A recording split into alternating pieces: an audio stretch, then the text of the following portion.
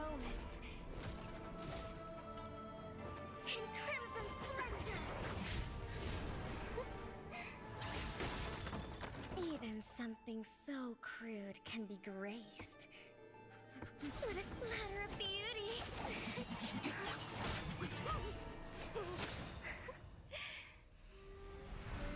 I'll get you out! You finally come to me, Hanabi-sama! This madness ends now!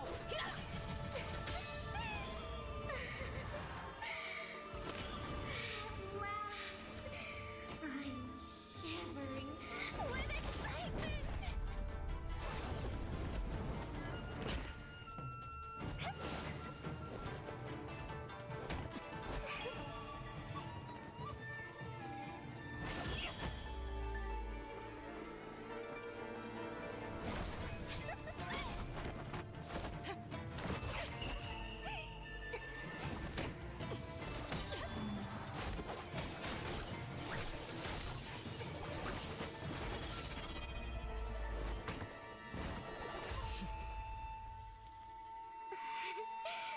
Such killing intent.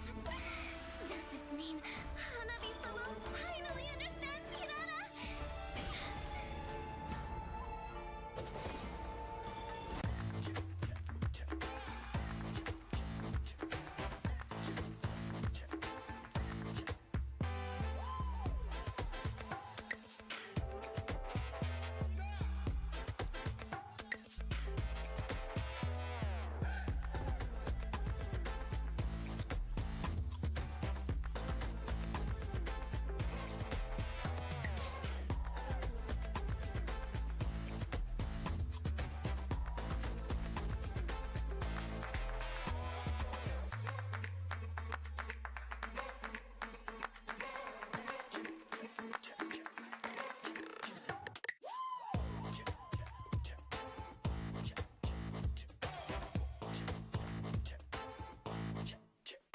Hold up.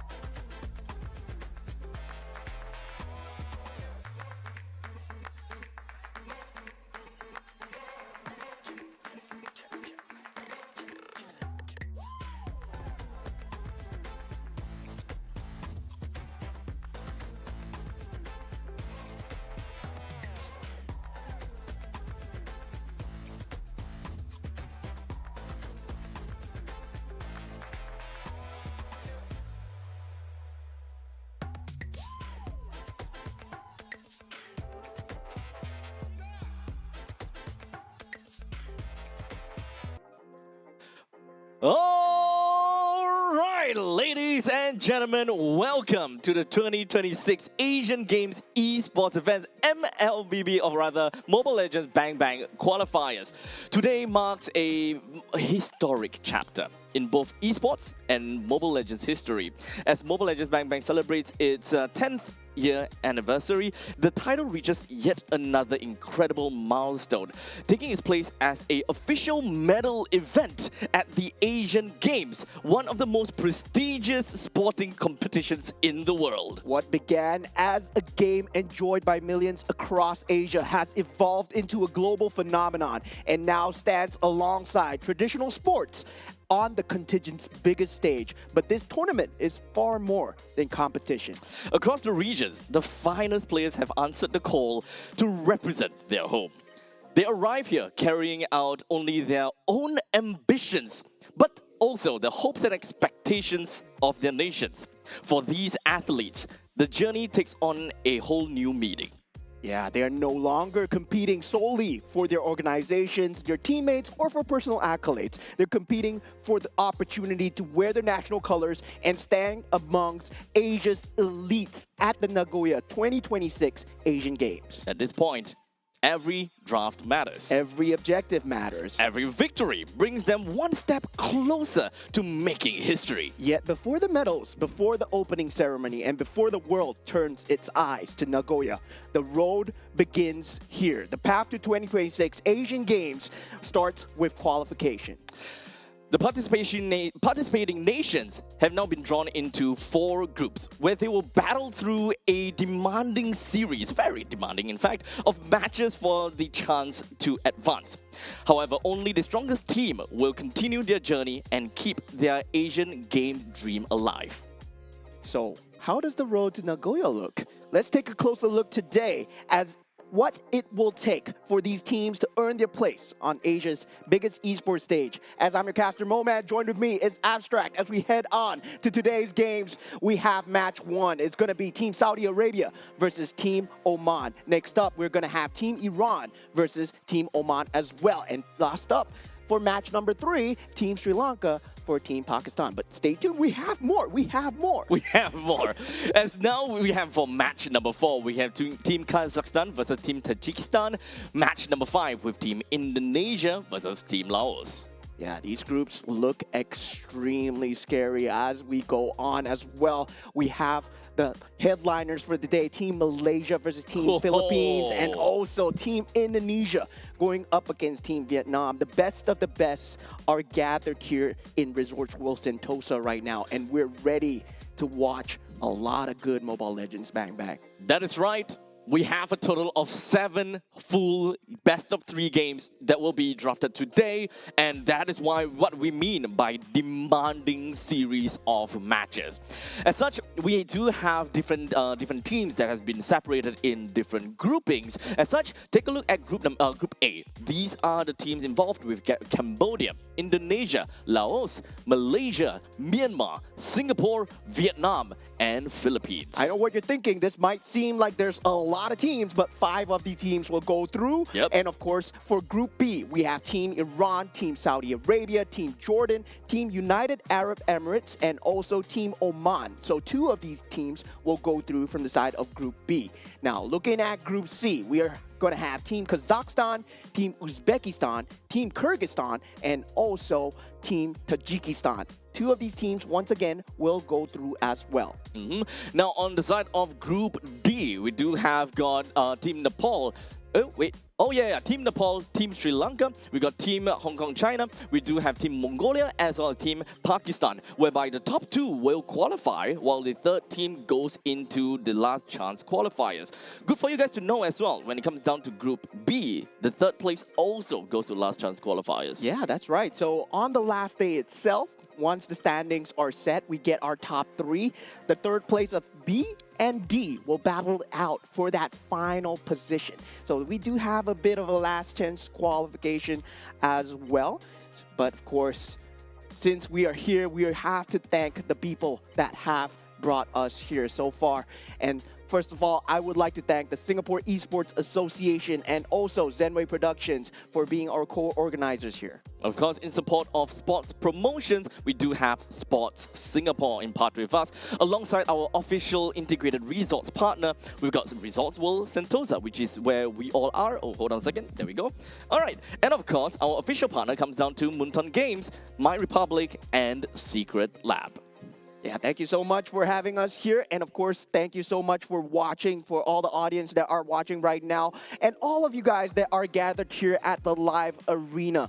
And I do feel, right, today we're going to have a very good standing of where all these teams are at, especially in terms of placements, when it comes down to, you know, just feeling each other out a little bit. Exactly. So at this point in time, it's all about feeling for each other. You know, in boxing, you're always kind of test distance. This is the kind of day that we can expect coming in, especially for match number 1. So we have Team Saudi Arabia, very familiar faces here. We have El Rashidi, we have Karaba, we have El Khoraini, and we have El Sulaimani, and also El Karni as well. And of course, these are their official names, but they do have their monikers in-game, right? When you think about their in-game monikers, these guys, Team Falcons, Twisted Minds, the best from MPL MENA, just gathered over here. Yep. As much as we have managed to dug out based on their names, well, we do have Sanji, Troll, Coffin, and Sano from Team Falcons, while Ashvin is actually from Twisted Minds, and if I'm not wrong, currently a free agent. Yeah, so I'm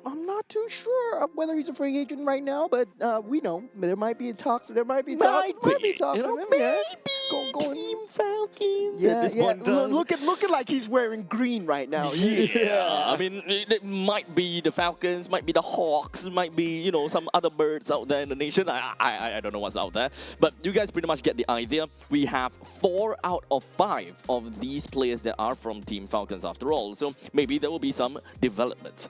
In the meantime, for the side of Team Oman, we do have El Rakadi, we got El Karusi, El Ghasani, El Breki, and El Alawi that comes in to the team. Now, we don't particularly have any much information from them. As much as we try to dig out from them, doesn't really give us a very good idea, you know, if whether they are veteran players or, you know, starting new players. So coming into this stage, right, going up against experienced veterans such as Team Saudi Arabia, when it comes down to Team Oman, do they have that competition experience? Can they handle that on-stage jitters? When you're playing on that main stage, it's a completely different experience from when you're just playing at home, you know, when you're just doing community tournaments, online qualifiers, very different when you're representing your nation and your team. Yep, you have a lot that is going to be on your shoulders, and we have people all around the world that is watching. After all, this is the Asian Games, after all, right? And this is, after all, going to be the qualifying stages where there is very limited spot where you'll be able to head over to the main event there at Aichi Nagoya. So you're going to have to show your best hand. Perhaps not day one, but at some point in time, because we have a total of 4 days of Mobile Legends Bang Bang games for you guys. Every single day are chock full of games where I believe that is all 7 series, or rather 7 games of best of 3 series. Yeah, and of course, all the group players will be happening at the same time. So there will be concurrent games going on. So yes, we'll try and update you guys as much as possible with the standings from the different groups. Once we finish one series, once we finish second series, as soon as the information comes in. But of course, at the group stage and also at the main stage itself, the games that we'll be watching, we have already announced. But looking at all these games, it's going to be best of 3s. And now going into the map, veto, map selection, map randomization, we're going into Broken Walls. Yep, it's going to be Broken Walls, so we should definitely be able to expect some, you know, lot dances that are going to be extended a lot longer because of the resets that we can expect to see. These kind of normal talks that, you know, when the new map just came out, you know, we had a lot of talks about it. But we have come down to the point where the meta is not really defined by the maps all that much. Maybe a small little inkling. Maybe, you know, one hero is great for the map. Everyone else just kind of don't care about it. Yeah, well, when you talk about Broken Walls, right? When you think about ranked gameplay, you think about Grok, right? Having the ability to place that barrier, having the ability to just wild charge through the walls as well. So that just gives you another setup option as well. But now taking a look at the current meta, as you said, the map doesn't really matter in terms of meta-defining characters, meta-defining heroes. And we just had a hot patch just coming through just yesterday. So there's a lot of changes. Yep. Speaking of that, right? Everyone should have realized by now that the patch just dropped in yesterday. As such, Hirara is available for play, but not for competition. Because as per normal, right? Every time there is a new patch, a new revamped hero, or, you know, a new hero, new revamped heroes or whatnot, there will always be, you know, pseudo-banned for the first 2 weeks. And unfortunately, Hirara is not gonna be an excuse for it. Yeah, I don't think anyone wants to play Hirara at the moment. Hey, she's a baddie. Okay, she's a baddie. But she's kind of bad at the game, too. So I would say, I mean, having piloted Hirara yesterday, I would just say not too impressive so far. Does need a little bit of work. It's very greedy hero, do require a bit of micro as well, very micro-intensive character. In terms of resource management, you got to be on point as well. There's just a lot of things to juggle in the current state where the game is happening so fast right now. There is also a lot of questions if whether it's going to shift anything when it comes to the meta, for example. Are we going to be looking at a meta where it's going to be similar to what we saw in the previous MPLs in their very specific specific regions, or are they going to be trying out something completely different based on the new patch? So what kind of theory crafting do we have here? Currently, we do have the Ruby being one of the top few in terms of the buff nodes, right? In terms of just damage, in terms of just pure damage alone, Ruby has been buffed through the roof. And I feel that with that Ruby just being in that top tier, the healing meta might just be on the cusp of coming back. We might see Matilda again, because Matilda has technically had that damage buff as well. Also, at the same time, it just makes for a great time to play those healer characters right now. We talk about the old school, right? We talked about maybe Fredrin into that. What's that called again? No, unless I can read your mind at this point in time. Yeah, the lady that heals. Not Angela. I can literally just give you everyone. Estes. No. No, is a lady Rafaela? No. God damn. At this point in time, Sanrio. Has a Angela? Has a Sanrio collab. Florin? Yeah, Florin. There we go. Okay, now we got that mental block out of the way. There we are go. heading into the banning and drafting phase. We do have the two Sin, the Cho, I and get the creative block being, at the time as well. being banned out. Marcel, of course, now one of the strongest 100% ban pick heroes. We should expect that. Even stronger this patch. Oh, okay. So at least for now, we do have got a pretty solid start coming in from Team Oman. I do love the Baxia first pick. However, looking at, B2 of that Faramis is not something that I really expect to see, but it's still going to be completely fine, in my honest opinion. But Yves, Glue, and Guinevere does seem like a very crazy start. Pretty good for Team Saudi Arabia for now. Yeah, Team Oman just taking a playbook out of the sustain meta, trying to just extend the team fight as much as possible, playing with that Faramis into that Baxia. And now with that Guinevere pick, looking extremely good coming out from the side of Team Saudi Arabia as well. They have extremely good catch. They also have an extremely good front line as well. Now they do take out the Khalid. Now with the possible bans that will come through, the gold laner has yet to be picked from the side of Saudi Arabia. Claude is still in the pool, still extremely strong and impressive, whether or not they choose to ban it out right now. That is the question, if it's going to leave the banning pool, which is the main question here. Now, let's identify a little bit what we can expect from each of these two teams and if whether they're sending us any form of signals. At least for Team Saudi Arabia, they are a very containment-based composition for now. We've got Glue and Guinevere both as a very strong harasser, Glue being the main annoyance, but with a simple form of crowd control or area denial coming in from Yves. This generally just means that Team Saudi Arabia, they generally want to play around the river lines as much as possible, and they do want to be a little bit more on the aggressors. While in the meantime, for Team Oman, they want to be fast by the pick of the Baxia along with the side of the Faramis.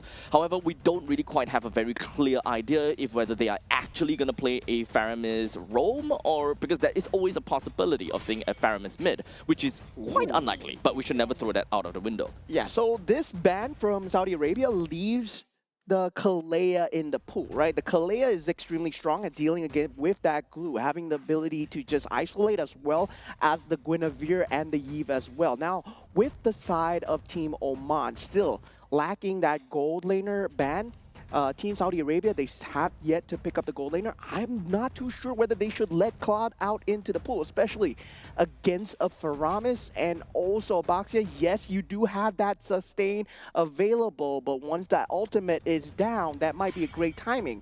And they actually ban out the Arnold instead. I don't think that they are particularly too concerned about a Claude, because as of now, it doesn't necessarily mean too much if Oman wants to aggress and be the fast one. As of now, it looks like they are more divey than Saudi Arabia, because as long as Baxia is able to rush in, literally everyone will be able to, give very good support to the Baxia. The question is, who is going to be the XP laner that comes in fair play together with the Baxia? Anyone that have got great mobility, as well as anyone who have great, I suppose, presence around the map will generally be good. Someone like the likes of Yuzhong, for example, since Lapu is gone, it's not that fast, so it's not that important for them. Yeah, so it will be confirmed to be a glue roam coming in from the side of Team Saudi Arabia. So Tarizla will be going on the EXP lane. Now, yet to fill in the jungle, no, not the EXP lane role for the side of Team Oman, as you said before. Going up against the Tarizla, yeah, you still have that CC pick available if, let's say, you just want to win the lane alone. But in terms of team fight as well, yeah, like what you said, the Yuzhong would be a great pick here, but do you want to pick up the Ruby here? Do you want to go for that buffed Ruby? Because it has left the pool completely as well. So that will be an available pick for them. And if, let's say, Faramis is also going into that roam role, yes, you have the option of going for the Aloy as well, or the Zetian, but they do go for the Atlas here. Okay, I do favor the Atlas, to be honest. It's really cheaty based on the passive at this point in time. As such, it's also still within the dive meta that we are looking out for, or rather the dive-centric identity that we want to see out of Oman. They also picked up the Yuzhong, so we do have very strong map presence that is able to allow them to play around with lanes and do quite a bit of macro management. As such, Team Saudi Arabia will decide to echo that. They do have some dive elements in it. They, however, don't have a lot of map presence or global map presence. As such, split pushing is going to be super important. As such, picking up a Moskov and relying a lot on the SOD is going to be their way of playing around it. Atlas completely leaving the pool there, and that was just ignored all the way to the last pick. I can't believe Fatal Links, you let the Fatal Links come through. And for the side of Team Saudi Arabia, no respect to the Atlas, dude. 3 flickers, only 1 purify. I mean, at that point, Team Saudi Arabia, they're not playing for the 5v5, right? With a Guinevere around, you're playing for the catch more often, and then with the macro play coming through from the side of the Moscow, yes, there's going to be a lot of solo plays, but at the same time, there's not much synergy. Only the real-world manipulation into that penalty zone. Honestly, there is a lot more of the counter-engage that we want to see from the side of Saudi Arabia, right? As much as possible, they want to also kind of see where Oman is going to be targeting, how they are going to be looking at things, because the main point here is that they want the glue to be the main person, the main tank, the main vanguard. Well, in the meantime, allowing the Tarizla, because Tarizla does have the range and mobility to reach over to the back line, such as the Irithel as well as the Faramis. They want to be slightly away from the dive-centric team from the side of Oman. Yeah, this is why the Faram is still not very favored in that early stage of the game, right? Not having that clear speed available, already brought down, chunked down to extremely low. Karaba will be expanding a flicker here for Al Fadi's Purify. And for that mid lane, I would say currently still looking good for the side of Team Saudi Arabia in just terms of clear speed alone. And Glue is just going to have a better level 1-to-3 ratio of just trying to zone the Atlas out. What else are we going to be looking out for? Like in the terms of XP lane, as well as gold lane, I believe that the lane priorities is going to be super important here. Yeah, lane priority, not as much, I would say. I would say jungle priority would be much more prioritized here, right? Okay. Now that you see El Breaky even finding that level 3 way ahead of El Sulaimani. El Sulaimani has to catch up in terms of the clear speed. Will not have the glue to be available to help him for that level 1-3, because the Faramis and the Atlas, you expect him to keep him there as much as possible. Now, that first objective take is going to be very important for both teams because they're running utility jungles as well.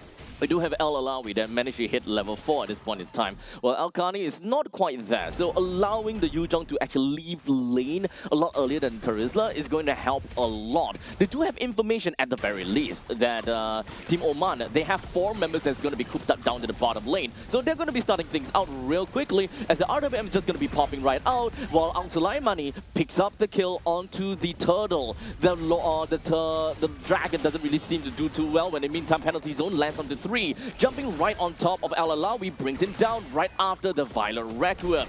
As now, Team Saudi Arabia, they are putting up a really good fight as they manage to find another kill down onto Al Fadi. And at this point in time, it's really difficult because we're looking at a 2-for-1 trade. Yeah, this is the segmented team fight that Saudi Arabia have been looking for. Spirit Destruction does land, but not going to be able to jump in here. El Rashidi does see the chance, but not going to jump into Avaxia, into that enemy jungle. But this is the level spike that we need to see out of the Atlas. He was not level 4. Does use the Flicker, but did not have that Fatal Links available, right? So in terms of that 5v5, Team Oman are very ultimate reliant in terms of you need to have that Black Dragon form. You need to have Fatal Links to make the team fight work. Meanwhile, for Saudi Arabia, with the Guinevere, what it gives them is the chance to just choose and pick whichever fight that they wish to, and on whatever battlefield. So it really favors them in terms of just taking these, you know, skirmish fights when there's not much going on in the map. So at this point in time, the main thing that we kind of want to look out for is going to be a matchup between the Romans. How exactly are they wanting to start a team fight, for example? We do have Team Saudi Arabia that actually committed quite a bit over to that pickoff, which unfortunately did not do too well. But fortunately, it's just the resource use is only ultimates, not much of flickers. Yeah, but still, macro advantage going the way of Saudi Arabia. They've been doing a great job of keeping the map pressure up so far. 2,000 gold advantage currently at 4 minutes into the game. And right now, we do have a bit of skirmish going on, but nothing much is going to result from a Terizla and also a Yuzong going up against each other. But wait a minute.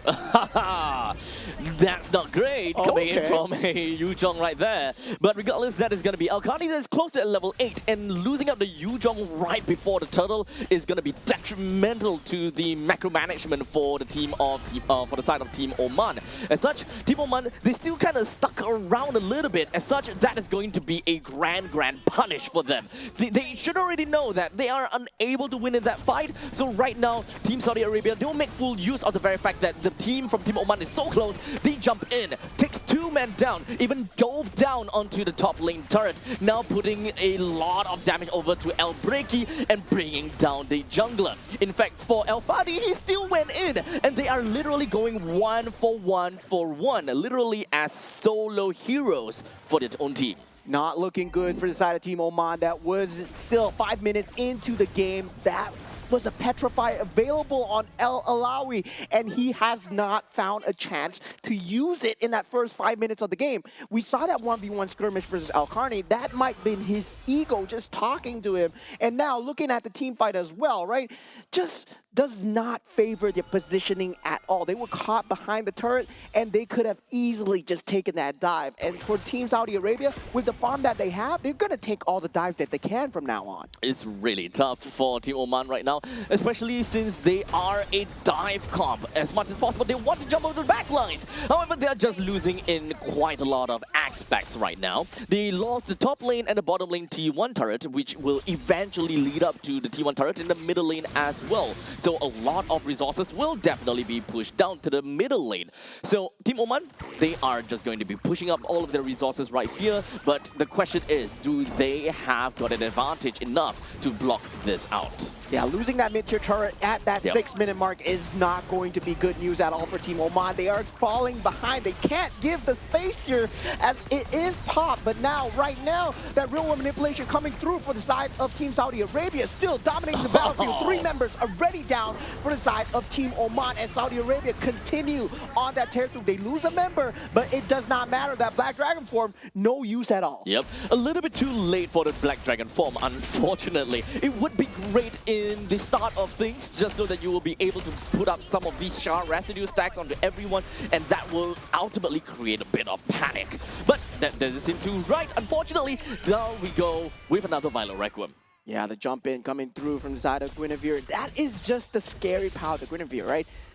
It leaks the pool at that early draft. We totally forgot about how oppressive this character is when it comes down to getting these jumps. Now, combined with the stick ability coming out from Karaba, that's just going to be a free engage every single time. They're willing to give Karaba's life into starting these team fights as long as they can get a favorable position. Indeed. I mean, for the side of Clue, he is the vanguard after all. So as much as possible, if he's able to get a single connect onto the stick, then it's more or less going to be done. You do have got free engagement coming in from Al Sumayamani or perhaps even from Alkani. They have a lot of initiators that will help them kick off a big fight altogether. They don't necessarily have to play for big fights, but it comes down to splitting the fight into two that will eventually help them a lot. Yeah, Team Oman looking a bit chopped at the moment. 10,000 gold advantage coming in from the side of Team Saudi Arabia, and they're showing their international experience right now. Fatal Links used on one character, and it's not even enough. Karava just runs away. Patrick Starr, run away, my friend.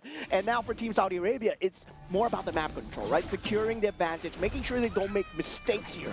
Team Oman, they can still potentially catch, but they don't have that control factor at all. They don't have a solo control. Yep. Unfortunately, I really like Team Oman's draft. However, it's more about the execution that they were not able to kind of hold down the fort. The game was great and all until I believe 3 minutes in, when they started to lose a lot more lead by the minute. And understandably for Team Saudi Arabia, they took control from that point on, and they will consistently be able to ensure that their gameplay is flawless enough to hold up this kind of momentum, putting them at 11,000 gold lead at 8 minutes and 40 seconds into the game. This is uncalled for. Yeah, I mean, very masterfully drafted from the side of Team Saudi Arabia, just securing that early game advantage, having that Eve glue into Guinevere, that is already your core combo, right? Your EXP lane at that point, it can be whatever. Your gold lane at that point, as long as it can secure gold lane and get that late game through, you have the Claude, you have the Carry. No, Carry was banned out. You had the Moskov. There was a lot of choices because for Team Oman, they went for Irithel so early on into the draft. And that's just not going to be a good time, especially into an enemy glue and also a Eve as well. Yeah, I do like the mobility from the Irithel, but it's not really the time for the Irithel to pop off as of yet. Going up against a Moskov in the gold lane is more about the skill matchup at that point in time, but it's not going to be super important at that point. But regardless, as we slowly move on over to the Lord that will be marching in from the middle lane. Not the best lane for the Lord to be at, but hey, it is what it is, right? They will be able to shove some of these waves on the top and the middle lane to try to sync it up. And it's not too shabby. We do have the Terizla that held on to the top lane, and the Moskov held on to the bottom lane while everyone just made it to the middle. Yeah, 10 minutes into the game, not looking good here. Tier 3 turret already under siege here. Black Dragon form has been used in the backline. Rural manipulation just to secure that space. And it will be just a kill from Al Rashidi. Pure destruction misses, but Oman, they have to run away. Team Oman, they're so low as Karaba is just hanging around in the backline with the Lord, and Al Karani just going down right now. But doesn't matter, Al Rashidi still throwing spears from behind as the game ends. And Team Saudi Arabia get first game for themselves. Indeed. There is a little bit too much of advantage coming in from Team Saudi Arabia. In fact, I will say this again. Team Oman's draft is not horrible. In fact, I really like their draft. I can see what they're trying to do. Really? I can really see what they're trying to do. But it just boils down to their laning. Their laning as well as their tempo. They are unable to take that away from the start of the game. Yuzhong versus the Terizla. In most contexts, your Yuzhong is not looking to win against the Terizla. You want to leave the lane faster than the Terizla in order to help out your team. And with the very first turtle, it does definitely seem like that fact. However, they lost the turtle fight because of a probably mistrigger from the Retribution. And from that point on, things start to slowly crumble until we met to the point where Yuzhong lost against Terizla in his own lane. And from that point on, Turtle was just completely out of reach. I think what set the standard for the side of Team Saudi Arabia, of course, the Terizla, in terms of EXP lane, getting that 1v1 in through to that Yuzhong as well. Very good usage of the penalty zones in team fight, especially with the role of manipulation. But what set the difference between Team Oman and Team Saudi Arabia was that mid lane priority, right? Yes. Faramis not having that level of mid lane priority that the premier mid laners have right now. That's why we see people pick up the Lilia. That's why we see people pick up the Gord, the Eve as well. Yeah. So there's a lot of discussion that is more towards the side of the Faramis, right? Faramis does have damage, decent damage, especially if you kind of put the Faramis into Assassin Emblem, then I think the damage is a lot more. So at least for Alfadi, he's trying to make up for the missing parts, the missing parts of the puzzle by using Assassin Emblem. But however, it's not entirely about the base stats or the base damage. It also comes down to the overall kit, for example, right? We do have Elbricky as a jungler that is playing as a tank jungler. Really strong damage in the early stages of the game, but if you kind of think about it together with the Faramis as well as the Atlas, they can definitely be very annoying to deal with. However, if they want to really go for anyone, they have to dive pretty hard. Yeah, that was just not going to work out against Team Saudi Arabia, right? The harder you dive, the harder they can catch you. They do have a great solo catch coming in from the Guinevere, as well as El Rashidi with the Spear of Despair. Anytime you jump in too deep, you can be pinned against a wall. And the combos just coming through. There's a lot of synergy from the side of Team Saudi Arabia. Meanwhile, for the side of Team Oman, yes, they have very good teamfight capability, but we're so ultimate reliant. And just taking a look at the damage taken, 250k damage taken, they were not firing back on any kind of cylinder at all. If we were given this kind of lineup coming from Team Oman, I would say that they will be able to, do well in very certain and very niche situations of hero composition on the opposite side. In this very case, we do have Team Saudi Arabia that plays a lot more on counter-engage. They have very good utilities that will be able to counter-engage against the opponents. I may be hit first, like as a glue, sure, but I do have a Guinevere that could come in. I do have a Terizla that will be able to come in as well. So in most situations, having a Baxia, Atlas, and a Faramis, you can slowly bring the opponents down. You would have definitely enough damage for your skirmishes, but not quite enough against a counter-engage comp like these. Yeah, so it was just boiling down to the lack of pickoffs as well, because you can team fight all you want, there's no damage coming through. Irithel is an AoE damage character, you're not going to be able to burst anyone down in time. And it's time to skill. And the problem is, we saw the problem, right? We saw Karaba just running around the battlefield. He's Patrick Star, and he's just going, yo, it's no problem at all. To be fair, though, you're going to have to say that the frigid area coming in from Atlas is actually a very big problem to the glue. He will walk so slow that, it might not matter too much. But also the main other question is, does it even make sense for an Atlas to constantly stick onto a glue? Yeah, because the physics itself, it makes sense, right? Glue gets hardened by ice and then it breaks, right? Because it becomes brittle. But in terms of the game itself, the glue is just still going to stick onto you and then just force you out of position, and you get the situation where you're forced to use Fatal Links on one person alone. And taking out that capability, because you can see the only initiation coming out from inside of Team Oman was that Fatal Links. So once that's out, the battle's out. Technically, if we want to talk about Shadow Stampede, it is also another form of initiation. Although it is not guaranteed, it is not exactly, the best kind of initiation, but it is something to pull people in. It does help to initiate to a certain extent, but it is not a, what can I say? It is not an instant gratification kind of initiating tool. You don't want to rely on it. Yeah, that was just a game one indeed. A game one indeed from the side of Team Saudi Arabia. So far, I would say Saudi Arabia, the way that they draft, the way that they play, they know their macros well, the terms of execution as well. You saw the mid priority coming through, getting that level 4 ahead of time for the glue, having that ability to have that stick, and also just play around with the Atlas before that level 4 mark. Now, going into the map selection here, Broken walls again. Broken walls again. Yay. Hitting that 50-50. Well, either way, 50-50? Which part of 4 maps 50-50 is that? It's always a yes or no. Oh, goddamn. You're right. It's always a yes or no. 50-50. So everything in life is 50-50, my friend. Oh, so hitting the lottery is not 1 in a million chance, but it's a 50-50. Either you hit it or you don't. It's either you hit it or you don't. Philosophy. It's either you win Asian Games esports events or you don't. Or you don't. Yeah, everyone has a 50-50 chance. Exactly. You never know what's going to happen. And I mean, Team Saudi Arabia right now, they might have the draft on lock, But with the new patch, anything can happen, right? Someone can pull off a Ruby Florin at this moment, and then suddenly it becomes the best idea ever.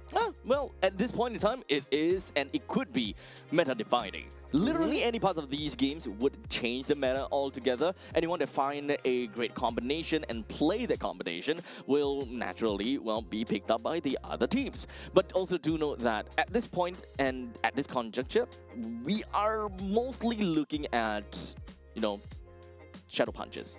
We are just testing the stuff. There's hardly any stakes around the games right now because it is just the first game. You can afford to trial and error. You can afford to learn about your opponents a little bit more before you go a little bit deeper in. Because remember, when it comes down to Group A, you have a total of 5 slots, all right? And Group B, C, and D, 2 slots for all of them, except for the fact that Group B and D, you have a single LCQ slot for the 3rd place. Yeah, so it's still going to be tough, I would say. It's still tough, but, you know. You say that you have a lot of time, but in terms of round robin, right? Sometimes you only get to play against a certain team once. And you want to make the most out of that game time as well. So whether or not you want to get an early head start or whether or not you are going for that last marathon sprint is going to matter in terms of the points, because only 2 will make it from this group. Now, looking at the band stages coming through, the Phobius, Kalea, and also the Freya stable bands coming out, the Cho, Sin, and also the Paquito as well. So this leaves the Marcel in the pool as well. So 100% going to be picked up from side of Team Saudi Arabia. Without a question, right? Team Saudi Arabia will pick that up really fast. Well, in the meantime, Team Oman, they have picked up the Guinevere for themselves as well for the R1 pick. Looking at this, there is still quite a bit of choices that you can eventually go for, but they have decided to pick up a Gord. Yeah, this is usually what happens when you go for a Marcel first pick, right? You don't have that lockdown available. You don't really have the Kaja. Maybe you think about the Franco having the ability to just hook. I mean, it works in rank, but competitive-wise, the Kaja is really much more preferred. Now, going with the Marcel, you do want to just back up on your team fight composition. They're going for that tank capability. Baxia currently still sitting at the top of that tank so far, and we feel that teams, they've been using it a lot, right? But so far, we have also seen the Fredrin and the Arlot combo come up into the question quite a bit, but you need to get those 2 as a 2-piece. Now, moving on forward, we talked about the Baxia, and now the Moskov joins in as well. Pretty early to be giving out the win condition, but it's not that big of a deal to a certain extent over here. So, moving on forward, we already have the Roamer, Jungler, and the Gold Laner that has been decided for Team Saudi Arabia, which leaves out against the Mid Laner and the XP Laner, which is actually 2 very important roles for the side of Team Saudi Arabia, as that is going to decide how they want to play the game. Yeah, currently right now for Team Oman, they did have the Arlot available. If they wanted to go for the final splash into the Violet Requiem combo, with the Gord, it would have been great, but surprisingly, they picked up the Atlas first because they do respect the ability to have that Fatal Links. But now, with this, picking up that, they have to ban out the Valentina. They actually ban out the Tien first, which is surprising, right? Because right now, Team Saudi Arabia, they are going to pick up the Valentina to get that Fatal Links for themselves no matter what. Do they really want to go for that direction? At this point in time, it kind of seems as though for the side of Coach Hamden, he's looking for artillery or anything that have got very significant range. As such, yes, there we go. Valentina will be taken away. But we also do kind of leak out a bit of an information where anything that allows them to kind of stop Gord is going to be a problem. Yeah, so far, that Gord is going to be a problem if they don't have that mid lane priority, but Sin already banned out. They can still go for that Eve if they wish to do so. The Farsa, still one of the answers towards the Gord in terms of just having the range, having that mid 1v1, right? In terms of team fight, not going to have that burst capability, but you do have that AoE capability if, let's say, you want to go old school. But now for the side of Team Saudi Arabia, they will be trying to take out much more EXP laners, whether or not the Lapu Lapu looking like a choice here. Ruby, also the Arlot as well. Team Oman still seem as though they like dive. They have got really good ways to jump over to the back lines of Team Saudi Arabia. So as a dive comp, having to pick up R4, and giving Team Saudi Arabia the chance to pick a B4 and B5 is going to be a little bit difficult at this point, right? Because right now, they most likely want to figure out who their gold laner is and then move on to their XP laner for the last pick. Yeah, and I don't like this at all. Still the same direction then. I don't like this at all. I don't like this at all. Going with the Irithel against a Marcel, it's just going to be a bad time. Yeah, Irithel, you are known for moving fast, right? You gotta move fast to hit more. Yep. But Marcel moves faster. Marcel moves like the wind. Yeah, so Marcel moves faster and oh my god! Whoa. What are we seeing here? Okay. Nice. Yay. I'm not too sure about that. I'm not too sure how to feel about this. However, Kagura does have Rashu Umbrella Flea that does help her deal with some of these very pesky catch heroes. But in the meantime, you also do have your... What's that? You do have your ultimate deck. Do have a knockback. I'm not very sure if the knockback does anything to Gord in this situation. But if you do have a Kagura, you might very likely be able to burst down the Gord rather than to disrupt the Gord enough. And finally, we do see the Ruby here. The buff to Ruby, mean and red, not mean and green. Because, yeah, Ruby is red after all. And now we do have that capability coming in from the Kagura, as we were saying before. I feel that it's going to be a wonky interaction, especially when it comes down to the Guinevere. It's going to be who initiates first, right? Who gets the catch first? Does the Kagura or the Guinevere get the catch first? If you get a pick off first on either of these sides, you're dandy. You're good to go. But the good thing about Team Oman is they can have a great fallback with the Fatal Links combo with the Irithel as well. But the late game is much more secured with the Moskov and the Marcel. Now, the thing about the early game between these two teams really boils down to who can survive longer in these team fights, right? We don't have someone that particularly is very bursty, albeit the mages are not too bad once they get their level 4s and all that jazz. They are the bursty ones. However, not bursty enough to be instantaneously just clapping someone out of the existence. For example, if you have, for example, a Ruby, a Guinevere, and an Atlas that jumps in, then let's be honest here, there's no burst in that. So it's all about whittling down the opponents long enough, or whose reinforcements or macro play is better. Yeah, I mean, I kind of like this, right? The Ruby pick. No, I mean, I like the Lapu Lapu pick, not the Ruby pick. Because Lapu Lapu with the Wildest Warrior, I mean, he's going to have a great time. The Bravest Warrior is just going to be control immune the entire time and just going to have a lot of fun. Now, of course, when it comes down to the initial part of the game, we are going to be looking at Lapu versus the Ruby. And both of them, well, let's just call them a, well, anticlimactic fight. They are not going to go anywhere. They are just pool noodles that will be slapping one another. But in the meantime, up above, we have Irithel as well as the Moskov. I don't expect too much out of either one of these two, so this really boils down to the main roaming trio in the middle lane. So having mid lane prio sounds fun. Yeah, now that Marcel is going to become a huge problem, especially when it comes down to these objective fights. And when we come down to the objective fights, that Fatal Link time is going to be very key here, still not giving El Carusi any form of level advantage at all, forcing out the Flicker once again. But now we have the Flicker already used on both sides on that EXP lane as well.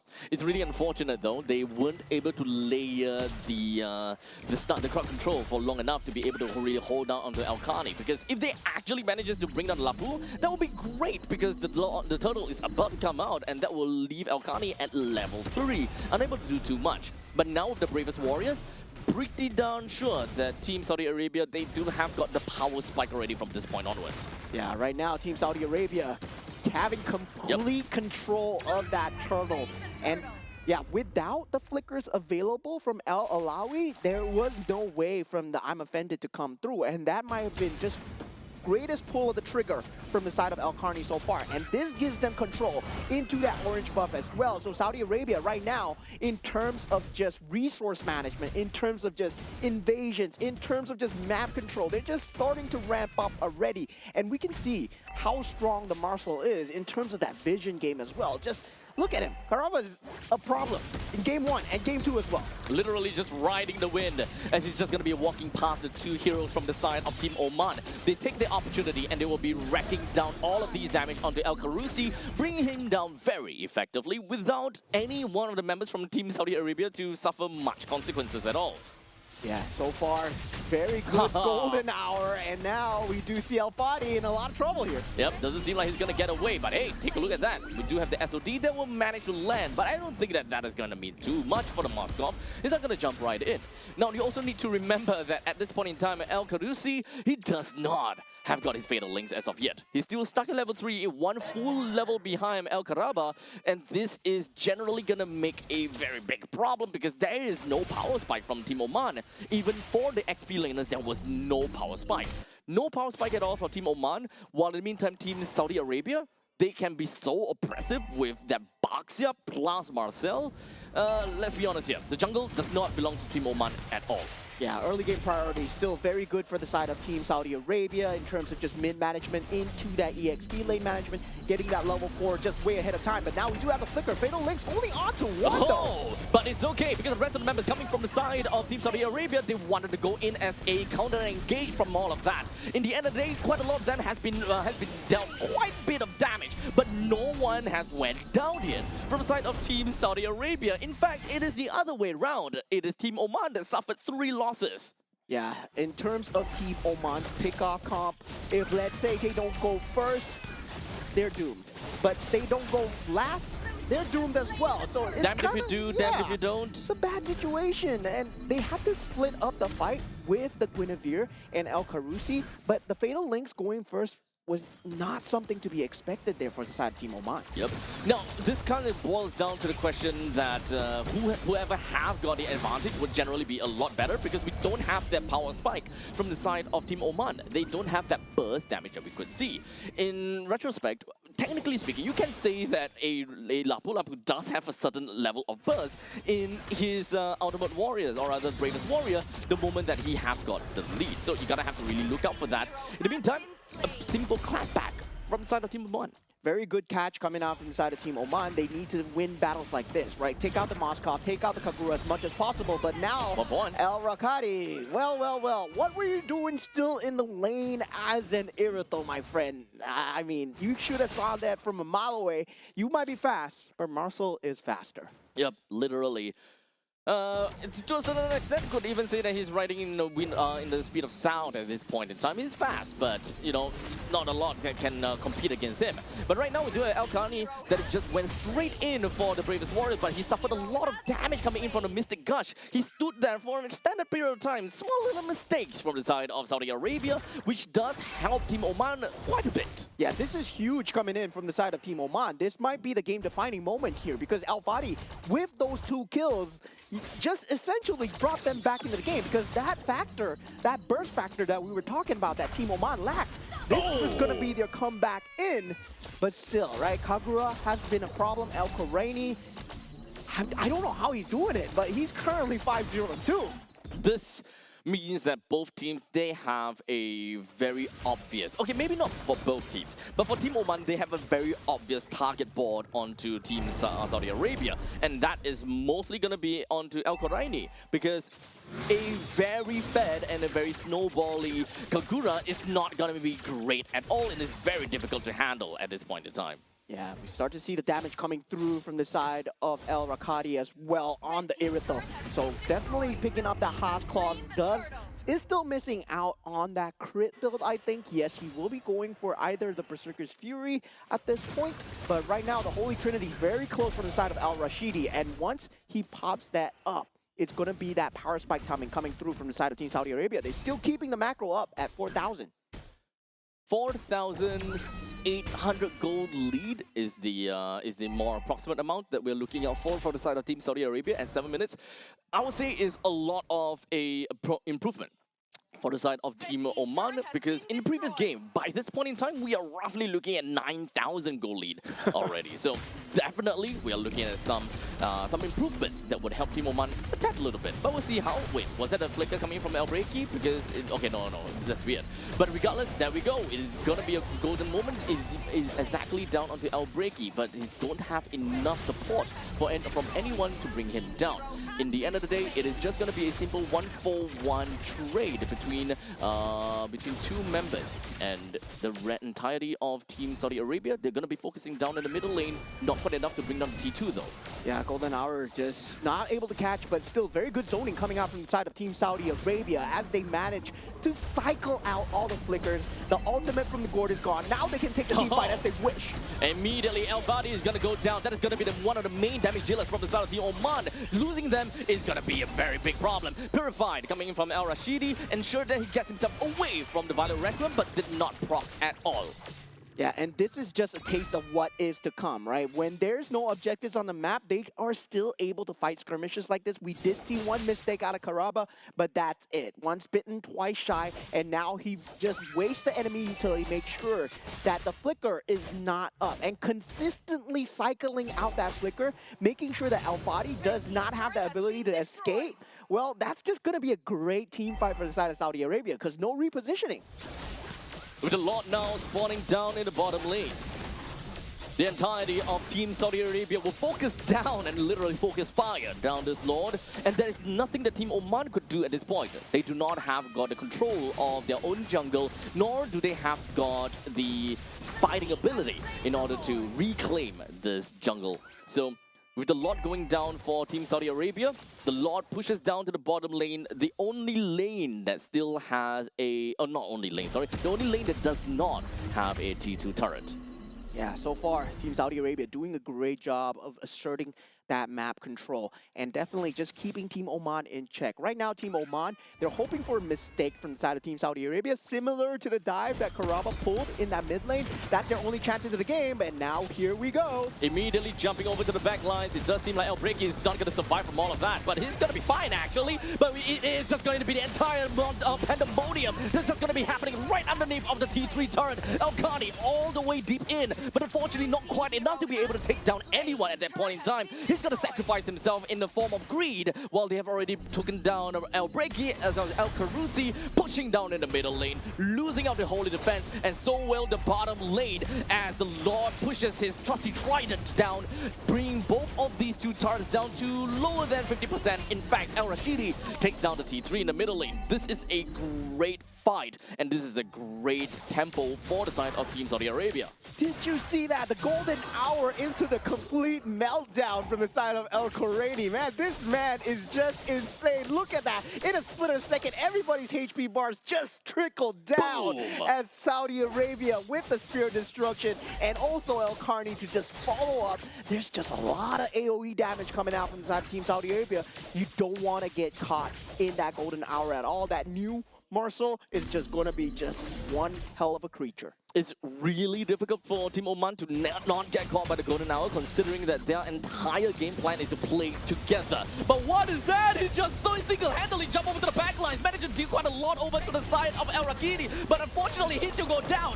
And that is going to be a fatal link to connect down on the 3. Doesn't do too much from the side of Team Oman, as now they're just going to be focusing down onto the other side. As El Rashidi, he deals a lot of damage. He's going to be one of the main powerhouses. He's pushing the rest of the members from the side of Team Oman away, while the creep wave is just going to be pushing right in. But will they have enough to take this down? Yes, they will, as Team Saudi Arabia will take the first game. Yeah, showing why they're the big brothers of this bracket here, the Team Saudi Arabia, the team with much more international experience. Congratulations to them for taking the series 2-0 and just shortening our series for the day. Yep.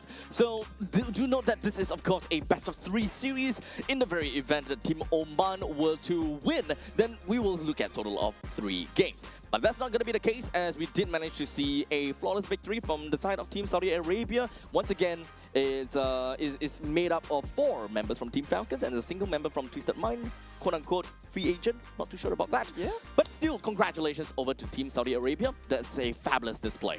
Yeah, fabulous display indeed. We did see a lot of shutdowns coming through, but taking a look, El Khorani, of course, the woman with the umbrella, Kagura, just dealing so much damage. I was so amazed at his early game capability. He was just going left and right throughout the map, and also at the same time, he's able to survive. So he's not dying in these team fights. Yep, he's got a massive bounty onto his head in this little coffin. But in the end of the day, there was just nothing that Team Oman could do to take her down at all. Rashu Umbrella Flea is understandably a very difficult skill to take note of. What's going to be the cooldown on the Rashu Umbrella Flea, and whether they even have enough crowd control for that. Technically, for this lineup from the side of Team Oman, yes, they do.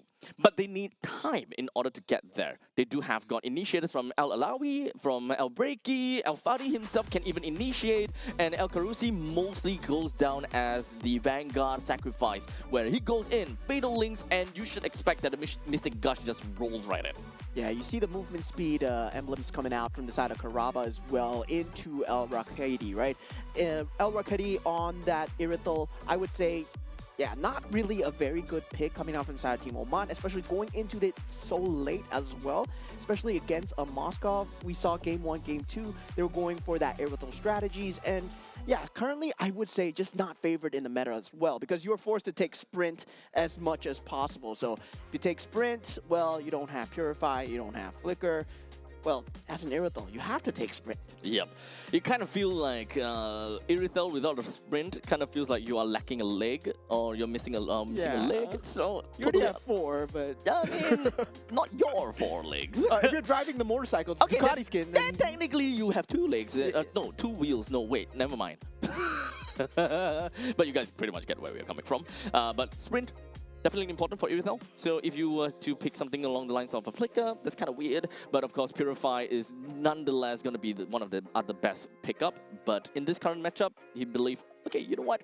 Gotta go fast. Yeah, I believe the Irithel and the Atlas combo, it can work very well. Big game. But it does require a lot of farm, right? It does require a lot of greediness. Yeah, they need to be able to hold out in the early games first, which unfortunately was not the case, because the moment that the Lapu Lapu goes online at level 4, you generally lose all form of I would say snowball potential, because that is what a Lapu Lapu could do, just absolutely shat on the Ruby at that point in time. Yeah, the control meta right now, I would say on the EXP lane, it is very favored towards trying to help your jungle as much as possible, trying to get the clear speed. That's why we see Paquito just being so strong right now, right? The ability to clear the lane and ability to join the team fights. But I would say maybe we're on the cusp of a revitalization meta, where the revitalization is going to come back for the side of EXP lane. Definitely for sure. That sustained meta is on the cusp of coming back. With the recent buff notes and everything, the healing meta,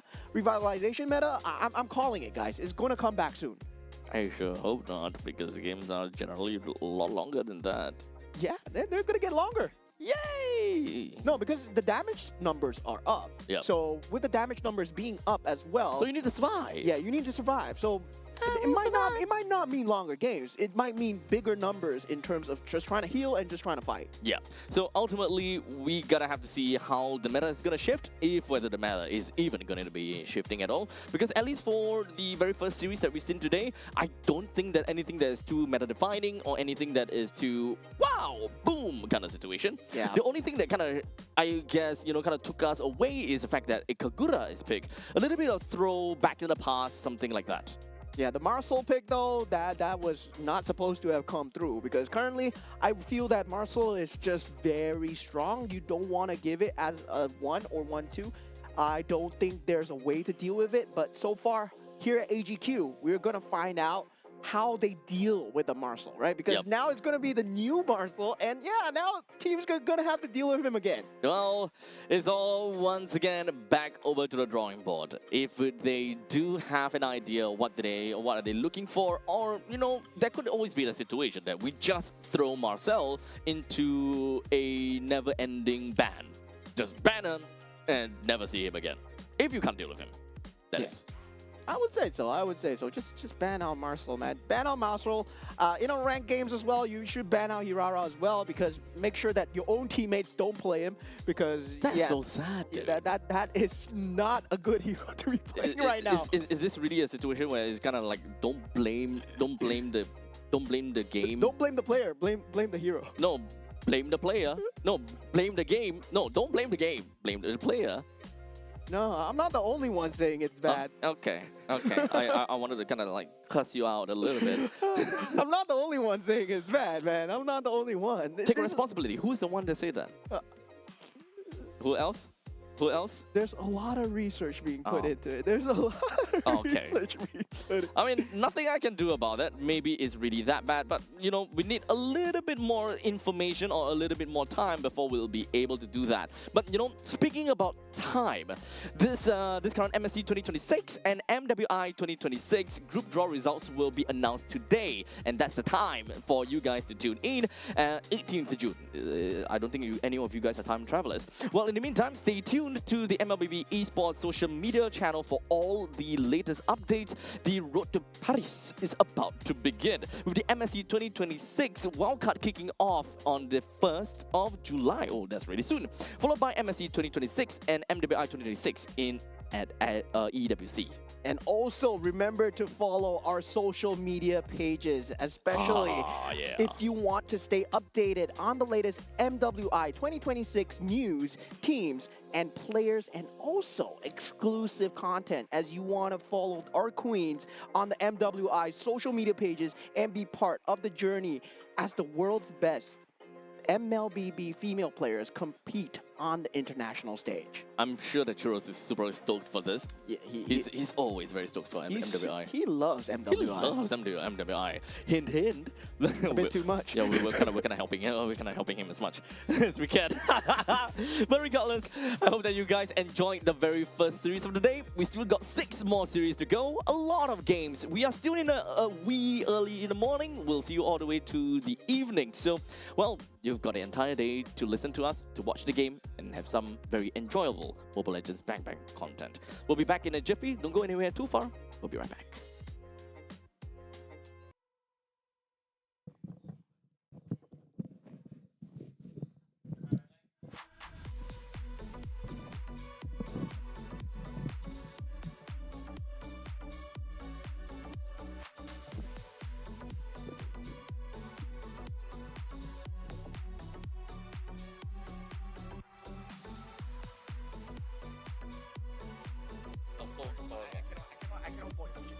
Just let them.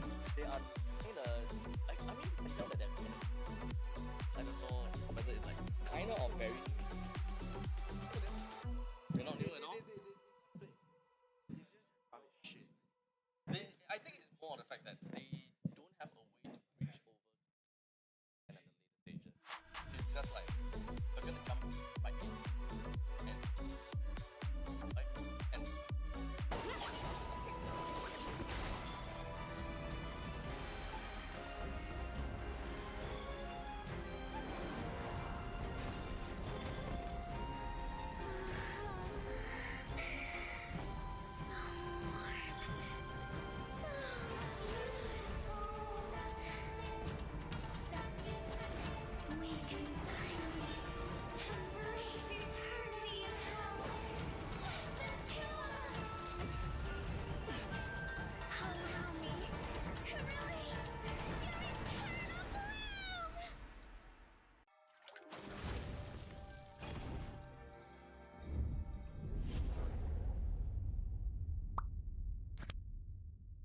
The human body was built to move, not trapped at a desk in one singular posture for 12 hours a day.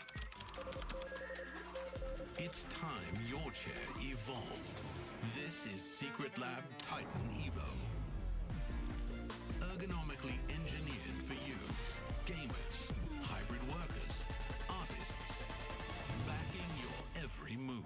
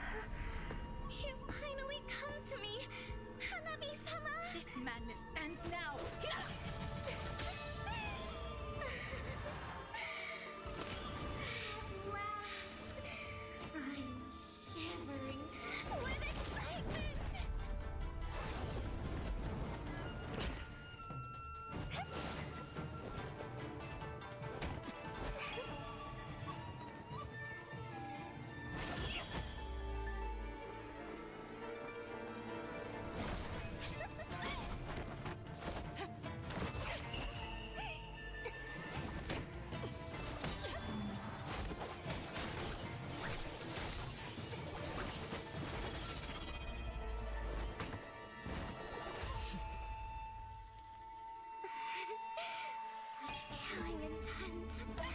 Does this mean Hanabi-sama finally understands Kirara?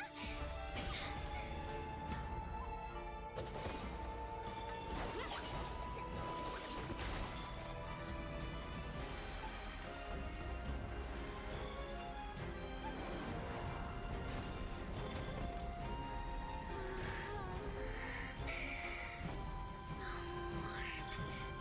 So beautiful. We can finally embrace eternity in hell. Just the two of us. Allow me to release your eternal bloom.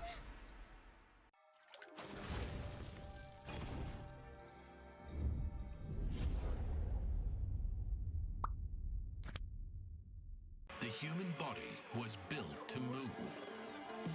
Not trapped at a desk in one singular posture for 12 hours a day. It's time your chair evolved. This is Secret Lab Titan Evo. Ergonomically engineered for you, gamers, hybrid workers, artists, backing your every move.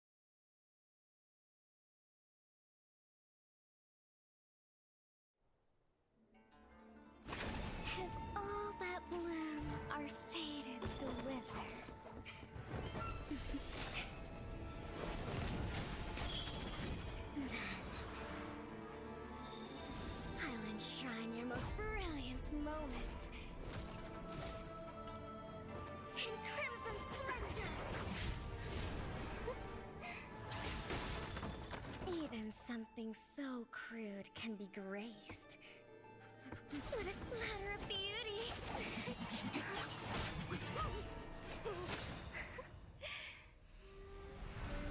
I'll get you out!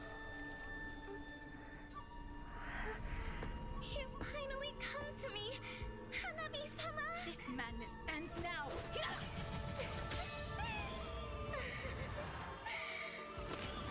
At last, I'm shivering with excitement!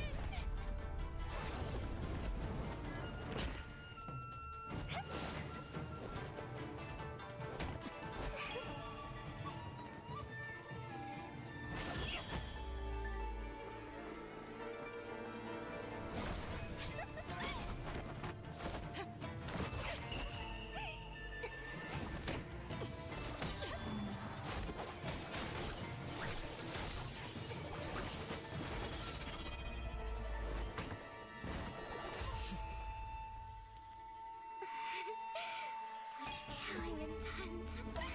Does this mean Hanabi-sama finally understands Kirara?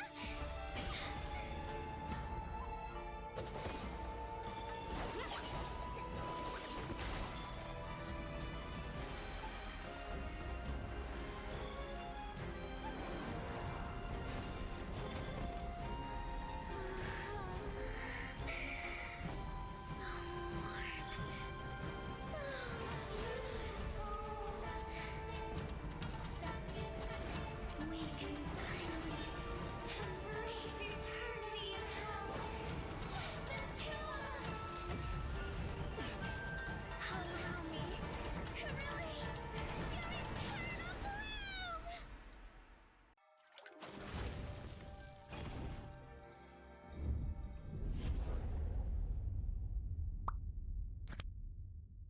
The human body was built to move. Not trapped at a desk in one singular posture for 12 hours a day. It's time your chair evolved. This is Secret Lab Titan Evo. Ergonomically engineered for you, gamers, hybrid workers, artists, backing your every move.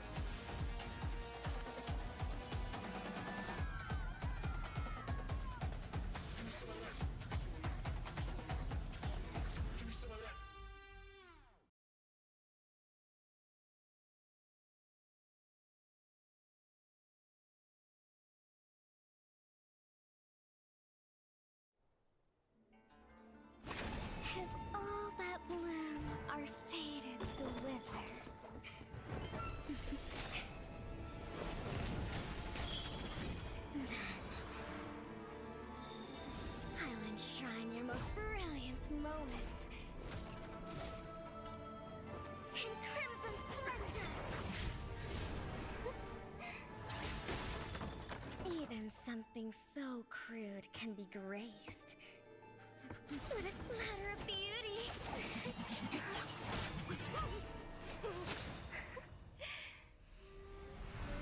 I'll get you out!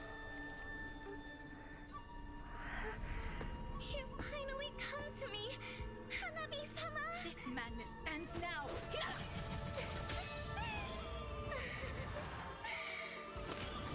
At last, I'm shivering with excitement!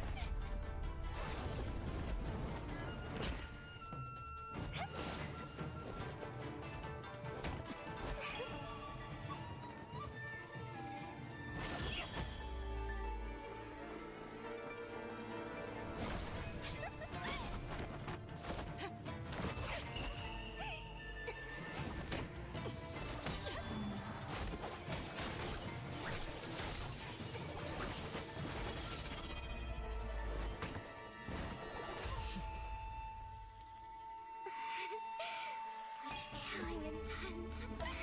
Does this mean Hanabi-sama finally understands Kirara?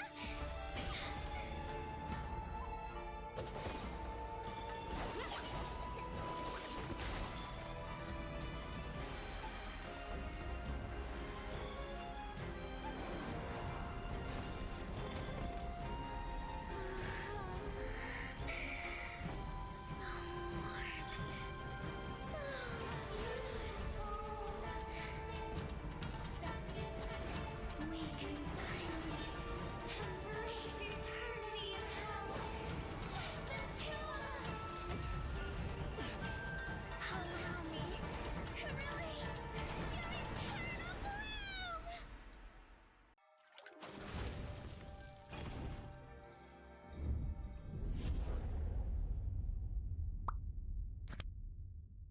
The human body was built to move. Not trapped at a desk in one singular posture for 12 hours a day. It's time your chair evolved. This is Secret Lab Titan Evo. Ergonomically engineered for you, gamers, hybrid workers, artists, backing your every move.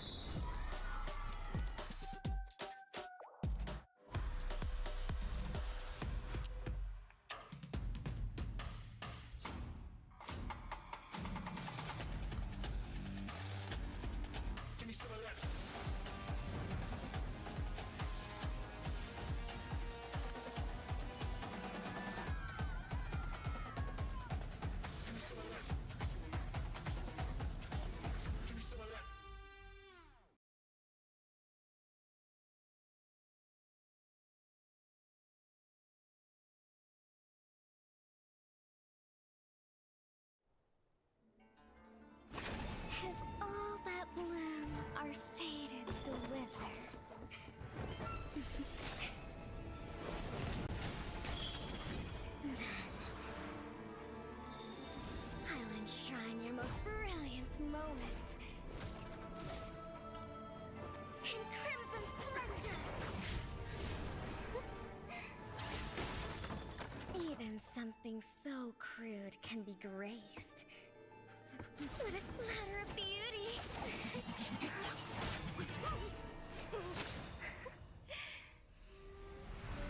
I'll get you out!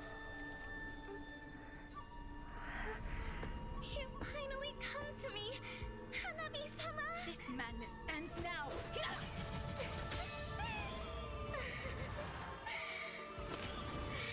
last, I'm shivering with excitement!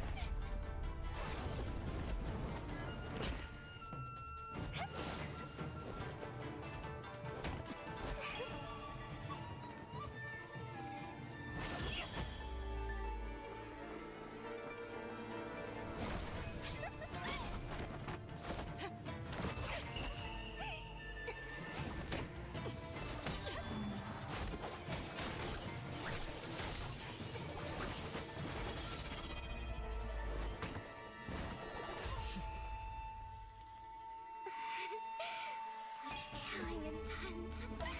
Does this mean Hanabi-sama finally understands Kirara?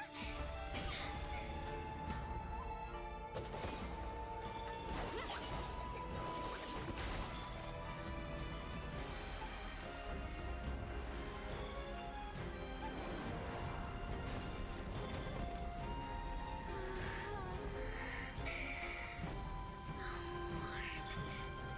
So beautiful. We can finally embrace eternity in hell. Just the two of us. Allow me to release your eternal bloom.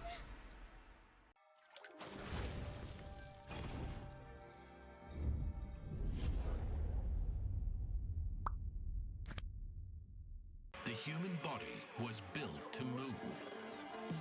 Not trapped at a desk in one singular posture for 12 hours a day. It's time your chair evolved. This is Secret Lab Titan Evo. Ergonomically engineered for you, gamers, hybrid workers, artists, backing your every move.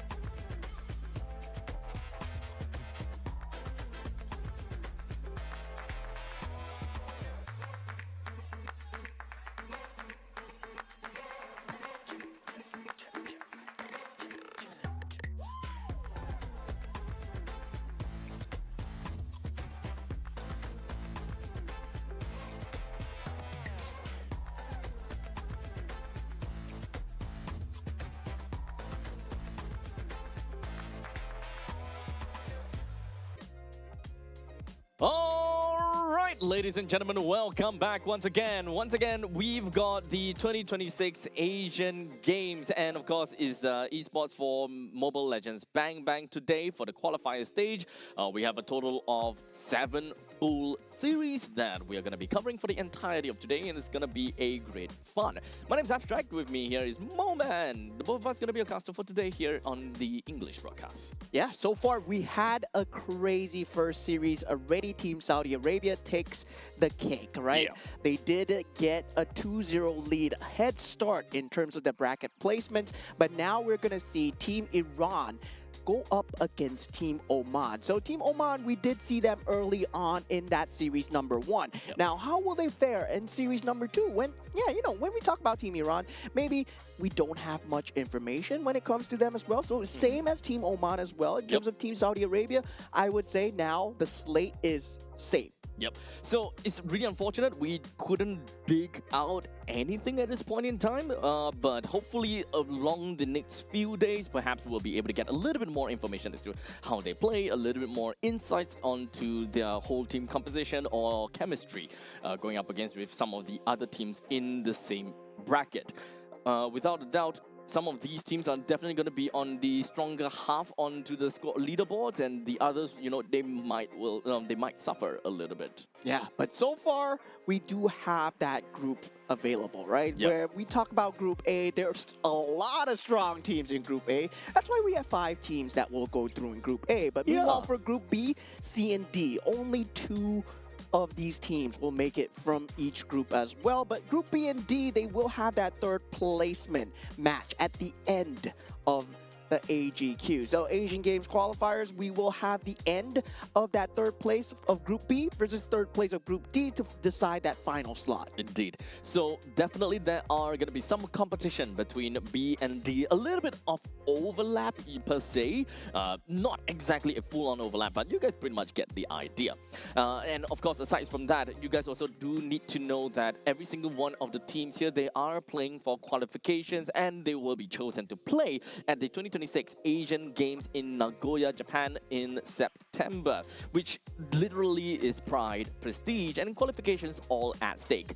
With day number 1 right here, right now, most of these teams are still feeling each other out, trying to understand a little bit more about their current groupings and who are going to be playing in these respective teams and such, in order for them to strategize as to how they want to play in the upcoming few days. Yeah, we are also on the cusp of a new patch, right? The new patch that has just entered. So metas are still being defined. We are still looking at what's good, what works in the meta. I'm sure teams have tried and figured things out. We did see the Ruby coming out in that first series as well. Did not do particularly too well. I gotta say, maybe you gotta go into a bit more of that healing, a bit more of that sustain. That's what I feel should be good, given the fact that, yeah, you do have a crazy amount of sustain, especially with the damage that's coming out. But we've yet to see the Fredrin. We've yet to see we've only seen the boxes so far. Yep. And not only that, we do have the Kagura that did manage to come into play as well. But do note that this is still a very small sample size that doesn't necessarily tell us anything about the current meta. If whether it's still on the previous patch form of meta, or are we slowly reforming into something completely new? A lot of theory crafting, I may say.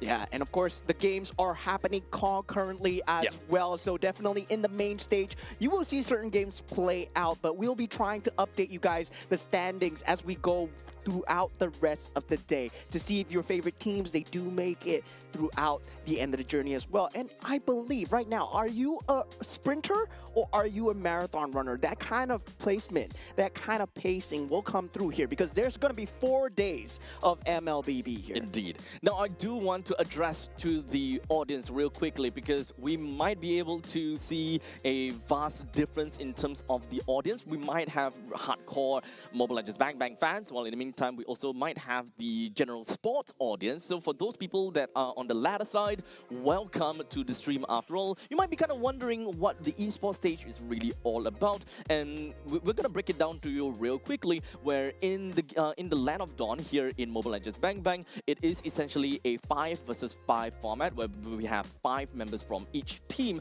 going up against one another in a quest to defend their crystal at the end of the map. Because your objective is to go through every single one of these barriers, obstacles that come between you and your team, between you and your team with the core or slash the crystal. Destroying the crystal is ultimately going to be the main goal, and the obstacles between that are a couple of turrets that will stand in your way, and of course the opposing team. Yeah, that's the win condition of the game, but of course there are going to be certain roles and each player will fulfill certain roles. We do have 5 different roles in the game, that's why there are 5 different players, and also at the same time resource management into your itemizations and also your creep lane management as well. But now going into Team Iran's lineup here. Now we have Amirali on the gold lane, Ali on the roam, Poria on that mid lane, Mahdi on the jungle, and we have Abu Fazl on that EXP lane. So as we mentioned before, for Team Iran, we don't particularly have anyway much information onto them, so it all boils down to the game itself. How are they going to be faring against Team Oman? Because Oman already had that introductory game on stream. I will say that the audiences might have a pretty decent idea how they play. When it comes down to the draft, it is not, you know, those very beginner style of drafting, such as we see something like, you know, Mia, Layla, those kind of things. No. Because we can definitely expect these kind of things to happen. Yeah, we can definitely expect these kind of things to happen, but I believe the teams here, they will have opportunities to exchange with each other as well. This is a melting pot of MLBB players, right? Yeah. And now looking aside from the side of Team Oman, once again for the second time on the main stage, we're going to have El Rakati on that gold lane, El Karusi on the roam, El Ghassani on that mid, El Breaki on the jungle, and El Alawi on the EXP lane. Yep. So we've seen how they fare. We saw how they played. So coming into the game against Team Iran, they for these players, they might have a bit of idea how the opponent is gonna play, or maybe not. So moving on to the drafting stage is essentially gonna give them a pretty good idea what kind of composition, what kind of play style they want. But in the first series, it does seem as though they have a specific play style that they prefer, which is a lot more divey. However, these dive composition mostly comes into fruition only in the later stages of the game without much thought into tempo building. How do they even get to that final end result? I think that is mostly going to be what's lacking from the side of Team Oman. And once again, we get broken walls. Okay. The 50-50 has been decided, and we are going once again with broken walls. Stop it with your 50-50, dude. It's always a yes or no. Are we going to get broken walls or no? And we got it. We got it. Well, it's gonna be back again onto the broken walls. Doesn't necessarily change too much about the current meta, nor the drafting patterns as well. Maybe a small little inkling of, well, affection, or rather a small inkling of impact to a certain extent. And so far, Team Oman, they have been, as we said, right, they want to play this team fight composition lineup. I would say they want to play that top down. They want to have that Atlas.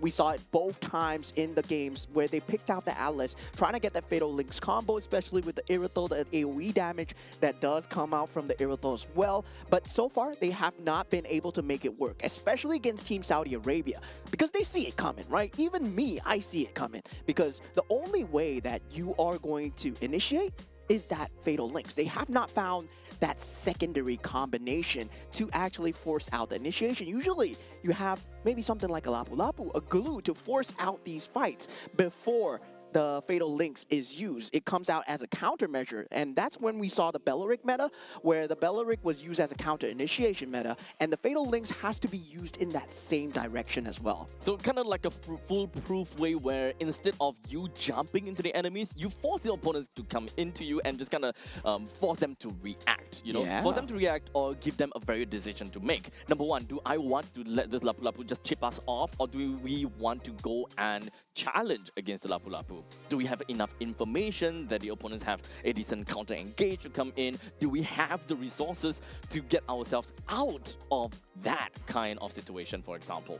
Yeah, now that we have established their playstyles, I'm not too sure about Team Iran though, right? How are they going to respond against Team Oman, right? Given the fact that you know this about Team Oman, but can you do anything about it? Because Team Saudi Arabia, they did a great job at dealing with the Black Dragon form that is the Yuzong as well. Usually we saw the EXP laner, the Black Dragon form was used to try and usher that team fight in, but then they made the great disengage coming out from Team Saudi Arabia. We just don't take the team fight. And then you force out a fatal link on one person, and then that's it. I think we gotta have to remember that some, or if not most of this game for day number 1, the pressure is low. Low impact, and it's mostly about, you know, we are in for Asian Games. Let's get excited. Let's kind of get ourselves into the mood and have some fun. You know, leave the stakes for the next few days after, you know, we kind of collected ourselves. We get ourselves a bit more of that confidence coming in, because game number 1, like we mentioned, it's all about gauging yourselves. All right, then we already have the drafts underway. So looking like the draft coming through, we'll focus on the picks first. Marcel being picked up from the side of Team Iran, and they will be having the Baxia and also the Eve as well. Looking like the Fredrin and also the Matilda combo. This was what I was looking for to see. With the buffs on Matilda right now, that Kimmy as well, Team Oman looking like a much better draft on this half. Okay, so kind of a little bit of a switcheroo to a certain extent.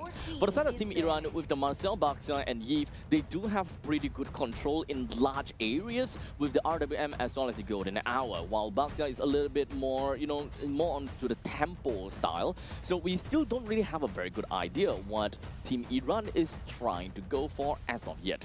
But for the side of Team Oman, we can generally say the same, but they do have a lot of a stronger foundation in the early stages of the game, having the Fredrin as well as the Matilda. With the Kimi in the middle lane, this is their roaming trio. So they do have chip damage that eventually helps them pretty equally. So they are probably just lacking on that XP laner that can give us that level of burst in order to enjoy more early game kind of damage or early game of impact. Yeah, at the same time, I do like the Phoveus ban coming out from the side of Team Oman. It seems like, yeah, they really know what they're doing, right? When you're playing against this heavy mobility coming out from the Kimmy, coming out from the Fredrin, Matilda, and also this Ruby pick, that Phoveus ban is crucial. And now for the side of Team Iran.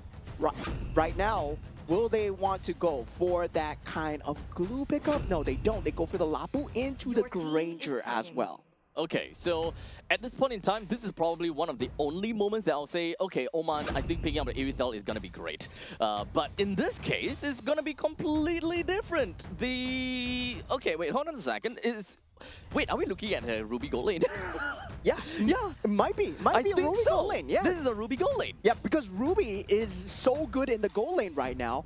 We were talking about the Ruby just being good as a general pick. And now Ruby just destroys every gold lane. I would say even the Granger is going to have a hard time, even at level 4, right? One, I'm offended. That combination comes through, that control. You gotta have the Purify, especially on the Granger, as much as possible. It's kind of like a blast in the past, right? We are going back to the we're going back to the fighter meta once again. And I did mention, of course, that from the XP laner, I do want to see someone that have got the does have the early game potential to be getting yourself a good amount of power spike. And as a Benedetta, if you do want to go for more of the assassin style with the Blade of the Heptases, that kind of stuff, it does help your team a lot more because your team is relatively tanky in the front lines. You don't have the form of burst to help the team secure kills. But with the Benedetta coming in, you've got great mobility, you've got great damage. It should be able to help the team pretty effectively. Yeah, you should know you're a Benedetta player, but yeah. I would say, right, on the contrary, you want the Benedetta to be just irritating as much as possible, right? Survive, don't go for the team fights, go for the macro plays, go for counter cross-map objectives. And now, with that being said, that revitalized option for the Benedetta, it actually seems like a great idea because you have a Fredrin that can make use of it. You have a Matilda that can make use of it. So that might be an actual battle spell that might be picked up from the side of the Benedetta here. If we are looking at more of a sustained style of Benedetta, I would agree. But in this case, they are lacking in quite a lot of that damage department. They would require a bit more damage and a lot more stakes in order for them to secure the early stages of the game, in order to get themselves the tempo and to get themselves the lead. As such, I think that if they're going to go for Benedetta with more damage style, then picking up the Petrify might be the better case, as they shift themselves a little bit more towards the utility, allowing the Mathilda to go for flickers to enable more risky plays and to kind of yoink that Benedetta out of very risky scenarios, which pretty much means that the main focal point of this game very likely is going to be more on the Benedetta, as the Benedetta kind of shifts itself and gravitates itself based on which lane requires more focus, which fight is more important. At least that is the case for Team Oman. I would say it's a rock, paper, scissors here, right? What battle spell does the Granger go for as we head on into the land of Dawn for Team Iran versus Team Oman? This is the Asia Games Esports events for Mobile Legends. Bang, bang, as we are in the qualifiers. And game number 2. This is series number 2 of Team Iran versus Team Oman. As we jump right in, we're going to be looking at the fact that for the side of Team Iran, they're going to be starting off at the purple buff, and eventually should be able to get them in a pretty good spot, as he's going really aggressive right into the opponent's jungle, or rather taking the Little Wanderer first. So at least for now, we can definitely assume that Team Iran, they want to play things a bit more aggressively in the early stages of the game in order to get themselves some of that tempo. Yeah, and surprisingly, it's going to be a Benedetta gold lane coming out for the side of Team Oman at this point, right? The Ruby is actually on that EXP lane versus the Lapu Lapu, and I really like this matchup of the Lapu versus the Ruby going in so far. You do have that control advantage from the side of the Lapu Lapu, having that Bravest Warrior as well, but that's going to be at level 4. But that's what I don't like coming out from side Team Oman, right? You want to place the Ruby in the gold lane. Given the fact that the damage spike right now is just so good, I don't really agree with this. So they did a bit of a switcheroo. They do want to leave the Benedetta in the gold lane to get more gold in order to play the more offensive style, but Benedetta does have ways to actually reach the Granger to a certain extent, but it will be a game of catch-up. So once again, it is still going to be a little bit tough for the Benedetta, but still to a certain extent, more on the skill-based matchup. But the problem is Ruby is not going to have a really good time there. Yeah, that rock, paper, scissors I was talking about, that Purify not being picked up from the side of Amirali, he's going to have a hard time in this game and very reliant on the Marcel as we head on into this first turtle fight here. The Bravest Warrior is just going to be putting himself right onto El Breaky, breaks him down, and it's unfortunately at this point in time, Team Oman, they will have got no retribution to play for against this turtle. As such, the turtle will go over to the hands of Team Iran. Yeah, definitely the clear speed coming slightly faster for the side of Team Iran, especially on this box here at the moment, as we start to see the things ramp up for the side of Team Iran. Currently 1,500 gold advantage so far, and this is only going to get even more pronounced, right? Given the fact that they have that Benedetta on that gold lane, now they do make that swap around. Oh. I'm not too sure whether that is too late, because we are already past the first turtle stage, where this is where Benedetta wants to be a little bit more aggressive, right? Maybe, okay, so you can kind of see it this way, where Benedetta already have got decent amount of the items, as a Benedetta is pretty greedy for items. You want to have the items, but for Lapu Lapu, you don't particularly care about winning the lane, you just want to clear the lane fast enough and get out of there. And Lapu Lapu is already at level 6. Yeah, then the thing about the Fredrin is, right, if you are unable to get any form of early game semblance, you get shut down so easily. That's why you generally need another frontliner on the EXP lane. And that's maybe their idea of putting that Ruby there to get that bit of sustain through. But at the same time, it's just a very greedy lineup right now. Suddenly, they're just lacking all forms of damage. They're not going to be able to take the mid-game team fights. It's always going to be on that Kimmy to land the shots through. And well, is they just need to build magic defense at the start of the game. I do want to know if whether Team Oman, whether they have enough firepower to realistically be able to do anything as this roaming trio, because you are facing up against a Baxia plus Yves and a Marcel. All three of them are very in your you can see Team Iran literally just bouncing right into the opponent's jungle and being quite a nuisance, as now they are putting quite a lot of effort down onto Elbreaky. He doesn't have, he had lost half HP already. Yeah, ready. Early game not going well for the side of Team Oman. Once again, Team Iran really knows how to play with the map, and this Bravest Warrior usage is putting Benedetta in a lot of trouble here. Yep, as such, Benedetta now have already went straight in for that Lecto final blow, only to get stunned in by the Bravest Warrior and losing her own life. The entirety of Team Oman now will have got no Benedetta to play for them, and the RWM opens up from Puria, just immediately locking down the Elbreaky, and this is yet another turtle fight that did not go to Oman. Yeah, this is the case where mobility doesn't matter if you can't survive, and look at them once again. The mobility is there, but not enough to survive, right? Team Iran just brings in the control. Having the Marcel is going to be a huge issue for the side of Team Oman, and we have not talked about this enough, but Marcel being out in that pool that early, and given to the fact that given to the side of Team Iran, it's just going to be very hard to deal with. That vision game is going to be consistently up. And not only that, you also need to consider the fact that we are already at a point where, oh wait, hold on a second, that is going to be Amon Benedetta will be able to connect on the 3. Pretty darn good from the side of Team Oman as they managed to take down Puria, which is one of the main clutch stones or cornerstones of the team fight. As such, all the Team Iran could do is just flee. But very good disengage coming out from the side of Team Iran, right? You saw the macro gameplay going in, that usage of that golden hour just to get out in time. And on the other side of the map, Lapu Lapu gets a solo kill onto El Alawi. That Benedetta was not there, was not in time for the EXP lane, and this switch up might be going against Team Oman right now. Both teams are going to go head-to-head with one another. They do have a way to pull the threat right out, but unfortunately not for El Ghassini, as it's going to go straight down as well. Team Iran is constantly just in the face of Team Oman, not quite oppressive in terms of the standing objective, but they can definitely reach there, as now we've got Ali immediately just running by and being a drive-through on the two members, take one person down quite immediately, and they are trying to rack up as much kills as possible for Amir Ali. 6 minutes into the game, ready. That tier 1 turret for that mid round is already down. Crazy map advantage coming in for the side of Team Iran. They're going to continue to push it, but they have the range, right? Rhapsody is now going to be a huge threat. Sky Piercer probably going to be picked up from the side of Amir Ali. At the same time, Abu Fazil, he's 301, level 11 on the Lapu Lapu, mind you. There's no one crossed the level 10 on Team Oman at this point.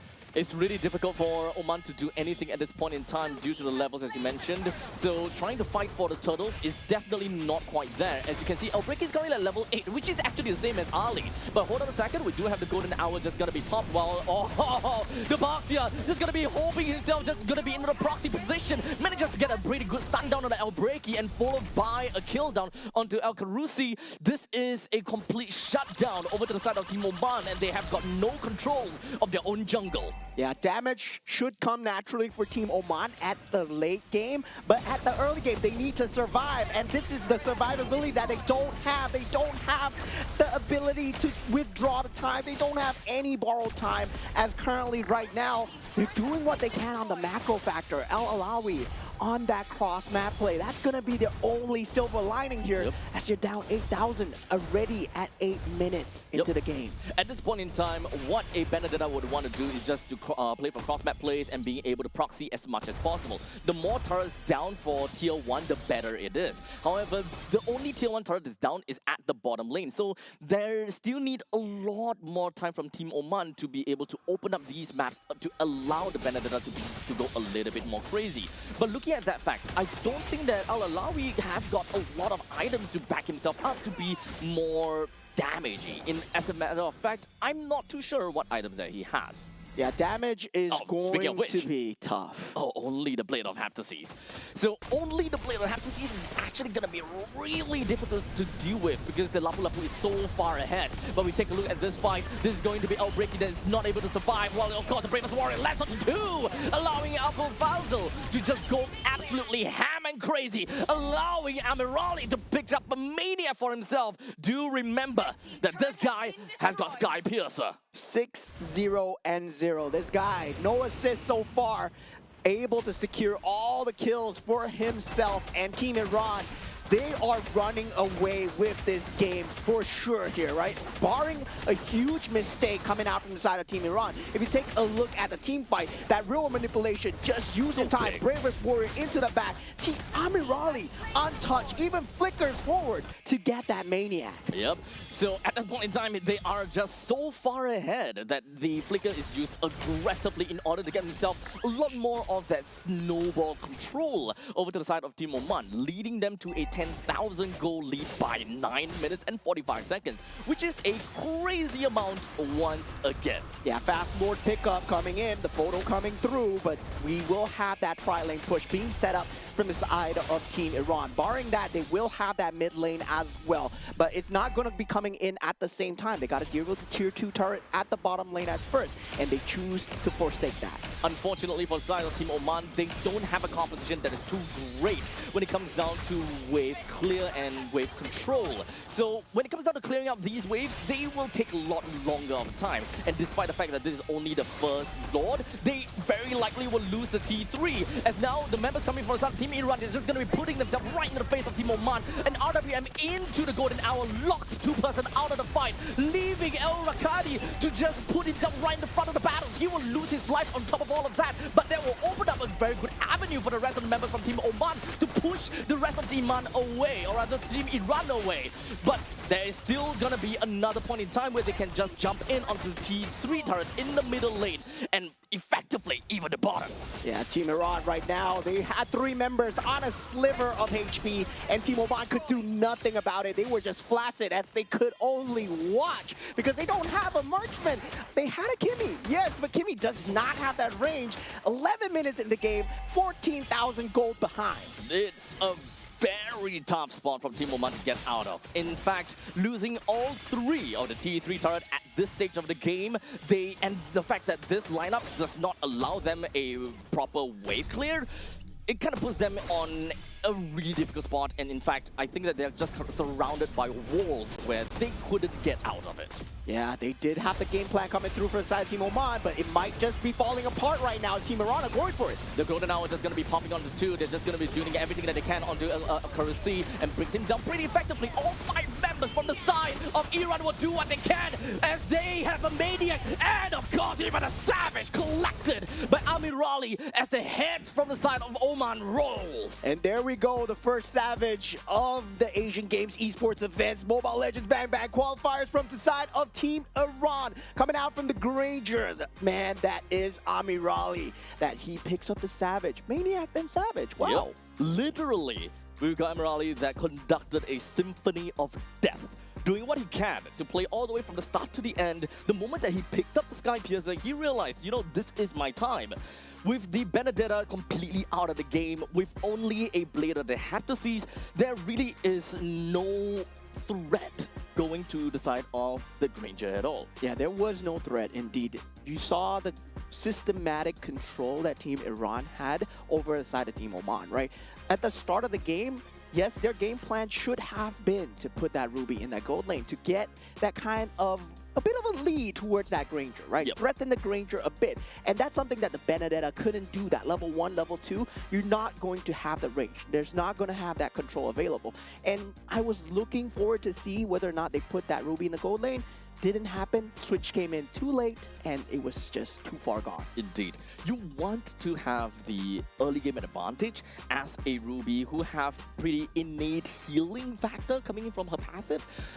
We do have a little bit of a change from her passive though, but it's still good enough because Ruby is still still pretty tanky in the early games, and you still have healing factor built into your own kit, while for Benedetta you don't. You are more of a poke and run kind of style. You're trying to exchange pokes between a Granger. Whoever can poke more, poke better, will win in that matchup. Versus a Granger that can poke versus a Ruby that can, well, poke and heal, we naturally know where it's going to gravitate towards. Yeah, but the crux of the problem, right? The main problem has still been the Marcel. Letting the Marcel in through that ban pick stage has been the bane of a lot of these teams. Even in the international stages, even in other MPLs, right? Marcel used to be such a heavy threat. Now he's worse of a threat. He's got better. He's got faster. His golden hour is now good for even more because he can target people now. This is kind of crazy and kind of annoying to deal with at this point. But, you know, we're going to have to move on to the MVP, the Savage holder. We got from Iran, Ami Raleigh. Great team, great player, and just like that, 13 is to 0. Like we mentioned, 0 threats towards the Granger at all. Yeah, so far, what a stellar showing from the Iranian sniper, Amirali, pulling out the Maniac and the Savage as well. Of course, 1,000 GPM, by the way. 1,000 GPM, yeah, 1,000 GPM. We were that close in kill participation, man. 1% less or 1% more, it would have been a memeable moment. But man, oh man, Amirali, you did such a great job on the Granger, but the team setup coming through on the Marshall was so good. Ali, Poria, I would say, real manipulation into that bravest warrior. That timing, man, that was just impeccable. Yep, at this point in time, like for Team Oman, the moment that they kind of caught into any of these ultimates, be it the Golden Hour or the RWM, the first thing that they gotta think of is to get a quick runaway. And the moment they get, they try to run away, they're just gonna be locked in, unable to do anything, and that is just free real estate for the side of Team Iran, where they can just pour whatever that they have in terms of damage control and literally any form of impact that they can push Oman further away. Yeah, because the clear speed coming out from the side of Kimmy and also the Matilda in terms of that mid lane versus the Eve into the Marcel, right? It's going to be a wash, but at the same time, the rotations weren't coming through on time. And we saw the early game where they put Rakati on that EXP lane, and that was just all sorts of trouble coming out from the side of Team Oman. Switch came out a little bit too late, but looking at the damage dealt, it's just going to be all Team Iran at this point, because at that point, there is no sustain coming out from the side of Team Oman. They did not have the farm to work with. They couldn't even survive these team fights. In fact, I think that Team Oman did kind of shuffle their players a little bit, if I am not wrong.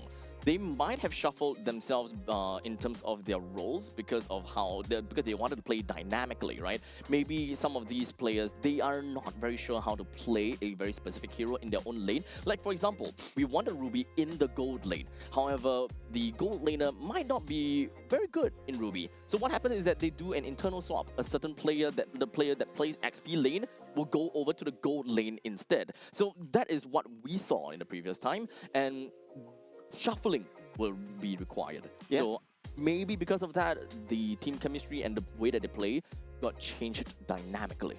Yeah, I would say still, right? Still in terms of meta, still in terms of what you want to place, they need to know where the matchups are going to go, right? Yep.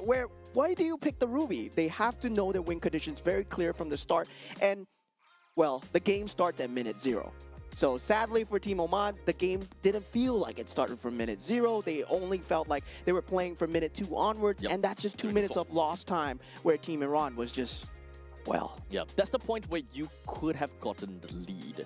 So hopefully Team Oman, they will learn a little bit from this experience and learn a bit more about how the matchup will look like in order to get themselves that kind of advantage or that kind of lead. Because in the early stages of the game, you want to take as much lead as possible to make things a lot easier for you to transition over to from the laning phase to the early game to the mid game to the late game. Yeah, the sad thing is that I really love the Fredrin and the Matilda combo. It's so old school, it's so good. Plus the Benedetta as well. It works so Oh, well, man. right? On paper, it works so well. Benedetta and then Ruby as well. They use the guiding wind extremely well. If you think about it, on paper, very good in terms of mobility.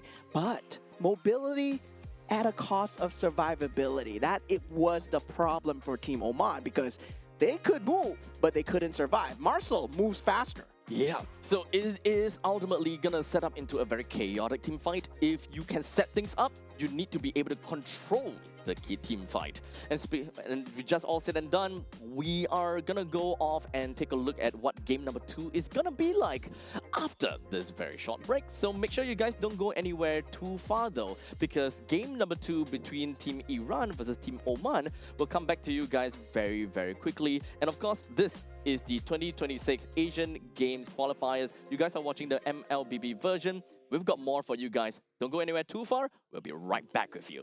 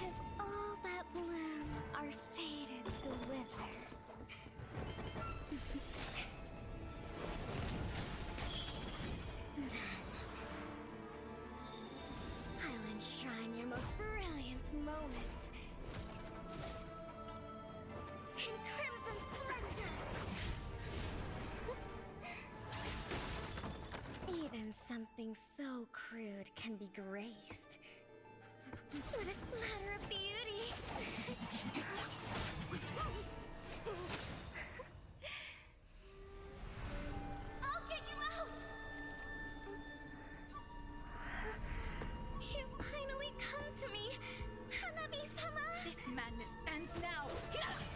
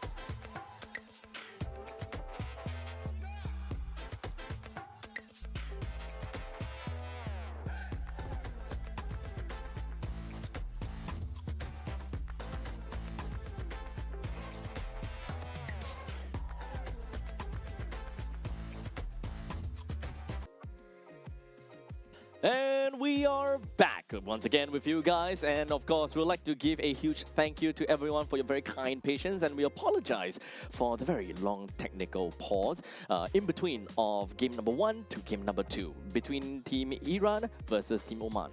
Yeah, at least you know we weren't yapping throughout the entire Yeah, you break. are welcome for that. You guys had a break. We had a break as well. Okay, we both get one each. But speaking of game 1, that is already through. So we did see already Team Iran take 1 ahead of Team Oman. Right Yep. now, Team Oman are against the ropes. Yep. It's really unfortunate though, because, or rather unfortunate, because Team Oman, they at least on stream have showed 1 full series and 1 game itself.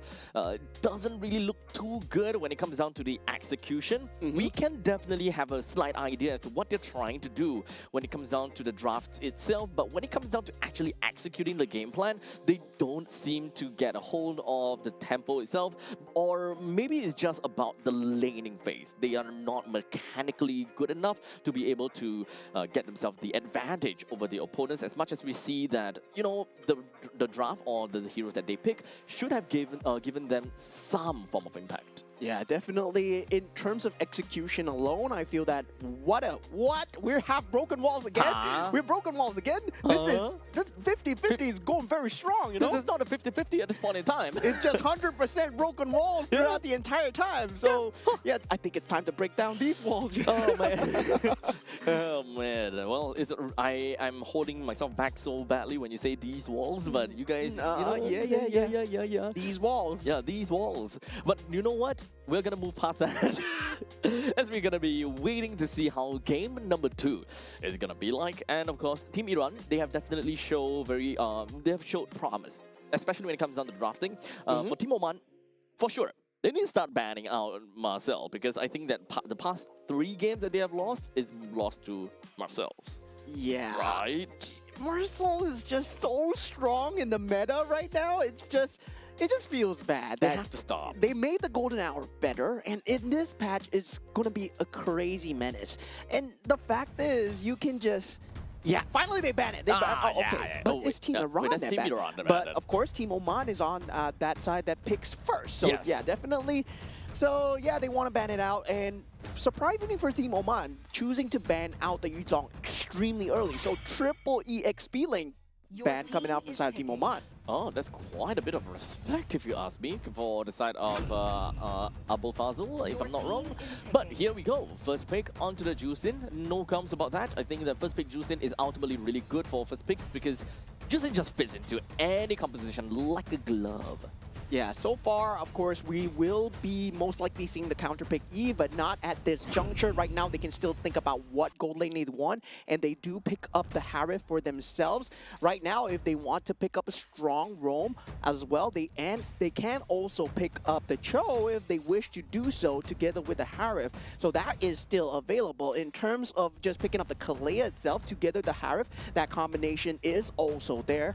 And if they want to pick up, you know, maybe go into that Fredrin, they can also go for it. So there's a lot of options available in that pool right now for the side of Team Iran, and they go for the Grok here. Okay, Grok is not too bad. They don't necessarily show what kind of playstyle they're gonna go for as of yet. Harif can always go for a very divey style, or go for area denial, as such, having Phovias, having the Eve, as well as Gatokacha. They are all gonna be pretty good in that kind of lineup. But you know, it's still pretty early. We don't really have a certain direction as of yet. Team Oman decided to pick up a Claude in the B3 pick. So honestly, right now, if they want to go for a tanky jungler in the name of maybe Frederick, for example, I will say that that's generally a pretty good direction. On paper, Claude is the counter to Harif, right? This is very much expected in terms of that late game pressure, in terms of having that BMI as well. Now they do pick up a Lapu Lapu. Surprising, I would have preferred maybe do pick up the Suyo, but of course with the nerfs that come out to Suyo, maybe in this current meta, not a very good place to pick the Suyo right now, and teams are starting to figure that out.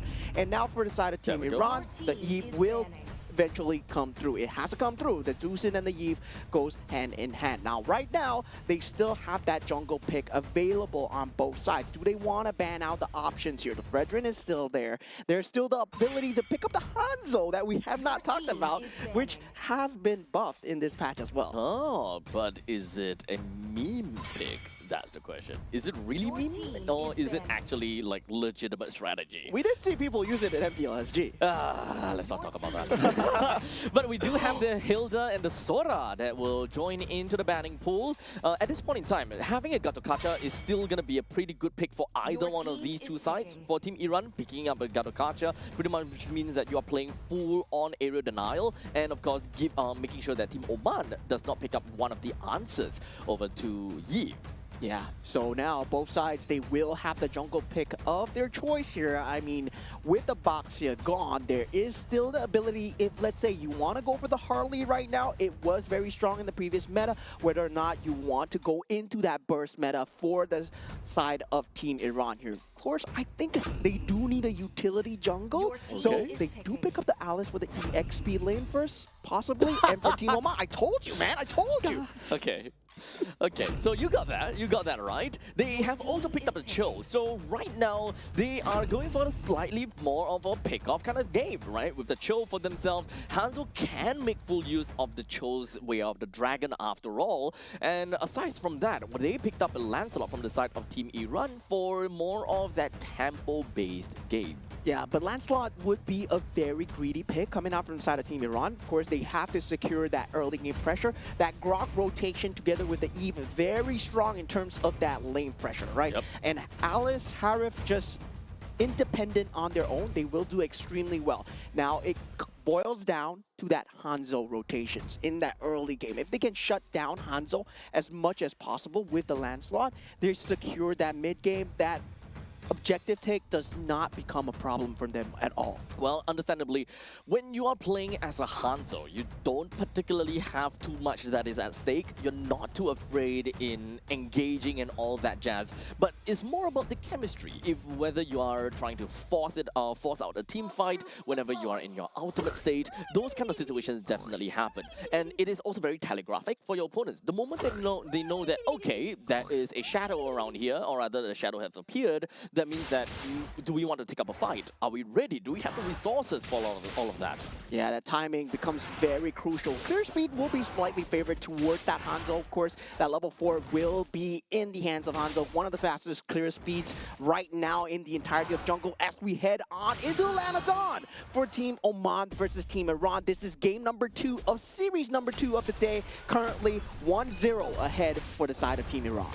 So if Team Iran were to be able to get this game down the road, then they are moving on, of course, to find the next opponent, leaving Team Oman with, unfortunately, no series won as of yet. But you know what? We still got quite some time to deal with. Let's take a look more into the laning compositions and how things are going to be. When it comes down to Lapu Lapu versus the Alice, it is always just going to be a crazy fight down at the bottom. No one dies, no one deals enough damage, and they don't care anything. The main thing that they want to look for is to leave the lanes as fast as possible in order to group up and help out in the turtle lanes, or rather in the turtle pit. But for Team Iran though, definitely when you look at a Grok and a Yeve, you know that as a matter of fact, they can clear waves super fast. Yeah, clear waves and also the harassment that comes through. Already Flicker has been used from the side of El Kasani, will not have it for the re-engage or any time of safety, so this might be first blood here. Yep, as now we do have Gamaji that runs right in, manages to secure 2 kills for himself, while Elbreki secures the kill onto Puria as well. So a little bit of a 1-for-2 trade. At least both of the junglers manage to get something for themselves. Yeah, but favoring the side of Team Iran at this point, right? Giving 2 kills to a Lancelot this early on sets up the snowball as well. And Hanzo, yes, he will have that snowball capability, but he does require the initiation of his team. He can't just go in by himself. Now, this turtle take coming through will not be contested from the side of Team Oman at all. Team Iran get it for free, no retribution was present. I don't really think that they will be able to do too much, at least for Team Oman in the mid stages of the game, because this is a lot more skirmishy for the side of Team Oman. As much as possible, just keep on targeting one player over and over again and make things tough. At this point in time, they are looking at Puria. Yeah, now I would say that mid-game really depends on the macro factor that comes through from the side of Rakati. Finally, we do see that Claude pick coming through. That is going to be a huge factor, especially into that mid to late stages of the game, because this puts Team Iran on that clock. But now, already 1,000 gold advantage, and we do have that slight skirmish. Poria eventually does go down, but this is to be expected, not having that flicker out for Poria at this point. So at least for Team Oman, they know what they are targeting and they know and expect what are they going to be looking out for. That will work out for them for a while. I'm not too sure how impactful it really will be, because right now for Team Oman, they are still kind of lacking in terms of XP in various departments. The roamer as well as the mid laner, they're still having some difficulties trying to claim some of these gold and XP, where they are pretty far behind. El Ghazani level 4 as opposed to Puria. This is only to make sense because Puria is constantly being targeted by the Hanzo. Yeah, the power spike timing will be very handed for both sides of the jungler here, right? The onus is on both junglers to secure that mid game as much as possible. And definitely the mid lane turret is going to be that aim of the game for that first 5 minutes. If you can get any form of turret advantage, it favors the map movement so well for these junglers. Just forcing El Carusi out of his own jungle, trying to be that annoying Lancelot that has a lot of firepower to just ensure that they can steal more resources away from Team Oman. In the meantime, take a look up at the top lane. Amirali had to use his own Zaman Force, but the Zaman Force is not used offensively, or maybe he was trying to. But the moment that he sees El break, he realizes, okay, you know what? It's over for me. Let me get back and regroup again. Yeah, not waiting that 10 seconds for that flicker onto that free Way of the Dragon onto Amirali could have resulted in a kill. But at the same time, Team Oman, they did waste quite a lot of resources. No more Blazing Duet. They know that Hanzo's not up for this mid-fight here. In the meantime, we do have got a heal. Are just going to be landing down onto the enemies, and it doesn't seem like it affected Team Oman all too much. All 4 members from the side of Iran, they are grouped up pretty close together. However, Team Oman, they don't have got any way to make full use of that part of the team fight. Yeah, key timing that we need to take a look for will be that Holy Crystal timing coming out from the side of Amirali. This is going to be that mid-game power spike. And meanwhile, for the side of Team Oman, it's going to be that Holy Trinity for the side of the Claude. Way of the Dragon did connect down onto Mahdi. However, they don't have anyone, once again, like I said, to really make full use of the Way of the Dragon, because Team Oman, they are currently slightly behind, but they are not at a state where they are able to have a significant amount of impact in terms of the damage department. Yeah, both teams going for that kite and fight playstyle, right? Yep. Only one frontliner available, and that's going to be their roamers. And now with Mahdi, still, he might be in a bit of danger if he gets caught here, but does not have the Way of Dragon for the side of El Carusi. It's not going to be that big of a problem, even if the Way of Dragon does land. Now we take a look at the middle lane. We do have the Shadow coming in from El Breaky. That's just going to deal a little bit of damage, or maybe just to harass a little bit. But Team Iran, they are not particularly too annoyed or afraid about that. They're trying to group up and trying to look for a direction that they will be able to go. At this point in time, they're moving up to the northern side to kind of deal with El Rakati, and hopefully one after another take down some of these tier 1 turrets, because they are currently 2,300 gold ahead. Yeah, name of the game here, still on the junglers, as we know that there's no damage here for the side of Team Iran. They will have to disengage, and they do in a clear fashion, right? Knows their win condition. If they do overextend, they will try and take as much as possible. The flicker did not work out too well from Al Carusi. As such, he will go down to the hands of Amirali. This is going to spark up a battle between Team Iran, and they were trying to look for something over here. But of course, the Shadow brought up from El Breaky. He's going to be fine because it's not his real body. Yeah, but at this point, right, there is so much magic damage coming out from the side of Amirali with the synchro fissures that Hanzo is not having a good time in these fights. He's not dealing the damage needed. He did find early picks, yes, but it's going to be a problem in the later stages of the game, because Alice is going to become online really soon for Abu Fazil. And once the Alice is online, that Hanzo is not going to do anything at all. Oh, it's really unfortunate. Phantom Execution did not land onto Al Ghassani. As such, was not able to claim that one kill. Small little wasted movement from Team Iran, but in the grand scheme of things, Team Oman, they have a lot of wasted movement. As such, we're looking at, what, 4,000 gold lead in favor from Team Iran already. Yeah, now Team Oman, they will have to survive this mid-game power spike right now. As right now, Team Iran, they are looking to shut down that mid-turret. Team Oman, I don't think they can defend here. Alice is here. Yep, I don't think so either. In fact, the Bravest Warriors is already popped. As such, he was looking to get himself right out of that and just kind of hoping that he will be able to clear out the wave fast enough. However, with already 2 men down, Team Iran, they will do whatever that they can to take down more than they could chew. At this point in time, it doesn't really matter because Team Oman, they're not even holding them back. Yeah, I mean, Team Oman, they are playing kind of a pickup lineup with the Way of the Dragon and also the Hanzo, right? They want to take isolated team fights, and they're unable to find any form of isolation so far. You see the damage coming through from the side of El Breaky, yes, but it's not resulting in anything. Yeah, Early game got 1 or 2, but now we see the problem. Yep. Perhaps we'll have to take a look at the items to get a really good idea why is it so that El Breaky is unable to get a kill on the Puria. Because I think that the items for the side of El Breaky is going to be super important if they want to play the pick-off and to make full use of the Way of Dragon. But we'll talk about that in a bit later. Unfortunately, Cho completely caught off guard, completely singled up from Iran with no way to escape. Yeah, currently the Xayman Sports, there's nothing they can do about it yet. They were hoping that they will reach a power point where the Blazing Duet will do something. But look at this Hanzo going at it against Puria. Puria might go down actually, but yeah, Almost. not enough here. Not enough, yeah. So it's really unfortunate, but at least Team Oman, they know that, okay, the main thing is the RWM is really, really annoying. If we can take that out, we are going to be good. But Marty is not going to let any of the members from the side of Team Oman get away with it. Even someone as tanky as El Alawi, he's not going to go out. Yeah, and the early game pressure that resulted in Hanzo not being able to get these pickoffs, you can take a look at the itemizations. It's only the golden staff so far, right? Only 1 item so far. So there is no timing available. Now, Holy Crystal being picked up, 8,000 gold advantage. Team Iran, they have reached their critical mass. And Mahdi is level 15.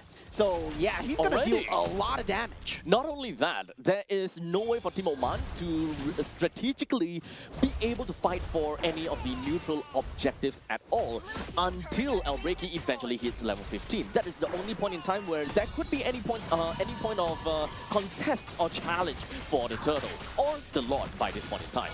But right now, we do have most of the members from the side of Team Iran just going to be coagulating together, ensuring that that is not going to do too much. But there we go.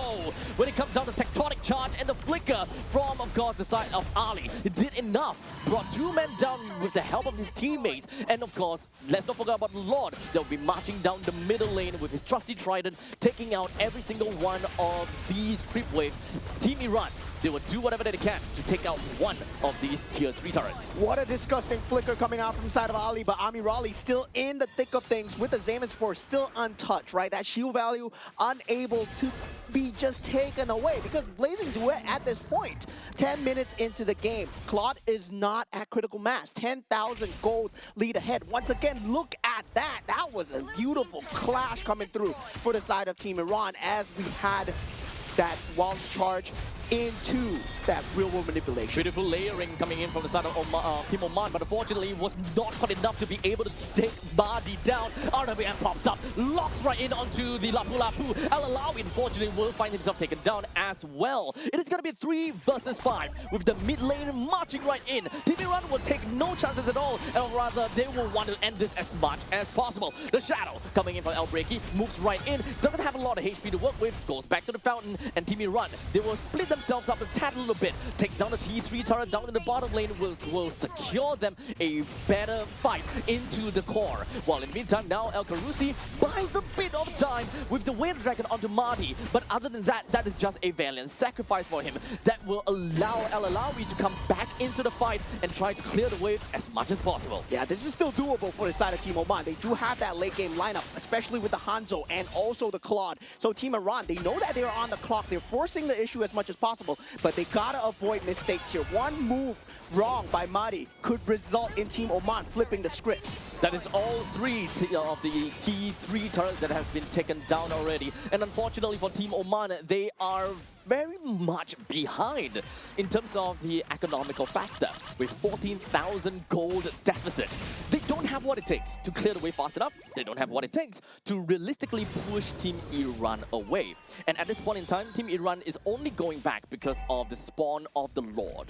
Yeah, right now the only control factor coming through is the Way of the Dragon and also the Bravest Warrior coming out from Al Alawi, right? And Team Iran, they have been playing around these utilities extremely well, baiting it out with with their flickers, making sure that their timing is consistent when they go for the clash into the inhibitor turrets. So this is good utility cycles. And now with that Lord being taken, Team Oman, they have nothing to be doing in the outside of the map. They gotta be playing in the inside of the base. As much as possible, Team Iran would ensure that Team Oman would not be able to get out to, do any realistic farm or split pushes. So Iran just literally gatekeeping onto Oman, saying, you are not gonna go anywhere at all.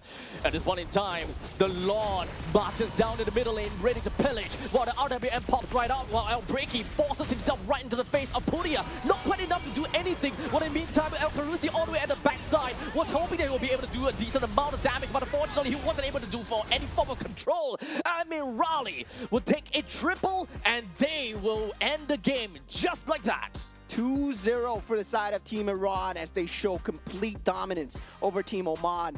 Wow, oh wow, that Alice at the last moment landing onto 3. That was just madness. And Army Raleigh, man, oh man, we did see a Maniac, a Savage, and now a triple kill.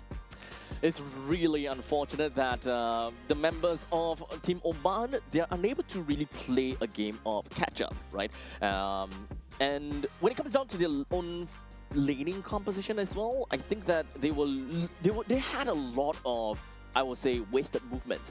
They tried and they tried and they tried, because this is a matchup where for Team Oman, they want to capitalize on the Way of the Dragon plus the fact that they have a Hanzo as much as possible.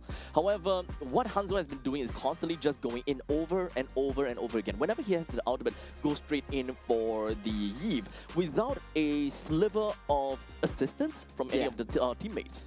I would say that was a slight lack of coordination coming out from the side of Team Oman. But looking at the MVP, of course, Ali landing those crucial ultimates and kill participation 100%.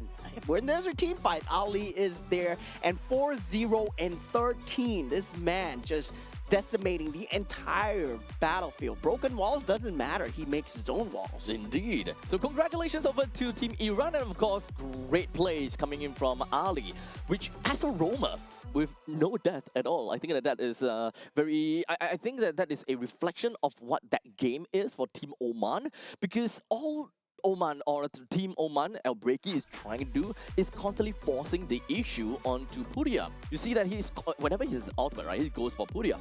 However, he don't have a single assist and he only have got 2 kills. He haven't formed enough item as a relatively greedy assassin in order to do anything against Puria. It would be great though if he were to, I would say, gang up together with El Alawi, because he's a Lapu after all. Create some chaos, be very tanky, and in the meantime can do really decent damage with the Bravest Warriors too. Yeah, I feel that it comes down to the rotational timings for the side of Team Oman, especially when they fall into that mid-game decision-making, where they did a very good job in that early game, trying to lock down Puria as much as possible, got that 2 kills, but they were unable to capitalize on that goal momentum, exactly. Right? They were unable to go on to Madi and then Amirali and so on and so forth. That's what they should have been doing with the Hanzo, consistently get that snowball, especially against someone who's weak in that early game. Lancelot at that level 4 without farm, well, he looks like the freest meal ever for Hanzo. Yes.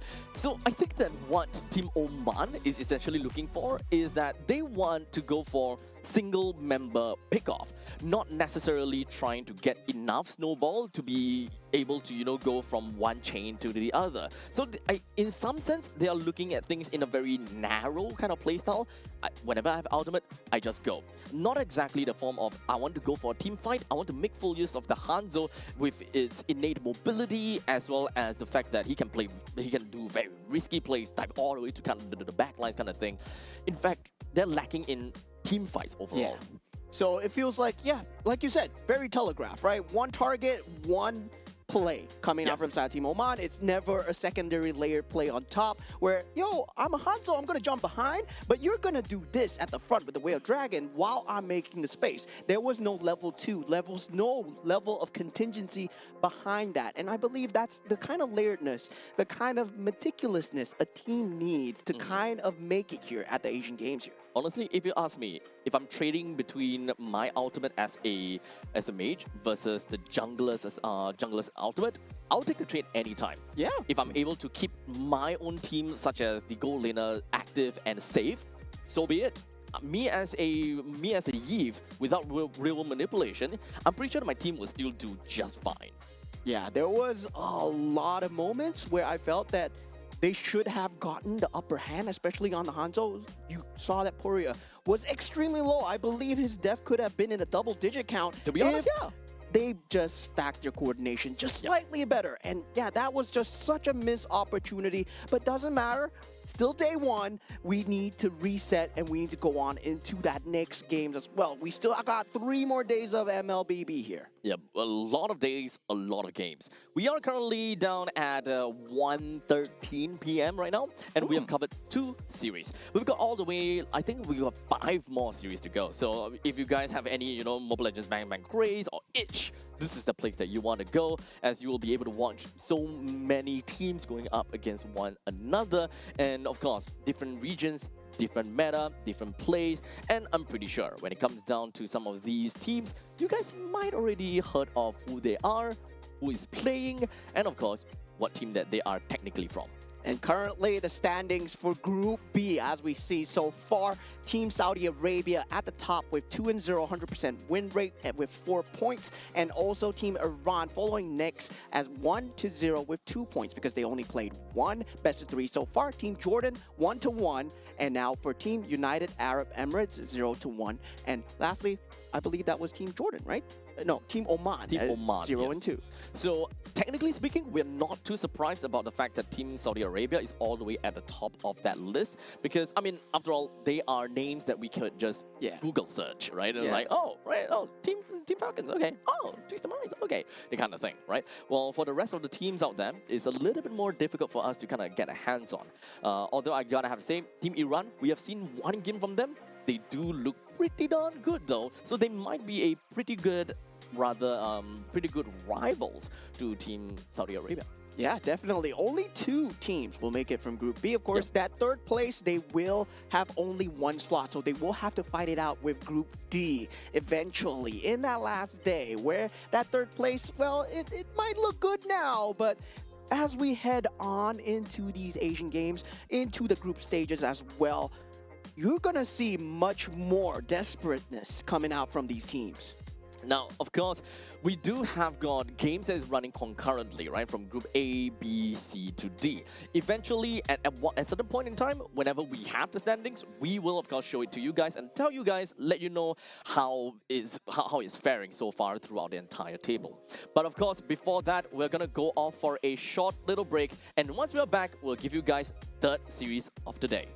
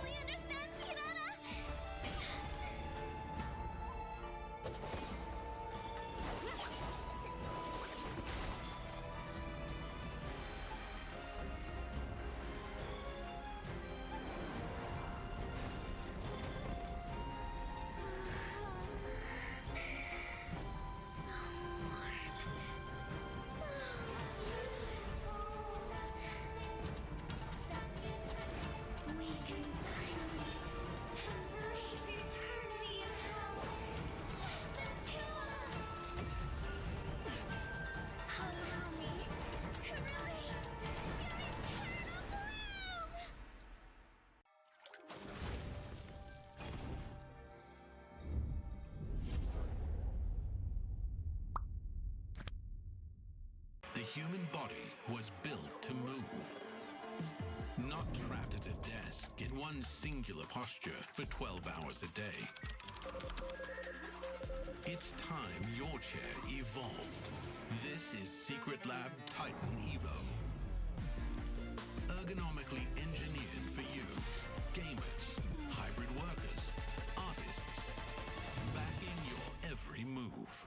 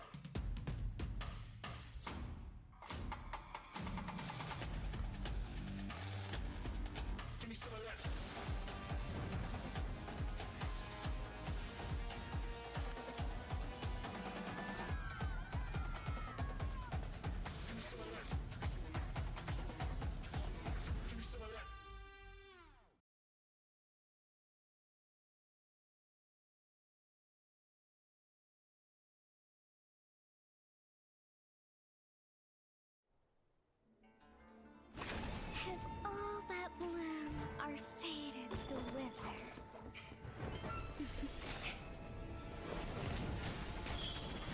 then I'll enshrine your most brilliant moment in crimson splendor.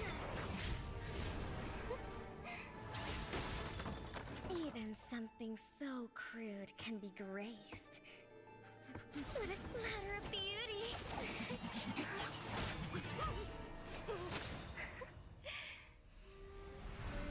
I'll get you out! You finally come to me, Hanabi-sama! This madness ends now!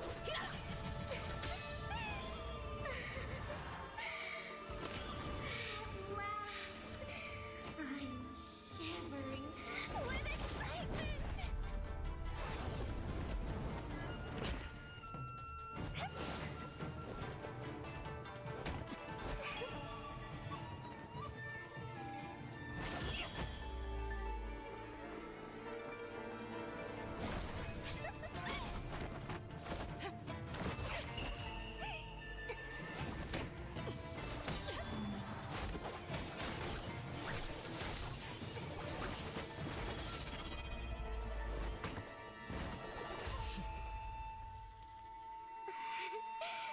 Such killing intent. Does this mean Hanabi-sama finally understands Kirara?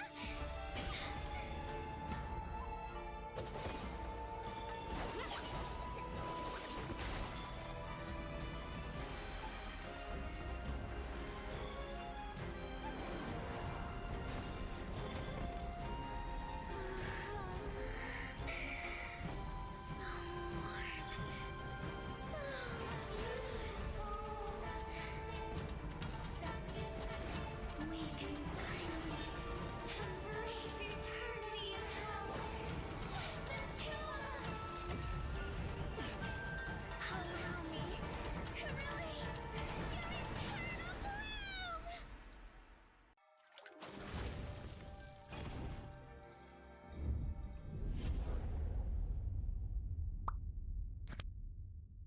The human body was built to move. Not trapped at a desk in one singular posture for 12 hours a day. It's time your chair evolved. This is Secret Lab Titan Evo. Ergonomically engineered for you, gamers, hybrid workers, artists, backing your every move.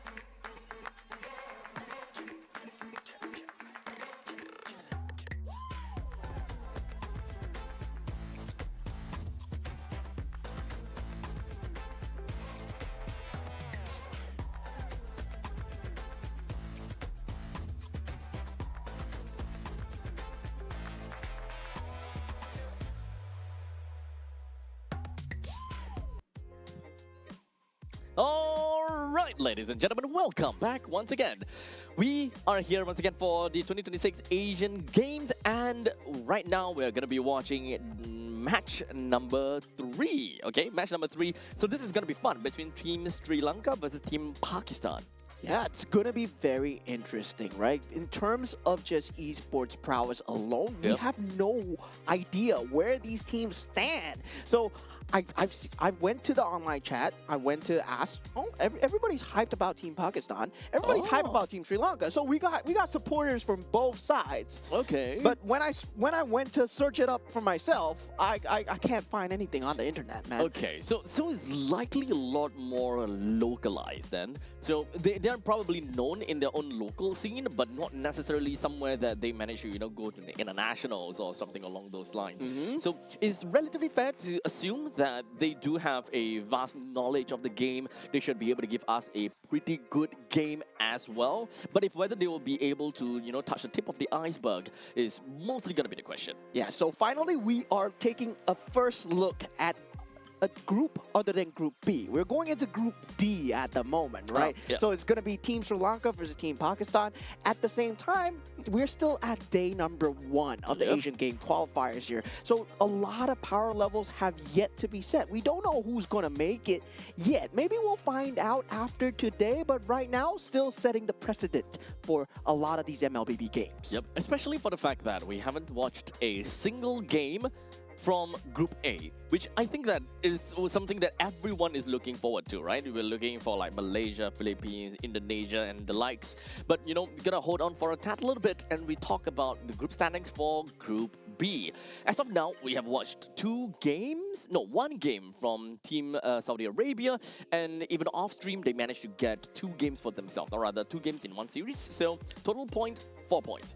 Yeah, so far standing at the top, followed by Team Iran, which is 1-0 right now, and Team Jordan 1-1, Team United Arab Emirates 0-1, and sadly for Team Oman, on the first day itself, already at the bottom. Yep. So looking at all of these, it is not out of, most of these teams, they're not exactly out of the woods, and they shouldn't, kind of throw caution in the wind as of yet. It is still day 1. There's still day 2, 3, and 4, which they could slowly accumulate more points. And after today, they will probably have a very good idea where they stand, if whether they can be a little bit more confident, learn about very specific things, such as a matchup between them and the opponents, or if they're still kind of below, down below of the leaderboard, maybe it is more about the mechanics that they're gonna have to learn more than the matchup between them and the teams. Yeah, and we are also sitting on the cusp of a new patch that just come in. But speaking of new, this is for the first time here on the main stage. It will be Team Sri Lanka. We got on the gold lane, we got Praveen, we got on the roam, Hashen, Nisal on that mid lane, Kavindu on the jungle, and Ramanayake on the EXP lane. Well done on that one. Oh, yeah. I would have fumbled, but you know what? Team Sri Lanka, super looking forward to what they have got in store for us. As Mo did mention that they do have quite a bit of supporters, probably from the local scene that knows about Team Sri Lanka and how they would fare. In the meantime, on the opposite side though, I think that is something that we would generally want to talk about, right? Because this is a battle between 2 teams that we haven't seen on broadcast as of yet, as of yet. So this is still gonna be a point where we want to understand how they fare in their brackets, if whether they're going to be at the top of the leaderboard, bottom of the leaderboard, or maybe in the middle. And now for the other side, Team Pakistan. We got on the gold lane, we got Gurmit. We got on that roam, Hasnat. On the mid role, we will have Azan. And on the jungle, we have Haisham. And EXP lane, Oh, hey, look, it's you. It's me. It's you. Hello, Moed. I With am an Moed. ID. Yeah. Yeah, with an ID. Yours is just with a man. Moed. Moed. He's Moed. I You're am Mo, Mo. man. Yeah. You're Mo. Yeah, that's right. That's right. My fellow man on the EXP lane. I'm looking forward to see what Team Pakistan brings in terms of just esports accolades itself. I would say slightly ahead. I would put Team Pakistan in terms of structure there, right? We've heard of them in other titles, in other games across regions as well. Meanwhile, for Team Sri Lanka, I would say they're relatively new when it comes to the esports in a community as a broader scope itself.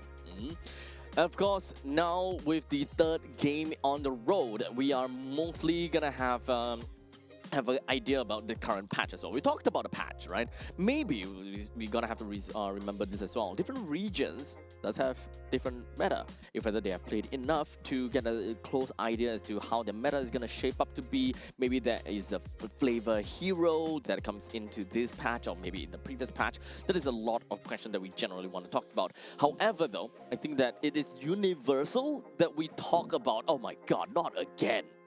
So, current count for Broken Walls. It's so broken. This is the fifth map that we've seen for Broken Walls. We've got like 5 out of 5. 5 out of 5. 5 out of 5. Oh man, oh man. Broken Walls has officially broken the randomizer. Yeah, I mean, currently this is all we're gonna see right now. Broken Walls. Hopefully, we get something else for game number 6 of the day of the stream.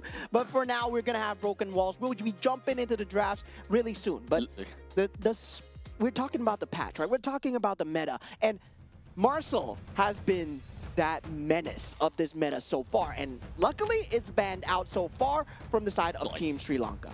So jumping right in, we do have Ruby, Paquito, Baxia, and the Marcel that will go over to the banning pool. As of now, you know, it doesn't really quite suggest too much other than that. The Fredrin joins into the banning pool as well.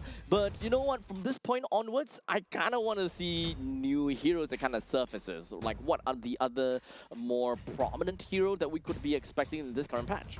Yeah, currently I would say it would still follow that previous meta. I did expect that Guinevere ban. It was that secondary utility jungle that I was looking at. Now with the Zusin and also the Eve available, right? In terms of that mid role, I would say maybe you can play the Gord, you can play the Zetian, but you gotta have the lineup to make it work as well. You kind of open things up with something completely ambiguous for now. Opening up with Juicin first pick is always great. Like I mentioned before, fits like a glove into most, if not any, composition. Wow. But Team Pakistan is going to open things up and shake up the board a little bit with a first pick carry. Yeah, that is very aggressive coming out from side of Team Pakistan. They know completely what playstyle they're going towards, I guess, because as a carry pick, you generally want to chunk down the tank junglers, right? You want to just try and burst down as much as possible. And given the low range that carry has, you don't want to pick it so early where you can potentially get outrange. And for Team Sri Lanka, this is a choice of now you don't need to go for the gold lane. You don't need to show your hand. That Khalid pick, yes, very flexible, but at the same time, there's also very strong mid lane picks where they can go for the Eve, they can go for the Zusin as well. Yep, I personally would have loved to see the Juicin, just so that, sorry, not Juicin, I personally would love to see a Zetian over to the side of Sri Lanka, but you know, Zetian, Eve, I think that they generally lie in the same kind of position, but I do like the Khalid pick though. Immediate response to the carry, just pretty much saying, hey, look, our roam is not that tanky after all, see what you can do about that. Yeah, right now, they will have the ability to not go for the Zusin for the side of Team Pakistan. If they want to go for the Lilia, I would say still possible. The Leomord, yes, still very dominant in this meta as well. We have not seen it picked very much, but definitely still a top contender when it comes down to utility / tank jungle and the Kalea as well. So yeah, Team Pakistan, I mean, they have that set team fight going for them. Yep, they also do have that pick-off strategy that they will want to play out of the Kalea. Making full use of that is gonna be carry. Now, Sri Lanka is going to be put on a spot now, right? Do they want to pick up a jungler that can rival or be better than Leomord, such as a Suyo in this occasion? Do they want to stack pick that before Pakistan were to, you know, ban that out, for example? I mean, right now, they cannot go for the Suyo. I mean, Suyo, you generally pick Leomord against the Suyo, right? So we did see that, yeah, I mean, with the current nerfs, you don't really want to go for a Suyo. You have the Akai available, and the gold lane matchup, I would say, would be a much better pick right now, especially since you know you're going up against a carry. Now, it's easy for Team Pakistan in the banning and drafting pattern to just ban out the gold laners. So right now, Juicin is going to be taken out of the picture. So for Team Pakistan, the way that they look like they're going to be playing is that it is pick-off for now. It doesn't necessarily move to any form of direction. They can definitely want to play over to the later stages of the game. So to look for someone that is great in the early and the mid stages is ultimately going to be pretty darn important. Someone that can make full use of Kalea as well. So a mid laner that is bursty enough, I think that that's going to be fine. Yeah, and surprisingly for Team Pakistan, they choose to ban out the Clint over the Claude. I would say, yeah, if you know that you're going up against a good Clint player for the side of Team Sri Lanka, yes, potentially can destroy the carry in terms of laning potential. But speaking of that, they do ban out the Moskov as well. So they do pick up the Obsidia coming out from the side of Team Sri Lanka.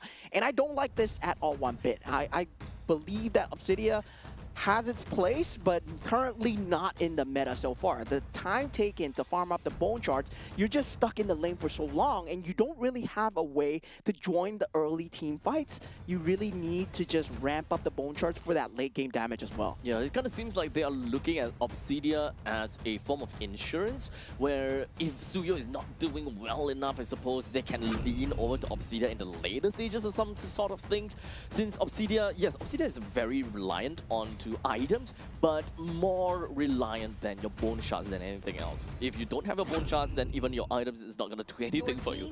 But now we've got an entire lineup for Team Pakistan. I do like the Kadita though, exactly what I was kind of asking for, to have a very good burst in the early stages of the game to make full use with the with the Kalia. So pretty bursty matchup, plays well in the early to the mid stages as well. Carry takes over in the late stages. Right now, they are lacking that front line for the side of Team Sri Lanka, right? If they don't go for a front line here, they're making the worst possible mistake. And Bella, I would say there was Lapu in the pool, there was Glue in the pool, and yeah, there's Arlot in the pool if, let's say, they want to go for that final slash into that tankiness factor as well. But instead, they go for the Bellaric, so they have that Raging Sandstorm into the taunt ability, but with the rule manipulation, I see the AoE going for them. They're very AoE dependent and ultimate dependent. So once again, I say favoring Team Pakistan in terms of draft at the moment. Yeah, even for me, I'm not exactly sure if whether Sri Lanka is kind of playing kind of like a protect the precedent kind of thing. It doesn't exactly look like it. It does seem like they want to do an early game funnel onto Suyo, with the Suyo being the main point of damage in the early stages, since Yves likely looking more into utility. At least the Khalid does pave a pretty good way in the early stages when it comes down to harassment. However, none of the members from the side of Team Sri Lanka can realistically be able to help out the Khalid. But we also need to remember the Khalid should be an XP laner here, not the roam that we expected. Yeah, now we head on into the land of Dawn here as we go into series number 3, Team Pakistan versus Team Sri Lanka. For the first time, we're showing Group D, and now let's see where the power standings are. Right now, I would say the draft still favoring in terms of just lane priority alone. Team Pakistan just doing extremely well on that draft department. Yep. As you can see, at this point in time from Team Sri Lanka, Ramanayake does seem to have a tad bit of a problem dealing with the Alice. But the main thing is not to win the lane, but is to be able to leave the lanes as fast as possible to kind of give some assistance over to the middle lane. With a Bellaric plus the Juicin, with a Bellaric plus a Yves, you don't really get anywhere too far. You don't really clear the wave a lot faster either.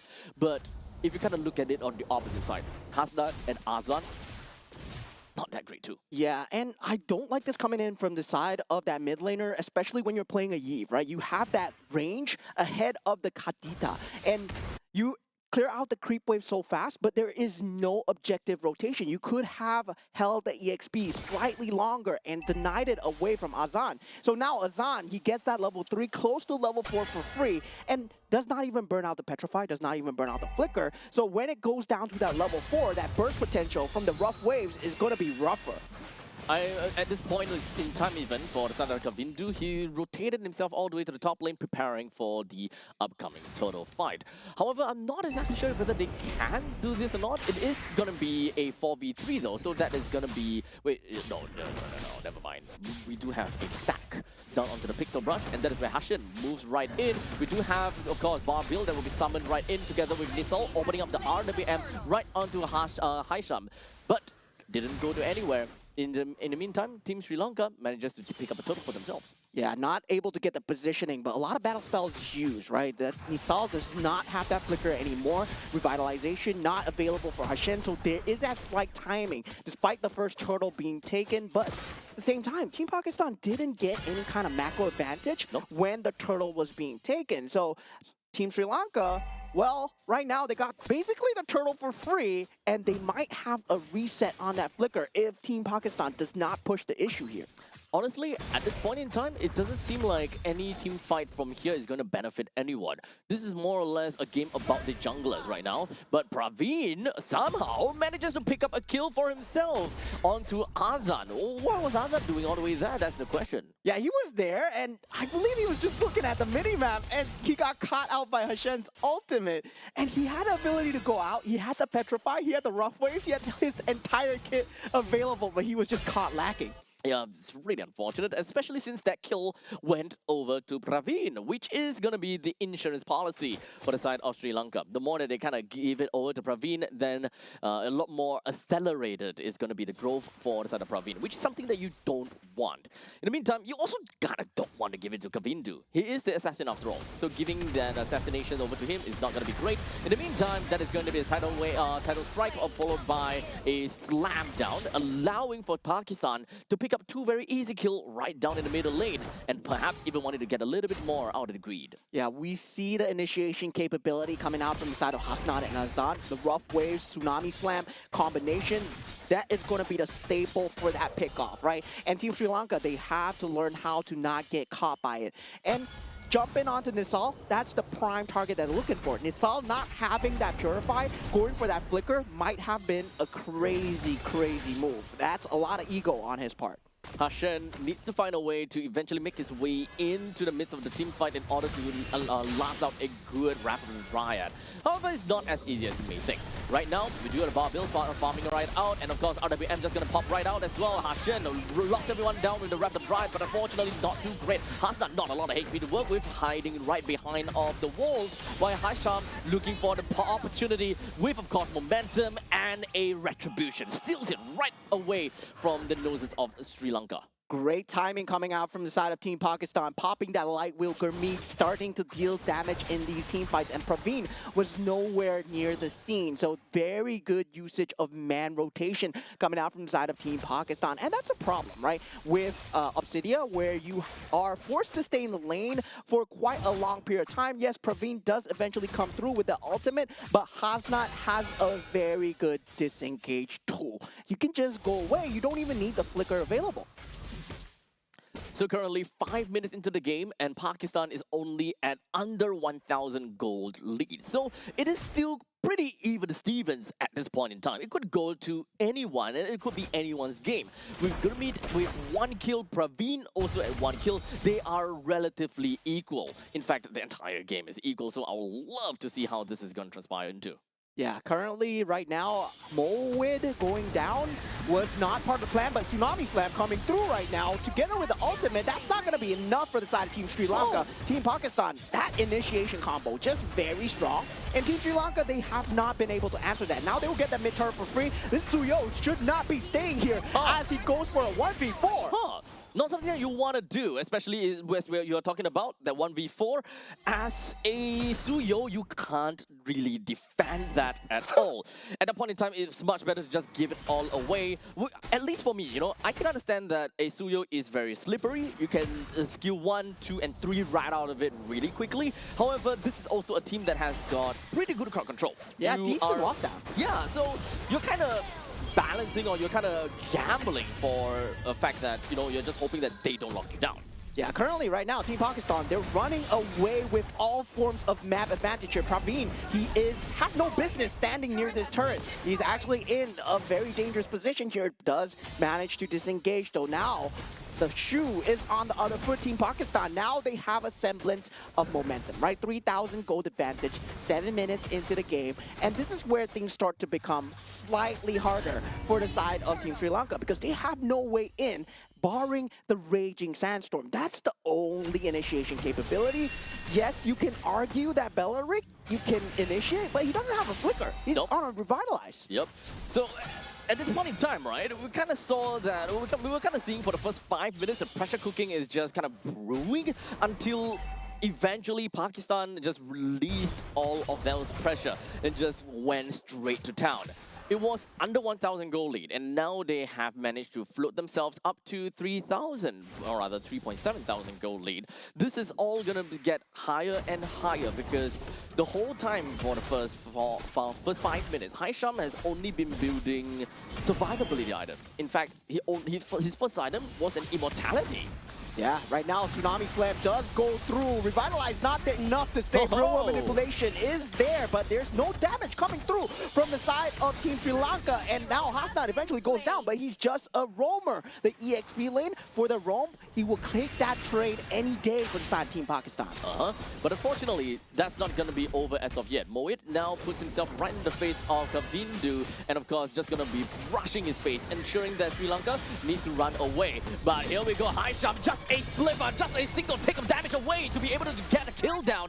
But it doesn't really matter because in the grand scheme of things, all they wanted was the T2 turret up top. Yeah, I think they weren't even expecting to get that damage onto Kavindu. And this just goes to show, right? The damage problem really starting to come through from the side of Team Sri Lanka. You picked up Cydia, but now with the frontliners, with Alice in front, with Leomord in front, what can you do to take away the horse? What can you do to take away the demon?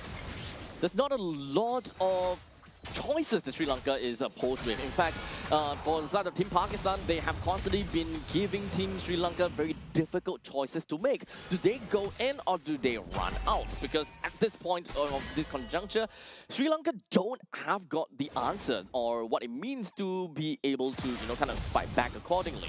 Kavindu just picked up that War Axe.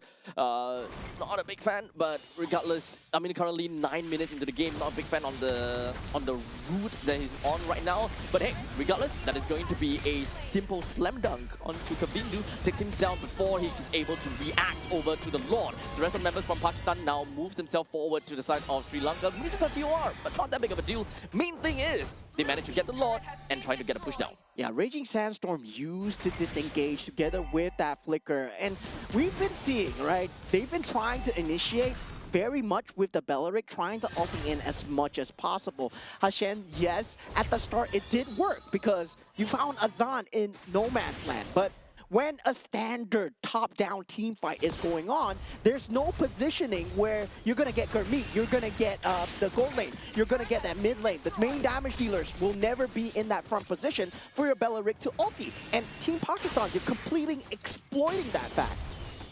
As such, now the Lord moves his way up north, looking to pillage everything that belongs over to Sri Lanka.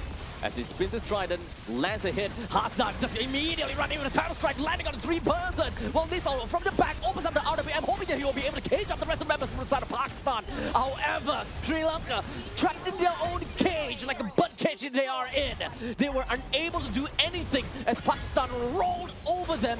And now, with every single one of the members from Sri Lanka completely taken down, Pakistan will take game 1 off of the feet of Sri Lanka. Yeah, there was a huge problem in terms of the damage department, right? You pick up the Obsidian, yes, but there's no damage against the Leomord and the Alice who could just dive into the turret. They were under the inhibitor turret. They were under fire from the crystal. But the sustain was just there. Kalea's healing factor, that's what made Kalea so good. Yep, so you've got great healing factor from Kalea. You do have an Alice that just pops for days as long as she's underneath a massive amount of players. Yeah. And unfortunately, at that point in time, the RWM doesn't really quite do anything. The cage is going to help to a certain extent, but only if, they kind of run to the opposite side of the RWM itself. And it was to the fact where Belleric was being used as the main initiation factor for the side of Team Sri Lanka. Consistently, we did see him trying to ultimate to try and start the team fight, where it should not have been the case, right? It should have been used as a utility to disengage or to save, right? Try and reset the team fight as much as possible. And it feels that they were stuck to that script for so long and they couldn't get themselves out of that mindset. Yeah, so ultimately I think it's about the XP and that they were unable to do too much from that point in time. Well, in the meantime, Team Pakistan, they were just waiting, right? All the way from the start, or the laning phase, they kind of know they don't really need to do anything. It's actually up to the opponents to launch an attack, and it's up to the opponents to be able to kind of grab an advantage. Because Team Pakistan, they know it's all about timing. The moment they reach over to the mid stages of the game, that is when they will start to roll off. And Azan, the MVP of the game, Rough Waves, well, made a mistake in the early game, but didn't matter. Came back stronger, 2-1 and 11. And yeah, on the Kadita, without the Kaja, this is a Tsunami Slam dependent. So water on water action that we see from the side of Team Pakistan, and they executed it very well, right? They waited for their time. They knew that that level 1 to 3, well, we can't really do anything. But Yeah. once we get that level 4, that's when we're gonna start hitting them stronger. Yeah. So undoubtedly, the moment that you kind of see from Team Sri Lanka's lineup, you kind of have those questions. You know, who is supposed to be the one that leads in the early stages? Who's supposed to be the one that kind of hold out the tempo for the mid stages of the game? Because it's the moment whereby Kavindu, yes, he may be able to get kills in the early stages, but what happens from that point in time? Do you kind of pave a way for Praveen to get decent amount of farm with with him being the insurance policy? I don't really quite see. I don't quite see how it transitions very well for Team Sri Lanka. Yeah, that was one small mistake in the early game, just compounded into multiple fractures coming through for the side of Team Sri Lanka, right? At the start, you did have that lane clear with that Eve as much as possible. You need to try and deny away that EXP from the Kadita because you do have that range over the Kadita. And yeah, as a Kalea, well, you can do something, but the Bellaric should be there to block. But that early shove coming in, giving Azan that level 4, that Rough Waves was beginning of everything. And Team Pakistan, they exploited it extremely well. Yeah, the only thing that I'm not exactly a huge fan of, especially when it comes down to having a Kadita on the team, is that your wave clear in the middle lane is just meh. Yeah. Especially since you have a Kalia with you. So technically speaking, with a Eve on the opposite side, you can kind of get out-poked by the Eve. Yeah. But like we mentioned again, the Bellaric is kind of out of the picture. If we were kind of looking at a hero like maybe Grog, for example, it would have been a complete steamroll in the middle lane that will ultimately deny a lot of avenues for such a gank or skirmish related mid laner. Yeah, that's why I was impressed with the draft at the start. The Khalid and the Eve together, oh, it would have made so much sense. Then suddenly, the Bellaric came in. Yeah, Khalid is going to the EXP lane. Yeah, and then suddenly the synergy is all out of whack. Yep. In fact, yeah, it's a really good point because Khalid was one of the first few picks coming in. So the moment we kind of see the Khalid and the Yi, we're like, okay, the mid lane is definitely going to go over to the side of the team, is it Sri Lanka? So for the side of Sri Lanka, we're like, oh, okay, that's all great. Please don't be broken walls. Thank you so much. We were talking about water, and water has delivered. We have gotten expanding rivers. First game of the day, first game of the series, we saw Kadita and Kalia. Tsunami Slam into Rough Waves. It is all part of the plan here as we go into expanding rivers, finally, for the first time in the stream here. 1-2-1, thank you. Not 1-2-1, sorry, but finally something different. Yeah, finally something lost different. Lost a 50-50. Technically, it's a 50-50. But you know what? I was about to go crazy if we actually go 6 times in a row because the probability is just absolutely insane. Yeah, at that point, well, if we get broken walls the entire day, we might be expecting the same type of matches every day as well. I really hope not. But finally, we've broken out of that shell. We're now looking at expanding rivers, so we can definitely expect a little bit more faster movements coming in from the junglers, and we can expect more, maybe more tank junglers because, you know, at this point in time, right, tank junglers does not have very good mobility. So if you're going into the expanding rivers, you can technically kind of cover some spaces there. You can catch up onto certain timings a lot better. And something that I want to talk about is also this patch, right? Where tank junglers, yes, they're good, but they've also made assassin junglers like Nolan pretty good as well. So with expanding rivers, my theory is that Nolan is going to have a crazy clear speed on the expanding rivers as well. So yeah, that's something, and that's an angle that players can look at. And also, a gold lane that's really good on expanding rivers is also the Harif as well. We see most teams trying to snap it up as a priority when it comes down to expanding rivers, because with the Zamon's Force, you can join these objective fights and just lock down these areas as well.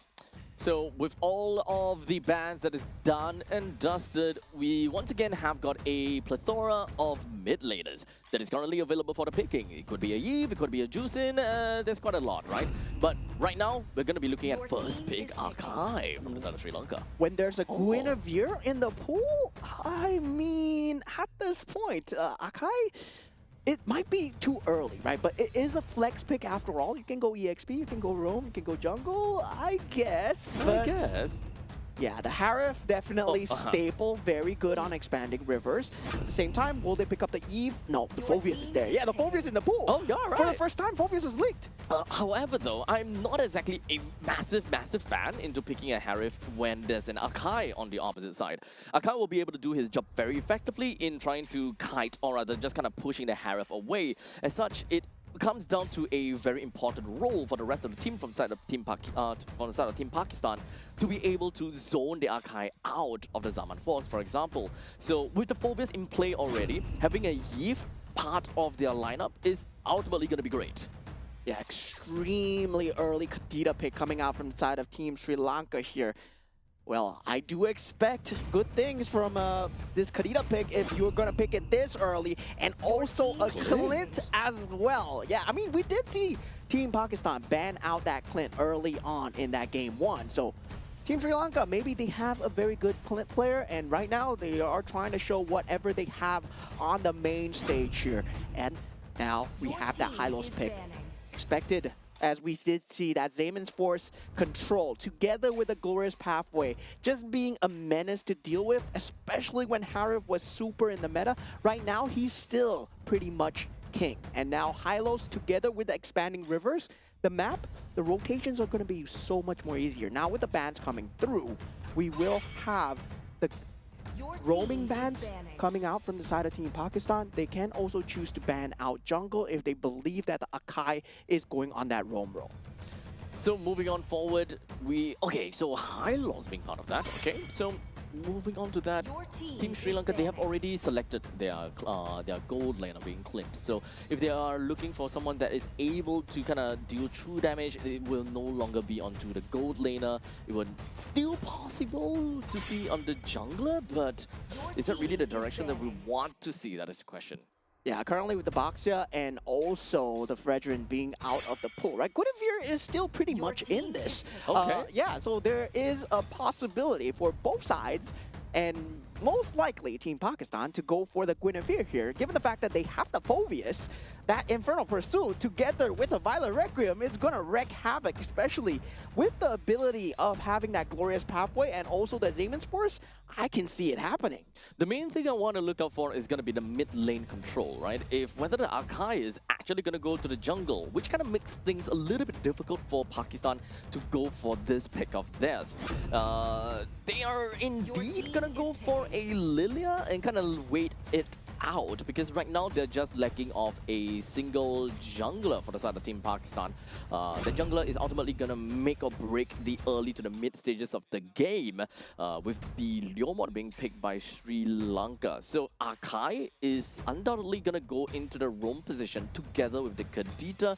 So once again back into a position where their mid lane clear is not particularly very good. They go for the Edith. So there is there is a flexibility where you can put the Edith on the roam or the Akai on the roam as well, right? So depending on which they would prefer currently in this situation, Kadita would be good. The Edith should be on the EXP lane, because they are going to lack a lot of damage when it comes down to that Lilia, Hylos, Phoveus front line.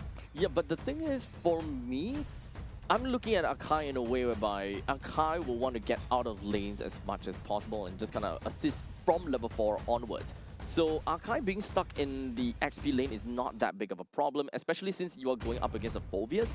You are not particularly afraid of the Phoveus in the early stages, and both of them hitting level 4 is completely fine. What is that Thamus jungle? What in the Thamus jungle? Okay. Okay, so we said it ourselves, right? We're going to get some new metas. We're going to get some new picks, fresh picks, and now we do see it, right? Thamus coming out for the jungle. I don't see the vision here at all. I don't see it as well. I mean, it's a fun hero to play in ranked as a jungle Thamus. you can straight away just go straight into the opponent's jungle and try to steal it away from them. But other than that, there's not much that you can do from that point on. You can clear creeps pretty fast in the jungle, but aside from that, Ithamos doesn't really give a lot of utility as a jungler when it comes down to fighting for turtle, fighting for lord, those kind of stuff. You're just a surviving fighter. Yeah, hear me out. Thamos gold lane, Harif jungle. Oh man. That's even more cursed. Yeah, that's not gonna happen. That's but, even more cursed. I mean, if Team Pakistan do that, they'd be living my dream right now. Till the enemy reaches the But okay, so Haisham is still Smash gonna go to the jungle, so that is gonna be fine and dandy. He's starting things off onto the purple buff. Well, in the meantime, Leomon starts off in the orange buff. So they're both of these junglers is going to end up together in the top lane, highly likely, and then slowly work their way back down to the XP lane to deal with the turtle. Now we are heading into that game number 2. Already 1-0 up for the side of Team Pakistan. And we are having a Thamos jungle. Taking a look at the emblems, nothing too wonky so far. Everybody just going as it should be. We do have that, okay, a bit of Assassin's Emblem coming out for the side of the gold laner. I would say on the Clint, I would say with that, either the Fighter Emblem or the Assassin Emblem, both of them work, but for the Clint, well, you can see what he's trying to go for, right? Trying Very to go early for, game. yeah, very early game, trying to win the lane as much as possible. Yep. Especially since he's kind of going up against a Harif, which naturally have got lane priority on top of a Clint. Clint can poke pretty well, yes, but you also need to remember that Harif can poke too. Whenever you go for a chrono dashes, you also do have got free shields for yourself, and synchro vision, you can clear wave plus poke the opponents at the same time. So as much as possible, most of the time, Gurmeet should have a way better time as opposed to Praveet. Yeah, but at the same time, right? Purify versus Flicker. So there is that opportunity for that kill potential if he does get into a bad position. So Gurmeet has to watch his positioning very closely. The spacing, well, Hasnat does spot Hashen out in the jungle so far. And Haisham's clear speed so far so good, but Kavindu, well, on the Leo mode will be slightly faster. Now, this is what's going to kick. That first turtle take, the first objective that's going to come out. I'm very curious to see how this Thamos matches up against a Leomord, because we have not seen that in competitive play for the longest time. Unfortunately, it's not going to do too much. But in the meantime, we do have Ramanayake. They start things off a little bit onto Moed. He's going to summon up onto Barville, hoping that he'll be able to do something over to Moed. But this is all going to be a false start for the side of Sri Lanka. In fact, it is going to be slightly out of the turtle fight. As such, hey, Niso! You can't just do that! Stealing it away from Haisham, the jungler itself.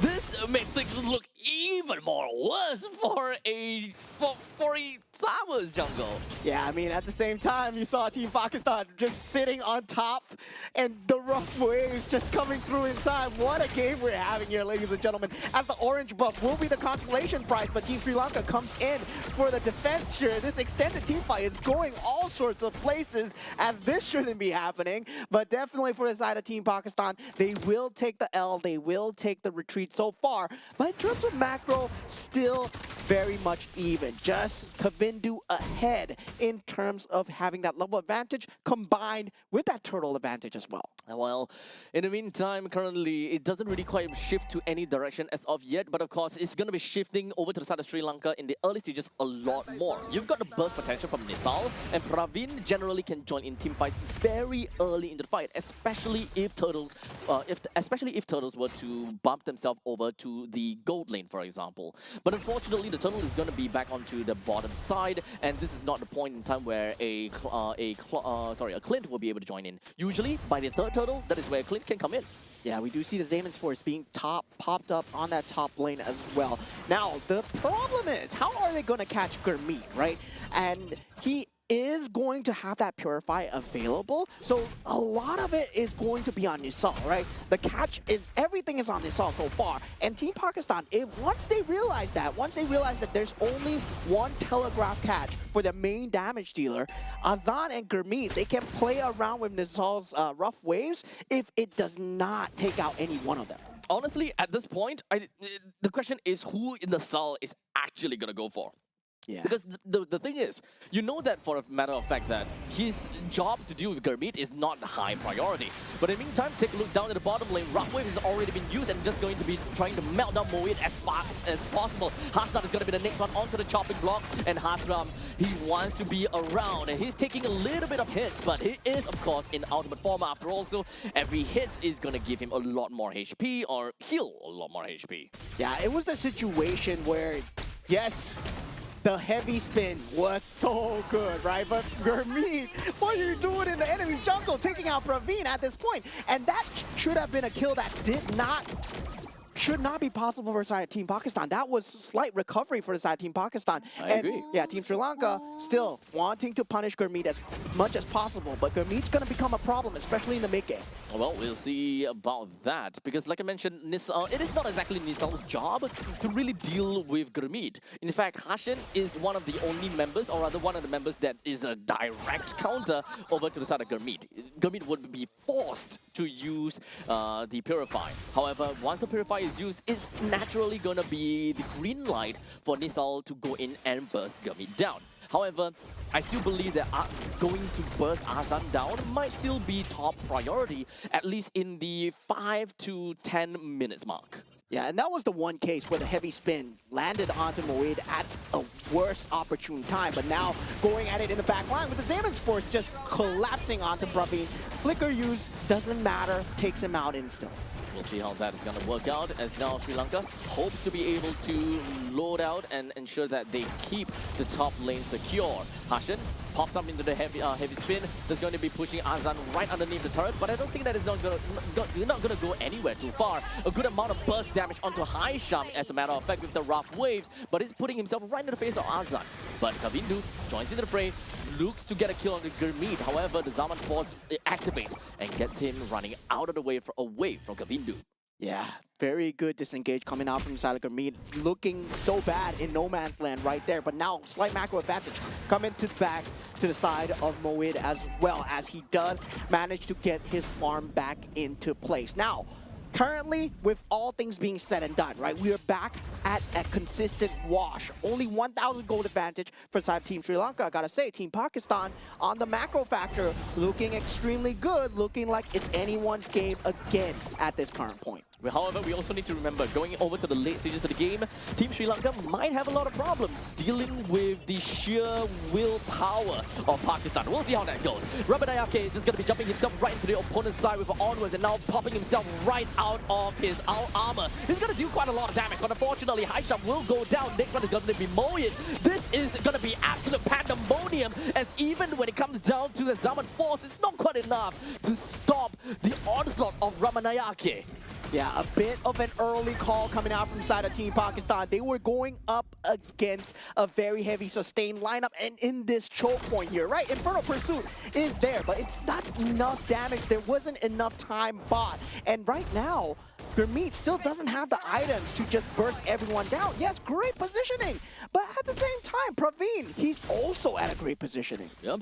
That fight was ultimately very, I would say, very advantageous for the side of Team Sri Lanka, right? Because of Hashem, the fact that you do have a Arkai. But hold on a second, up to the top lane, Moyed! No way, Jose, will he be able to do anything at that point in time, being completely clashed down by 4 members.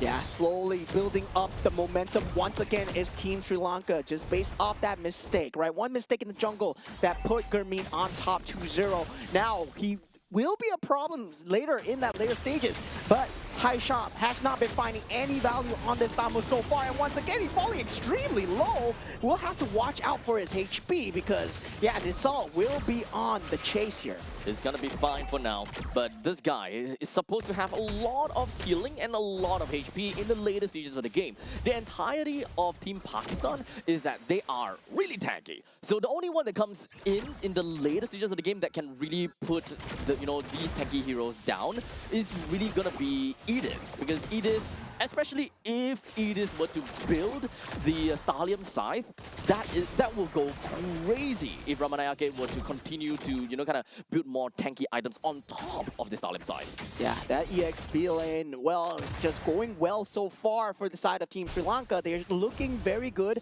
in terms of that mid-game power spike, but Team Pakistan, they're still not out of this. Right now, one mistake from the side of Team Sri Lanka. Heavy spin does go in. Gurmeet does have that Damon's Force available, still not popping it. Unfortunately, because of the fact that there's no more of the heavy spin, Gurmeet actually have got free real estate to drop down the Zaman Force. But the moment that he dropped down the Zaman Force, everyone else has moved away from all of that fight. As much right now, Hasnan, next one down. The fight is just still going to be continuing between Haisham as well as the side of Kavindu. But they're going to be forced breaking the fight because Pakistan, they have lost 2 already. Yeah, Team Sri Lanka, very good usage of map space there, dragging the fight away from the Zaman's Force, where Gurmeet is going to be that main power source coming through. Now, Gurmeet does go for that Zaman's Force. Nisal looking extremely low, but the bubble shield pops just in time. Now, Gurmeet in trouble. Purify, not enough. Counter kill here. Overextension for the side of Team Pakistan, and that was the only damage factor that they could have had. Oh, what a bait, man. Well, in the meantime, we've got a really nice instant replay of that previous fight. Haisham is just rolling through and hoping that with the Quadrant Inferno, he's able to do quite a bit. In the meantime, Kavindu down over to Lord, takes that up for themselves, picks up a killing spree on the Moed, and they should be able to get yet another turret to themselves, especially in the middle lane. That is super good. Yeah, and that's the point, right? The Thamus not going to be, in terms of that mobility factor, just not there versus Kavindu's mobility, right? The man is on a horse. The man is able to jump behind and able to deal so much damage that it is just bad time for the side of Team Pakistan at the moment. But now, at this point, Gurmeet is still going to be a lot of pressure on him as the Glorious Pathway is being used for revitalization just to keep Haisham alive, but Hasnat has to cut all ties with him. And does he even get out here as Kavindu is on the job and on the chase, will get an easy 2 KO for the side of Team Sri Lanka. So right now, we are currently at 11 minutes into the game, and we are going to be we want to kind of see what kind of items that they have from the side of Sri Lanka and Pakistan, because right now, it does seem as though that Haisham is having a really lot of difficulty kind of holding out at this point in time. So with the corrosion side is generally what we want to see from him, but it's not tanky enough. Moving on forward, we've got Sri Lanka that is generally very far ahead, especially for the Eden. He does have got a good amount of, I'm going to talk about that in a bit later, as they are trying to rack themselves in over to the inhibitor turret in the middle lane. Moed finds himself taken down once again. Yeah, rough waves still proving to be a huge problem for the side of Team Pakistan.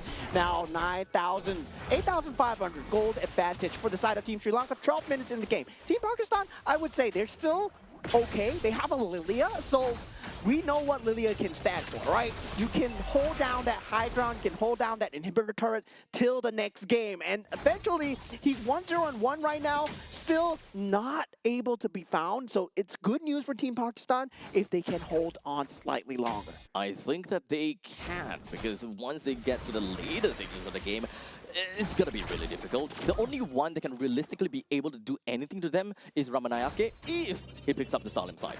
He does not, though. Right now, all he has is the Feather of Heaven, decent amount, if not actually quite a bit of damage for himself if he just pops himself out of Phylax. But of course, that's this meme build, right? Stallium Side plus Holy Crystal plus full out tank items, because your magic power just skyrockets from the point in time.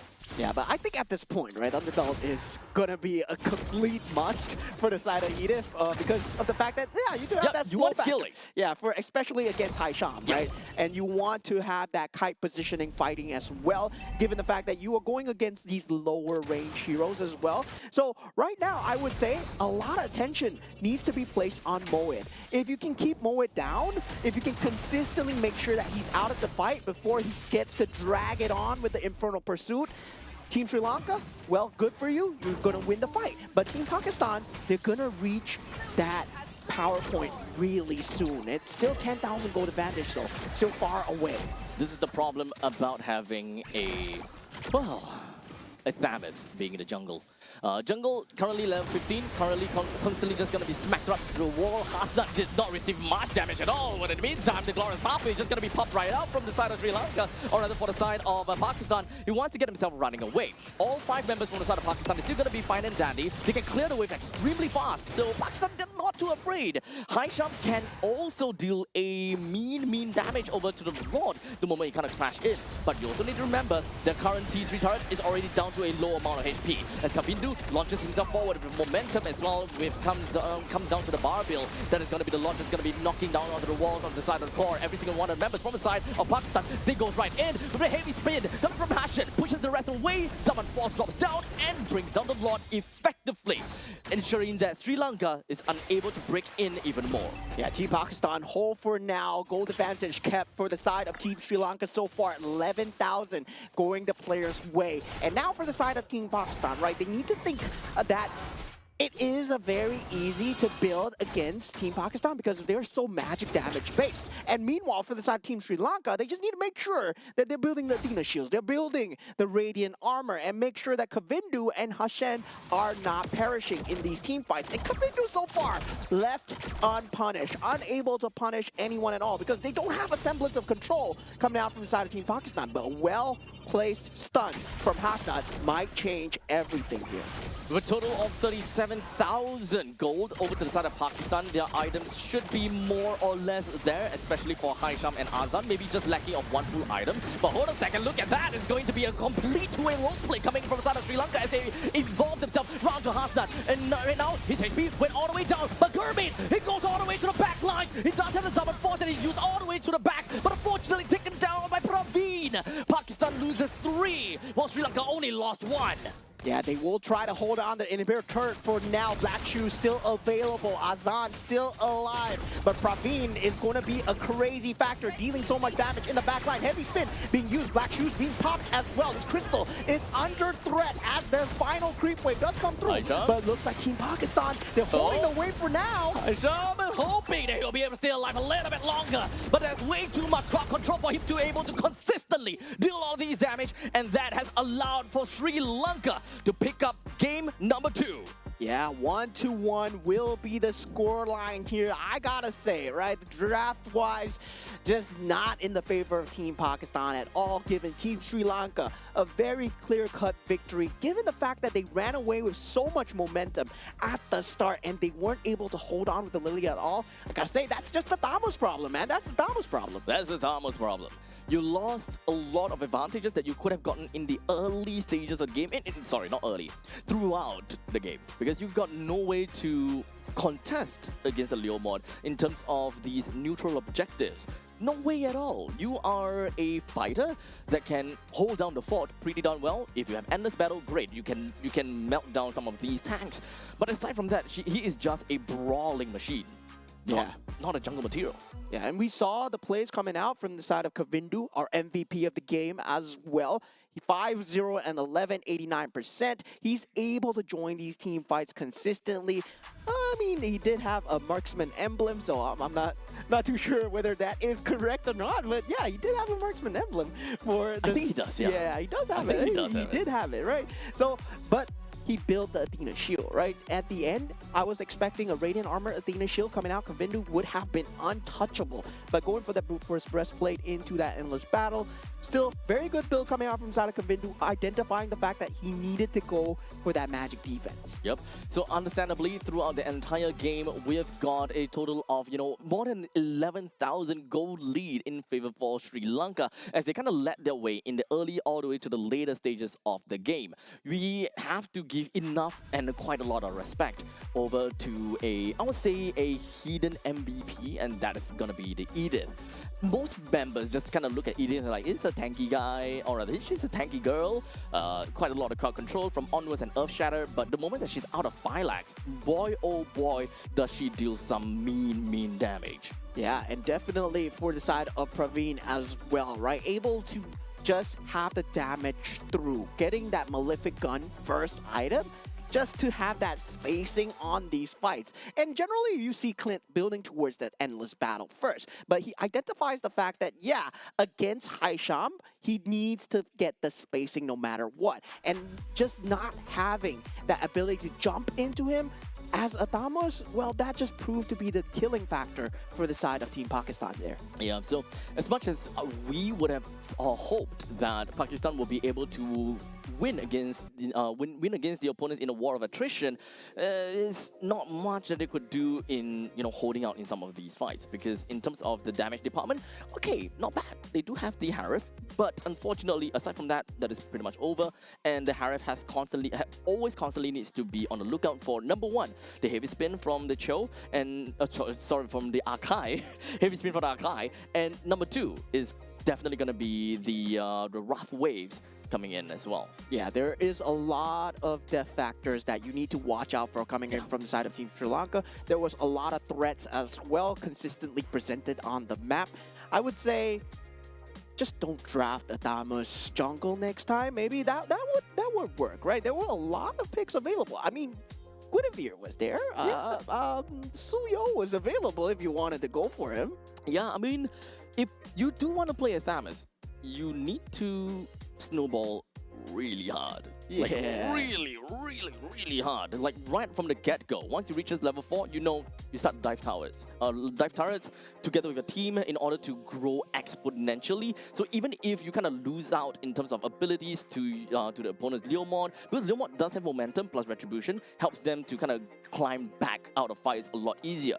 However, if your Thamus is strong enough and constantly getting massive amount of leads in terms of gold and XP, the Leomord wouldn't even get close. Yeah, and another good identification coming out from the side of Team Sri Lanka is that most of the damage coming out is majorly magic damage, right? Harith does magic damage, Lilia does magic damage. Phobius is not going to be a huge damage factor, the Infernal Pursuit, because you're going for tanky items, you want to survive as much as possible. So the builds coming through from the side of Team Sri Lanka, they mattered. They were unkillable throughout these team fights. You saw the War of Attrition coming out because of the magic damage. The Synchro Fissures were not doing enough until the Holy Crystal was picked up.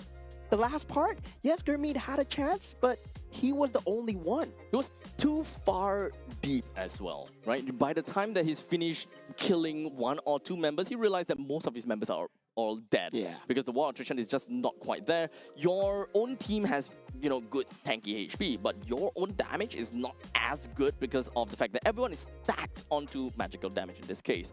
Well, in the meantime, for the side of Sri Lanka, they have a pretty nice mix, right? When it comes down to Clint, he's got good physical damage. When it comes down to Edith, good magical damage on top of that. And not to forget, you do have got pretty good crits coming in from the Leomord as well. It's pretty much everywhere and anywhere, anywhere you will see damage popping in.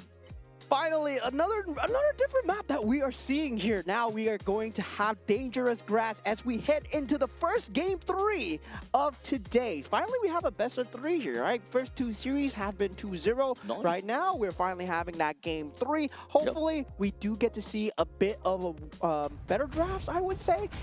That was not a very good draft coming in for game number 2. Yeah, so hopefully we'll get something a little bit new. Although, I gotta have to say, it is a breath of fresh air. It's nice to see, and it is fun to see as well. But understandably, it is not gonna give them any form of impact when it comes down to the neutral objective. If you want to play onto the standing objective as a Thamus, sure, I think that's completely fine. A Thamus is able to raid down these turrets like really fast. Yeah, right now we will be seeing the drafts coming through. The bans now, Paquito, so far has been 100% banned out for both teams. And for a lot of these teams so far, Paquito is going to be that headliner for the bans. Now they ban out the Akai. Huge respect coming out from the side of Team Pakistan there, feeling that Akai was a problem, and Ashen was indeed a problem, right? The early game, heavy spin, pinning Phobius onto the wall, that was great plays. Yep, it's all about crowd control. And that's also kind of the funny thing, right? Because there's actually a lot of crowd control over to the side of Sri Lanka, which actually makes it an even worse pick for Thamus. Thamus is just overall afraid of getting locked down. It's kind of the same situation as many of the XP laners that completely crumbles from a single crowd control, for example. Yeah, now game 3 going in, I don't think we're gonna see that anymore. That's great though. And now with the Fredrin, still in the pool, the Boxia is still out. There's still a lot of prime picks here, right? Whether or not you want to ban out the Leomord, that has been so dominant, 100% win rate for whoever picked it so far in this series. And also, for the same time, there is that Guinevere that has not seen the light of day as well. Marcel is still there, 100% ban and pick. And do Team Sri Lanka see this? I hope they do, because Marcel is so dominant in the first 2 series after all. So you don't really want to give away to Marcel. Yeah, Marcel has been 100% so far in terms of games that have been streamed, and a lot of these teams, well, currently the state of Marcel is a very hard state to play against. You just move so fast, you can have so much information, you're able to deal so much lockdown for so little cost as well. And Team Sri Lanka, they do sniff it out and they finally do ban it out. But right now, there's still a lot of very strong openers. Sin, Yves, you have the Claude, you have the Harif. There is also a Kalea opener if, let's say, you want to go much more flex. And also at the same time, Gord is still there. 13 is also available. So it's completely in the open for both of these 2 teams. And naturally, for the first 3 picks, you don't want to kind of show your hand too much about your win condition or how your laning phase is going to be.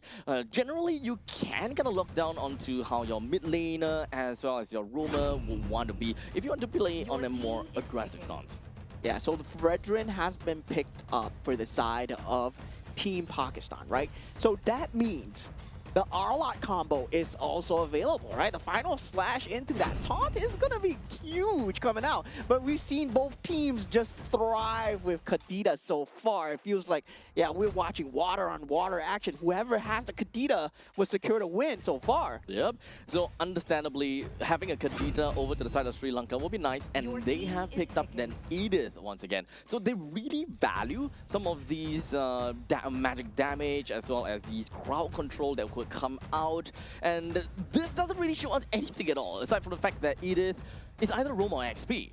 Kadita definitely go to the mid, so we need someone that is able to help Kadita well enough in wave clear, which unfortunately I don't personally like Edith as a Roma together with Kadita. Yeah, now we do see the Sin pick up as well. Still very strong top to back lineup coming in from the side of Team Pakistan. The Arlot pick looking extremely juicy here. Do they want to pick it up for themselves? And they go for the Granger instead, want to secure that gold lane. Okay. I think that this is a pretty standard 3 pick coming in from Pakistan. Something that we see very often in some of the previous meta. This pretty much opens them with a lot of opportunities of how they want to play in the roamer as well as the XP lane, especially since Fredrin has already secured his role as the tanky one, so the XP laner naturally can be more either hybrid or a full damage dealer, which is something that Lapu Lapu, Benedetta, they all have got a pretty good spot in. Yeah, currently right now, Team Sri Lanka still not fully showing their hand, right? Kadita, Edith, well, they can go for the Kaja here if they want to go for it. The Kajita combo, still very strong. In terms of just trying to get that cheese, trying to get that ube in, maybe they want to go for that. But they do go for the Gato Kaja here. Okay.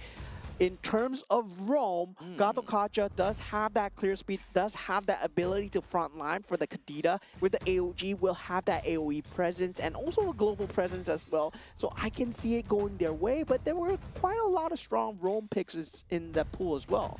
I think that given the current circumstances, I think it's not too shabby as well. They are given quite a bit of, I'll say, choices, but there must be a very good reason why they wanted to go for this.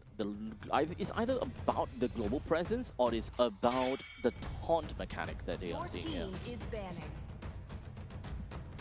Yeah, the ability to have that counter taunt as well, right? So now with the Khalid being banned out, feels like the gold lanes will be getting banned out from side Team Pakistan.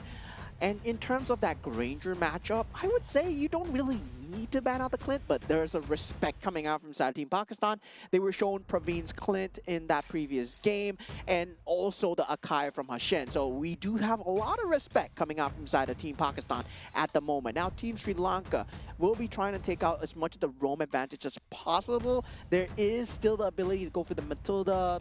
There is that cheese available. Kalea is strong as well. There's also that Florin pick if you want to go for that healing meta. Yep, so Team Pakistan, they are not too afraid of losing out in terms of, last hits and all, since they do have the Juicin and the Granger.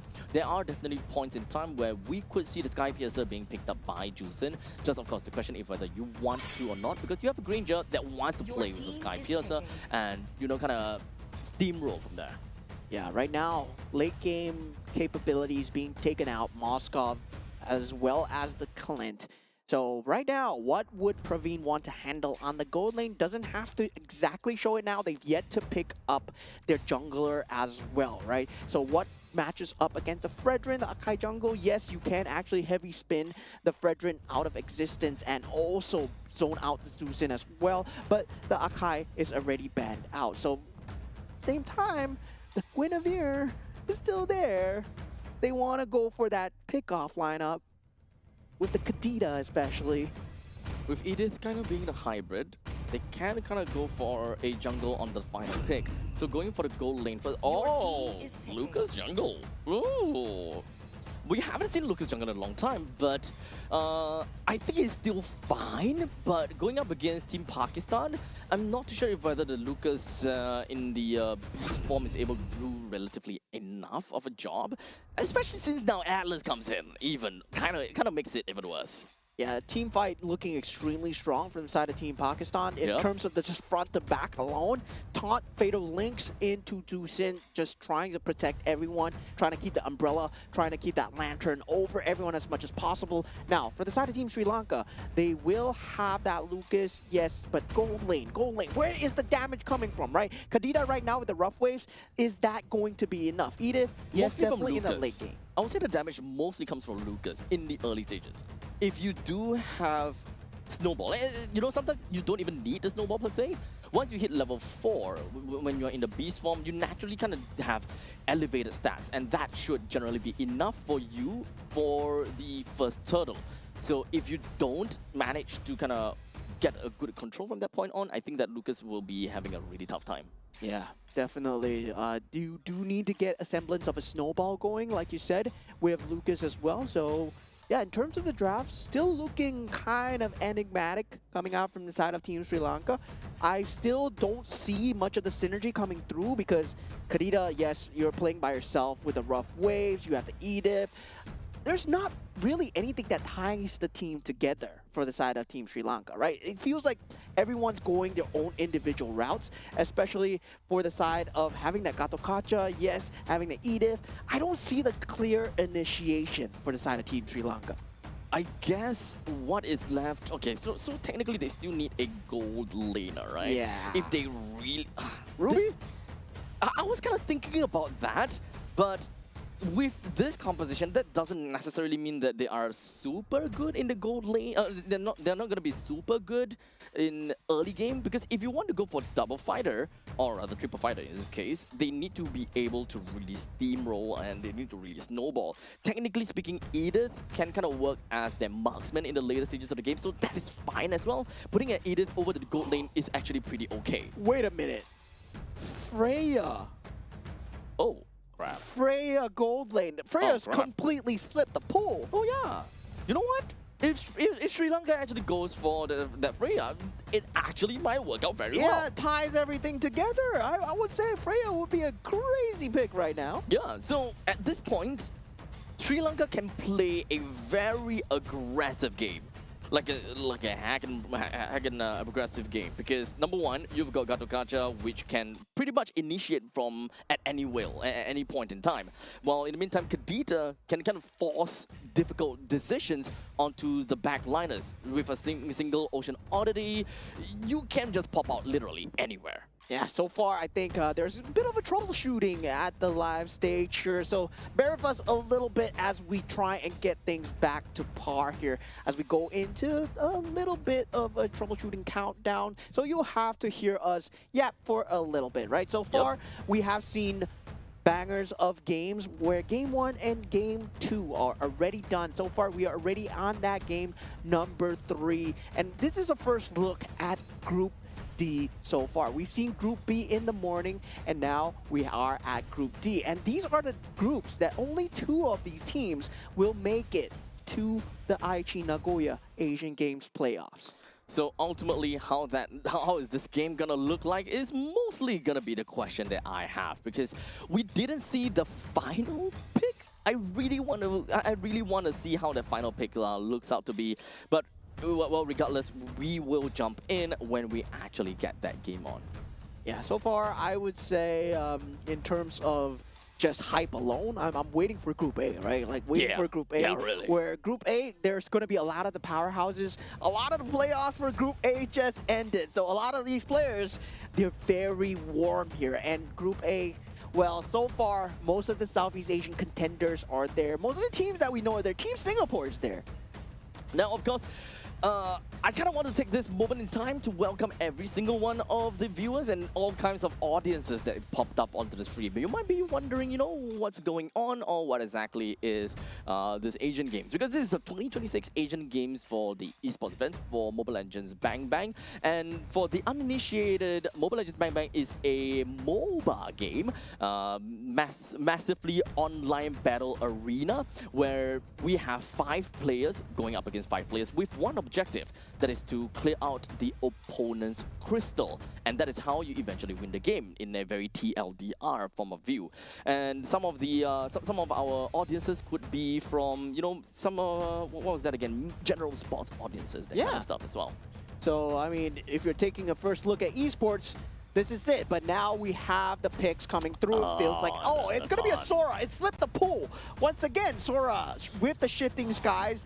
It's a very dominant hero, but a lot of teams have learned how to play against it. And we'll have to see if Team Sri Lanka, they can play against it as we head on into the final game of the series versus Team Pakistan versus Team Sri Lanka as they decide who will take home the cake here.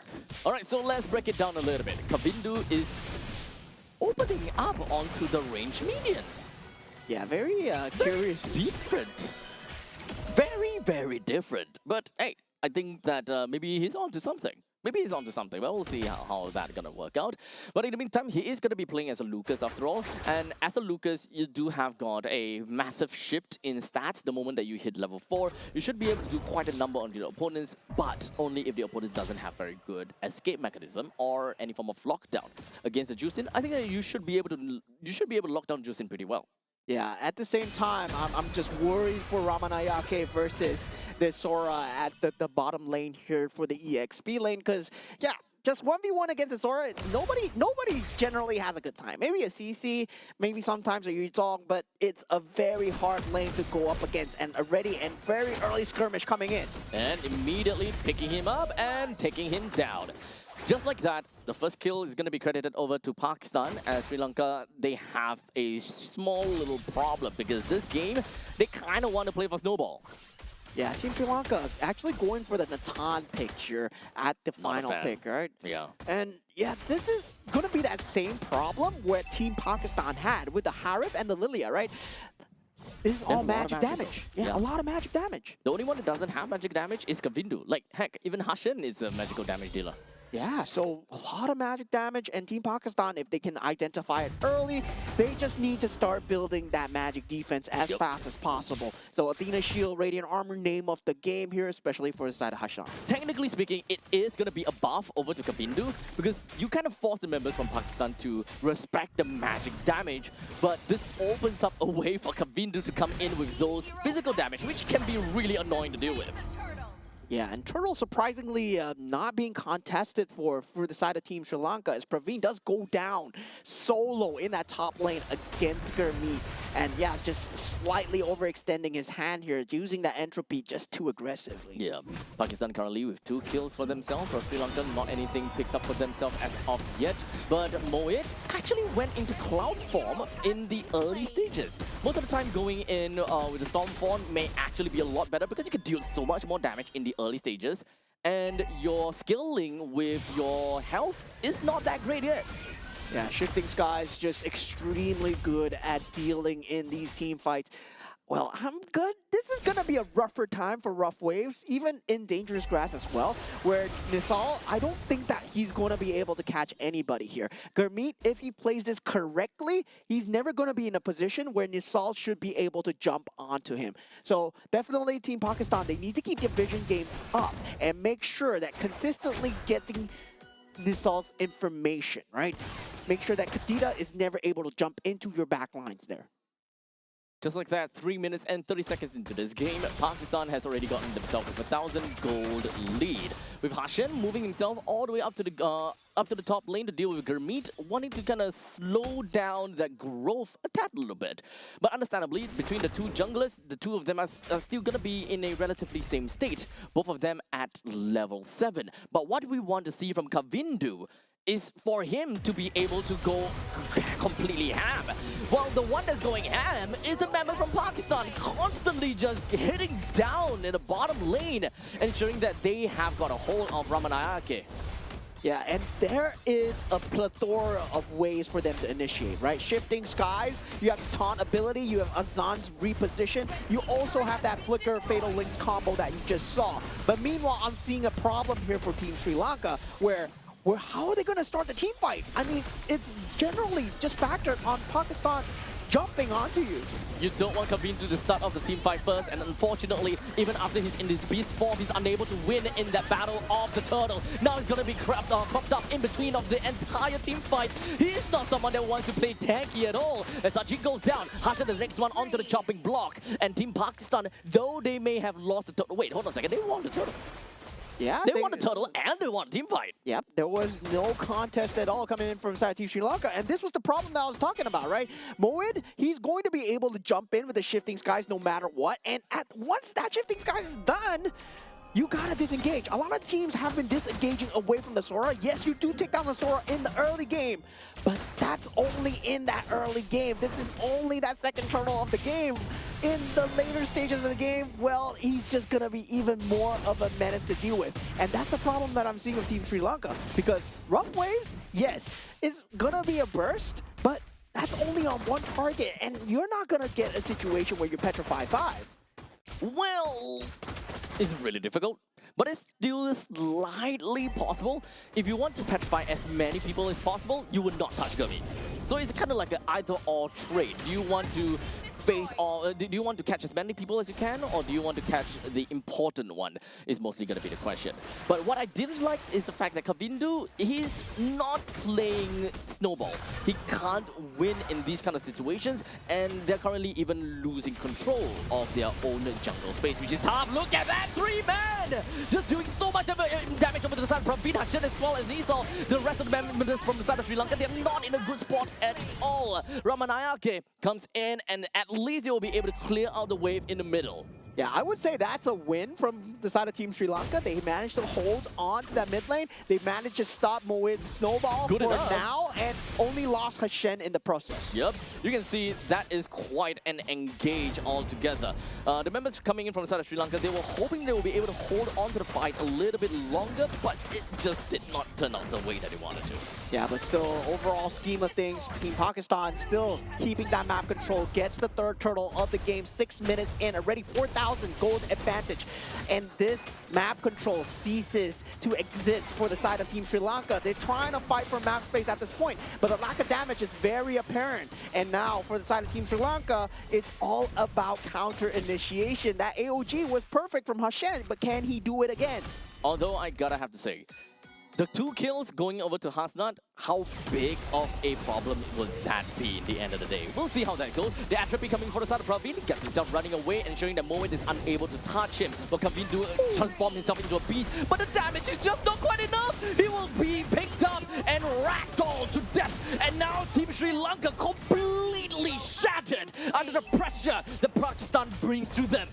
Yeah, there is a huge problem. There's a huge gap in the draft here. Team Sri Lanka, they have no way to respond to the aggression of Team Pakistan, especially a snowball of this angle, right? Where you are able to just tease these fights just so much because they got 4 ways to entry, but guess who entries first? Gurmeet on to Nisal, and that was just huge damage. And with that, they can just layer every single ability as they wish, and it's a buffet for them.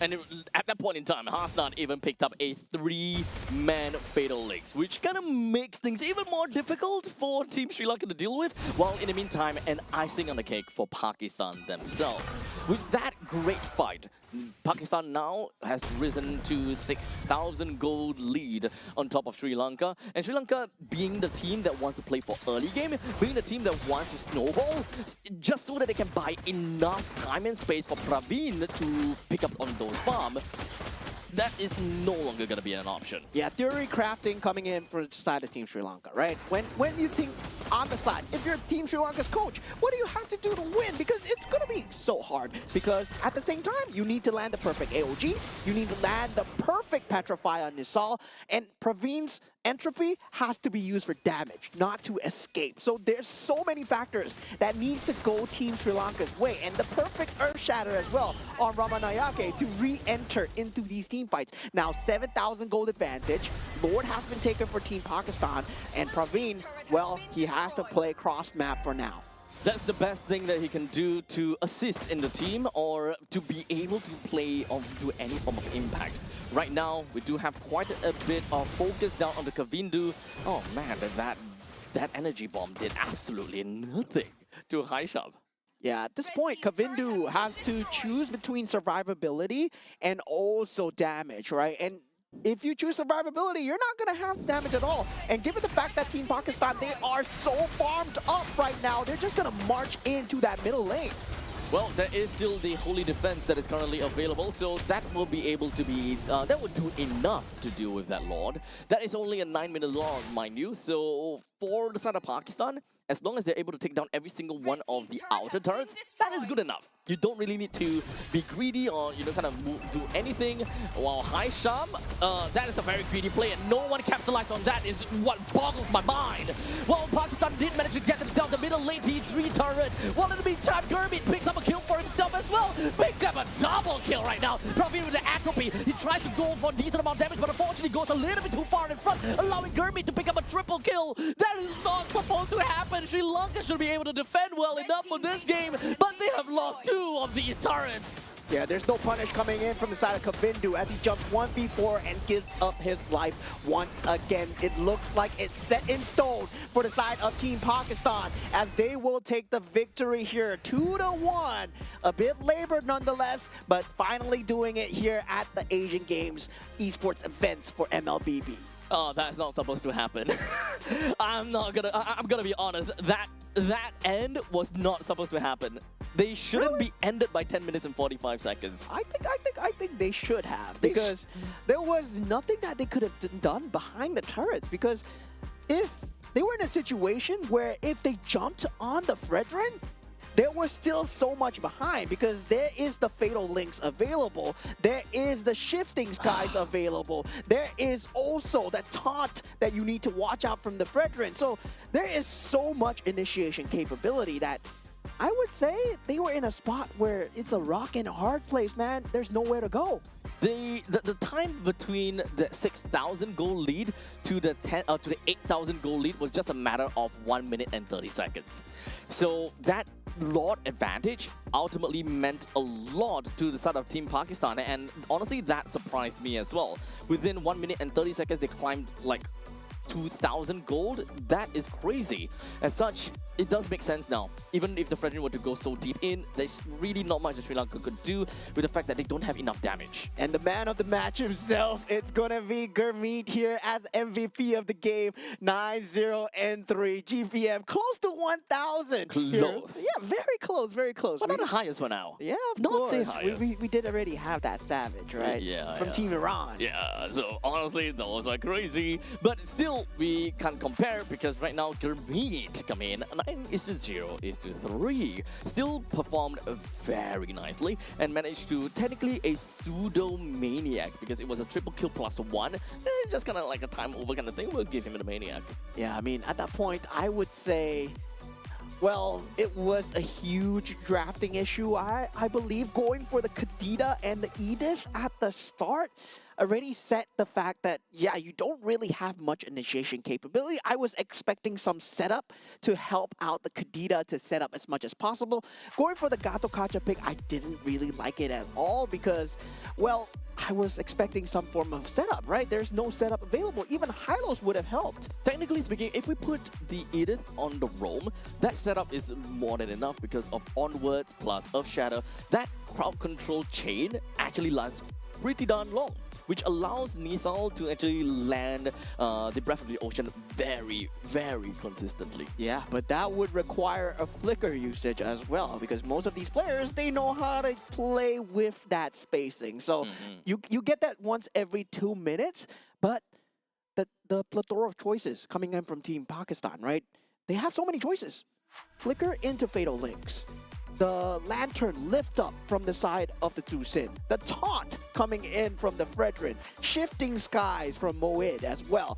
Any one of them could be the main setup, and they kept threatening them from all sides. So even behind the turrets, they didn't feel safe. So it really boils down to the fact that there is no control of the game from the side of Team Sri Lanka. Yeah.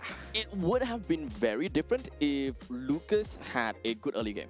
It would have been very different. Oh, yeah, definitely. Yeah, the amount of stats that Lucas is able to bring into the game, and the moment that he picks up a earlier War Axe, it would have shifted the direction over to the Team Sri Lanka from a single man carry in a very wide perspective, because you would be able to kind of storm over Azan, you will be able to storm over Gurmeet if they get anywhere closer, and every single one of those energy balls coming in from the Lucas itself can actually deal like half HP to some of the backliners. Yeah, but the only way was that they had such a heavy momentum with the Lucas, because if they went to the late game where it was still a wash, I would still favor Team Pakistan in terms of that draft alone, right? So Lucas needed to do a lot of work there, like possibly put in that 100%. Yep. And not only that, I think that the start onto the range minion is also a bit of a problem. If he were to start on the purple buff, orange buff, and then slowly make his way over to the XP lane, that by that point in time, he should reach level 4 pretty effectively, and you should be more than ready to fight over the turtle. You will be a lot faster than the Fredrin to reach the turtle, and of course, in terms of level itself. But with that all said and done, we're gonna go off for a short little break. And once we're back, we'll give you guys the next series. Take care.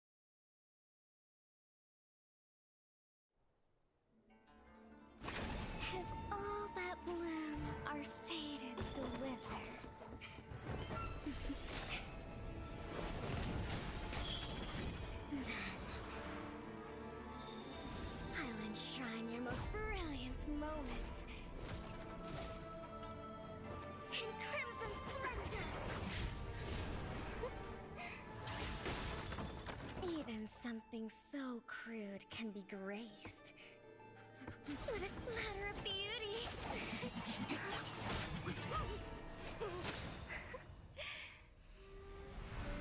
I'll get you out! You finally come to me, Hanabi-sama! This madness ends now!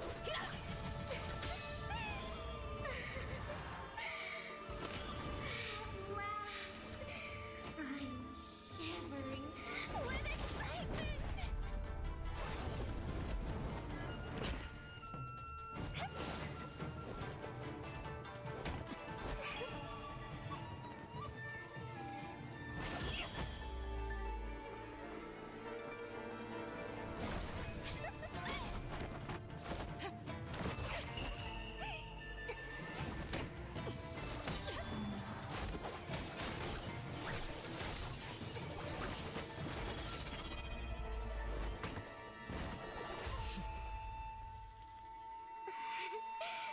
Such killing intent. Does this mean Hanabi-sama finally understands Kirara?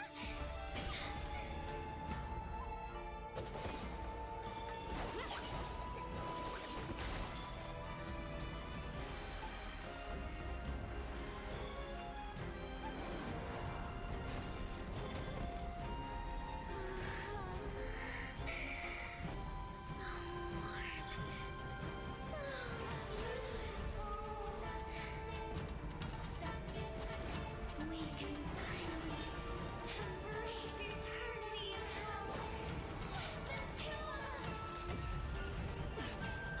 Allow me to release your eternal bloom.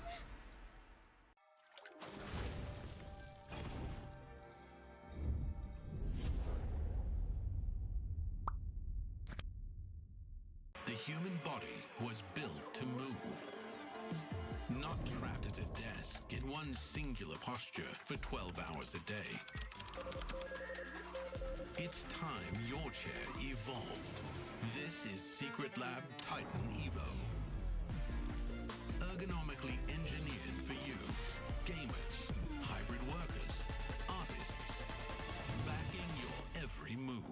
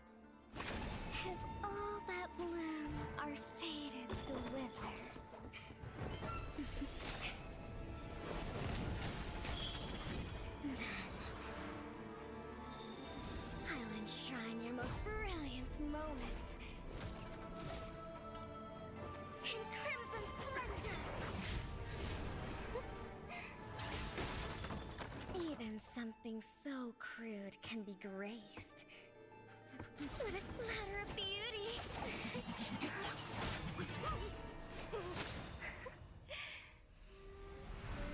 I'll get you out! You finally come to me, Hanabi-sama! This madness ends now. At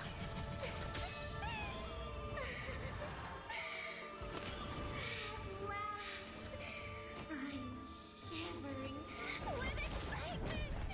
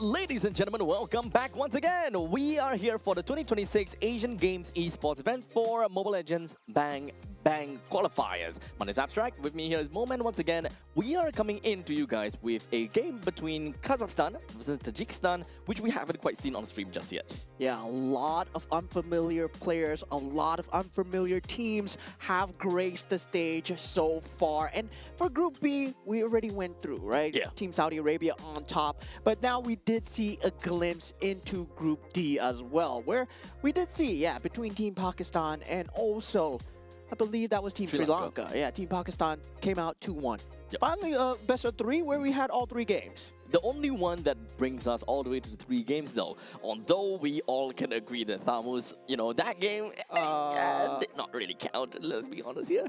Pakistan could have probably picked another jungler, and I think that they would have been able to win the game pretty effectively. But, throughout the entire game, the Thamus just wasn't able to secure anything. But, that part's the past. That's the past. That's the history. We focus now on the present and the future, which is going to be the two teams that we have yet to see before, or rather yet to see before.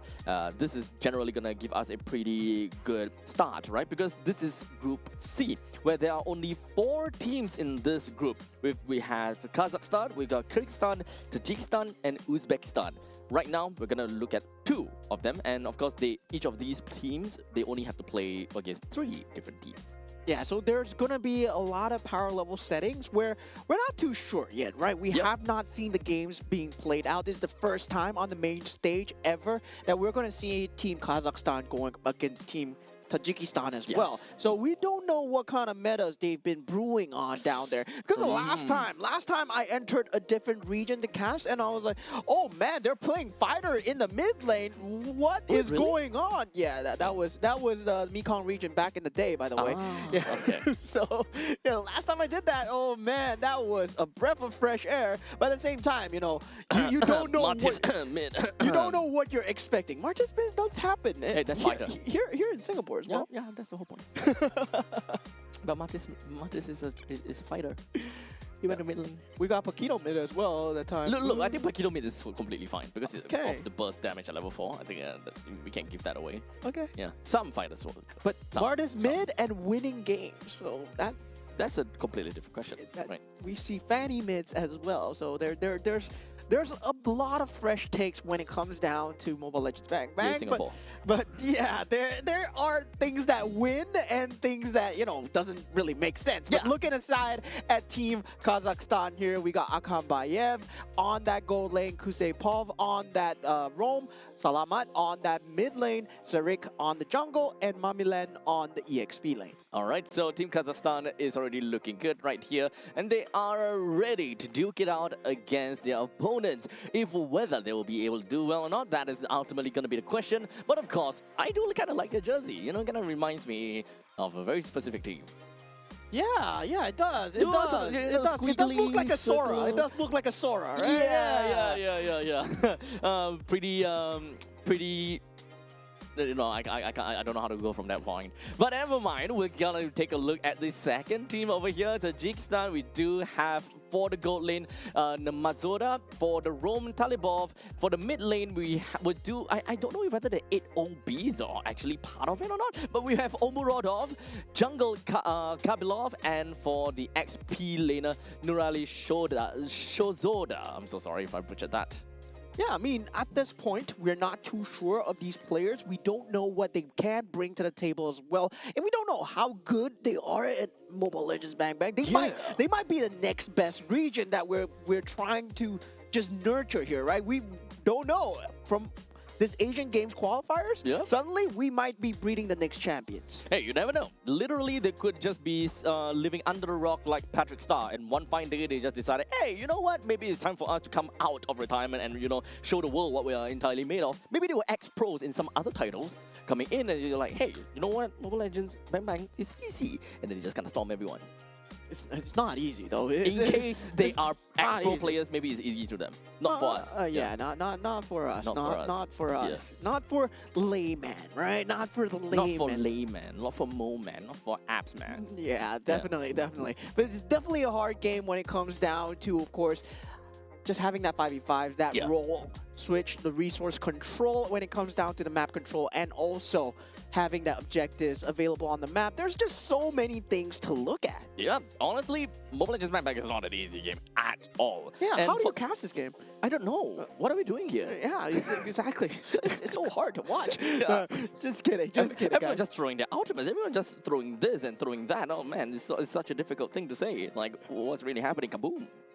Yeah, but definitely we're going to have a shift in terms of mindset when it comes down to these teams as well, because a lot of these teams, we don't even know whether they've been appearing on the international scene, whether or not they have a local community tournament even there Yeah. as well. So we don't know about the structure of the esports over there in their teams and also their regions as well. So we don't know how much experience they have. Yep. And when they come here, they're meeting people for the first time maybe in that same community. And Yeah. Mobile Legends Bang Bang community so far Brings is everyone together. pretty good, pretty Yeah. good. I gotta say, one of the best few communities. Honestly, yeah, there's really a lot of people all around the world that plays it. So for those people that is, not in the Mobile Legends Bang Bang ecosystem as of yet, now's the time to jump right in. Try out the game a little bit for yourself. Maybe you'll like it a lot because there's a lot of people around the world that plays this game as well. So as we going right in, we do have the map that has been randomized, and it is going to be Dangerous Grass, where we have random spouts of grass that decided to, grow out of absolutely nowhere. Yeah, the lawnmower didn't work, and Yep. suddenly just a lot of grass out of nowhere, Yep. behind the Lord, Yep. behind your turret, Yep. behind everything. Yep. So if you're playing a Hellcat, you gotta watch out. Yep, and honestly, not just a Hellcat. Hilda, Natalia, all of these are generally going to be good heroes. Anyone that kind of plays kind of like a ambush, bushwhack kind of thing. Dangerous Grasses is indeed very dangerous. So far, of the map rotation, the only one that we have not had so far is Flying Cloud, right? We've had Broken Yes, you're Walls, right. we've had Expanding A lot of Rivers, broken walls. Dangerous Grass. Yep. No Flying Clouds. No flying clouds as of yet. But we did see Sora. Yeah. Yeah. And then a team that, And we have a team that, jersey that looks like Sora. pretty niner if you ask me. Yeah. Yeah. Pretty dope, Yeah. I would say. Yeah, I would say too, yeah. Definitely for the side of we get a Sora this game. Maybe. Hopefully. It's hinting to a Sora this game. Manifests. And we've had a lot of heroes that have been slipping in terms of pool, in terms of just meta as well. Honestly, yeah. You off stream, off cam, we were kind of talking about Guinevere. Yeah. Where in the Southeast Asian meta, or the obvious regions that we normally watch, Indonesia, Philippines, Malaysia, all that, Guinevere has always been a really big pick. Even when it comes to Singapore, Guinevere is such a big pick. Yeah, leaks the pool, it gets instantly snapped up. And we do see the standard bans being more towards, heavy-handed towards the Paquito, right? Yes. The Paquito has That's been fair. that 100% so far. And now we do see more teams taking out Marcel as well. In that Yep. Series 1, it was Not just, even. oh man, Marcel is just scary. The first series and the first and the half of the second series as well. I think from that point on, people are just deciding, you know what, Marcel have got no spot in the picking pool. Yeah, and I'm surprised that a lot of teams have not been trying to just play out the Loyi as well. And also, there has been the chip available every single time. That shortcut capability that just defies distance throughout that map stage. Well, it is still a problem, and a lot of teams still not choosing to play around it. Well, maybe not suiting their current needs at that time, but there has been a lot of picks that have slipped the minds of a lot of these players. But now looking at the drafts going in, we have the Marcel, Guinevere, Freya, and also the Phoveus, Baxia, and Harif being banned out. Okay, Paquito. Yes, sir. Okay, Paquito is gonna be linked out by Tajikistan, and just like that, Kazakhstan have got a free Paquito. Suyo part of them, God part of them as well. So it's a very fragile lineup, but yet pack a lot of punch. Yeah, so there's a lot of mobility when it comes down to the Paquito and also the Suyo, right? But of course not if you are a Suyo jumping into the 1v4 that we saw just now, but definitely not going to be the case for most of these Suyo players. And also at the same time, we do have the ban coming out for the side of Team Tajikistan, where they choose to ban out the Moskov. And the gold laners still yet to be picked up from the side of Team Kazakhstan, and carry will be that gold lane of choice here for the side of Team Tajikistan. And I don't really like showing the carry pick so early because the enemy team doesn't really have a tank that you want to burst through. Yeah. So yeah, there's a lot of burst damage coming through from the side of Team Kazakhstan as well. But hey, maybe that is just 5 head picks, because now you pick up the carry, you're essentially telling the opponents, I dare you to pick tanky heroes. And if they don't pick up tanky heroes, then you're just kind of on a pretty good spot where your Lapu just melts everyone down.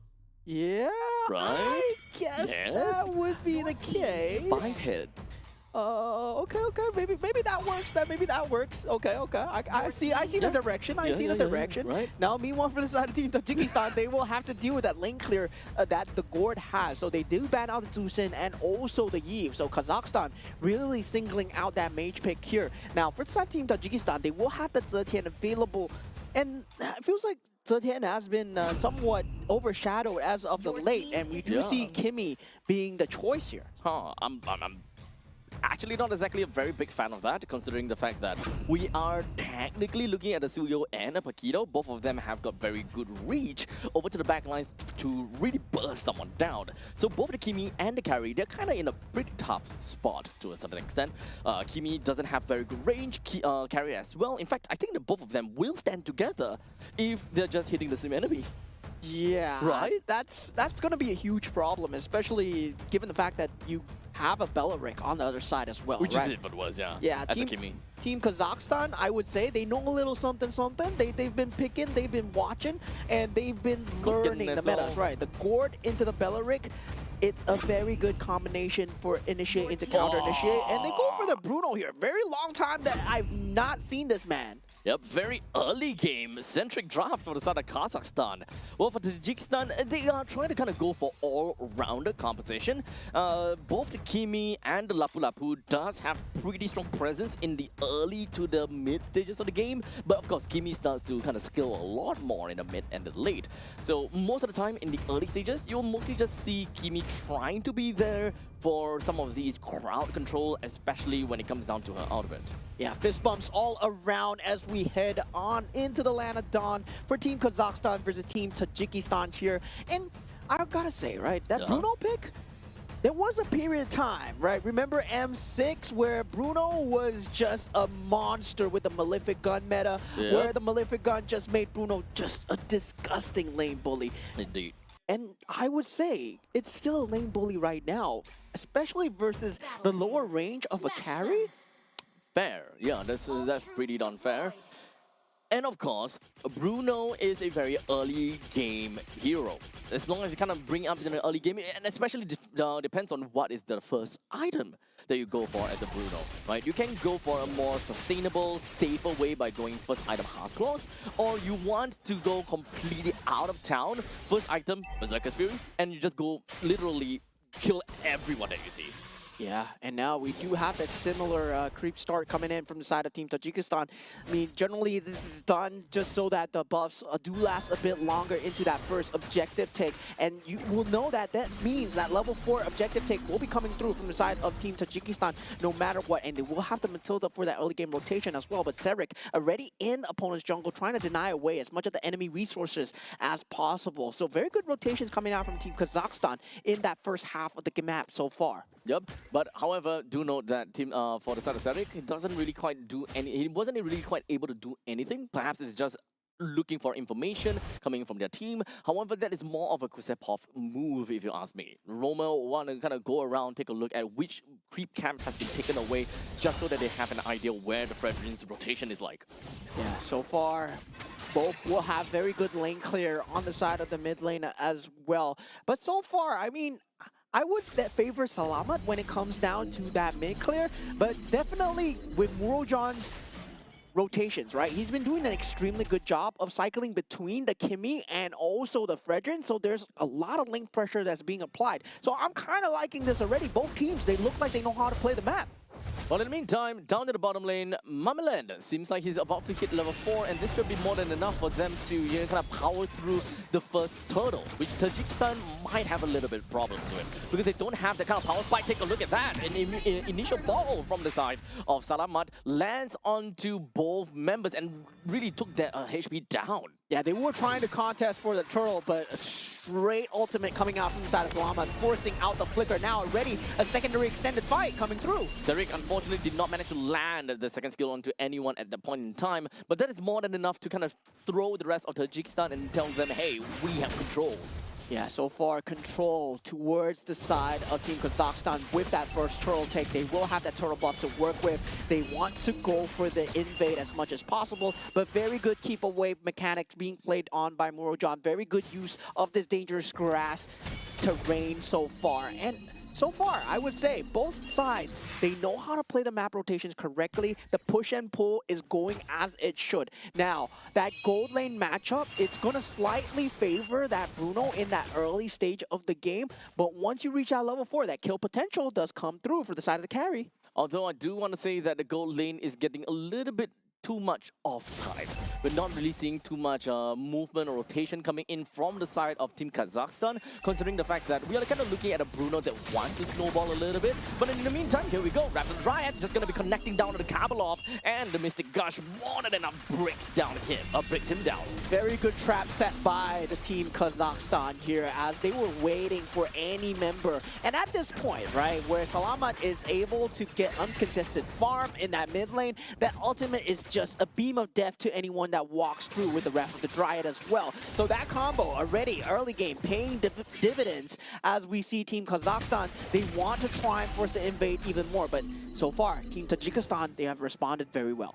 I think that is going to be a lot more openings for Team Kazakhstan to be able to come in with some more farms. Like I talked to you about, Mamaland picks up that kill. They have a lot of burst damage and they have a lot of opportunities that they can open up for themselves. We'll see how that is going to go. In the meantime, Kabalov hiding right behind of the turtle pit, waiting for the perfect time to go right in. But here we go. Mamaland takes up the kill on Tolibov, while Zarek still manages to take the turtle for himself. Considering the fact that he's currently at level 8 versus Kabalov at level 6, there's no chance in fighting for that retribution. Yeah, Tolibov not as tanky as he thought he was. You see the frontline problem here. Kabalov not being in that front line, hiding in that push, and Tolibov did not have the tank capability. Now Team Kazakhstan, they start to push the tempo here as they do take out that mid lane turret, and we do see the carry trying to farm up as much as possible. But now with Zarek trying to form up that snowball, and also Mamaland getting that farm, that cross map control is going to start to come through in time.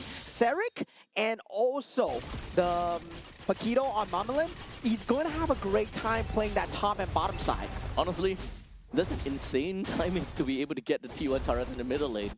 That's an insane timing, and they already have got 3,000 gold lead. It's just gonna go downhill from here for Tajikistan, where they now lost control of their own jungle. It's gonna be so difficult for them to kind of hold down the fort right now, especially since in these early stages of the game, they don't have a lot of control in terms of firepower. The only one that can realistically be able to bruise is going to be Tolibov. But who is going to be the one that comes in to kill, respectively? As now we move on to the top lane, as Team Kazakhstan literally just walked in and took a kill off of the carry as well as that Mathilda.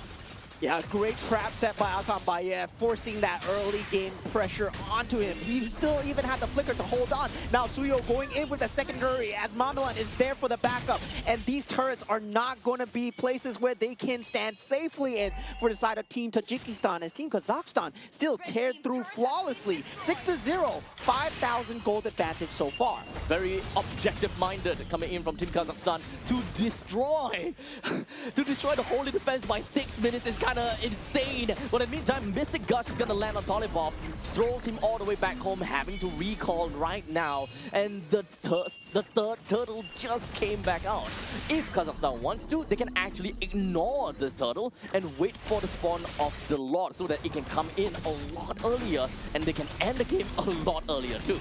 Yeah, oh my god, a double knockup coming in from the side of Paquito. It could have ended extremely bad for the side of Team Tajikistan if they had the damage to follow up from the Gord. But Serik will be on task here as they go for the objectives and they secure that further macro lead. Team Kazakhstan, I gotta say, they're playing the map like a fiddle, and Team Tajikistan, they're just running into this. Wait, it might almost be a solo kill coming in from Kusepov, but unfortunately wasn't able to get there. But nonetheless, it is going to be a pretty nice take coming in from the side of Salamat as he lands in with that Mystic Gun. Tolibov completely out of it, flickers himself right out of the fight, and will be able to come in safe. Yeah, now 7,000 gold advantage. Make that 8,000 at 7 minutes into the game. Team Kazakhstan, they continue to run away with the lead so far. And this is a lineup that needs to get that momentum, right? They want to get that early game momentum no matter what. And once they get it, they can't let go. If once they let go, Team Tajikistan, they might come back. Yep. As such, we do have some more kills that will be credited over to Akambayev. As long as this Bruno consistently gets himself more kills and participations, he's just going to steamroll from this point. And speaking of steamroll, the amount of burst factor coming from Kazakhstan was just too much for Tajikistan to be able to get out of that. Take a look at this as they move on from one member to another, leaving no man behind. Yeah, they're so good at this right now. Team Kazakhstan just tearing through that top lane as well as the mid lane. They're doing such a great job of just systematically destroying any defenses that Tajikistan has. They go for the counter initiate. Team Kazakhstan, they want to disengage, and a clean one coming out. The Circling Eagle, unfortunately, wasn't able to do quite much. Sarik moves himself right onto Nema, but it doesn't seem like was able to do too much over to the Kimi. As such, the fight is going to fall back. Yeah, very clean coming out from side of Team Kazakhstan. The identification of the win conditions, the play for the objectives. I told you, man, Team Kazakhstan, from the draft alone, they've been watching a little something. These guys are good. I'm gonna say, these guys might be pro players. These guys probably are pro players. You know, at one point in time, you can play very aggressively and you know that you have very good lead. But to be able to consistently end the game fast is probably going to be how a team shows their discipline and their experience. So from this very first Lord, it will be able to tell us just how good Team Kazakhstan is, because any team can win, any team can get a lead, any team can get a crazy snowball, but not every team that can end the game at sub 11 minutes. Yeah, they need to be decisive about this, Yep. but definitely having that gold lead 10,000, it's more about keeping the discipline, not making the mistakes that generally most teams make at this juncture, which is going for that push too early. They will wait for that super minions to come in on that middle stage, and now that sunset will begin. As right now, they will melt down Kabalov. He got no answer at all. Another stun lands right down over to the side of Marjorin, as well as Nural. And just like that, 2% melted down, make that 4% melted down. Nemazoda went back home, and right now the only thing they can do is just cower right in the base. Yeah, Team Kazakhstan, extremely clean game from start to finish. From the draft itself, it really set the tempo where they had that Paquito extremely early in that first pick. I believe that was a main priority for them, but at the same time, getting the Gord and also the Belleric just secured that tempo, right? You have the Belleric, the Raptor Dryad that level 4 was able to be reached, and once the Fredrin was taken out once, he never recovered. I think that the one that really hurts the most is the fact that we have a carry pick and then a Kimi pick, and then it responded with, well, unfortunately, the Belleric. At that point in time, there's really just no one that can realistically be able to do anything to the Belleric. The burst damage is, there's no burst damage, there's no skill into the late game, because both the Kimi as well as the carry, in order for them to scale and in order for them to, grow fast, they need to be involved in team fights. And as long as the Belleric is in the team fight, there's no way that they will be able to do good enough damage for them to grow. Yeah, and that's why this man, he is the MVP here, Kusepov, with the Belleric 1-0 and 12, 93% kill participation, but it's much more of the positioning that he was at, the way that he placed himself in these early fights, that first snowball raft, the Dryad that really led to the end, because that was a snowball that didn't stop. That first death onto Kabalov became second, and then finally became the fifth. Yep. This is the kind of game where a Belleric don't even have to do anything when it comes down to the Rapid Riot. You can literally just run into the opponents and your Thorns will do the work. Because, well, like we mentioned, Kimi plus carry equals the recipe for disaster for themselves. Oh my god, yeah, and 6,714 net worth on For Kusepov?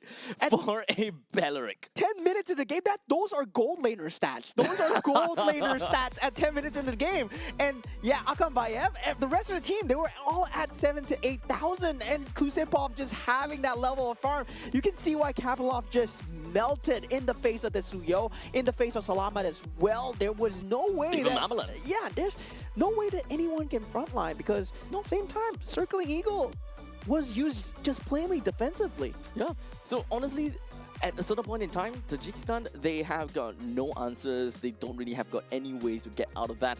At one point in time, they knew it is GG go next. There was no way out of it. And many people, of course, say draft makes up like 70% of the game.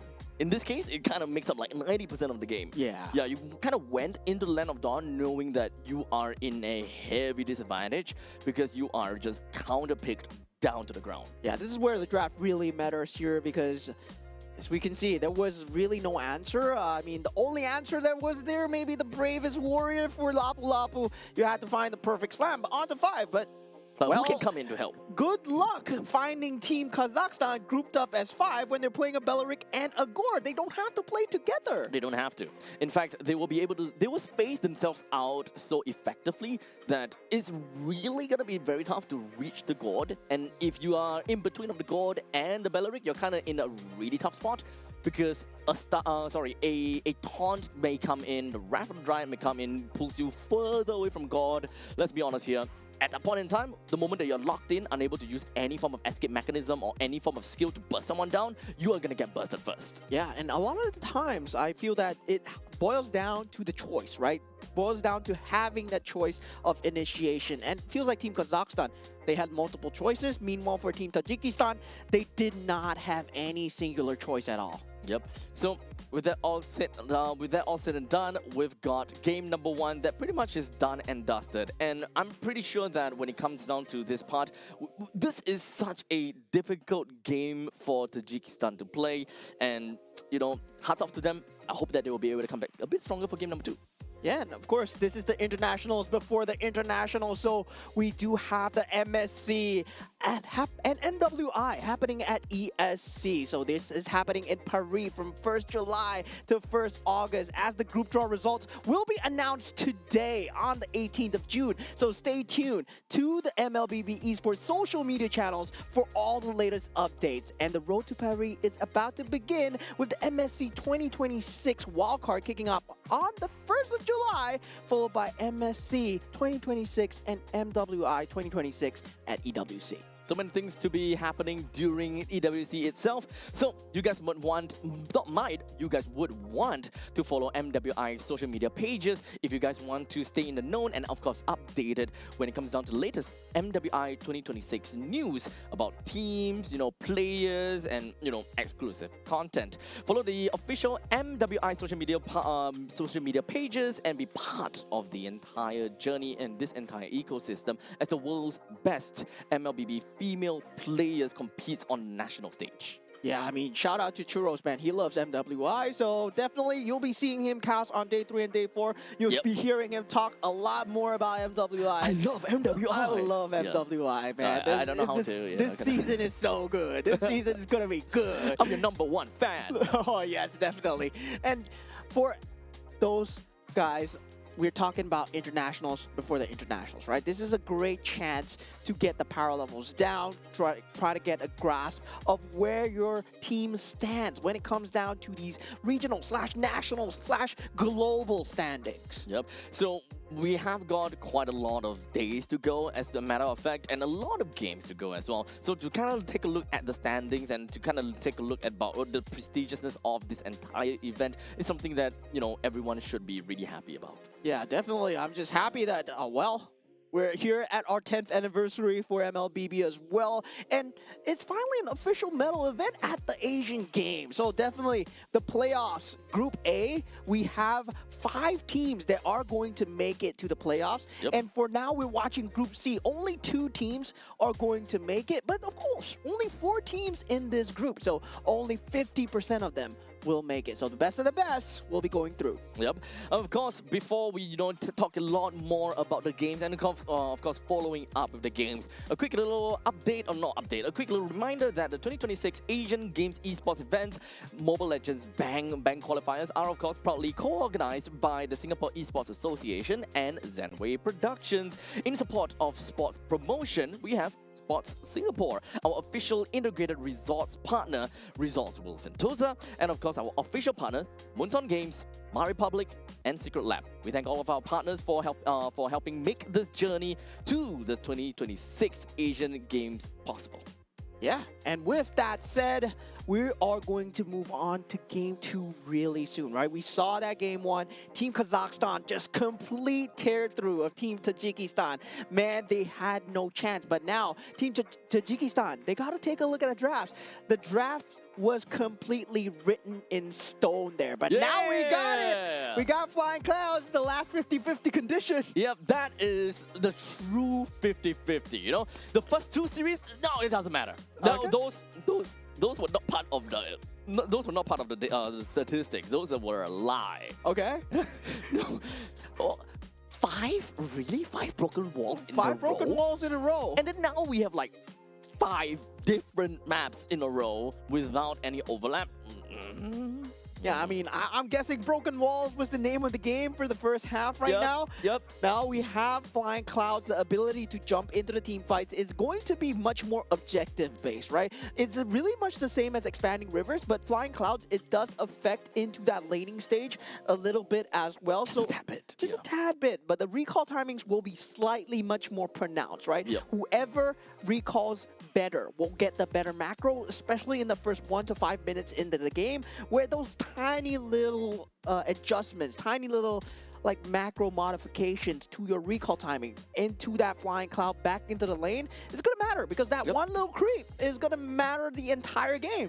And not only that, this also allows for heroes that doesn't have very strong regenerative power to still be very sticky in lanes. In most normal occasions, going back home and recalling is often very punishing. But with the Flying Clouds, you can actually go back home and still catch up to the waves a short bit after. So poke games in lanes might not be very important in by the grand scheme of things. So assassinations and fast burst damage, fast burst kills generally are going to be more favored in a game of like Clouds. Yeah, now looking at the bans coming through, we got the bans coming in from both sides. The Harley will be the last ban here with the Harif and also the Paquito. Meanwhile, for the side of Team Kazakhstan, the Freya and the Marcel being the bans of choice. Marcel, I gotta say, 100% still has to be banned out so far. Do they ban out the Baxia, the Guinevere, one of the key jungle here? The Fredrin was a problem for the side of Team Tajikistan. Do Team Kazakhstan want to deal with that? So what else? Okay, there we go. Guinevere is gone. So Baxia, understandably, gonna be a possible first pick situation coming in from the side of Tajikistan. But aside from that, you know, we've mentioned a lot about the other mid laners, for example. But indeed, Tajikistan will go for the Baxia. Nothing too out of the ordinary. Yeah, generally we do see the Fredrin being that counterpart, right? Where the Baxia, yes, you do get that ability to have that degeneration on the Fredrin as well, but that taunt just keeps the Baxia away from your key target. So definitely, I would say that would be one of the measures that they go for, but you could go old school as well, right? You could go Barats into this. Oh, wow, that's very old school. Yeah, that's something that we have not seen for a very long time, but usually Barats has been the answer for Baxias, and it's been in that meta for a long time. It's just that teams have not been experimenting with Barats as of yet. I think to a certain extent, it can be said to be a forgotten strategy, right? Yeah. Because it's been so far and so long ago that at one point in time, we're just thinking, why was a certain meta prevalent to begin with? And it's only because of the prevalence of another meta. That's why they pop up. So at this point in time, it's all about picking up the old strategies that, is a very good answer to Boxers, for example. Yeah, going back to what works, but meanwhile, for the side of Team Kazakhstan, it looks like it's going to be Serik's Suyo once again. We see it on a complete tear-through in that first game. So, Suyo is a very mechanically heavy hero where once you get that snowball going, you can carry the game. Yes, specifically. But for Team Tajikistan, the answer is going to be the Gord. Do we see the Belleric as well? No, they go for the Claude. Now, of course, picking up the God right now, it actually puzzles me a little bit. Now, of course, the idea of bringing a God in naturally gravitates towards the fact that the opponents are playing more of a tanky composition and something that we would see from a tank jungler, and then you respond to a God. Because God's Mystic Gush deals crazy damage over to players with really high HP, for example. So to pick up a God against a Suyo on the opposite side kind of breaks the idea of picking up a God in the first place during, those meta seasons. I would say Gord would still do a lot against Suyo because... It would still do a lot. Yeah, despite the fact that you're not tanky, Suyo is quite squishy when it comes down to that level 1 and 4. If you get that level 4 ahead of time... Wow. Okay, once again, the Bruno. Same thing. So it does seem like for Team Kazakhstan, they still want to play a very early game-centric composition. The only thing that isn't too early game is the Phobius to a certain extent. We don't have an idea how Tajikistan wants to play their XP laner as well, so perhaps that is something that Team Kazakhstan will want to think about, how their mid lane wants to play.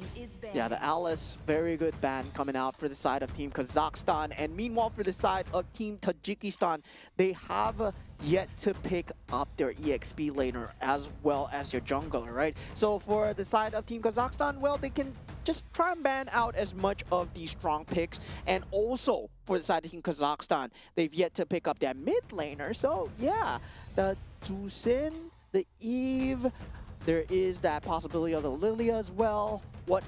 Pick your poison, right? Pick your poison. I think that early game or laning phase is the important part. If we are looking at a Jusin, if Team Tajikistan wants to play a Jusin, then they would need a very oppressive, or not oppressive, they need a fast clearing roamer in order to do decently in the mid lane. So this is probably gonna go down to a fight in the middle lane in order for Team Kazakhstan to set a pace for themselves. Yeah, they do ban out the Lapu Lapu coming out from the side of Team Kazakhstan. So yes, it means that the Phobius is just going to have a much better time in terms of that 1v1 mechanic.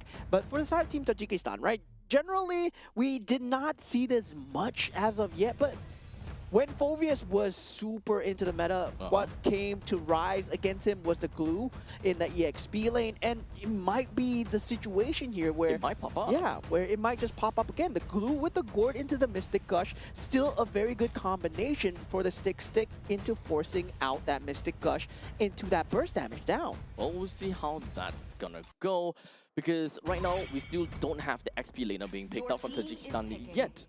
Now, of course, Lilia and Yi being taken away from Tajikistan is definitely pretty darn good. Now, Kazakhstan picks up a Khalid for themselves, still in the very early game-centric composition. They have very good harass, or in fact, containment style from the side of Kazakhstan, where they want to be so powerful in terms of firepower. They kind of force Tajikistan in a very difficult spot. Yeah, that Belleric pick right there, I would have went for an Atlas. Still, I mean, the Fatal Link's just extremely strong right now. Terizla. Yeah, and they do pick up the Terizla for the EXP lane as well. And I'm going to say for Team Kazakhstan, right now, the team pick looks extremely good. Because Fury of the Phoenix into all of this, into whatever that they have behind, especially if they get a lead going, that's going to be great. But at the same time, they can still pick up the Tusin if they want to be safe. They do have burst potential coming in from Suyo already, but they have decided to pick up on a Valier. Yeah, very good pick. Okay, so Valier is essentially really good answer to Terizla and the Bucks here, because if they were to kind of go for a dive or counter engage, at least the Searing Taunt from Valier does give the team a little bit more space to play around with. Yeah, and also the repositioning on the Boxia as well, the ability to push him away, and also the setup capability coming through with the Phoveus Infernal Pursuit. So there's a lot of combinations coming out from the side of Team Kazakhstan, but I gotta say, Team Tajikistan's draft of this part, it looks slightly better, right? They're taking a book out of Team Kazakhstan, going for the Gord Belleric themselves, but I don't see the kind of mid-game potential that they have, especially leading into the Claude, because they're going to need that space with the Claude, that Blazing Duet, eventually in that later stage of the game. How do they build up that advantage on the Claude? And I don't see the Belleric being the key player behind that. I don't think it is, honestly. The main thing is, or rather the main question is, how are they transitioning? That is always going to be the main question. This Khalid is going to be number one. Really annoying.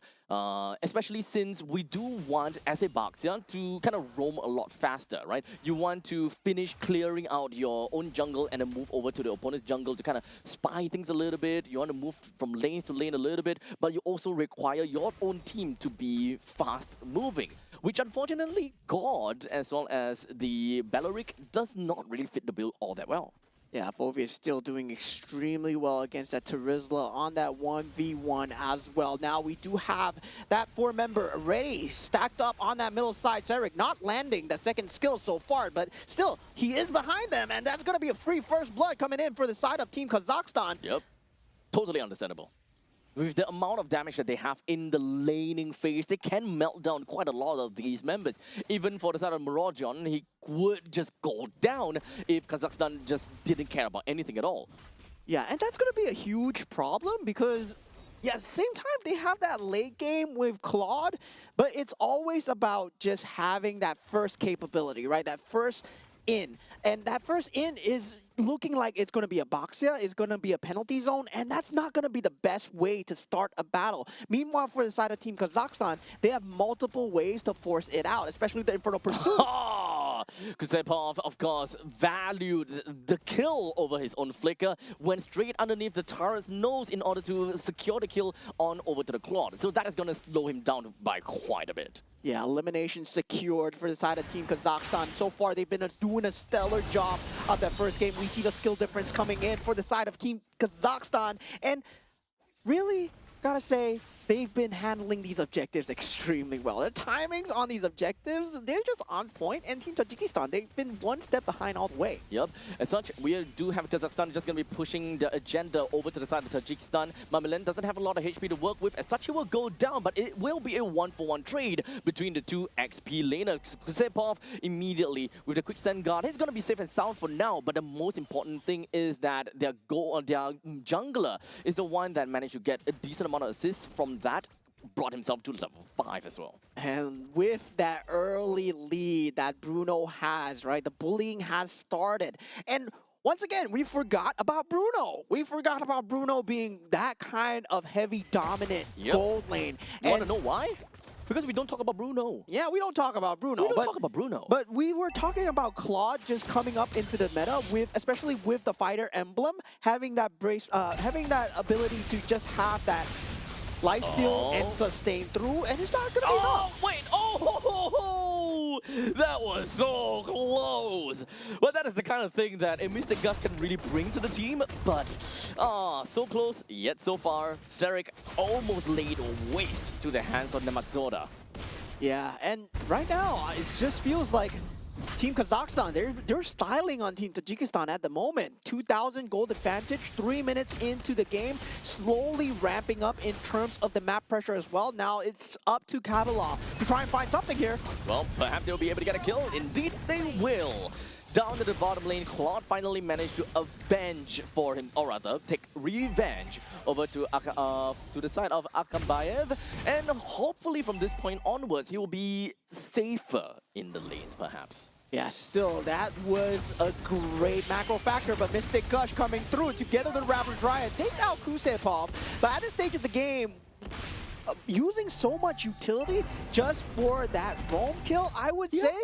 Not the worst, but this turtle fight becomes object in question, right? If Sirik gets close enough, oh, that could have been bad. That could have been. Mamalan was literally right at the edge there and could have went pretty bad. But Tajikistan understood that taking away one of the main initiators is going to be big. But here we go.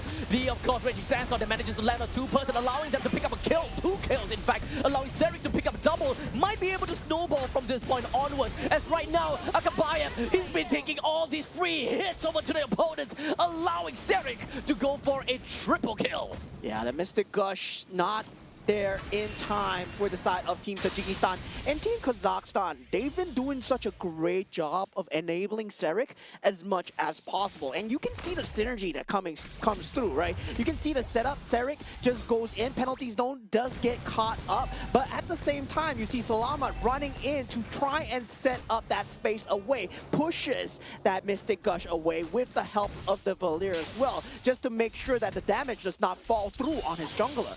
I'm mostly just curious about the initiation coming in from the members of Tajikistan. But hold on a second, as we now just going to be looking at a blazing duet coming in from Claude. Not going to do too much damage, unfortunately. But that is a choke point for the side of Kazakhstan. They managed to fall back a little bit. Good flicker coming in from Akambayev. This is going to be safe itself for now.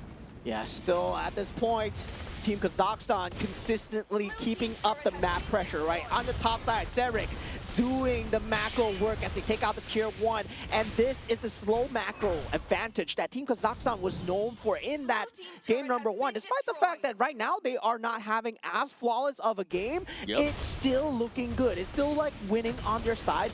Equipment-wise, it's still favored towards the Bruno handedly.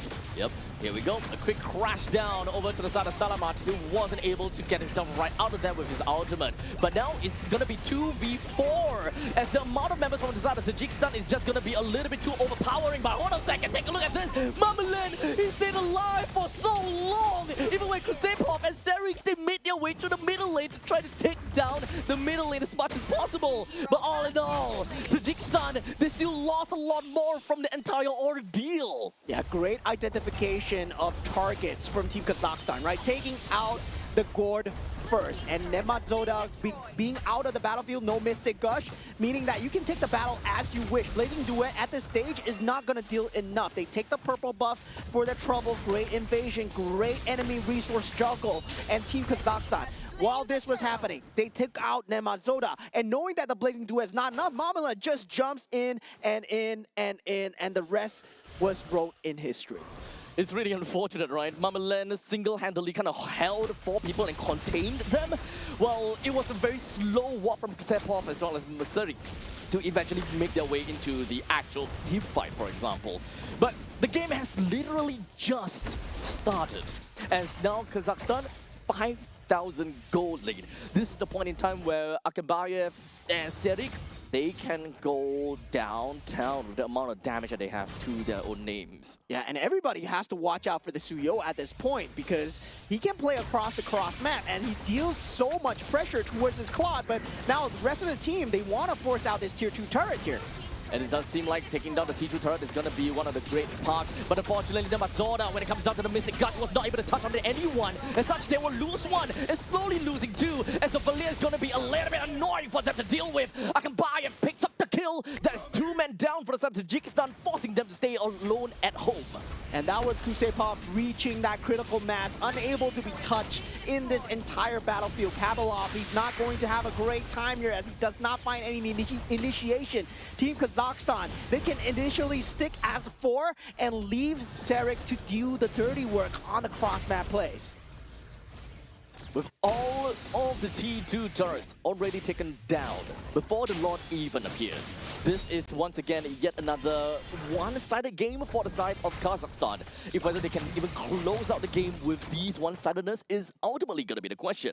With 3.5 or rather 3.7 thousand gold lead in favor for Serik, I'm pretty sure that his assassination attempts will go completely unnoticed sometimes.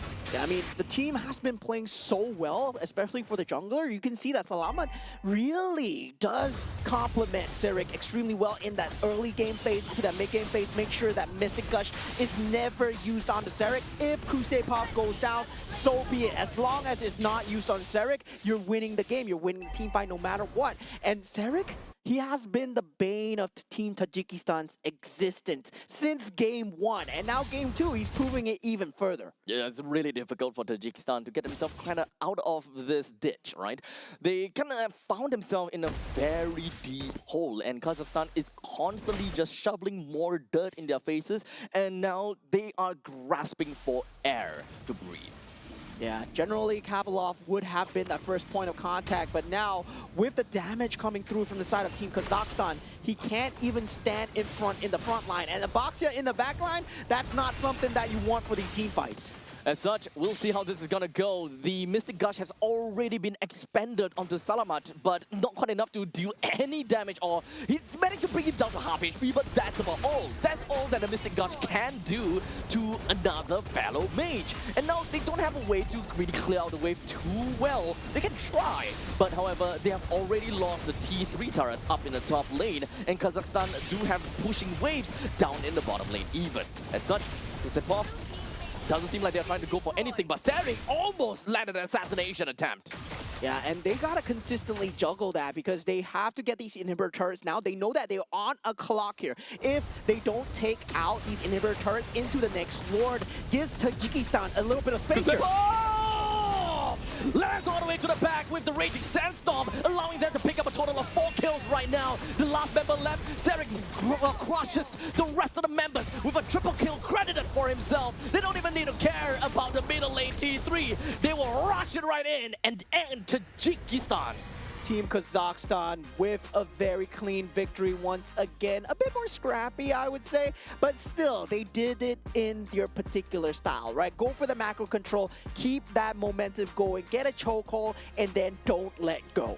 Great game coming from Kazakhstan. This is literally a game that all 5 members played a very big part at every single stage of the game, at every single roles that they do. Yeah, Team Kazakhstan, I would say, wow, oh wow. They look really strong in terms of just drafts alone. In terms of playstyle alone, their win conditions are very well set. And also, they have clear idea of how to play the map as well. Team Tajikistan is not like they're a bad team. No, not at all. It's just Team Kazakhstan is just way better. Yeah, so honestly, with only 1 series out of this bracket, it's not exactly a great litmus test. However, it does definitely give us a very good idea that even for these 2 teams to go up against one another, it's still so one-sided in favor for the side of Kazakhstan. It really means a lot. Yeah, I mean, it boils down to the draft as well. We do know that they have a very one-dimensional kind of entry, right? Where in terms of having that Boxia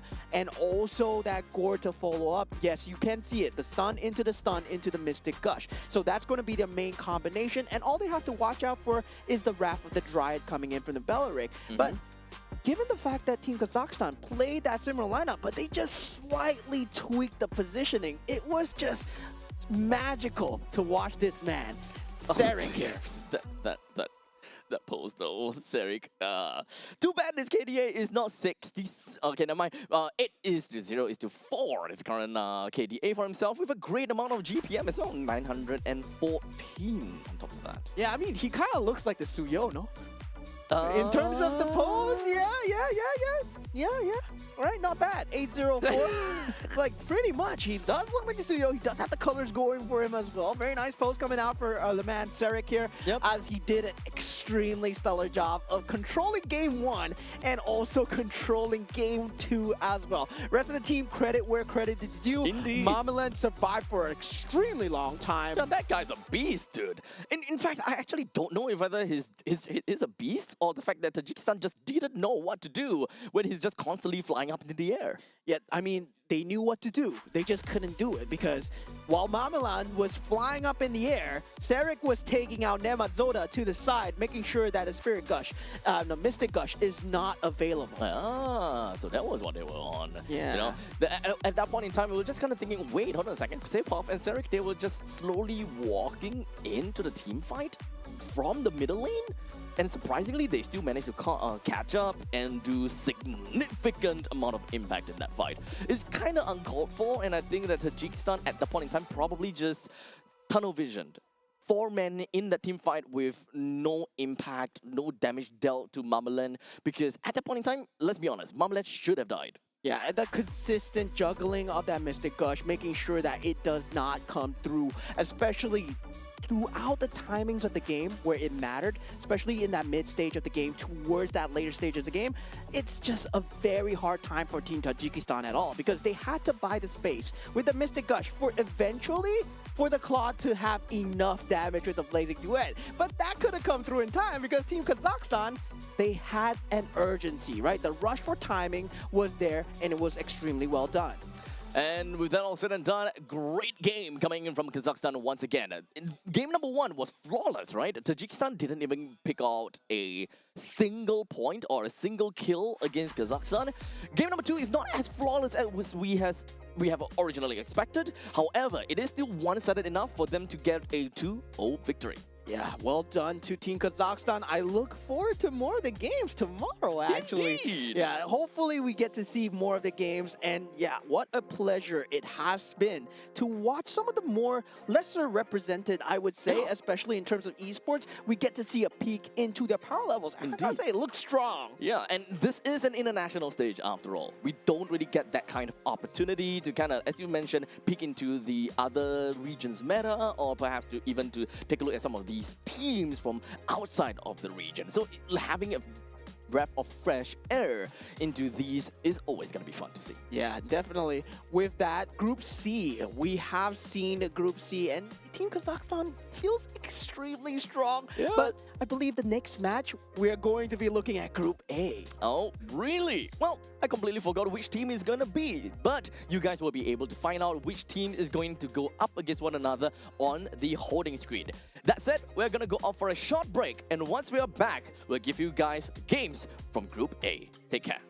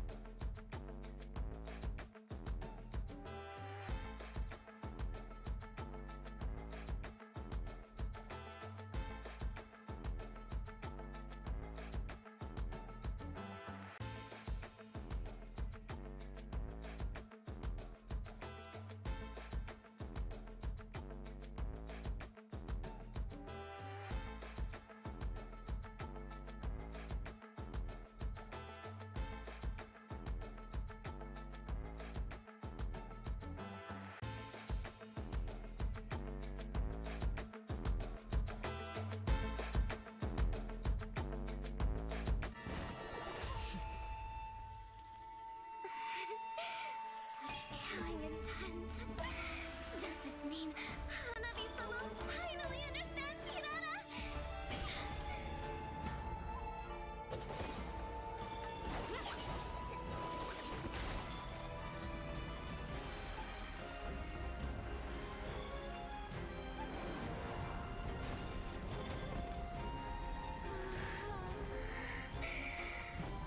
warm.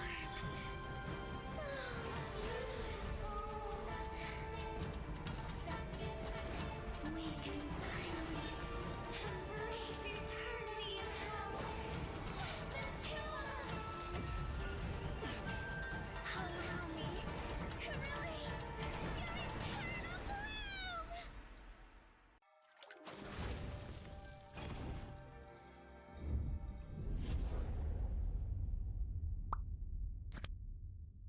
The human body was built to move. Not trapped at a desk in one singular posture for 12 hours a day. It's time your chair evolved. This is Secret Lab Titan Evo. Ergonomically engineered for you, gamers, hybrid workers, artists, backing your every move.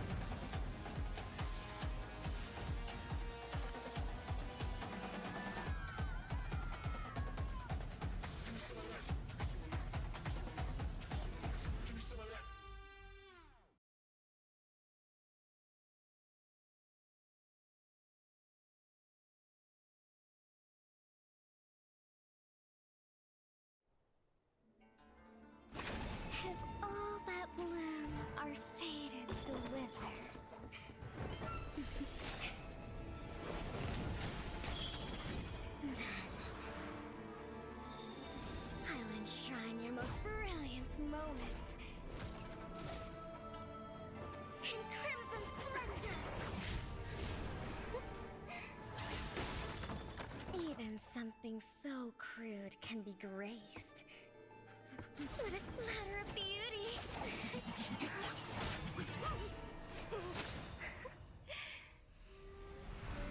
I'll get you out! You finally come to me, Hanabi-sama! This madness ends now!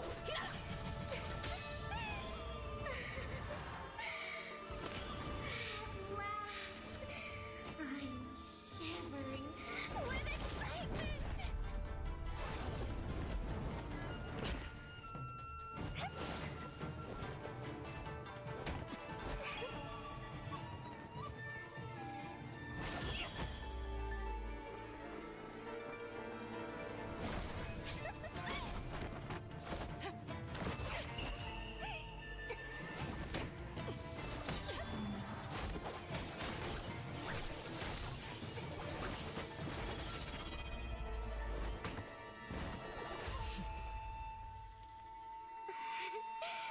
Such killing intent.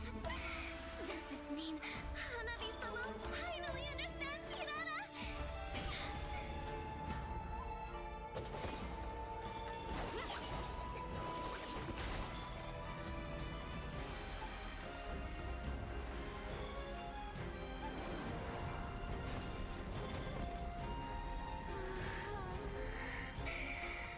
So warm. So beautiful. We can finally embrace eternity in hell. Just the two of us. Allow me to release your eternal bloom.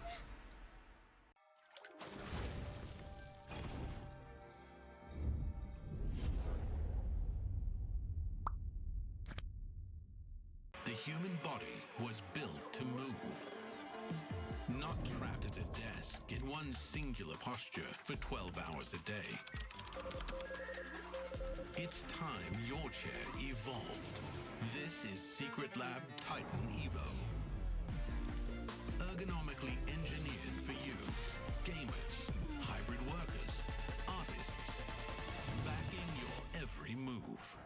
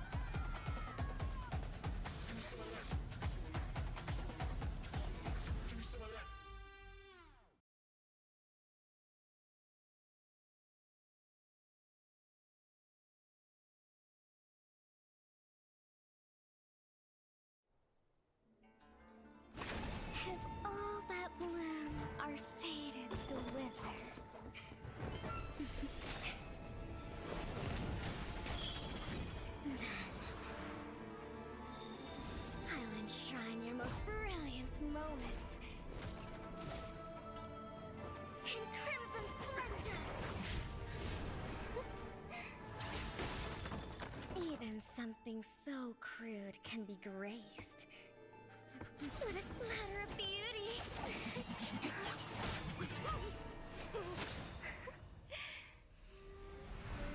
I'll get you out! You finally come to me, Hanabi-sama! This madness ends now!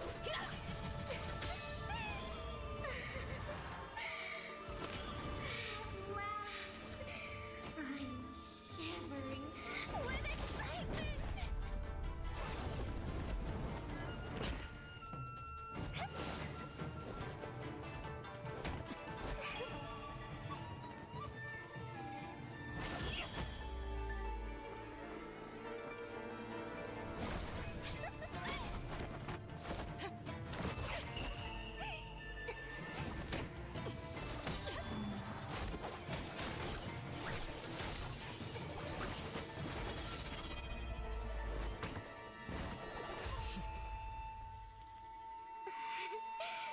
Such killing intent. Does this mean Hanabi-sama finally understands Kirara?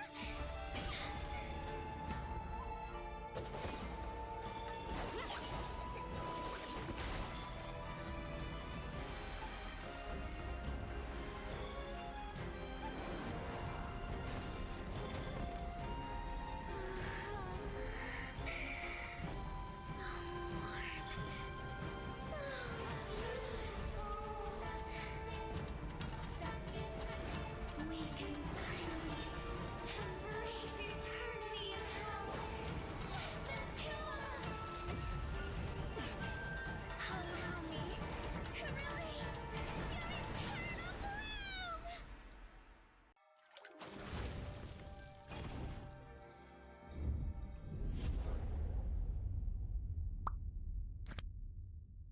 The human body was built to move.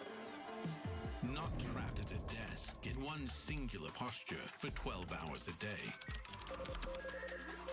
It's time your chair evolved. This is Secret Lab Titan Evo. Ergonomically engineered for you, gamers, hybrid workers, artists, backing your every move.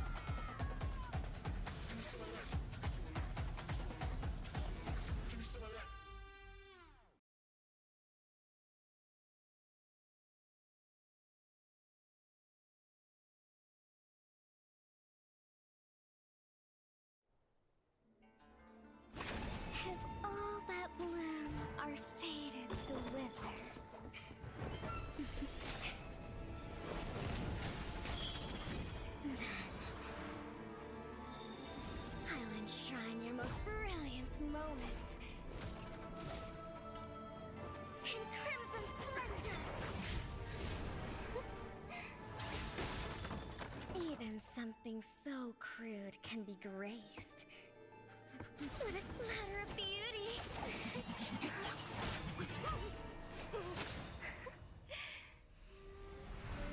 I'll get you out!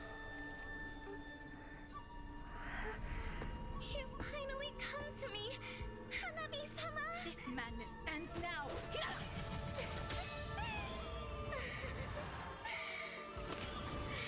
last, I'm shivering with excitement!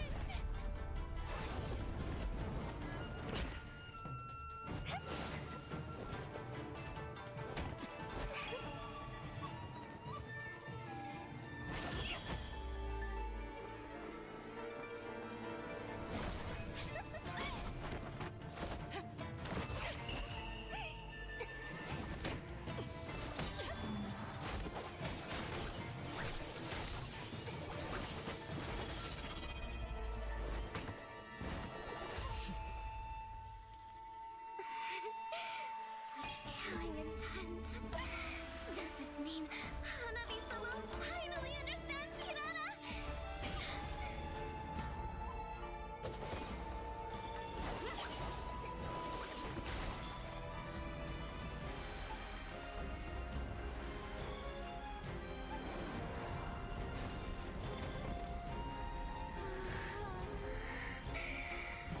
So warm.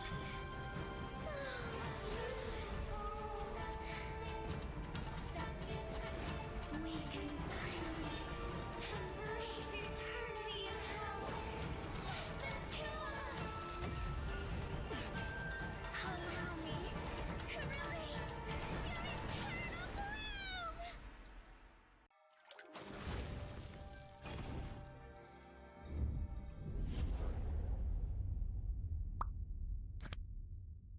The human body was built to move. Not trapped at a desk in one singular posture for 12 hours a day. It's time your chair evolved. This is Secret Lab Titan Evo.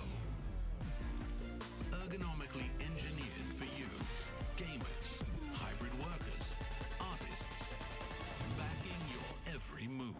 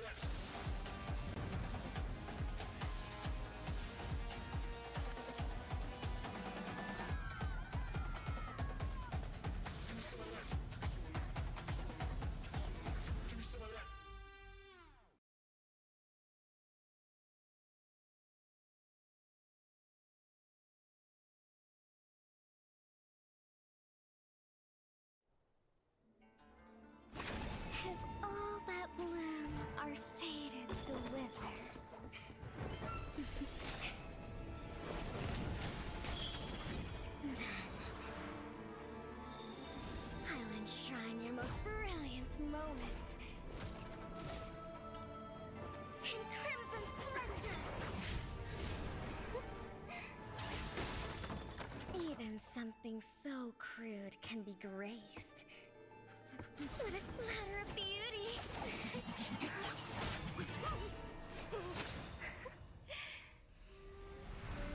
I'll get you out!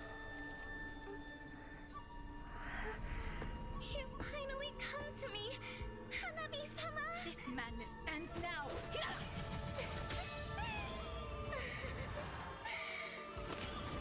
At last, I'm shivering with excitement!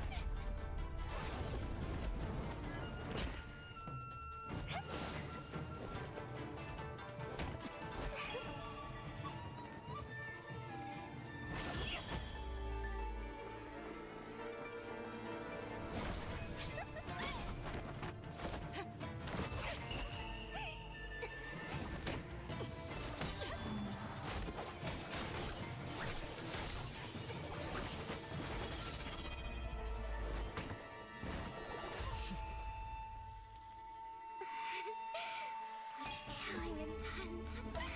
Does this mean Hanabi-sama finally understands Kirara?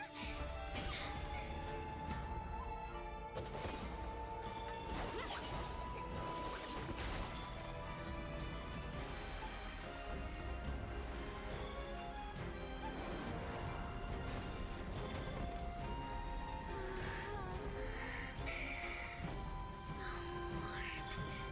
So beautiful.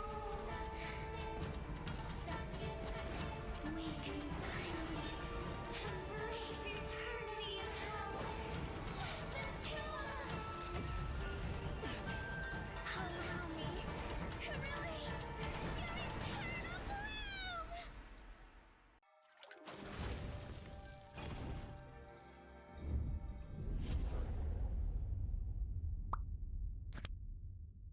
The human body was built to move. Not trapped at a desk in one singular posture for 12 hours a day. It's time your chair evolved. This is Secret Lab Titan Evo. Ergonomically engineered for you, gamers, hybrid workers, artists, backing your every move.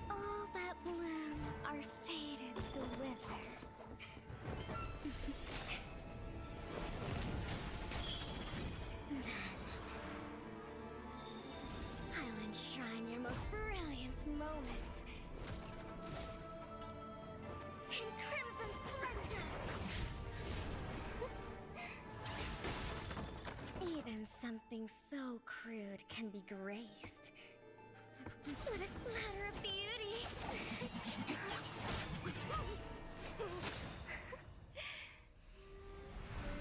I'll get you out! You finally come to me, Hanabi-sama! This madness ends now. At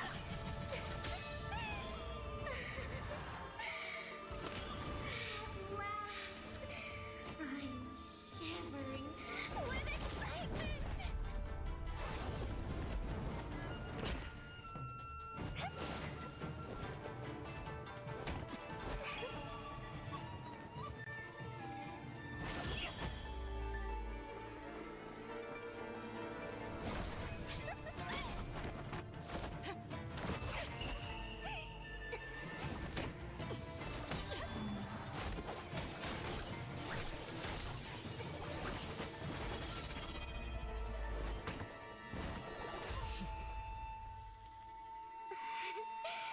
Such killing intent. Does this mean Hanabi-sama finally understands Kirara?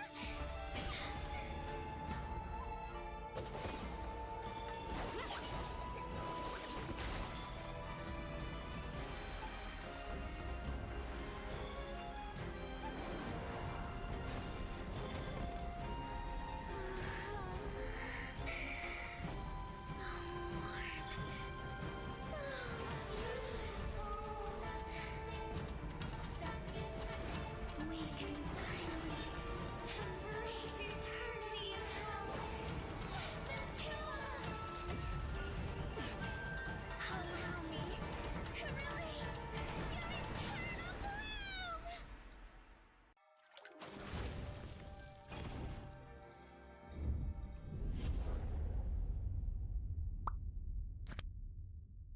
The human body was built to move. Not trapped at a desk in one singular posture for 12 hours a day. It's time your chair evolved. This is Secret Lab Titan Evo. Ergonomically engineered for you, gamers, hybrid workers, artists, backing your every move.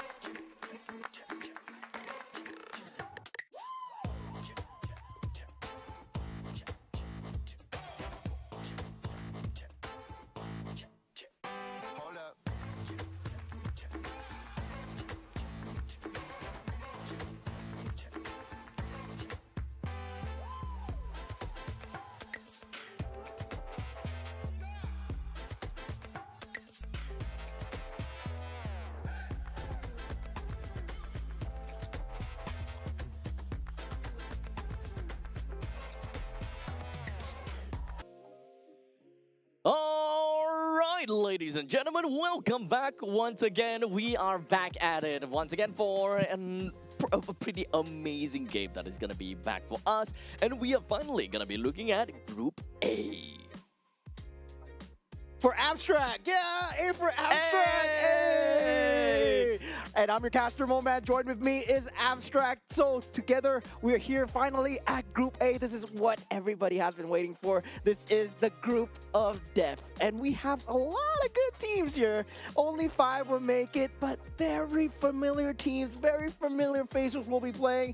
Maybe the meta will be defined here. Maybe, because at this point in time, this is where, we are expecting a lot of, international plays coming in from these respective regions. And of course, we've got this game coming up for us. It is going to be Team Indonesia versus Team Laos. I'm pretty sure that everyone out there, you guys have heard of them before, and if you have, if you guys have been, following the social media, you guys more or less have a very good idea. In fact, even if looking up Wikipedia, you would have a very good idea who are all these players. So slowly, we'll get there eventually. Once we introduce the team roster, we'll tell you guys exactly who they are. Yeah, exactly. And at this point, I'm very excited, right?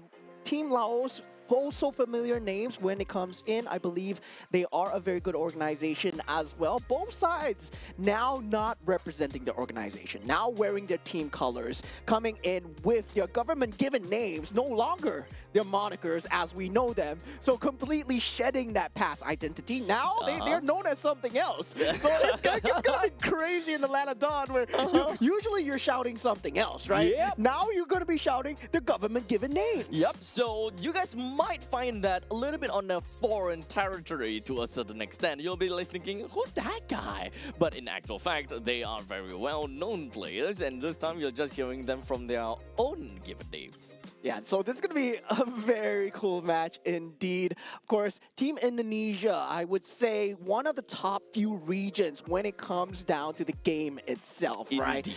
When we talk about the game itself, so far 2 regions have stood on top, and Team Indonesia, of course, one of them in the discussion. Team Laos coming in right now, they will have to take a look at how the top few are playing. Indeed. Now, at least for Team Laos, they are a region that generally they can play pretty aggressively, and we kind of seen their region as a very aggressive meta. The way that they play is definitely a lot more different than what we would expect coming in from perhaps Philippines or Indonesia. But at least when it comes down to Indonesian style of game, they are also a very micro-based region. They play a lot more aggressively as well. So this is the kind of this is one of those games that we might be expecting, a lot of very brawly situations where they just want to overcome one another from sheer willpower and game mechanics. And there's one hero that has slipped completely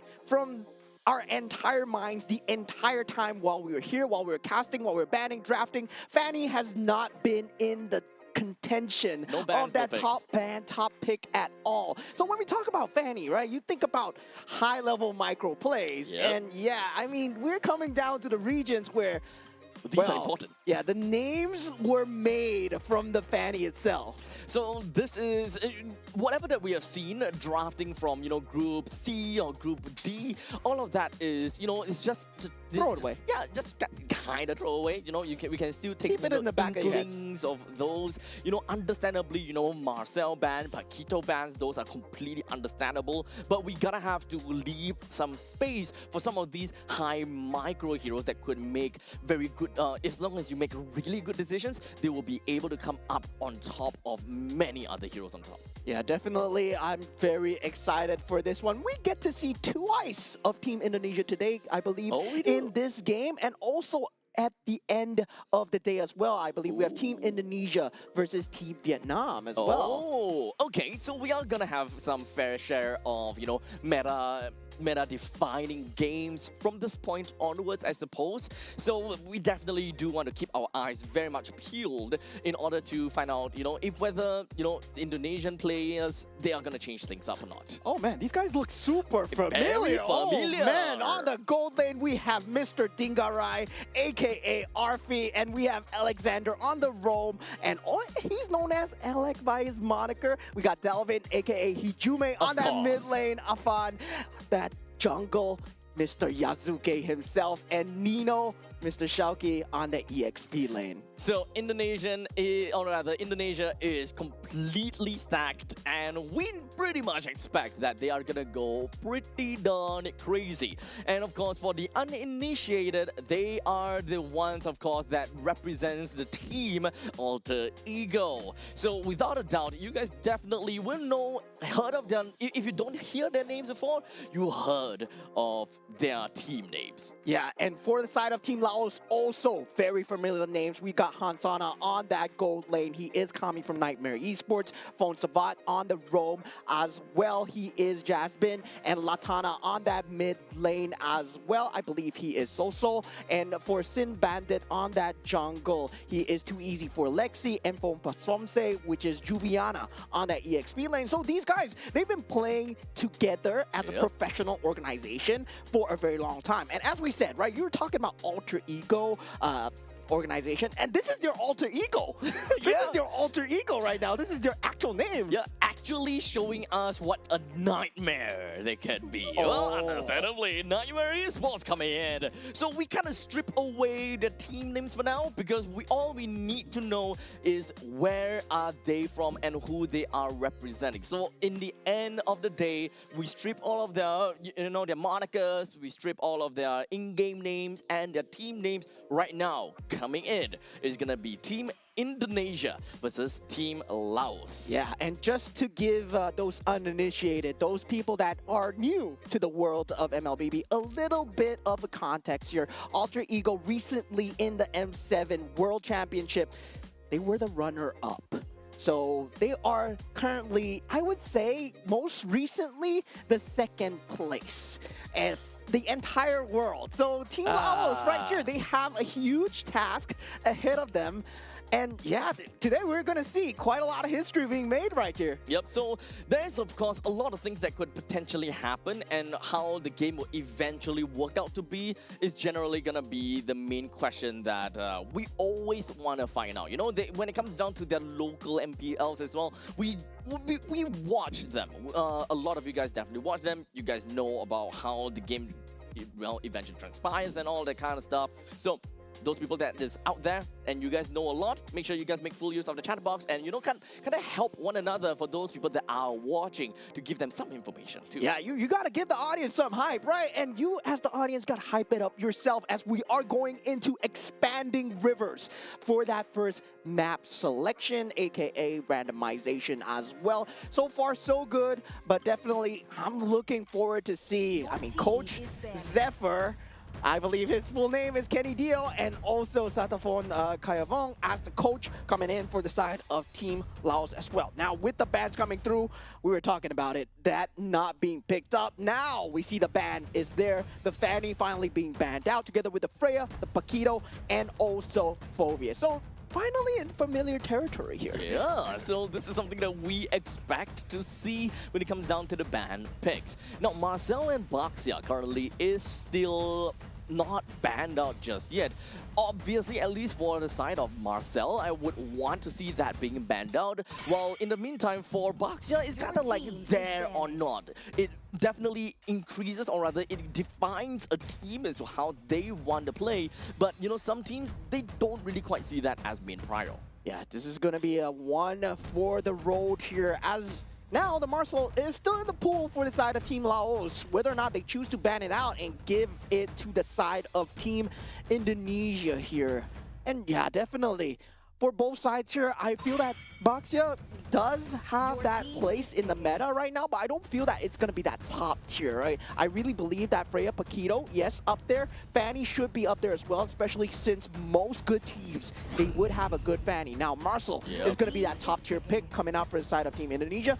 And right now, Marcel, I believe he he's warranted that top spot. Yep. With the given changes coming in from Marcel, we more or less have an idea that he's going to be a really annoying roamer who really rides the wind. He runs a little bit too fast and one of the pretty annoying heroes to generally work with. So given that information from the side of Team Indonesia, Team Laos now have got R1 and R2 picks. They have that priority to pick two heroes right off the bat, immediately picking up a Yi for themselves and of course a probability that they will just lock in one of a hybrid or rather one of the more open heroes, Gatotkaca, if they want to deny Team Indonesia from being able to go for a jump taunt onto Eve.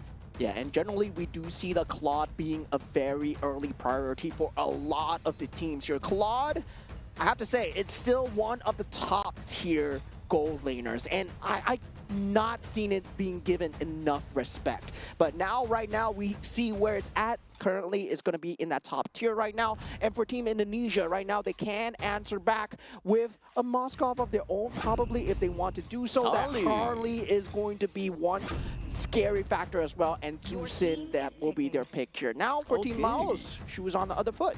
Okay, so now given that fact, Indonesia now have now left with their XP laner and their gold laner. So understandably, it does seem like Indonesia wants to leave some of their, or rather all of their win condition for a later parts of the stage. Harley comes into the equation with a little bit more of that burst factor that will, of course, tilt the game in ways that we can definitely imagine, dependent on how Team Laos wants to draft for themselves. Yeah, and I was expecting maybe a utility jungle here, but they go for the EXP lane first. The Uranus still extremely strong in terms of just getting that lane advantage. That proxy capability is there for the side of Uranus as well. But right now, with the bans coming through, they will have to think about the gold lanes that are available as well. The Harif are being taken out. That's already a good breathing space. The Moskov, also a possibility. And also, you can take a look at maybe the Bruno as well that we see out of Team Kazakhstan. That has been used very well against the Claude. I do want to talk a little bit about this Uranus pick though, because of the fact that there's already a Marcel and a Harley being picked up from the side of Indonesia. It definitely makes things kind of difficult for Uranus to play any form of proxy, because going too deep into the opponent's jungle is definitely not what you want to do if Marcel, number one, can reach to you really fast, and number two, Harley is the kind of hero that can burst you down pretty effectively, which is something that Uranus is really afraid of. Number one, burst, and number two, generic crowd control, forcing you to unable to number one use consecration and kind of get yourself out of these very tricky scenarios. So more often than not, Uranus is more gonna be that annoying hero in the middle of team fight where Indonesia just don't want to deal with most of the time. You just kind of want to leave him alone and see what he can, you know, really brew for the team. Yeah, and meanwhile for the side of Team Indonesia, taking out that box here, really good ban coming through.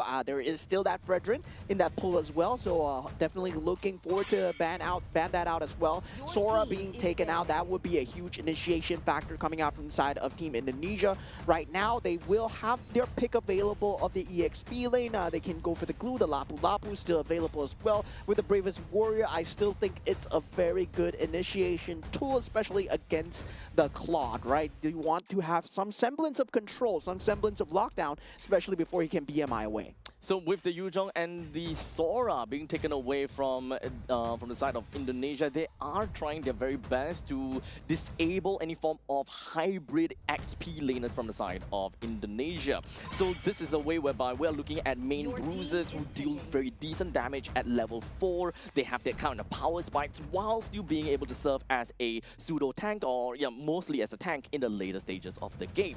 This is where we kind of contemplate, is this a point in time where we want to see a Ruby that can play in later stages in the game as a pretty tanky and also damage dealer, or do they want to keep at it with a Lapu Lapu, which have seen a lot of success lately? Yeah, they are going to need some more form of frontline, because for Claude, you do require a lot of meat shield. Uranus is not going to be enough.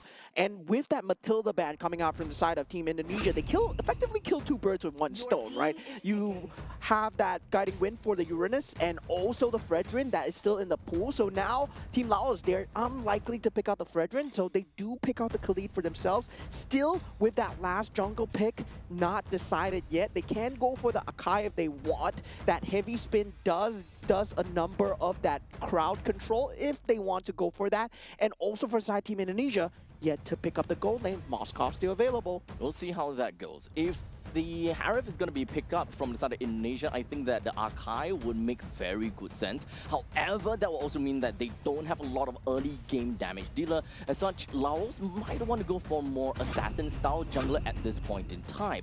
So indeed, it will be a Lapu Lapu, the Bruno being brought into the side of Indonesia. So they do have very good early game power spikes, which might really, or rather really suggest that they will go ham and crazy in the early stages. Laos very likely want to echo that. However, with a Claude in tow, they need to find a way to be able to snowball in the early stages of the game that can go toe-to-toe against Harley. Yeah, for Team Indonesia, it's all about the guerrilla warfare, right? Taking the sabotages, taking the 1v1s, 2v2s, as much of the segmented team fights as much as possible. Avoid the 5-on-5s until they're strong enough. With the Harley's mobility, with the Marcel's mobility, yes, they are going to have a great time in these lanes, but the 5-on-5 is going to favor Team Laos if all things are at neutral here. And finally, they do go for the Fredrin in the end here. And then Matilda pick now suddenly seems extremely... Matilda ban seems extremely very strong. So at this point in time, what we are seeing from the side of Laos is that they do have a lot of utility for themselves, right? They have good ways of engagement, and they have quite a lot of things that can play around with counter-engage. But my only question is if whether they are able to hold out in the early to the mid stages of the game, because they don't have that power spike that will bring them forward and overwhelm against Team Indonesia. More often than not, they will be playing with their back against the wall. The Fredrin is definitely going to lose in terms of objective taking comparing against the Harley. So most of the time, the neutral objective is going to be really difficult for Laos, and they can't exactly go out for very strong team fights in the early stages too. Yeah, they're very ultimate reliant, so I would say Raging Sandstorm, Real World Manipulation, and also Appraisal's Wrath, Blazing Duet. All these, they will need to come in hand when you're playing against Team Indonesia. Meanwhile, for Team Indonesia, it's avoiding those symphony of skills, right? You don't want those skills layered on you. They want to take as many segmented fights as possible, make sure that you're forcing them 3v3s while you're doing the cross-map plays, and you have the mobility to do so. So we're not going to see a Lapu Lapu that's going to be initiating team fights. It's more of a distraction, appealing factor. Use that bravest warrior to try and draw the attention away as much as possible. Yeah, I can't help but think that Indonesia has a very strong win condition right at the start of the game. The moment that we start to see Harley hit it at level 4, he does have, although a relatively small pool of heroes that he can go with, but as long as we've got Lapu Lapu that is enabled and unlocked from his own lane, that is where chaos is definitely going to ensue.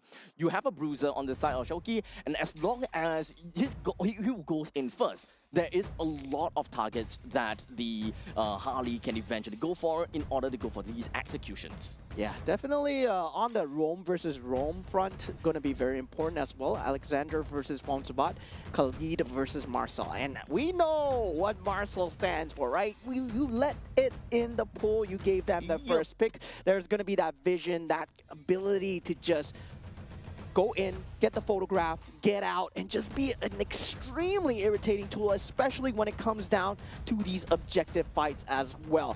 And what's good about these photos is also the fact that Harley can follow up behind, and you never know when there's going to be a pesky little Harley dealing so much damage behind your enemy's back.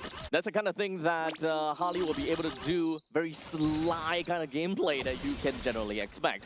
And of course, just like that, we are going to be starting things out when it comes down to Team Indonesia. They're going to be starting it from the bottom side of the jungle, and Team Laos going to be starting on their bottom side as well. So eventually they will finish up all of their jungle rotation by going to the XP lane. Which, speaking of the XP lane, it is once again going to be a pool noodle fight between the Lapu Lapu as well as the Uranus, where Lapu Lapu can't stand to do anything against this Uranus. Yeah, it's definitely going to be a tank-on-tank action. Most of the action will be on that middle lane. Dalvin still dealing a lot of AoE damage and really good usage of that early game capability of that creep clear as well. Now this photo is proving to be a menace to deal with as they do get the lead though from the side of Team Indonesia, despite the fact that Team Laos has 3 people there. Yep. Other than that, we can also talk a little bit more about the bottom lane situation being in the gold lane, having a Bruno as well as the Claude. Understandably, both of them have very different power spikes, and when are they supposed to be expecting to join into team fights? And understandably, the poke coming in from Bruno is always going to be a lot more scary because there's really not much that a Claude could do until he hits level 4, where he could just blazing duet, clear out the entire wave at the bottom lane and look for more opportunities in the other parts of the map. Yeah, generally does well against most of the meta's gold laners. That is the Claude. That's why he has been so powerful as of the late, but people have forgotten about the Bruno, right? We saw that today out of Team Kazakhstan. Now Team Indonesia, they have figured that out too. The Bruno is now back, ladies and gentlemen. It is so good at dealing with the Claude and dealing with that poke damage, dealing with the quantum charge that he has. But look at this first turtle pick here. It does seem like as though Bandit is not going to be having a good time, as he's immediately going to go straight down to the hands of member from Indonesia. And that kill, of course, goes over to Shelky. While Afan picks up the kill onto the turtle, Indonesia now has got a slight bit of advantage. Yes, currently so far, Team Indonesia doing a very great job of having that map control. And now Hansana in a lot of trouble. Blazing Duet has been used, and now with the golden hour, he's gonna be in the bit of danger. Has to flicker away though, and that would mean he's safe for now. And that's a flicker gone though. Yep. It is 120 seconds though, so I think that he should still gonna be safe and sound for the next 20 seconds unless Team Indonesia wants to be supremely aggressive down to the bottom lane. Understandably, it is still gonna be a Harley. A Harley can join in and really just dive the turret as much as he wants because of the hat trick, and he can literally just go around the map, which is exactly what we see in the middle lane. Dealt enough damage, it didn't even have to proc the ulti. Yeah, and Fonsavat has to give a lot of respect here to the Zhu Sin, the ability to just clear out these creep waves alone, and you gotta worry about Afan now. The power spike has been reached. Sin Bandit as well, unable to get any form of map advantage for themselves. Team Laos right now, they do all have their ultimates up, so they are relying on these ultimates without the help of the Blazing Duet to try and stabilize into that mid game. They're not trying to look for kills. They're just trying to bring themselves to a wash before that mid game advantage is reached for Team Indonesia. Now, while we currently have a situation where, you know, kind of both teams, they're just kind of like slowing things about, but maybe not that slow after all.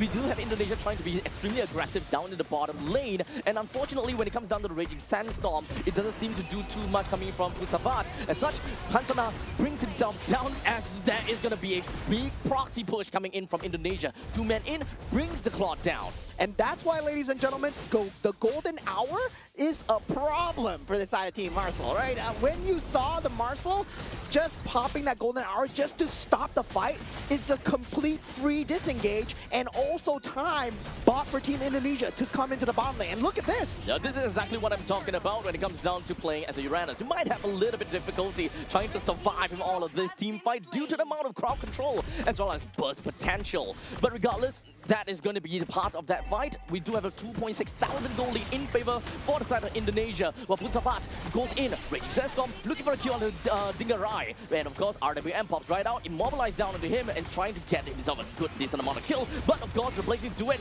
jumps right underneath the turret, leaving Alexander just by a sliver of HP to fight back and climb back from the side of Indonesia, ensures that there will be no more victims, or rather no more witnesses. All flickers down, 4 flickers down, and they couldn't even find the finish onto Dingarai at this point. And now, Sin Bandit is going to face the full wrath of Team Indonesia as they try to go for the middle turret. He's not going to be long for life here, and now 5 minutes into the game, they set their sights on even more of the opponent's territory.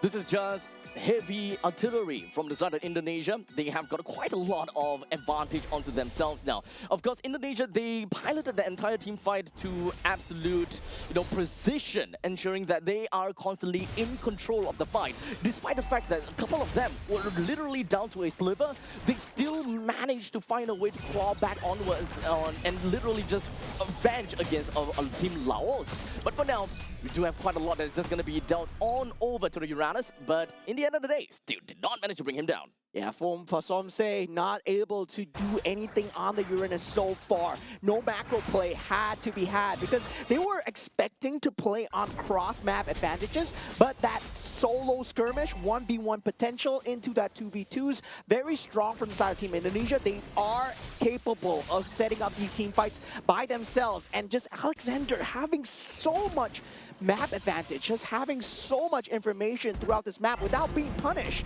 And they can't do anything about it. If they choose to punish him, he can go with the golden hour, and suddenly it looks like a great setup for the side of Team Indonesia. We also need to remember that Team Laos is a lineup that doesn't have a lot of damage. So even if Indonesia just kind of rush right at them, do they even have any form of punish? As right now, Latana finds himself taken down, and Team Indonesia literally just going to be knocking on the doors of Team Laos. 1 down, 2 down. In fact, this is all double kill for the side of Dingarai as he wants to get a snowball ongoing. Yeah, this is what it means to go against one of the kings of Group A as Team Indonesia show what they're here all about as they go onto that middle lane turret, completely ignoring the Uranus here as they go for pure objective gameplay. Yes, they lose the catapult, but still getting so much damage and taking out Hansana in the top lane in the process, man. It doesn't really seem like Hansana has got any form of damage even when it comes down to the Blazing Duet. Pretty nerfed down to the ground, but you know, this is all about, well, high risk, high reward, I suppose. You want to scale over to the later stages of the game, but at this point and the way that this game is going, there's no skilling involved for Hansana, which is really darn sad. The flicker is just going to be exposed coming in from the side of Uranus, as of course Consecration used as well. And in the meantime, Punsavat hoping that he will be able to glide his way out of that. He wasn't able to, unfortunately. Bad news bearers is when your Fredrin is getting chunked out from the opponent Harley. Arfan is having such a great time in just trying to deal damage as much as possible, and every single ultimate has resulted in a kill so far. And Team Indonesia is because of that insane gold lead that they have right now. 10,000 with the photo going through. This is not going to be punished at all as they get more tier 2s going for themselves. Team Laos has to wait for a mistake here.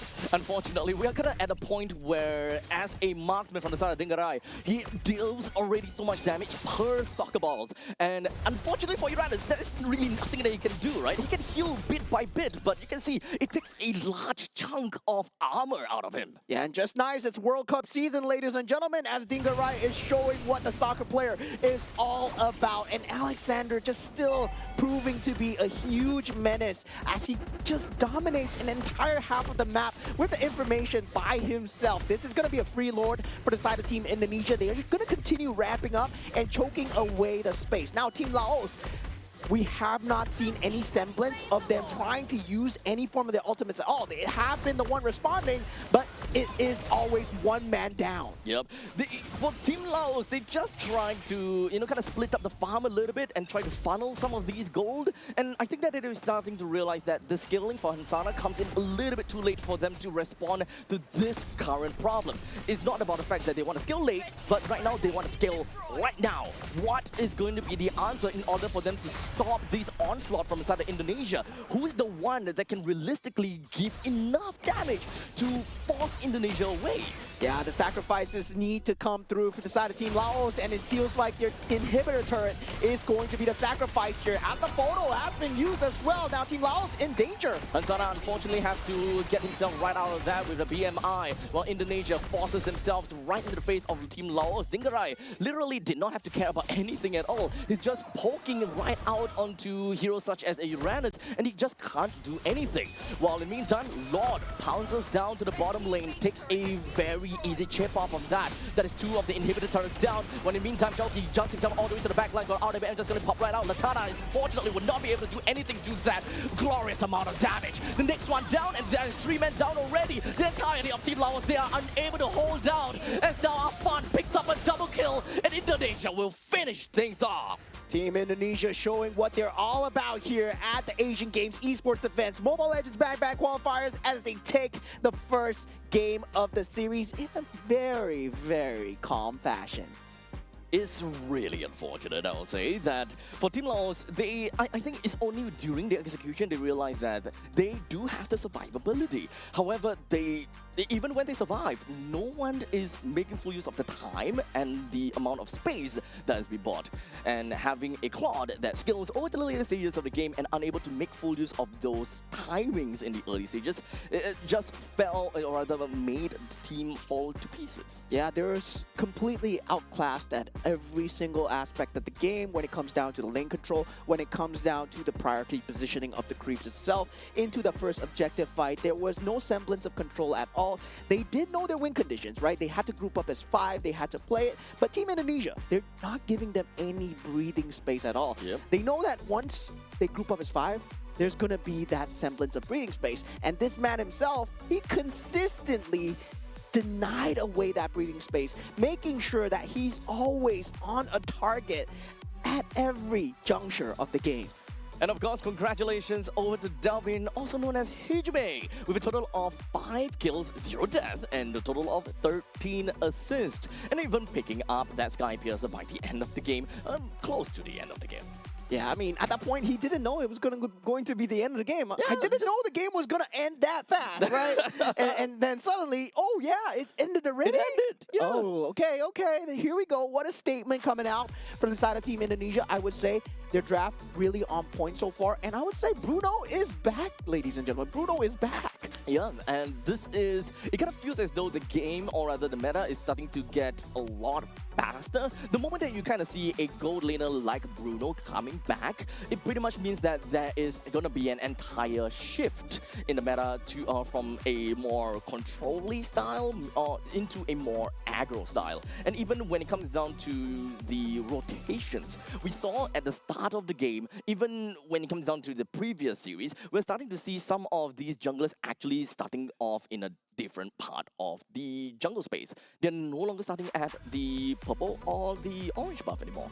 They're starting at the beetles, they're starting at the lizard, and that is understandable because of the current patch. And as far as I remember, I'm just gonna read it off really, I guess, vaguely. It comes down to the point that as long as you're able to get a single kill on certain of these camps, such as the Horned Lizard, Fire Beetle, or Lava Golem, you immediately level up to level 2.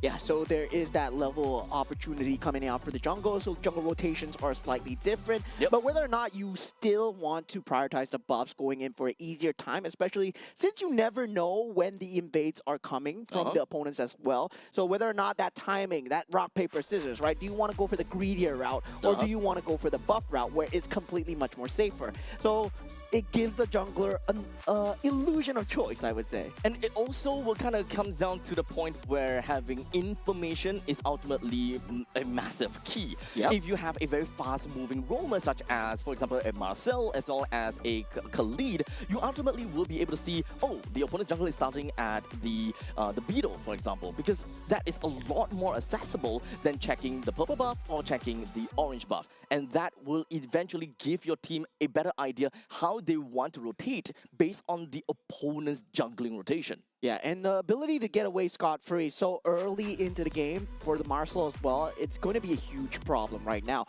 And I just can't believe it left the pool like that, given to the hands of Team Indonesia. Alexander, well, Hijime might have gotten that MVP, but Alexander was there giving the information consistently, right? Dalvin did an extremely good job of just making sure that the team fight was there, the presence was there, the space was not given. But at the same time, who was keeping an eye on that space? It was Marcel. And Marcel is going to be a huge problem, guys. It's a huge problem. He runs too fast, dude. Gotta go fast, like a little bit of Sonic the Hedgehog. Yeah. No, honestly, and he's blue too. Yeah, it's blue as well. So yeah, there we go. But definitely for the same time for the side of Team Laos as well, the Uranus pick coming out a bit too early, right? Yeah. In that top 3, I don't believe that Uranus could have been that pick. That Baxia, that Fredrin would have looked good during that point of time.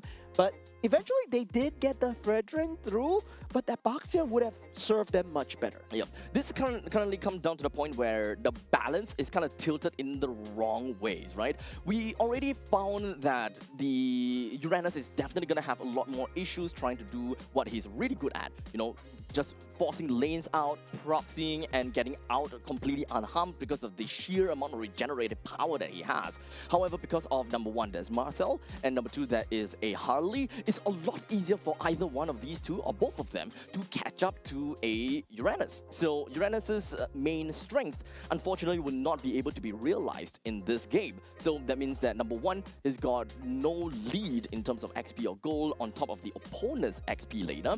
And number two, it just boils down to the fact that he don't have damage.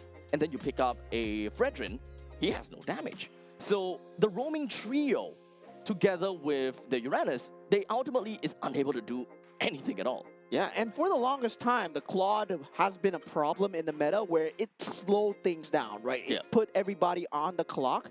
And now we feel like we have to answer right now. Yeah, it's Bruno. Bring him back. Yep. Because definitely he does chunk out the lane. And to the fact where the sustain with the quantum charge, that problem was the sustain coming out until he reached that level 4, had that blazing duet. Bruno completely nullifies that. We did see, I mean, hints of Clint, those coming out as well, but Bruno does a way better job of just harassing the person out of the lane. Indeed. So normally when we see the Claude, we would have said, okay, with the blazing duet, he can number one wave clear, and he will be able to poke out the opponent, well, respective gold laner.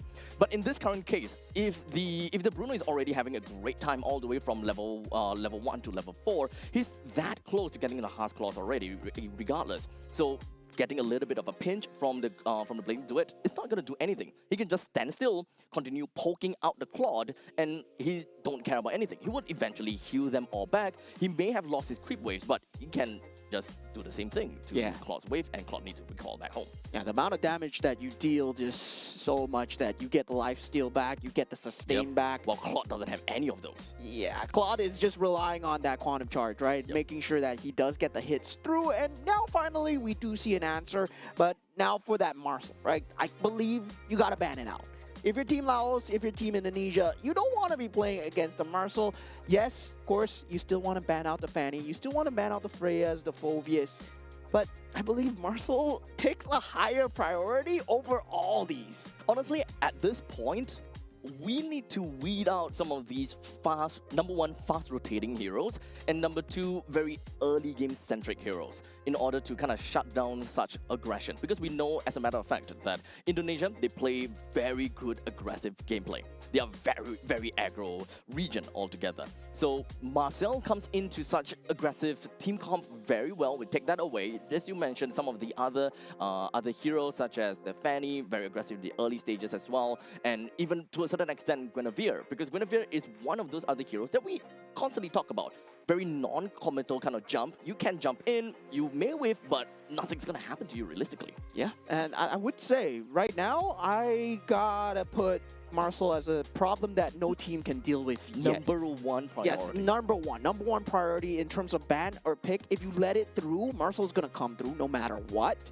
And we are finally back at Broken Walls, but it comes full circle here, right? We get to see Team Indonesia playing Broken Walls against Team Laos. So far, Team Laos on the ropes as Team Indonesia had a clean first game so far. So, what are we gonna expect to see Broken Walls? Well, let me tell you guys, it's walls that are broken. Wow. Wow. Philosophy. Wow, that's amazing. Oh my god. Oh man, I know. I come up with some of these good old words of wisdom. Oh man, I never expected that. You never knew that, right? I never knew that. I never knew broken walls were broken. Oh man, that's a crazy map. Damn. Never knew. Oh man. Now, with the Freya and the Fanny being banned out, do we see the Marcel being a priority here? Yep. Because I believe for Team Indonesia, maybe right now they might let the Marcel slide and just be like, hey guys, we got a way to deal with Marcel. But for Team Laos, they're just shooting themselves in the foot. We're not gonna take Marcel. You're not gonna take Marcel. Yeah, no one's gonna be touching Marcel for now. I mean, this is still, remember, this is still day number one, right? Technically speaking, we can always look at day one as a no pressure kind of day to a certain extent, right?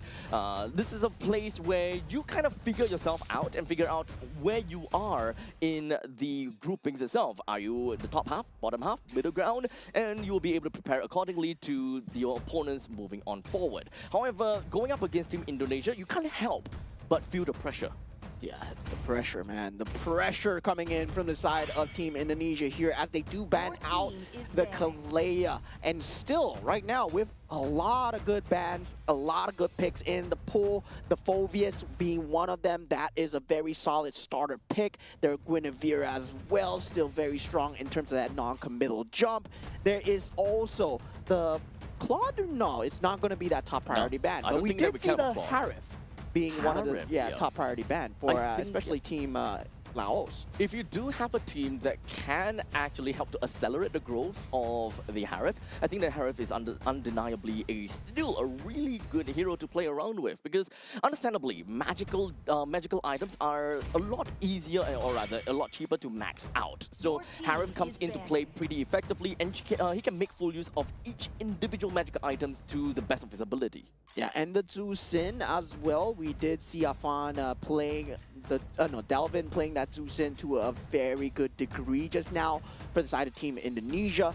And now for Team Laos, right now they will have that first pick available. Now finally Team Indonesia with the last man, they gotta decide what they want to let through here. That Guinevere's still in that pool, very good in terms of that flex first opener.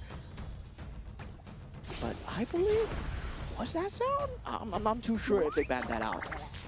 That's a diggy, right? That's all Diggy. But there's a cat.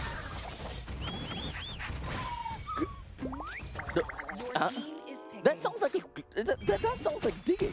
Yeah, that don't sound like diggy, but they banned that's too far out. They banned out the veteran. All right, Okay. they banned the veteran. Well, that is a massive curveball thrown at us. But you know what else is a curveball? Not the Paquito. Because the Paquito is something that we should definitely expect. Yeah, but at the same time, I believe teams have figured out how to deal with the Paquito. There is that slight nerf coming in. Yes, that capability coming out from the side of the Paquito to have that ability to jump in and out as he wishes. Still deals extremely good damage in terms of the lane clear as well. But the Zhu Xin, the Boxia there, having a Nice. good utility jungle, ignore the Paquito as much as possible, go for the good team fight. And Team Indonesia, well, they love their team fights. Yeah, so this is, once again, still back to a very aggressive start, right? Boxia generally means that you want to be ahead of rotations. Team Laos, they can definitely echo that and try to go for someone that is really fast in rotations, such as the number 1 Suyo and number 2 Nolan. I think that Nolan is going to be one of the wow picks that we could very potentially see from Laos, because he has fast rotation, and number 2, he's got really good burst damage in the early stages of the game too. Okay, so similar to what the Marcel brings to the table, right? The Cho was the original Marcel, I would say. Very hard to catch with the Jeet Kune Do. Very hard to just kind of lock down, and also having the ability to have that one-person lockdown with the Way of the Dragon. Now combining that with the Gourd. Now, for the side of Team Indonesia, right now, they will have a lot of entryway into answering back on that EXP lane. And with that Paquito pick, well, do you want to go for the lane clear and match him speed for speed, or do you want to go for something else that can frontline into the team fight as well? So right now, with the Cho and the God being picked up on the side of Team Laos, together with Paquito, they do have ways to make full use of the Way of the Dragon, so this is more or less likely to look like a pick-off card. But we'll talk about that in a bit, because the Sora comes in from Team Indonesia, very hybrid kind of XP laner that can do very well in the late stages as a very strong tank and initiator, while in the early game can still pull his weight very well as a damage dealer. And very smart timing coming out with the Sora right now after the Gourd has been picked up, because the Valentina is no longer a threat, right? No longer able to take away your shifting skies.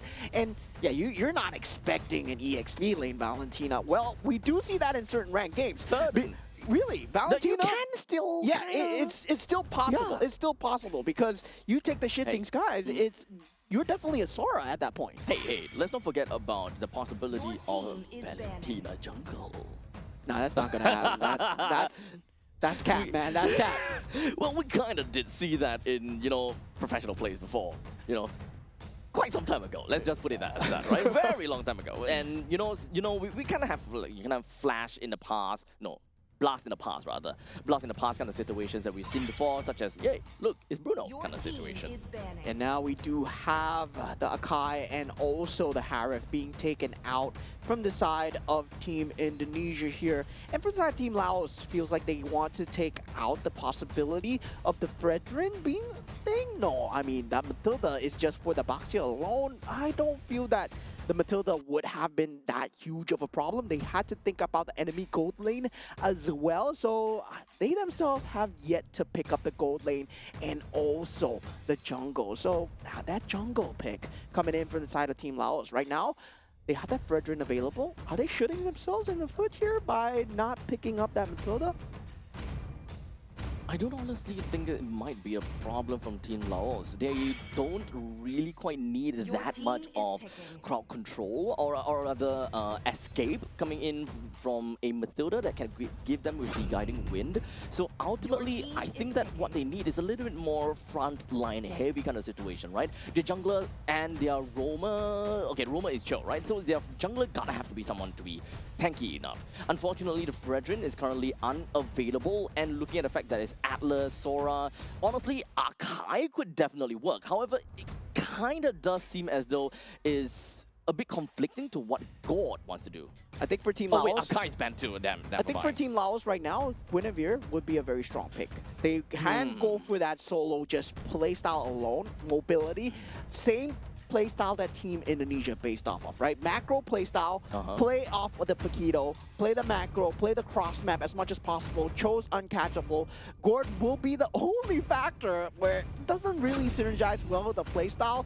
The Moskov, very good pick. Okay, they go for the Nolan. They actually went for Nolan. Okay, they actually went for Nolan. So they don't have anyone that is really very tanky per se, but they want to match the pace of Indonesia in the end of the day. They want to ensure that, okay, Baxter can be fast in his own jungle, we can be fast in our own jungle as well. So this is a race against time, actually. Who is the one or which team can reach critical mass earlier? Yeah, and now for Team Indonesia, it's all about, do you want to secure the team fight or do you want to go for map control, right? And for Team Indonesia, it's very team fight centric. You got a Sora, Shifting Skies, you want to fight no matter what. Zusin, you want to fight. Baxia as well, you want to go for the team fight. They're not playing for the macro. And Atlas with the Fatal Links going for the team fight here. And Team Indonesia going for the Obsidian. Not really one of my favorites, but we're going to have to see how they do here. Because for the side of Team Laos, very good in terms of macro, very good in terms of mobility. I do like it in terms of just execution alone. Team Laos, they do have an easier time executing, and for Team Indonesia, it's going to be harder, but at the same time, it's high risk, high reward. If they get a good team fight, Team Laos are going to disappear off the face of the map. Well, we're gonna see how this game is gonna look out to be, because Team Laos, they have an idea that they want to execute. They are very bursty, they are very pick-off. As much as possible, they want to create space and create 4v5 situation. But if whether Indonesia is gonna allow them to do that, that is generally the question, because Atlas is gonna be pretty darn annoying whenever he kind of splits himself up trying to look for opportunities. Team Laos, they want to take advantage of the fact that Baxia wants to be fast roaming, and Baxia wants to be the one that initiates at the end of the day. So it really boils down to if whether, number one, God can stun, or number two, where the dragon actually connects. Yeah, I mean, name of the game here for Team Laos is just pickoffs and try and take as many segmented team fights as possible. It's the same playstyle as Team Indonesia was playing in Game 1, right? With the Harley, with the ability to jump in and out with the Zusin as well. Yep. And for Team Laos, right now, they will be using the Gourd off the back of that. I would have felt that the Zusin might have been a stronger pick, but of course, they were on that other side where they did not have that choice available. Zusin, Baxia being picked up from the side of Team Indonesia. Now for Team Indonesia, they have a plethora of entryways. Fatal Links, they have the stun coming in from the side of Baxia as well. The Lantern lift up coming in from the side of the Zusin, and also Shifting Skies. Now, the Obsidia is where things start to get a little bit wonky here. Do you go for the team fights here? Do you go for the ultimates? And I feel that looking at Team Indonesia, you don't go for the bone shards. You're using Obsidia to try and get the lockdown, try and force out a 5-member engage as much as possible. To be fair, for the side of Indonesia, at least for Obsidia, you don't have to care, or I mean, scaling is still very important. But because of the fact that Team Laos, they are such a fragile comp where they don't have a proper frontliner per se, and someone that can, kind of hold the Lord, I think that is going to be the main thing that Indonesia is banking on. Indonesia constantly will be able to kind of hold the Lord and be the one that really puts themselves in the face of for the side of Team Laos. So I mostly just want to know how Team Laos wants to react and respond to this the fact that they don't have a very strong frontliner. And here we go into game 2 of Team Laos versus Team Indonesia. Currently, Team Indonesia ahead 1-0. I feel that Team Laos, they want to play that heavy mobility playstyle. They want to emulate what Team Indonesia brought in game 1. But can they tie things up here? This is yet another game where the balance kind of feels a little bit off. This time, too much damage. Not a lot of sustain. While game number 1 is too much sustain, not enough damage. Yeah, so completely going the other way here. Instead of flickering, he is going to go down here, and Simbatif going down early, so early into the game. This is not Team Laos' game plan at all. That lethal was too greedy coming out from inside Team Laos. He thought that he will be able to. And unfortunately, as a Nolan, you want to be fast-paced in your rotation. But hold on a second, Afan, he's just walking away from this team fight. It would have been great. Simbatif is able to get that kill, but he wasn't able to. Yeah, not level 4 as of yet. And Shauki, aka Nino, he's going to have a great time, especially once he hit that level 4. But the Paquito will have that advantage for now. And really, just Dalvin doing just a good job of getting that mid lane prio as well. But this Paquito has been a huge issue. Now coming in is the Atlas though. Is it really going to be an issue? We'll see about that, because all 2 other members from the roving spot jumps right in onto Paquito, where he's got no answers at all. Unfortunately, he didn't even have the opportunity to flicker out of the way. Yeah, every single one of them can initiate. That's the crazy part for the side of Team Indonesia, right? Even the Obsidia, right? You can lock someone up effectively for that 3 seconds. Now you gotta worry about this man coming in right here. Literally just gonna be jumping themselves right onto the members of Team Laos and invading over to the jungle. Dalvin picks up a kill, and moving on forward, he's just gonna be sticking himself down on the Putsabat, bringing him down pretty effectively as well. Simbandit, he can't go down right here. If he go down, that is gonna be really painful. A masterclass in resource denial coming out from South Team Indonesia as they continue to go on a tear through towards enemy backlines here. And Dalvin Sander, well, you're taking too much. Yeah, let's not talk about that. Okay. Let's talk about what they did well, all right? They were able to take away the purple buff from the side of Nolan at 2 minutes into the game. And that's completely what they came for. And that's a complete W in Team Indonesia's books right there.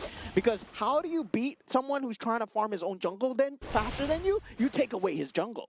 You take away his jungle as much as possible, man. And the main idea about picking a Nolan here is so that he will be able to match the pace of Afan. But right now, there is no pace for Team Laos.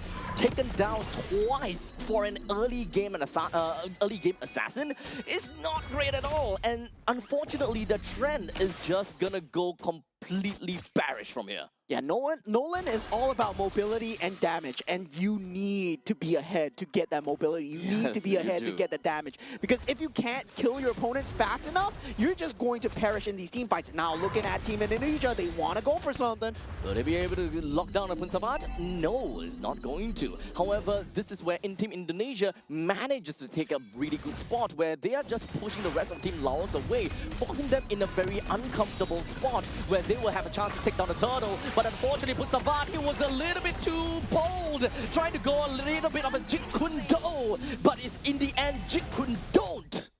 Yeah, I mean, Mystic Gush onto almost every single member of Team Indonesia, and it did nothing. It tickled them. It was a water gun coming out from the side of Team Laos, and Team Indonesia are just showing the advantage that they have, right? Consistently just invading the jungle, making sure that this is how you control Nolan, right? We thought that Nolan is going to be good.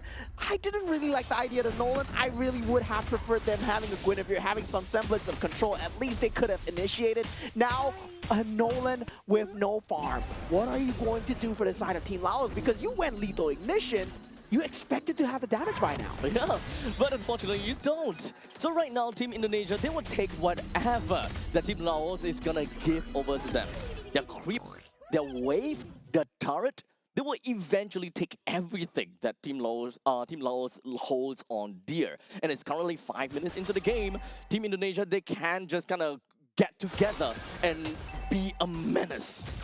Oh my god, Team Indonesia is reading Team Laos Shouki? movements as like a book. Shouki right here, he can just go in with the shifting skies if he wishes to do so. And you don't want to fight this cloud form Sora. I mean, he might be flickering away, but it might be a bait.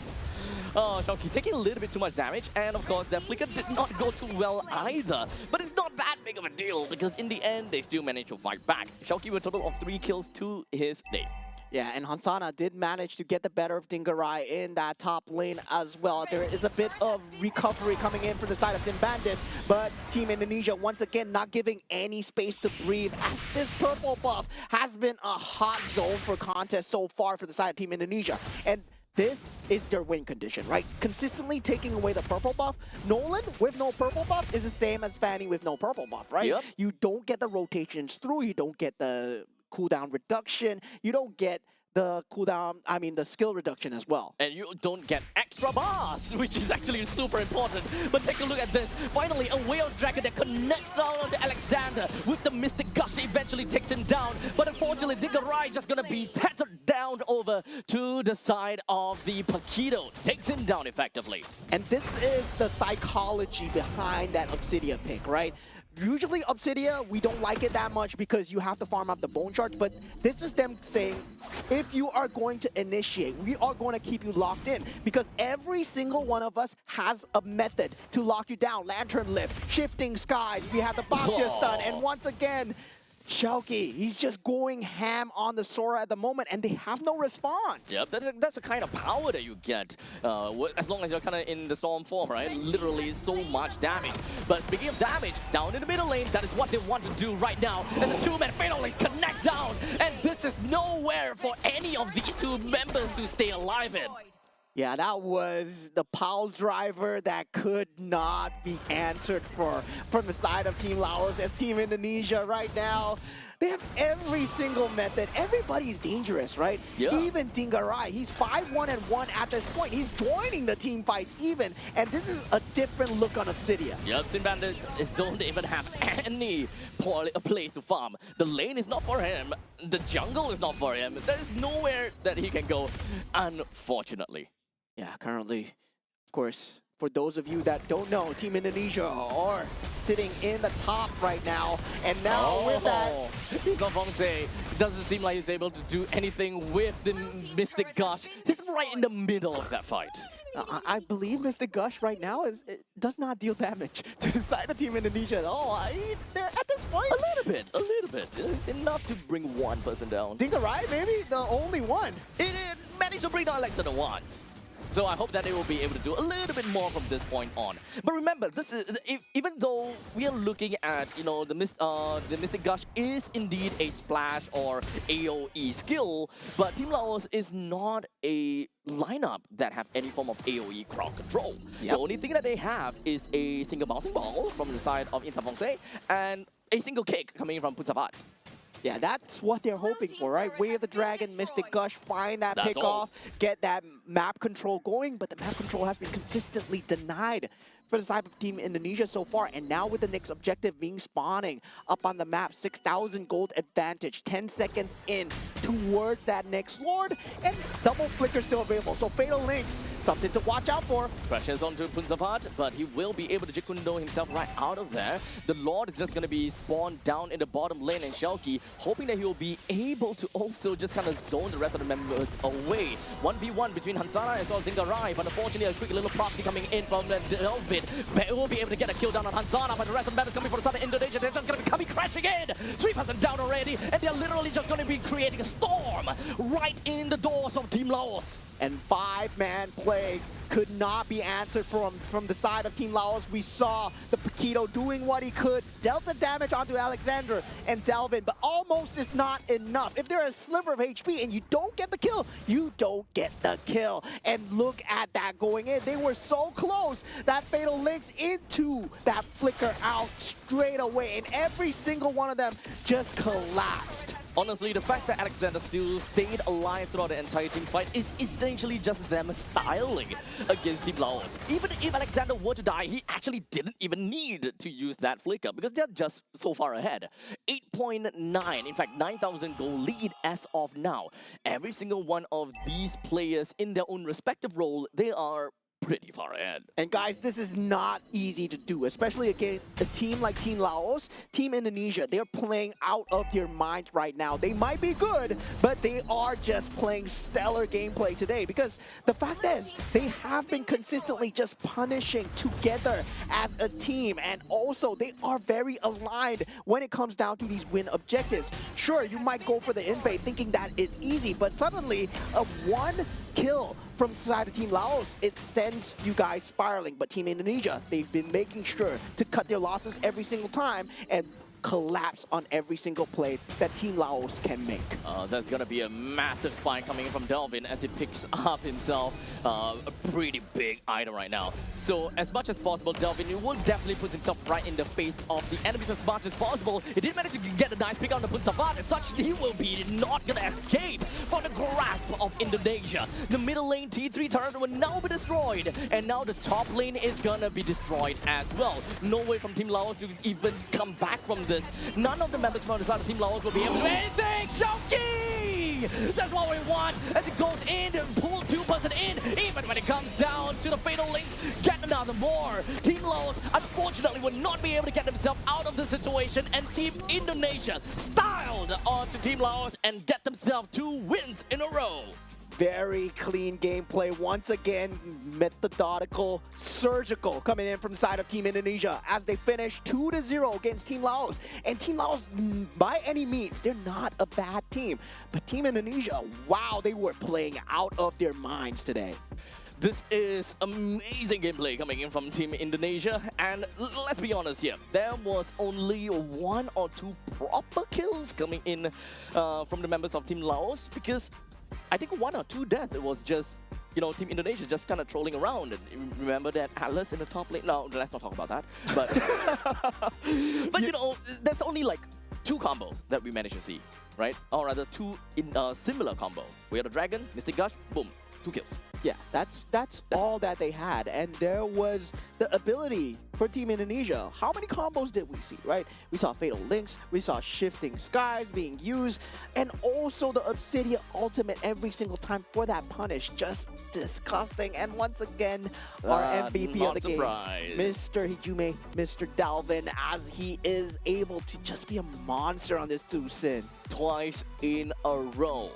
4 kills, 0 death, and 14 assists is, of course, the situation that we see coming in from Delvin, and of course, great plays coming in from him. Yeah, very good itemization. They're not going for the Sky Piercer this time because he knows that, yeah, there is going to be a different itemization coming out from the side of Team Indonesia. They will have that ability to just try and fight every single time. Once the Fatal Links are up, once Afan has that stun up, there is just so much fear in the side of Team Laos's eyes. Oh man.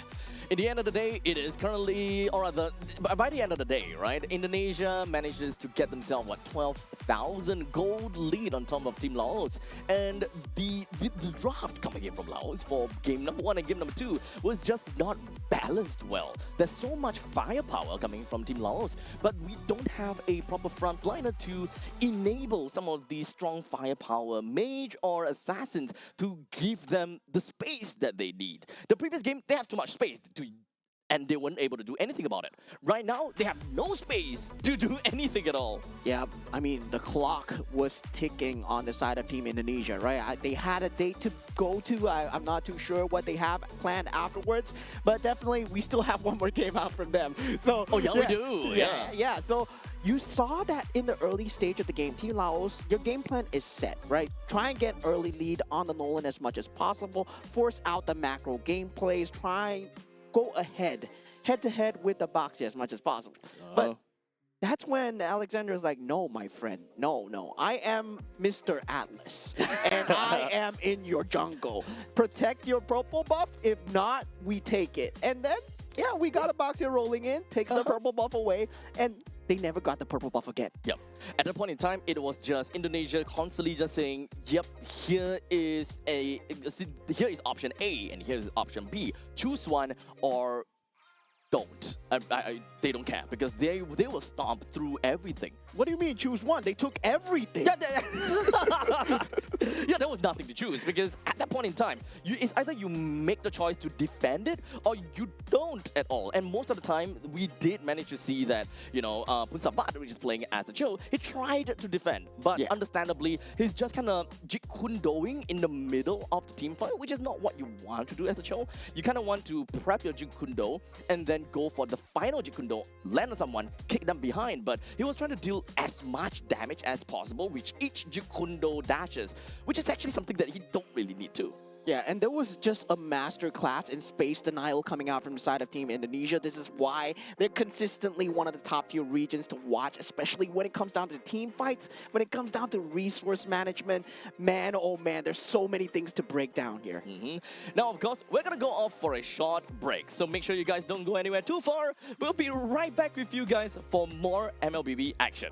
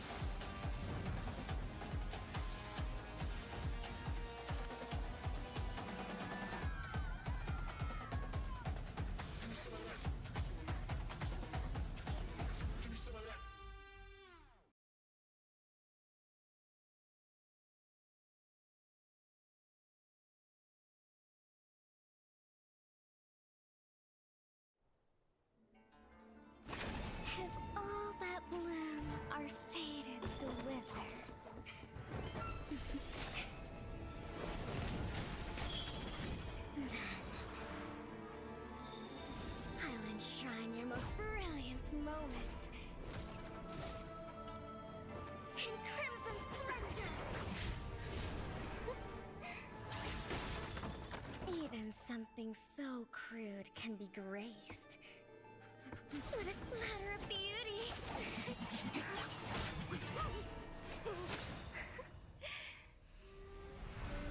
I'll get you out! You finally come to me, Hanabi-sama! This madness ends now.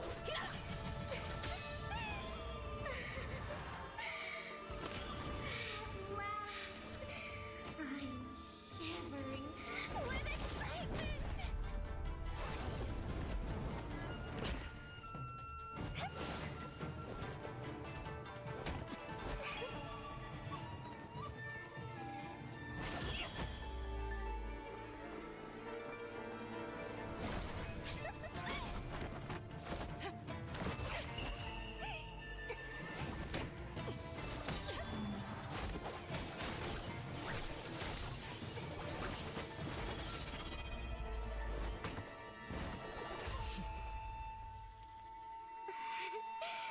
Such killing intent. Does this mean Hanabi-sama finally understands Kirara?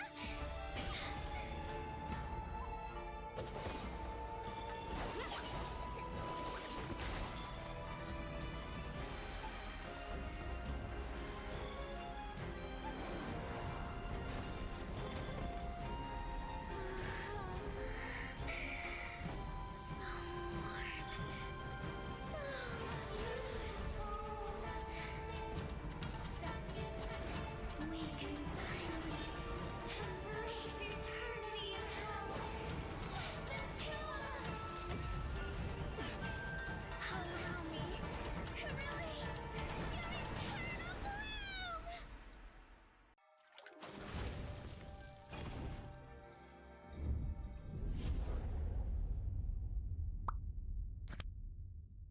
The human body was built to move.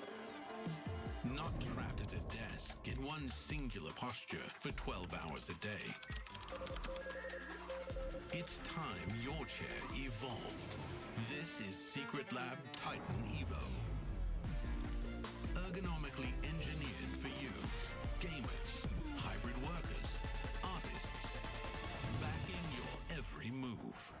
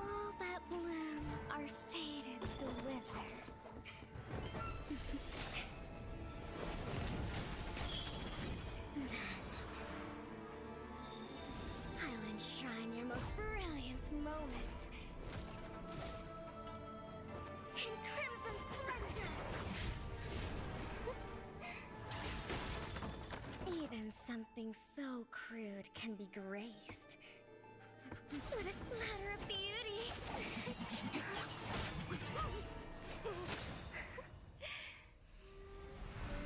I'll get you out! You finally come to me, Hanabi-sama! This madness ends now. At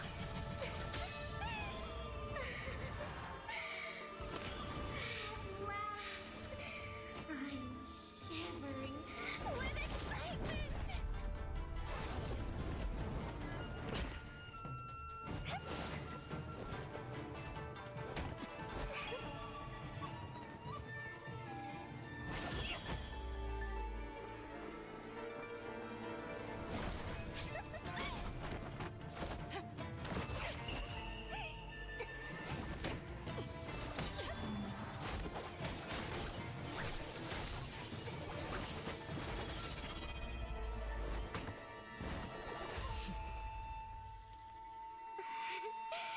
Such killing intent. Does this mean Hanabi-sama finally understands Kirara?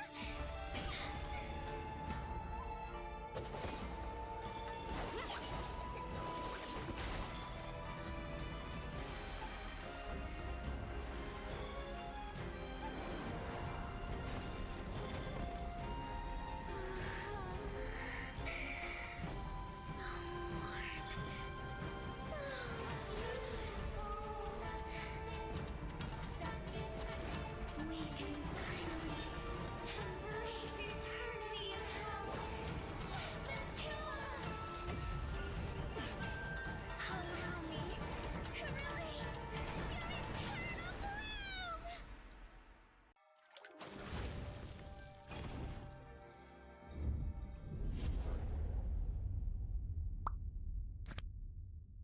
The human body was built to move. Not trapped at a desk in one singular posture for 12 hours a day. It's time your chair evolved. This is Secret Lab Titan Evo.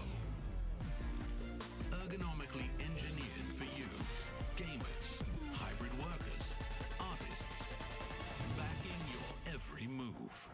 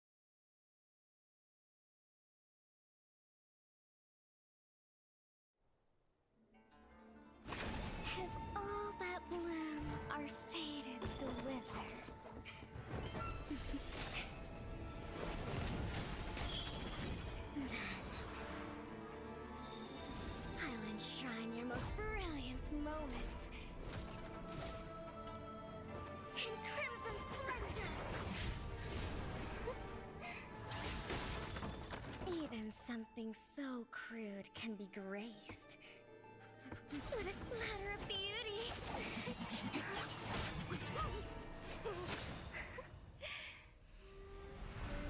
I'll get you out!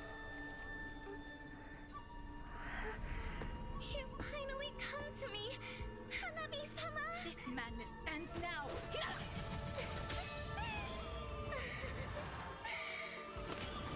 At last, I'm shivering with excitement!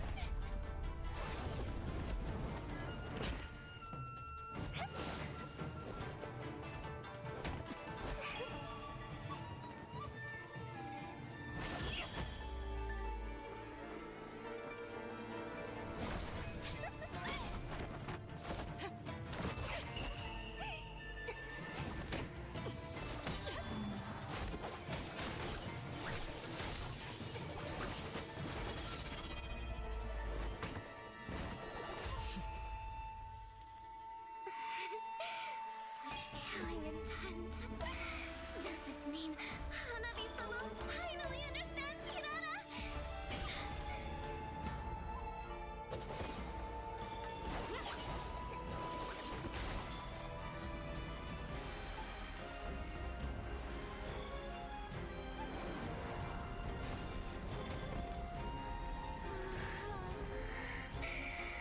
So warm.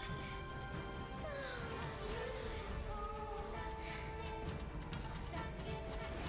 We can finally embrace eternity in hell. Just the two of us. Allow me to release your eternal bloom.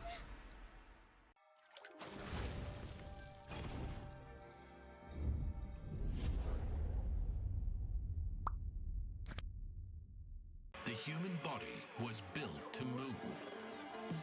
Not trapped at a desk in one singular posture for 12 hours a day. It's time your chair evolved. This is Secret Lab Titan Evo. Ergonomically engineered for you, gamers, hybrid workers, artists, backing your every move.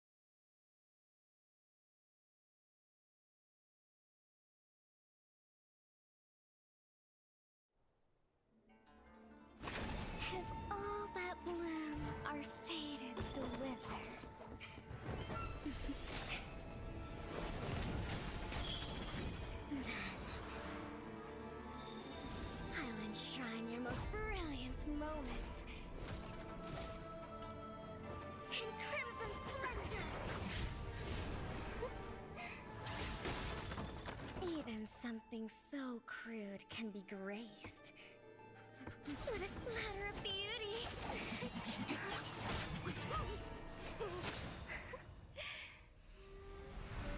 I'll get you out! You finally come to me, Hanabi-sama! This madness ends now.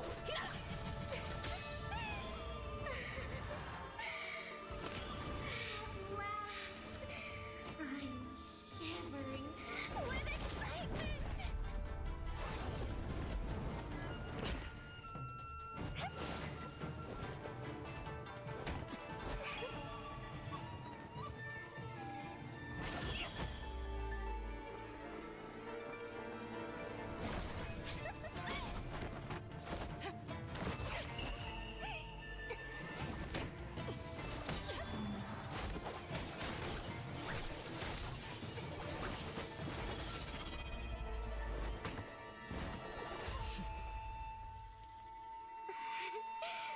Such killing intent. Does this mean Hanabi-sama finally understands Kirara?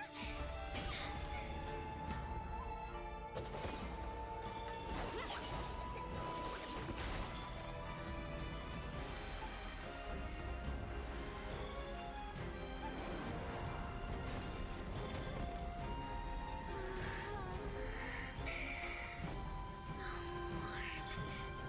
So beautiful. We can finally embrace eternity in hell. Just the two of us. Allow me to release your eternal bloom.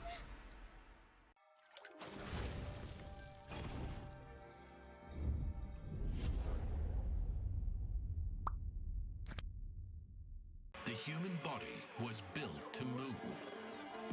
Not trapped at a desk in one singular posture for 12 hours a day. It's time your chair evolved. This is Secret Lab Titan Evo. Ergonomically engineered for you, gamers, hybrid workers, artists, backing your every move.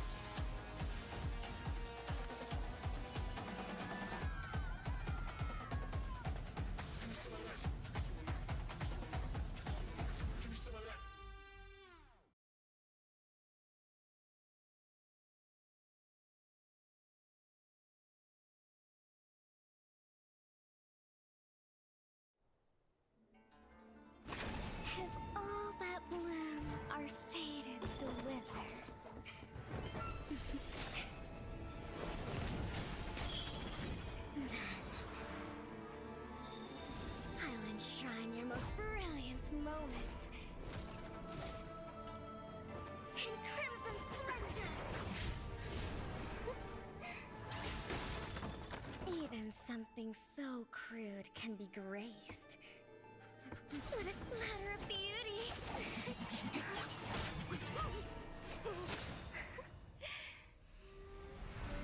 I'll get you out! You finally come to me, Hanabi-sama! This madness ends now!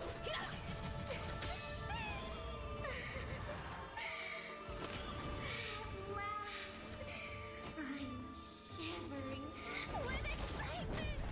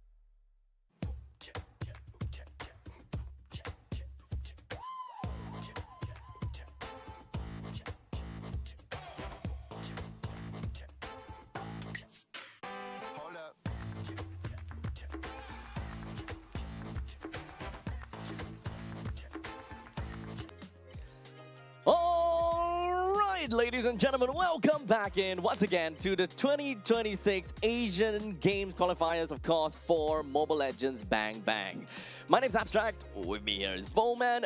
We are going to be looking at one heck of a game upcoming, and I'm pretty sure that the arena behind us is completely filled to the brim.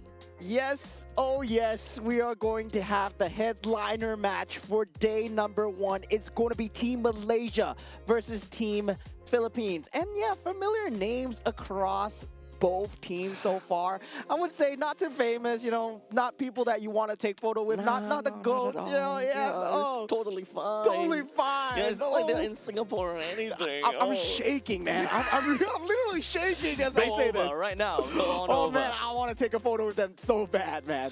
Oh well, but unfortunately, it's going. They are going to be pretty separated away from us, and they won't be able to hear us yelling, shouting, and kind of going fanboying on them. But you guys get the deal. But of course, this is going to be one heck of a game because we are talking about Team Malaysia versus Team Philippines, and both of them are equally really good within their own regions, and even when it comes down to the international stage, they are definitely one of those teams that can definitely climb really darn high. Yes, and it's going to be a star-studded lineup, especially for Team Philippines. I would say they did bring most of their team here of that particular organization, and one particular substitute player that is also known as the gold standard. So that moniker itself, it speaks for itself. I gotta say, Team Malaysia right now, they got a lot of work cut out for them. Honestly, I'm pretty sure that they are really excited to even go up against them, right? Because it's definitely not their first time going up against them. They gotta have some strategies going up for them, and just kind of mess around a little bit, find out how their games is gonna look like by the end of the day. Yeah, in terms of power levels, they are the top few, right? And in terms of just the uninitiated alone, for those of you that don't understand what Mobile Legends Bang Bang is about, well, currently for that World Series, where we talked about Team Indonesia just now, they were the runner-up. These are the champions. Team Philippines, they have been consecutive champions. And undoubtedly so, they have constantly held on to the crown year after year after year.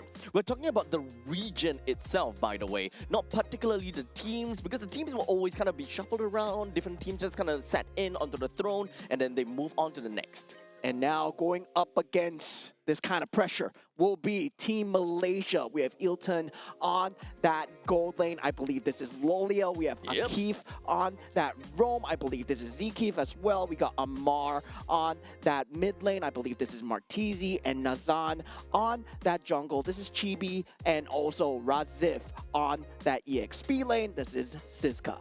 So with that all said and done, they are one of the few teams that we really need to look out for. And Team Malaysia, we have seen them, of course, from across the bridge, time and time again. And MPL Malaysia, MPL Singapore, it kind of happens here and there.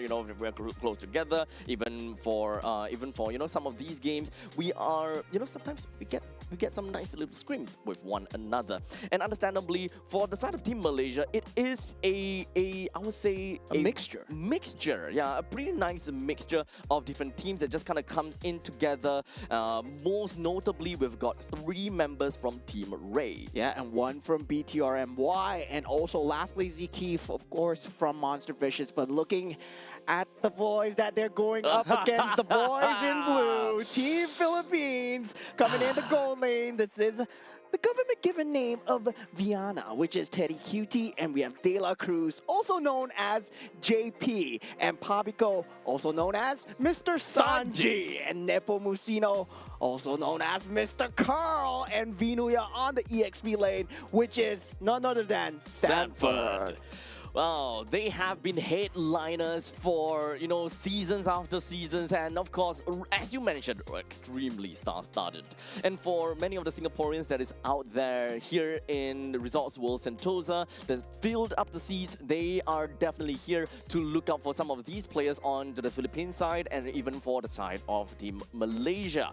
Now, of course, we're gonna strip them off of their names. It's no longer about, who they are. It's not about which team that they're from. Yes, starts out the lineup, complete TLPH coming in here. But for now, we're just going to be focusing on to their names because, once again, they're not representing any organizations anymore. They are representing their region. That's right, Eugene. That's right. So he's no longer abstract on this table. He is now That's so currently weird, dude. Eugene, right? That is so So weird. this is the exact same thing that's going to be happening for their players because right now they will be using the government-given names. That's right, Mosaong. Yeah, that's right. That's right, indeed. Thank you, Mr. Eugene Yu. Well, that's why we ain't players. Oh, yeah. Well, technically speaking, my government name is not Eugene, so you gotta try it out. You gotta try it again. Oh man, No, man. there's no way. I forgot about your Chinese name. Yeah, you can't. You can't reach that. Mr. Yu Yen Song. Okay, there we go. There we go. You know, now that we have the players set in, oh man, this is gonna be one headliner of a series. We did see how Team Indonesia took out Team Laos in such a clean fashion, and it's in the same way where the micro was so good for the side of Team Indonesia.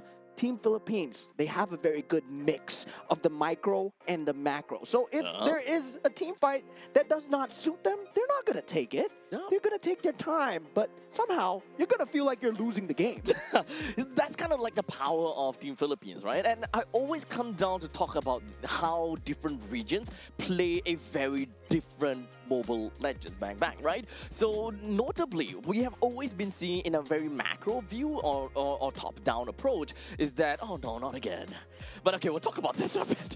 But when it comes down to the regions itself, Philippines and Singapore play very similar, whereby we, kind of look at things in a more macro view. Well, from Malaysia and Indonesia, they look at things a lot more of a micro view. That's why whenever you look at Indonesian or Indonesia gameplay or Malaysian gameplay, a lot of people look at it and it's like, yeah, that's Brawl server. Yeah, that's Brawl server indeed, but when you look at Team Philippines, right, it is a very good mix of that macro.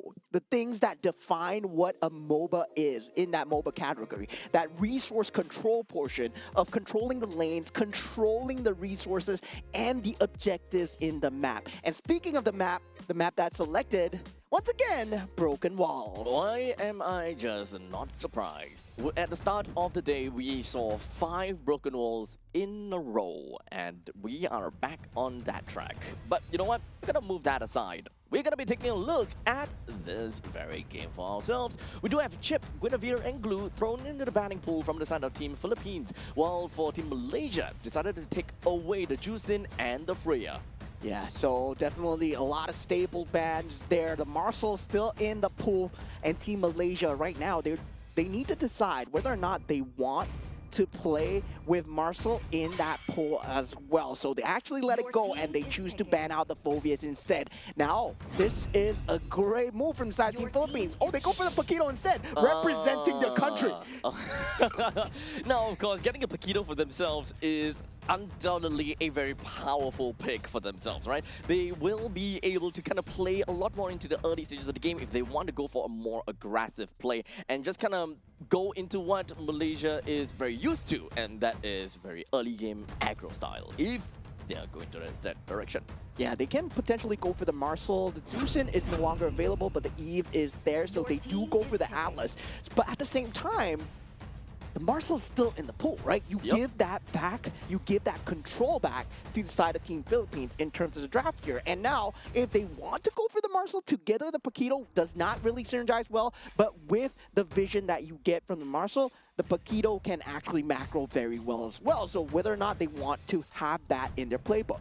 At this point in time, picking up a Marcel for Team Philippines undoubtedly will allow them to kind of go neck and neck against Team Malaysia when it comes down to the drafting sense. However, they are not going to go neck and neck. They want to go above and beyond, and they want to excel in what they are good at, or rather what they have drafted for themselves, right? Paquito is really good at bursting someone down, and they want to capitalize on that. So picking up a Cho on their own end, being able to single out one player in order to play a more macro-intensive game to win in a 4v5 fashion, Cho comes in pretty effectively. And we've seen Claude being one of the top priority picks and bans coming through for both teams so far. And now with Claude on the side of Team Malaysia, they will have that late game capability with the Blazing Duet. Of course, you do need the farm to get there as well. And we've seen all the Claudes struggle so far in the qualifiers today. And so far, I gotta say, Claude has not been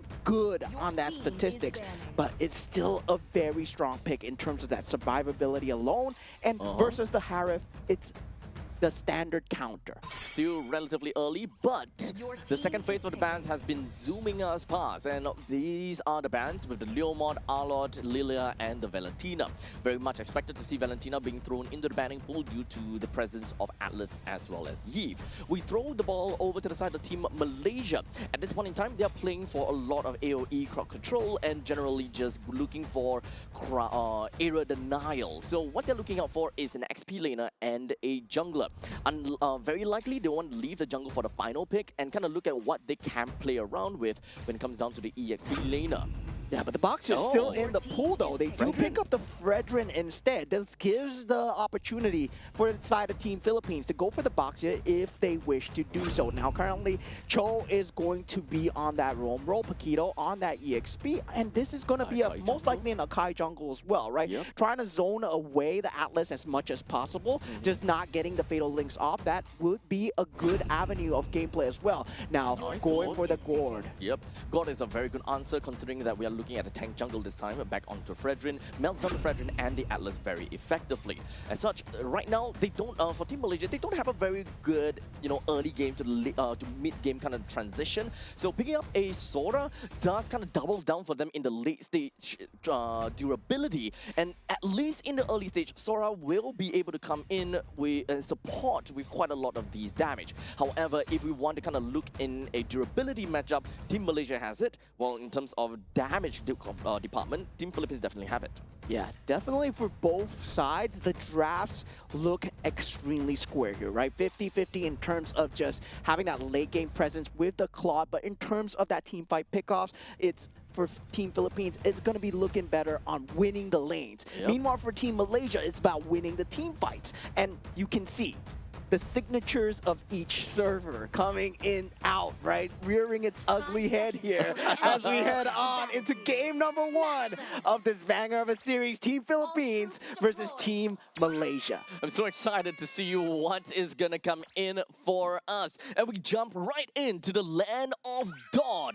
And of course, this is the brand new rotation that we were talking about. By the time that they are done with their respective Beetle and their respective Lizard, they will go straight to level 2 as per what the patch note says. So by the time that they reach over to the buffs, that is when they are generally gonna have a pretty much faster time to clear off, especially for the purple buff, because it is 2 minions right there. Yeah, and that gives you also a brief buffer of timing to go for the lethal here, and already we see Team Malaysia on the case, forcing the flicker away from the side of De La Cruz, who will not have it for the next few skirmishes. And just like that, Akai manages to snatch away that Little Wanderer in a quick little moment, and he's trying to look for some other avenues to play around with. And they also understood what is going to be the rotation coming in from Team Malaysia. So just like that, stole yet another one coming in from Team Malaysia. The jungling side from Team Malaysia is just not having a really good time at all. Yeah, forcing out that retribution early, and Azan not having it at that period of time would just mean that Nepomuceno, right now, he would be way ahead in terms of that curve as well. In terms of that buff clear speed, into that objective clear speed, slightly ahead, but both teams, in terms of net worth, still neck and neck, nobody giving up first blood just as of yet. And we know Team Philippines, at this point, if they don't find a team fight that suits them, they're not going to take it. It's really unfortunate that Team Malaysia, in the early stages of the game, they don't have enough firepower to realistically be able to kind of push any of the members from Team Philippines away far enough. Like, Nepomuceno can just literally walk in, which is why he was able to kind of steal that jungle creep away from the Fredrin in this case. Time and time again, this is going to repeat as long as Team Malaysia do not find a way to kind of get themselves a decent snowball. As Nepomuceno is already at level 5, as opposed to Nazan at level 4. There's no way that they will be able to fight for this. Akib finds himself taken down, Vinuya as well. So it's a 1-for-1 trade. Unfortunately, it is going to go towards the side of Malaysia a little bit more. Yeah, but Razif does get the better of Vinuya in that EXP lane, taking out the Paquito, trying to go for that over-aggression with that flicker usage coming out from the side of Venuya as well. So gotta say, in the grand scheme of things, yeah, they'll still favor Team Philippines because they got the turtle. They got a very good usage of that heavy spin in that early game as well. You don't really see that often coming out because the team fights will be kind of avoided till that heavy spin is out. Most of the members coming from the side of Team Philippines, they're looking for something. Amar opens up the RWM, but unfortunately would not be enough to keep the Atlas alive. As such, Akif loses his life while De La Cruz just going to be putting himself right in the face of Nazan. This is not going to be an easy take for Team Malaysia, and in fact, there could be a very high probability that they might just lose this orange buff. Yeah, and we do see a lot of the jungle prio come through for the side of both teams here. Nepomuceno, he's not going to be in a lot of trouble. He's in a Nagoya after all, but still getting chased down with Appraisal's Rapier. Uh-oh, never mind. With a heavy spin, he will be able to just kind of bump everyone away. He should be safe for now, unless De La Cruz do something about this. Double flicker just for a kill down on the Nepomuceno. He is a level 7 though, so in the end of things, it's a worth it one. Yeah, it's Carl, man. You got to do that. And with the Mystic Gush coming through, they have been putting on the hate onto Akif. And this is what you need to do against an Atlas, right? Trying to bring him down as early as possible. Make sure that he does not have the availability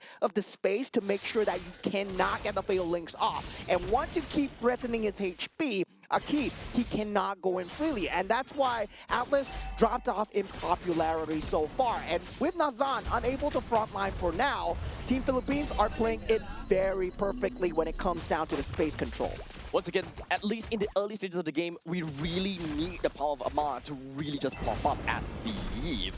Akif and Nazan can always set up for the team, but if we don't have Amar or Razif to come in to make full use of the space given and that opportunity brought up by either the Fatal Links or the or anything else, then it's not going to go anywhere. At this point in time, we do have Team Malaysia. They're just going to be wrapping themselves right in the hands of Team Philippines. Well, in the meantime, it is going to be quite a lot of spinning going on downtown for Team Philippines. It's a 1-for-4 trade, and it is an absolutely free turtle for the side of Team Philippines. Pivotal wipe coming in from the side of Team Philippines. Great use of the heavy spin. Managed to find two members of Team Malaysia pinned up against the wall. Akif being taken out very early. Despite the usage of the Fatal Links, there's no damage coming through from the side of Team Malaysia at this point, right? If Razif is not able to land the Shifting Skies, this is what's going to happen. And that is a huge damage buff coming out from the side of Venuya at this point. It's really unfortunate, but Team Malaysia, they do not have got what it takes to realistically, I mentioned before, to kind of push the members of Team Philippines away.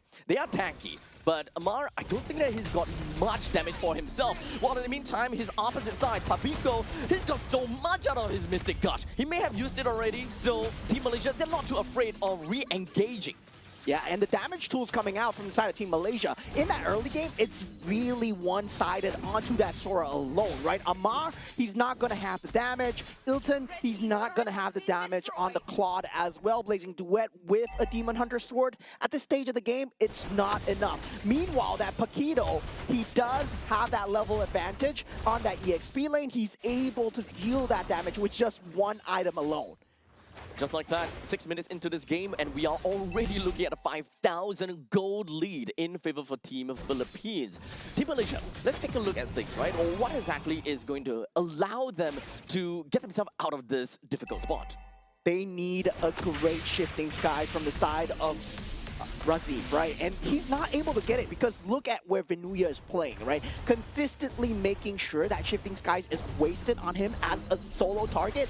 And once Shifting Skies is gone, well, they can take the space as they wish. And Team Philippines, they know that. They know that. That's why they're just playing for the Sora to use his utility. Because the rest of the other team members, they don't have the damage. Fatal Links into what? That is realistically just playing around Razif as much as possible. Make him waste up a little bit and make him make sure that he's unable to get decent amount of farm to kind of stay alive for extended periods of time. Team Malaysia, they want to group up as much as possible. However, they still have to be really careful because a lot of these damage dealers from the side of Team Philippines, they can do quite a number, especially for the side of Mystic Gush. You don't want to get together, get hit by the same starting ball from the side of that gold as much as possible too. And once again, that Pressure mounts up as we see Razif get taken out early in the start of the fight. Fatal Links is not going to be used at all. Flicker away. And without the shifting skies, right, you see the lack of initiation coming out inside of Team Malaysia. And they needed that early game advantage, hoping that the Sora and also the Fredrin are able to buy them the space for Claude. And this is the problem with Claude so far, where teams have not been able to make it work. Yep, he's constantly going to be behind and he needs time to eventually skill. The moment that your team is unable to, kind of be on par with your opponents from the start of the game, then there is no space for the Claude to farm. Nowhere for you to even just BMI in, blazing duet and get out of it. There is no form of passive farming for the side of Claude. So it's really going to be difficult, and at this point in time, the only time where Ilton will be able to kind of pop off is probably down the line 10 minutes later. Yeah, 8,000 gold lead already at 8 minutes into the game here. That's going to be a heavy-handed advantage for the side of Team Philippines. And if you take a look at the problem here, right? The main problem is the Akai, the Nepomuceno man that can just walk up straight to you, just spin away, and there's nothing you can do about it because there's the lack of damage coming through. Are you going to Shifting Skies? Someone who can potentially spin out of your ultimate, a huge ultimate for just a heavy spin. And I believe Team Philippines at this point, they've been threatening that trade ever since they knew that there's only one way. And look at this, once again, Nepomuceno straight away in front, no punish at all. I mean, Team Malaysia, they are trying. They're really trying to punish. Of course, they do not want to use up every single one of the resource because of the fact that the Lord is going to be popping out in under 5 seconds. However, even if the Lord does appear, Nazan is only at level 9 as compared to Nepomuceno at level 13. There's just no space in between for Nazan to kind of squeeze himself in to just land that free retribution. The retribution fight and the quality of retribution from Nazan is just completely low and cannot be countered or cannot be, used to fight. Yeah, Team Malaysia, they did have the correct idea, right? Early game, Razif did get that early game advantage. Now, De La Cruz in a bit of stifle here, but he isn't Cho after all. Still has to flicker away, and he's one tanky boy as he goes back into the real-world manipulation here. He's eating up everything, and in the end, he took 4 ultimates in his face only for him to die. But unfortunately, after all of that, it is just a Roma trading out against an XP laner, which is a massive trade-off for the side of Philippines. Yeah, still pushing the advantage inside of Team Philippines. The macro lead grows as they do get the Lord. They will get this tier 2 turret as well. And that's the point, right? For the side of Team Philippines, they know that they don't want to go into that late game as much as possible, especially against a Claude. Claude versus Harif in that late game scenario, it's not someplace you want to be as the Harif. That's why they have Venuya consistently threatening the opposite side of the map. And if Ilton does make a misstep here, he can potentially get shut down out of the map.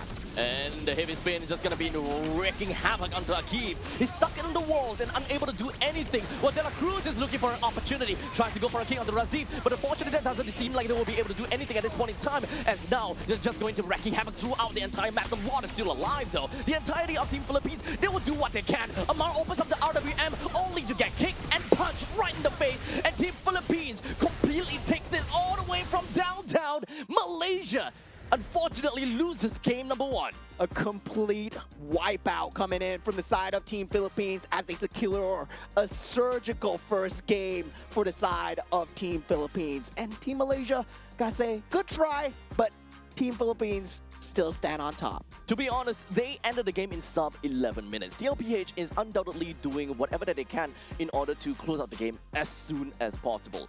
Due to the fact that we are looking at the quality of gold laners, the Harif is well accelerated into the late stages already with the amount of items that you have. We're not exactly in late game territory, however his item speaks for itself. It is a late game build already, and if as much as possible, they want to end the game as soon as possible before they have diminishing returns. Yeah, and the win condition for Team Malaysia was very simple, right? They wanted to win the lanes no matter what, especially on the side of Sora. You saw them using the flicker extremely early with the Fatal Links as well. They did get very good catches in the start of the game, but the timing was slightly off, where they got the kills, but there was no objective to trade after the kills were done. So The macro play was not behind that micro, and that just came to bite them in the back because they couldn't take the next few fights when the turtles were up, when the buffs were up.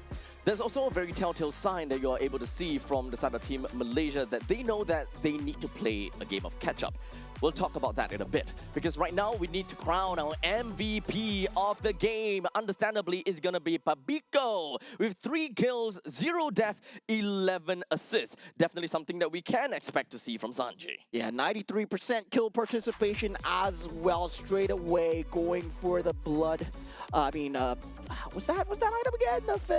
That's the blood wings, right? Yes. Yeah, the blood wings, and that was a good survivability item coming through just to make sure that, yeah, you don't get any form of shutdown coming your way. Razif, he wanted to aim down Pabiko no matter what. Yes. You saw that Razif was trying to make the play go through, but for the side of Team Philippines, they play defense very well, especially on the side of Carl. Nepomuceno does a great job of the heavy spin, just pinning Akif into the wall early into the game. Fatal links, never a problem because Akif was 90% down.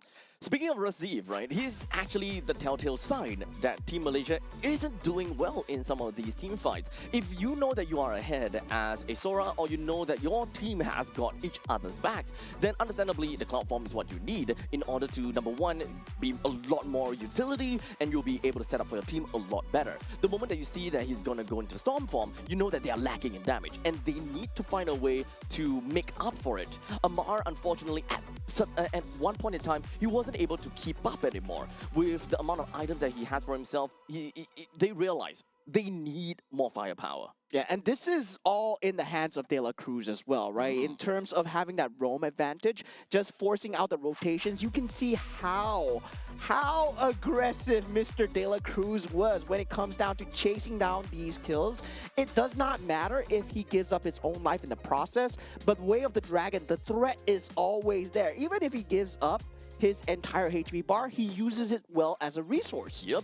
And in the second last fight in Team Malaysia's jungle, I'm pretty sure that you guys saw it wholeheartedly. That was a single that's a single Cho that literally ate 4 ultimate. He didn't die, by the way, only until we've got the Sora that decided to flicker on forward just to get a kill. And that was not a very good trade at all. Yeah. But at that point in time for Team Malaysia, they're so far behind that any kill could potentially be worth it. Yeah, a lot of the times you see a good Cho player, a hallmark of a good Cho player is when you can use the iframes perfectly in time as well, right? Just having that micro sense on top of the macro sense. It's not just about that gold lead alone that affected the game. It's all about that Jikundo timing, and he played it to a T, man. He was just standing there. Are you gonna hit me? Are you not gonna hit me? If you're gonna hit me, I'm gonna dash, you know? And yeah, there was that timing where Team Malaysia were unsure. Do we go for him? Skill shots became non-existent over to the likes of a really good Cho. Yeah. And understandably, that is something that we will be able to witness, or rather, we have already witnessed in that very, well, talented play coming from Team Philippines. However, that is only game number 1 of the best of 3 series, and we can definitely expect to see some, revenge from Team Malaysia. Hopefully we rightfully see some, right? Because in the same time that Team Philippines, they are very strong. Team Malaysia, they are also strong as a region, but Yes. maybe they have not had enough time to gel together as a team. Because when you think about Team Philippines, all 5 of them, All 5 of them are in the same organization. the same organization. They have a lot of time to train, and they are the main 5 of Team Philippines after all. Yeah. While in the meantime, for the side of Team Malaysia, yes, they are the main 5. However, they all come from different organizations, 3 of which from Team Ray, 1 of which from BTR, and another one from Monster Vicious. So they have, in some sense, limited time to train together, and especially since they just completed the MPLMY. Yeah, as well, right? So definitely a lot of playoffs fever that we see from a lot of these teams as well. But definitely coming into these Asian games, coming to represent your team, coming to represent your national colors. There's a lot of pride and stake involved when it comes down to just national ego, when it comes down to MLBB, right? You just want your country to do well. Honestly, there's just so much patriotism coming in, right? So eventually, we shall see Singapore coming up. We'll see. You know, we're my not gonna level of patriotism. we're No. not gonna see Team Singapore today. Not for today. We just had bad news. It's, No. Okay, we won't talk about the bad news, but the good news here is for Team Philippines fans out there currently 1-0, looking extremely clean, looking extremely surgical so far. If you're a Team Malaysia fan, don't fret just yet. This was first game out of a best of 3, so game 2, maybe something to the draft, some pep talk here and Eureka there. moment, perhaps. Yeah. After all, this is still day number 1, though. Even though Team Malaysia is going up against a titan like, Team Philippines, at this point in time, it is still considerably low pressure. They're not at the point in time where they know that there's a lot of pressure and they are on the verge of, not being able to make it to the top 5, that kind of situation. At this point in time, they still want to, kind of cruise. As much as possible, cruise. Yeah, and as much as we say it might not happen, well, anything can happen in Mobile Legends, right? Who won MPL ID? Oh my god. Oh my god, anything can happen. So right now, anything can happen here at the Asian Games qualifier as well as Best we team in the world. head into that next map randomization here, and we do not have broken walls this time. Thank God. It is going to be expanding rivers, and this is going to enable the junglers, or rather, junglers and the roamers, to really get from one place to another a lot quicker. Yeah, definitely, and we're going to see that Harif once again. I believe it's going to be either top ban or the top pick, because with that Zayman's Force, with the ability to traverse the river at breakneck speeds, that first objective take becomes much more pronounced, especially since you have that ability to join that gold laner into that first foray. Now, going into the bans, Boxia, Fredrin, and Phoveus coming out from inside Team Malaysia. They don't like the tanky boys. Yep, so take that all away. All 6 of the heroes have been banned out, with the Boxia, Fredrin, and Phoveus out for the picture. While in the meantime, Team Philippines is looking out for the Glue, Freya, and Chip, which will allow Marcel, Guinevere, Fanny, and of course Juicen, let's not forget about that will be collected by the side of Team Malaysia. Yeah, so far, Juicen will be that first pick coming through. And right now, right, both teams have not picked up the Marcel. Will Marcel be a problem here? I still believe very strongly that Marcel is a very strong problem. And now, once again, the Paquito has made it through. Okay. Oh, man. Oh, man. Even as second pick, second ban, you still get to pick up a Paquito? That's not usually a very good news, especially in the hands of Sanford. Yeah, this is going to be a very hard deal indeed. Once again, Team Malaysia, they do go for that Atlas, right? And now going into a different build, different play style that you want to go for. No longer on that Akai. Now it will be the Harley. The threat is going to be real. There's going to be way more damage coming out. If you thought heavy spin is going to pin you down, well, how about pure damage right now? And now we do see the Arlet ban coming out. Now, with the side of Team Malaysia, they already have their jungler set. So right now, it's all about damage mitigation against the Harley. So for Team Philippines, they are very damage-oriented at this point. So Team Malaysia, what they want to do is just remove as much tanky heroes from the pool as much as possible that would fit in the roam position. And understandably, Hylos being one of the tank heroes that have the highest HP within the entire tank role will be taken out. And let's not forget, the Gutter Catcher will be taken away too. Yeah, so now with that Obsidia being taken out as well, that would have been a great goal laner to punish the Harley as much as possible, try and catch him during these rotations. Right now, they do pick up the Claude for themselves. And so far, right, Claude has not been good for any of these teams. But Team Philippines are here to show you, right? Guys, right now, chill out. We're going to play Claude. This is how you do it. This is how you're going to do it. And for the side of Team Malaysia, they responded with a Moskov and a Sora. And this is also a very good pick coming out from the side of Team Malaysia. But they, once again, they're very reliant on getting the Fatal Links through. However, I do like the balance coming in from Team Malaysia, right? They have a very good balance in between durability, utility, as well as damage altogether. But Team Philippines, they don't care about tankiness. They're going to go all in. This is all strike. they don't necessarily have someone that is realistically very strong enough to kind of hold down the Lord or kind of be the one that kind of dances to the Lord. This is one of the situations that we see that is all about damage. So for Team Philippines, as much as possible, they want to make Malaysia sweat.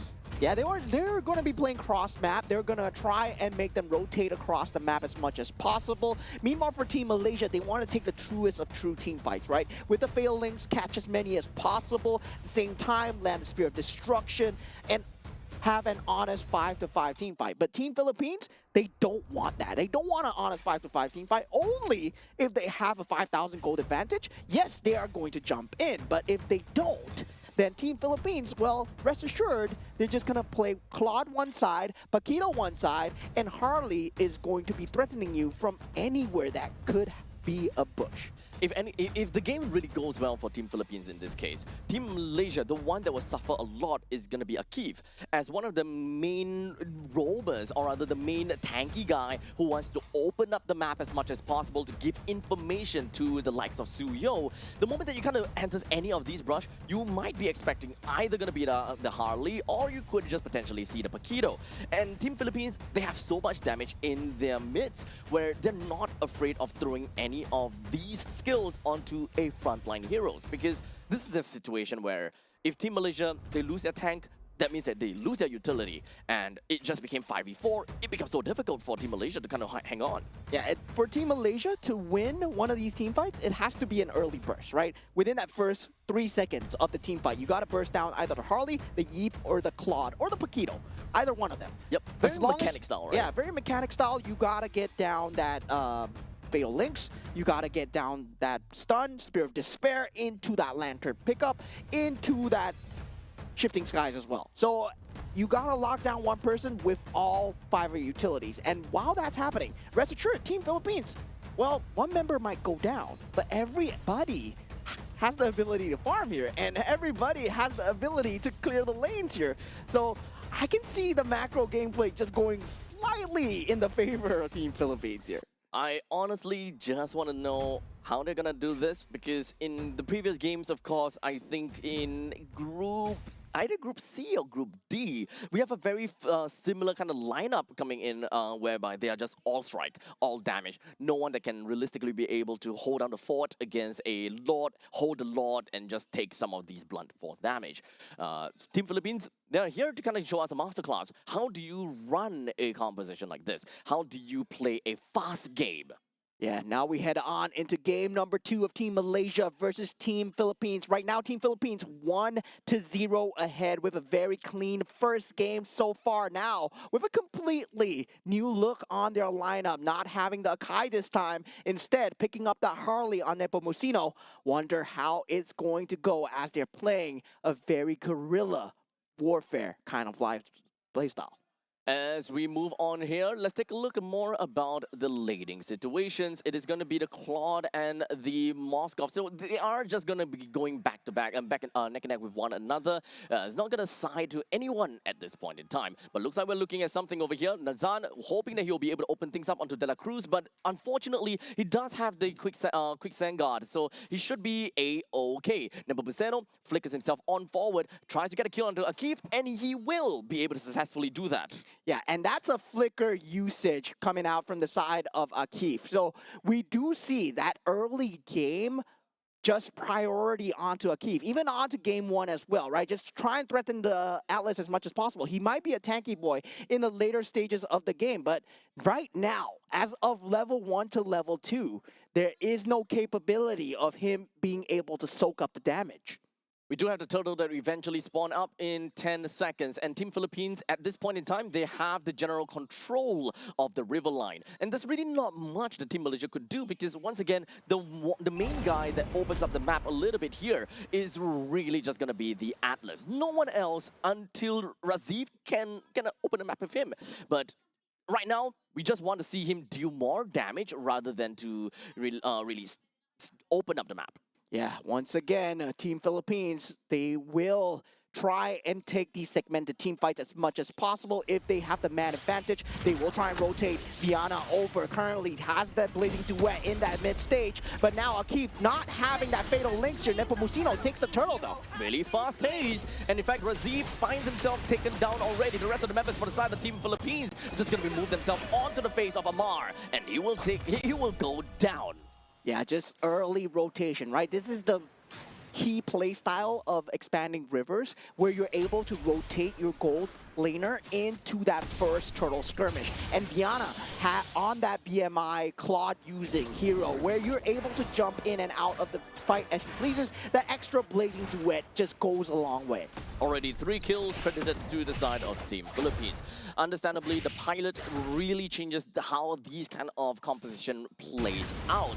As such, they move on to the middle lane. In fact, even Tara diving onto Amar, and they don't care about anything at all. They may have lost a life from the side of De La Cruz, but it's a 1-for-1 trade between the roamer and the mid lane that is well worth it. Yeah, at this point, De La Cruz, he's going to play the same playstyle that he has been playing the Cho as well.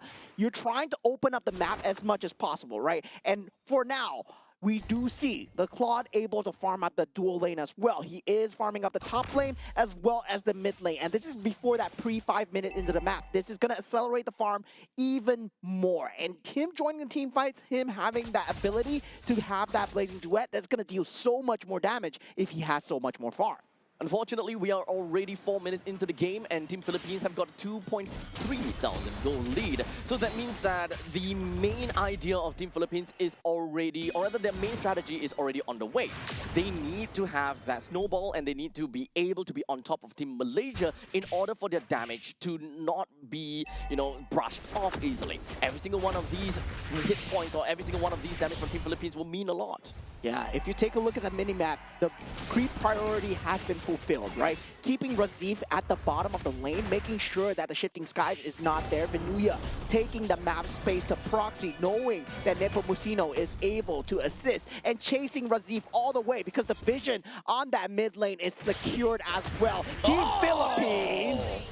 Vinuya just gonna be flickering right in the face of Razif. Takes him down pretty effectively while we move on to the top lane. Team Malaysia wants to fight back against Team Philippines. They manage to take down Viana. De La Cruz joins into the fray and hoping that they will be able to just push the rest of Team Malaysia away. Pabico comes back in, gets a kill on Akif and opens up the RWM. Double kill on top of Ilton. And now Nazan hoping they will be able to run away, but unfortunately the Void Crystal slows him down, picks him off, and De La Cruz takes that kill. Any lesser team would have disengaged from that team fight, but no, Team Philippines does not back off. You know why? Because they used everything onto Viana, and they know for a fact they are so good at the utility cooldowns. They know for a fact that the enemy does not have this ability available, and that's just top tier MLBB that we're seeing right now. And for the side of Team Philippines as well, Vinuya just giving up his life for Viana to somewhat come back into the game as well.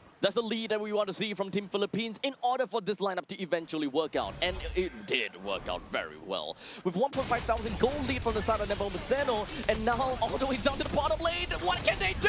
Razif! Unfortunately, it doesn't seem like he will be able to do too much from here. He wanted to get a kill down onto De La Cruz. And wait, hold on a second, they managed to! With a good fatal link that connected down to De La Cruz, and Pabico down over to the hands of Razif. Yeah, that's the problem with the side of Team Philippines lineup, right? They don't excel when it comes down to a straight up man fight. If Team Malaysia, they do get that lead, they do get that man advantage. Team Philippines, well, they don't do well. They want to take these 1v1s, they want to take these 1v2s and spread them across the map. But Vinuya, man, oh man, he's putting a lesson on the Paquito so far. A masterclass. He understands that there is no need to immediately just burst the opponents down because he can't exactly. He needs to land a couple of those auto attacks in order to really get a kill on Nazan. Waiting for the S1 to appear from Nazan. Once he creates space, then there's gonna be a quick little punch from the side of Paquito in order to close up the gap and get a kill. And this is where you start to play against Team Philippines, and you are like, oh, I'm getting the kills, I'm winning the team fights, but why am I still down so much in gold? It's because of the cross-map plays coming in from the side of Viana. Yep. He's been using the Blazing Duet so well in trying to try and survive. And unfortunately, right now, he might go down. Wait, never mind! Viana! The BMI brings him all the way to the back, and he eventually managed to escape a complete masterclass. And now back to the main team fight. Team Malaysia, they're looking to pick up a little bit more kill. Papico will go down, but here comes Vinuya. It doesn't seem like he has got enough damage to do anything, but never mind. Take that back.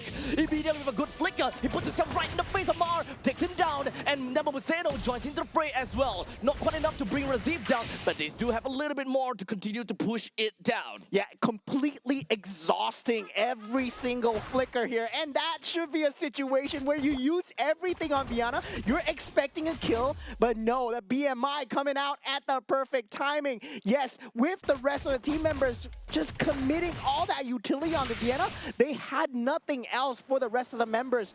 That is Team Philippines that convened on them on that top lane. At this point, with 5,000 goal lead from Team Philippines, it's not necessarily even about team fights anymore. Team Philippines will be able to whittle down the members from Team Malaysia one after another as long as they have got a very good Oh no. Oh man. As you can see, they are just trying to do their very best to go for one player to another. And Team Malaysia, they would like to respond in kind, doing the same thing to Papico. Yeah, and this is the thing, right? Team Malaysia needs to play as a death ball. Meanwhile, Team Philippines, they can play as individual commandos where they are taking Vinuya on one side of the map, Viana on the complete opposite, Yupu Nepomuceno in the center because he has that capability, and also De La Cruz just to get that map vision. So consistent creep pressure coming from opposite sides of the map, 6,000 gold advantage. Yes, you might be winning the team fights, but you're slowly losing your outer turrets, and for Team Philippines, they have all their outer turrets so far. Unfortunately, if we're talking about the frequency of skirmish versus team fights, the amount of skirmishes definitely is maybe 2 or 3 times more than, you know, some of these team fights out there. So Malaysia, they may win some of these team fights as you mentioned before, but when it comes down to skirmishes, Team Philippines definitely takes the cake. And overall and over the long periods of time, Team Philippines, doesn't matter if whether they lose some of these team fights, it doesn't really matter. But in the meantime, there we go. It's gonna be a big team fight, but the Lord Sand Strippers are flying up to the air right within Papico's RWM. And that's more than enough for Team Malaysia to take 2 L to their name. Razif hiding inside of these brushes, and there's no way he's gonna get himself right out of the hands of Viana. And you can take one, you can take Nepomuceno out, but we're gonna make you pay, right? This is what Team Philippines is all about. Because right now, Team Philippines, Viana is at critical mass. Look at how much damage the Blazing Duet does when a good Claude player is given the farm. And this is why Claude is still so dominant as one of the top tier gold laners. It's just that teams have not been making him work. Now Team Philippines putting on a masterclass. To be honest and to be fair, it does seem as though Team Philippines, they have very strong control of the lanes and of course the river lines. As long as you have good control of the river lines, Viana can literally go anywhere that he wants to farm either in the lanes or in the jungle. And that will help him to proportionately grow together in time. With 7,000 gold lead in favor for Team Philippines, Malaysia is way behind. And despite the fact that this is a very well-balanced team composition with good tank... Oh wait, hold on a second, what was that? As the Raging Sandstorm lands, De La Cruz unfortunately will sacrifice his own life, and he's taking a lot of enmity coming from the side of Team Malaysia. He may sacrifice his life, but managed to allow his team to take a keep and Razif down. As continuously from this point onwards, Zan looks to get a kill. He managed to pick up a double, but Papico will take him down once and for all. While Vinuya goes for a little bit of style onto the side of Team Malaysia. Ilton now, as of course the Moskov, he do whatever that they can to push out the waves and to survive. One more creep wave coming in from side Team Philippines. This might be the end here as they're trying to go for it. Ilton does go down. Team Philippines, they go for the throat here as they know they are on that clock as well. They don't want to give them any space to breathe as Team Philippines takes this 2-0. This is absolutely scary of a game from the side of Team Philippines. They are doing whatever that they can to ensure that they will put the opponents down under. I gotta say, Team Philippines, they look super friendly when, you know, they're not in the game, but when they smell blood in the water, this is the kind of players they are. Honestly, at this point in time, the moment that we go into the game, Philippines looked at the game and they focused in, like shooting fish in a barrel at this point. And this is what that play style is going to be about, right? Where a lot of the teams, they are taking the guerrilla team fights, but they want to play the Nolan, they want to play the Claude as much as possible, but sacrifices need to be made. And for Team Philippines, they're using their HP bar as a resource to start these fights, to force out these fights. De La Cruz, he might go down, but what do they gain out of it? And looking at Pabico as well, he died 3 times, but doesn't matter. Doesn't matter because in the end of the day, it's all about trade. You may go down, but someone else gets the kill, and then someone else will make full use of the economy that they have gotten. Well, in the end of the day, Pabico, also known as Sanji, with 6 kills, 3 deaths, and 10 assists, crowned the MVP of the game. Yeah, definitely for all the Team Philippines members putting on a show here. Team Malaysia, they did what they could, right? They did what they could. Won the team fights. They fulfilled their team comp perfectly. But when it comes down to the art of battle, Team Philippines, they won that war. This is the kind of situation whereby Team Philippines would not give you a grand dream. They're not going to sell you all of that. They're just going to be like, look, we have one person here, make your choice. Do you want to send Akif all the way into Fatal Links on the one guy? Or do you want to wait it out for a perfect opportunity for Razif to go in and out massive amount of people? Unfortunately, that dream was never sold to Malaysia because for the side of Team Philippines, 1 person, 2 person may get caught. However, it does not matter to them because every single one of these members from Team Philippines, they have ample amount of damage to punish Team Malaysia. Yeah, and it's not like Nazan was in a bad situation, especially with the Tsusin and the Suyo combo as well. They did find a lot of pickoffs onto Pabico and also onto Nepomuceno as well. But the main villain behind all this, Vinuya, right? Behind all this on the Paquito, we can see why this is one of the top tier bans that teams have just been banning out. And now, can you agree with me that Claude is good? in a winning situation, Claude is great. Yeah, but even in a losing situation, we need a litmus. We need a proper litmus test for Claude. You know, playing from behind, how good Claude will be. Technically speaking, it's technically speaking easy to win. What's the word for it? I know what you mean. It's easier to win harder. Yeah, but it's not exactly easy to win slowly. Yeah, it's what I always say. That's what I always say. Every good team knows how to play when they're ahead, right? But when you're behind, that's where the decision making matters. Yes. Okay. Yeah, that's the way. Yeah. Forget what I said.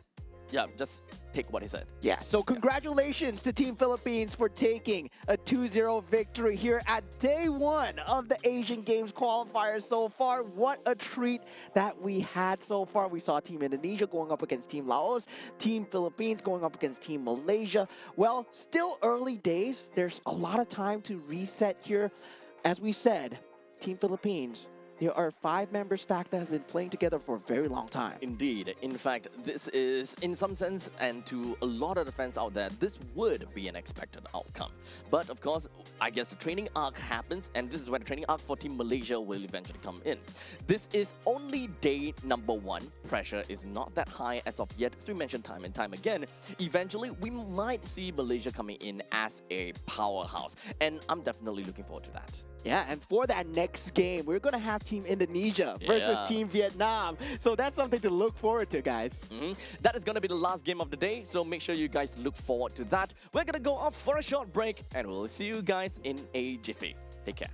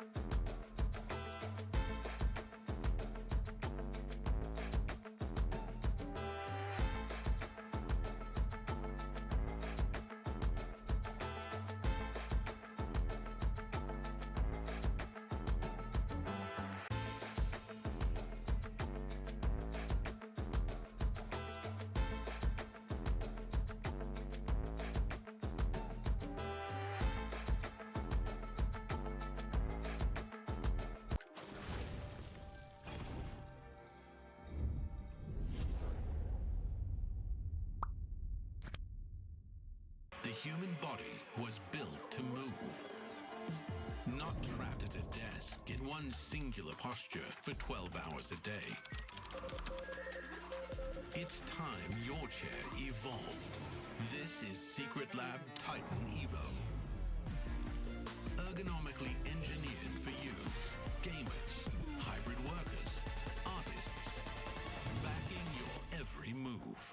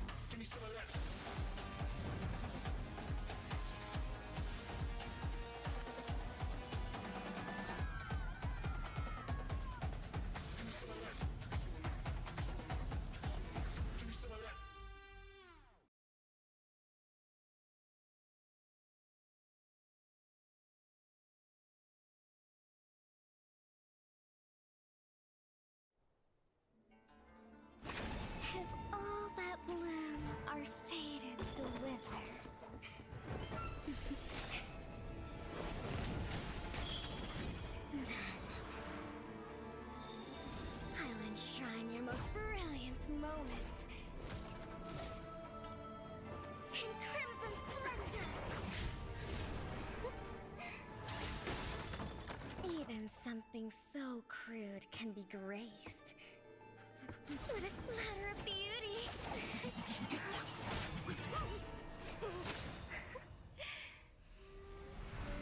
I'll get you out! You finally come to me, Hanabi-sama! This madness ends now. At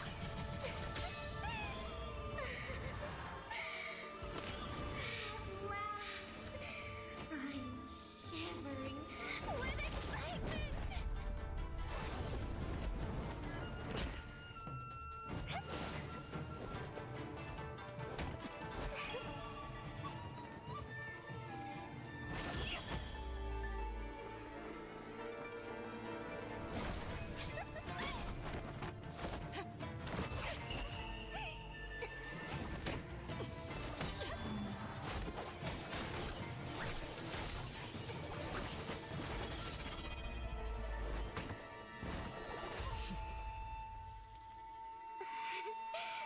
Such killing intent.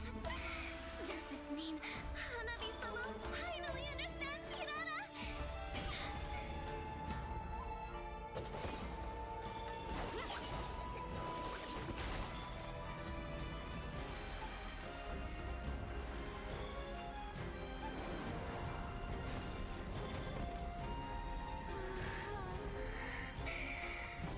So warm.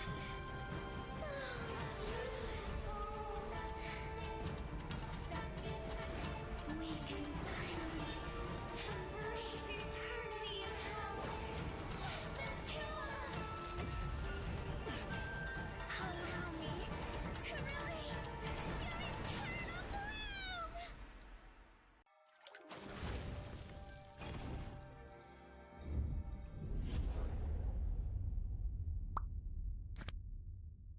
The human body was built to move. Not trapped at a desk in one singular posture for 12 hours a day. It's time your chair evolved. This is Secret Lab Titan Evo. Ergonomically engineered for you, gamers, hybrid workers, artists, backing your every move.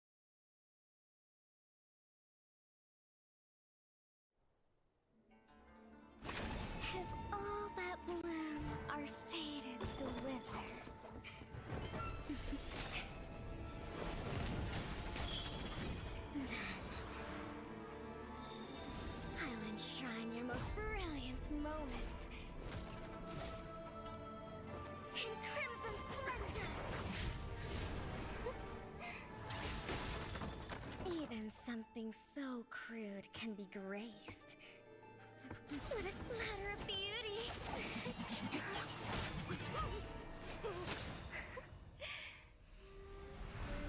I'll get you out! You finally come to me, Hanabi-sama! This madness ends now. At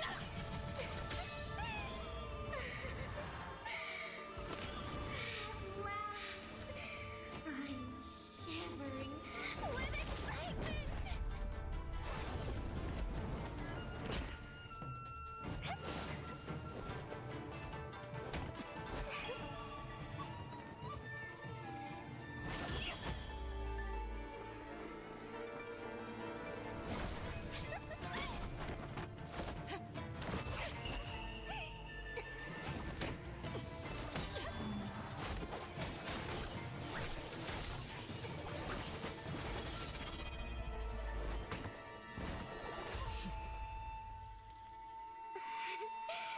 Such killing intent.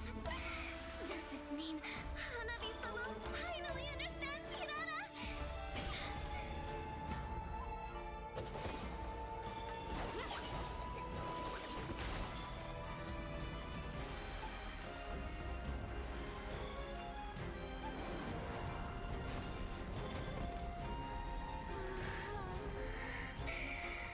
So warm.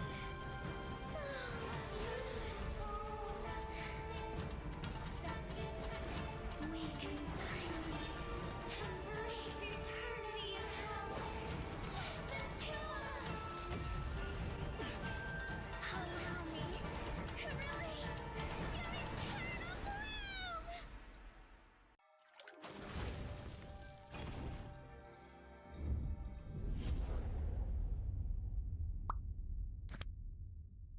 The human body was built to move. Not trapped at a desk in one singular posture for 12 hours a day. It's time your chair evolved. This is Secret Lab Titan Evo. Ergonomically engineered for you, gamers, hybrid workers, artists, backing your every move.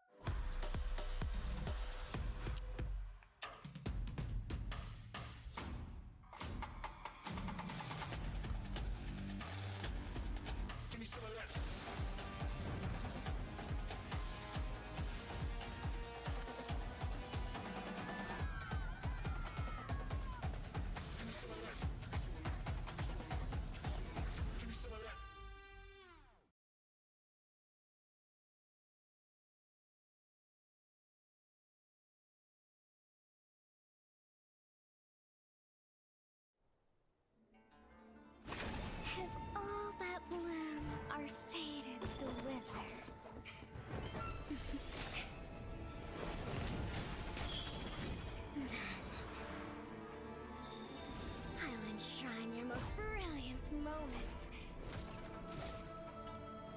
In crimson splendor! Even something so crude can be graced with a splatter of beauty.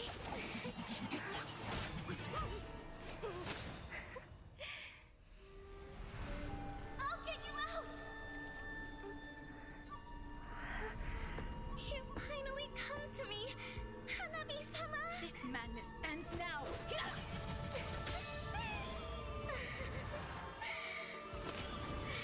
last, I'm shivering with excitement!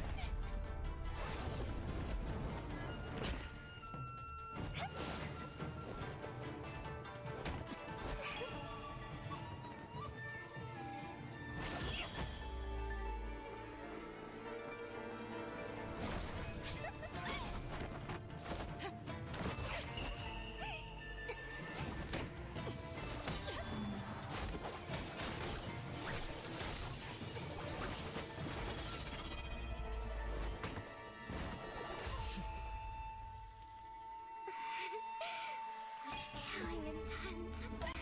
Does this mean Hanabi-sama finally understands Kirara?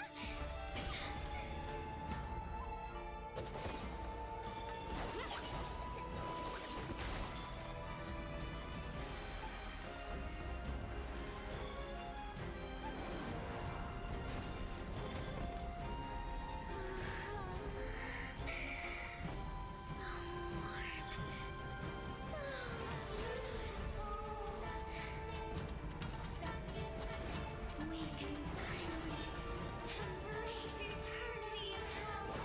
Just the two of us. Allow me to release your eternal bloom.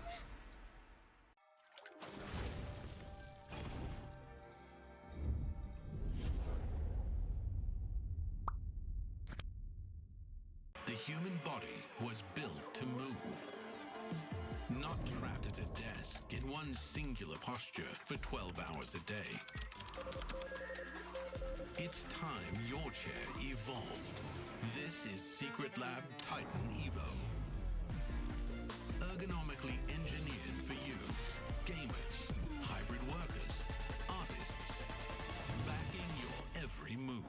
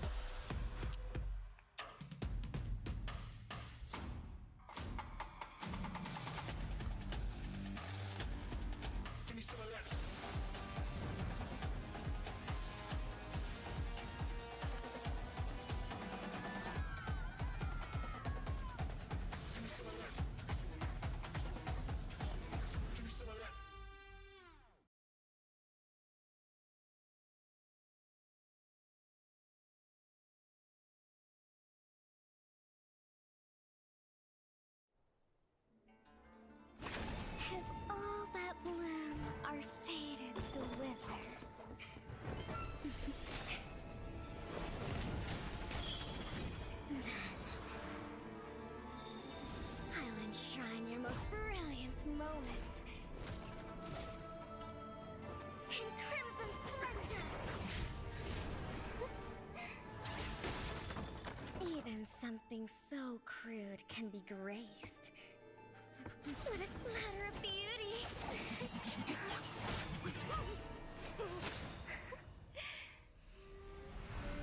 I'll get you out!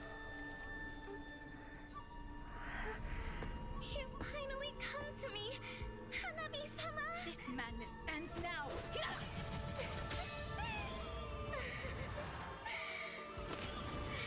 last, I'm shivering with excitement!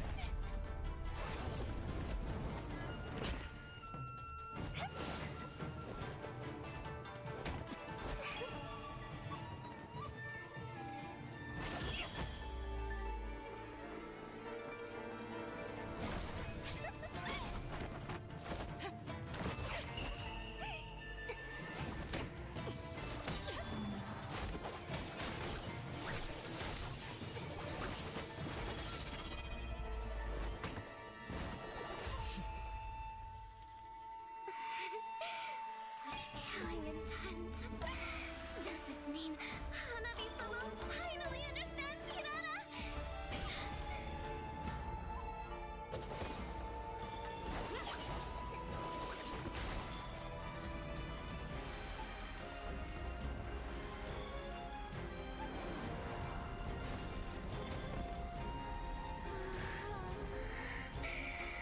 So warm. So beautiful. We can finally embrace eternity in hell. Just the two of us. Allow me to release your eternal bloom.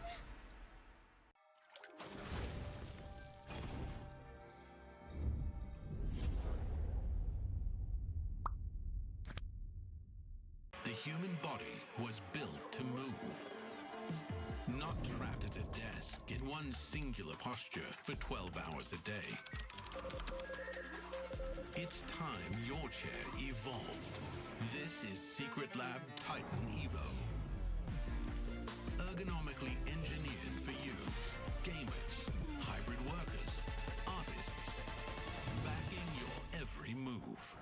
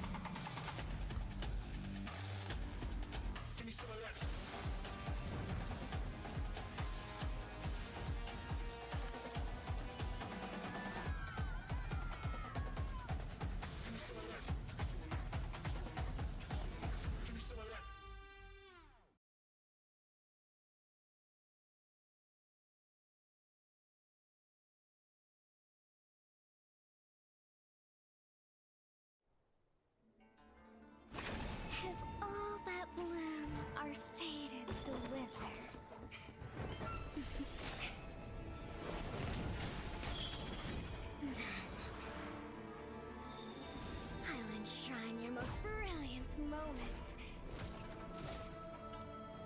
In crimson splendor!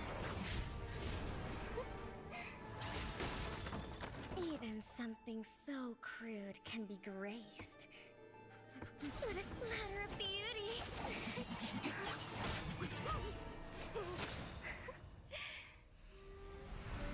I'll get you out! You finally come to me, Hanabi-sama! This madness ends now! At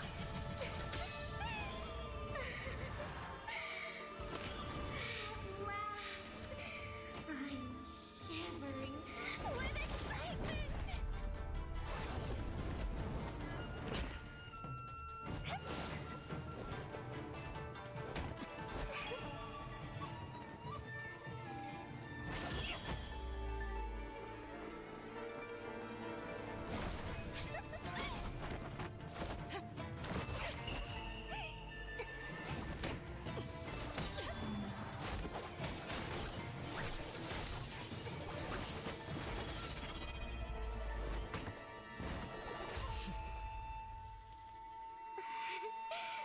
Such killing intent. Does this mean Hanabi-sama finally understands Kirara?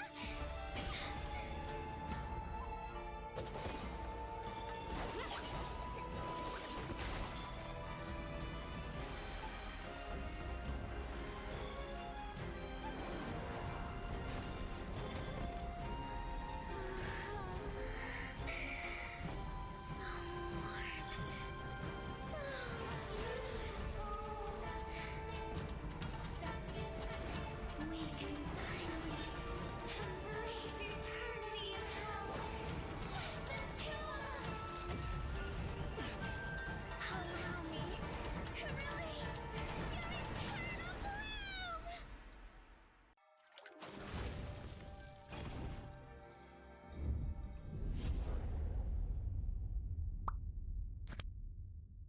The human body was built to move.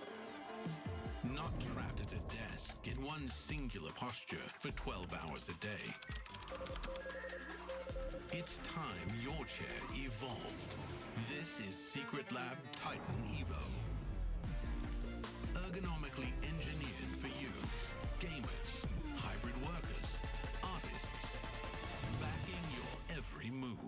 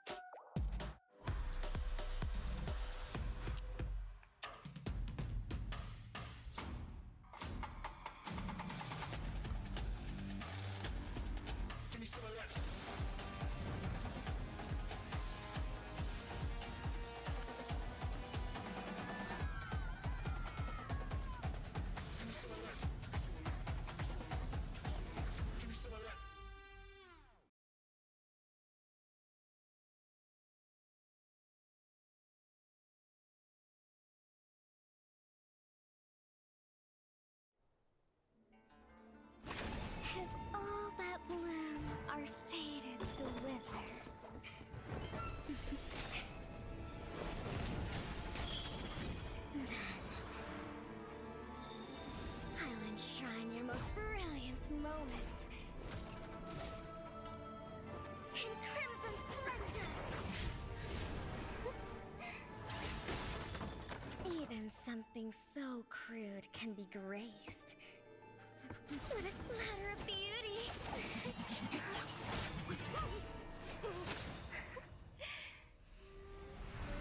I'll get you out! You finally come to me, Hanabi-sama! This madness ends now. At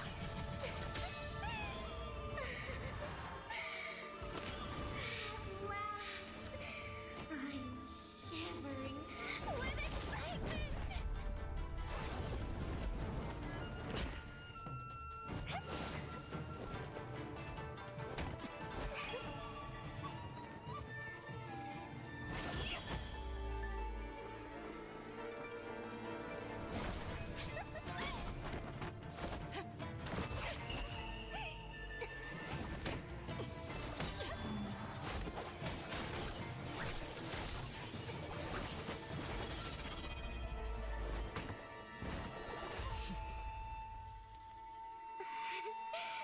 Such killing intent.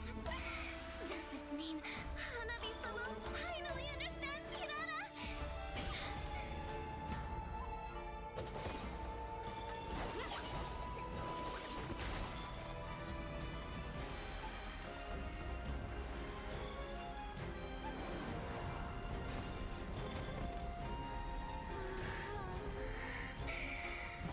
So warm. So beautiful. We can finally embrace eternity in hell. Just the two of us. Allow me to release your eternal bloom.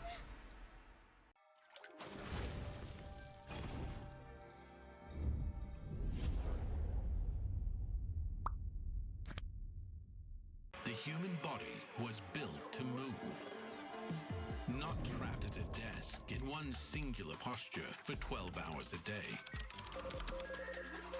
It's time your chair evolved. This is Secret Lab Titan Evo. Ergonomically engineered for you, gamers, hybrid workers, artists, backing your every move.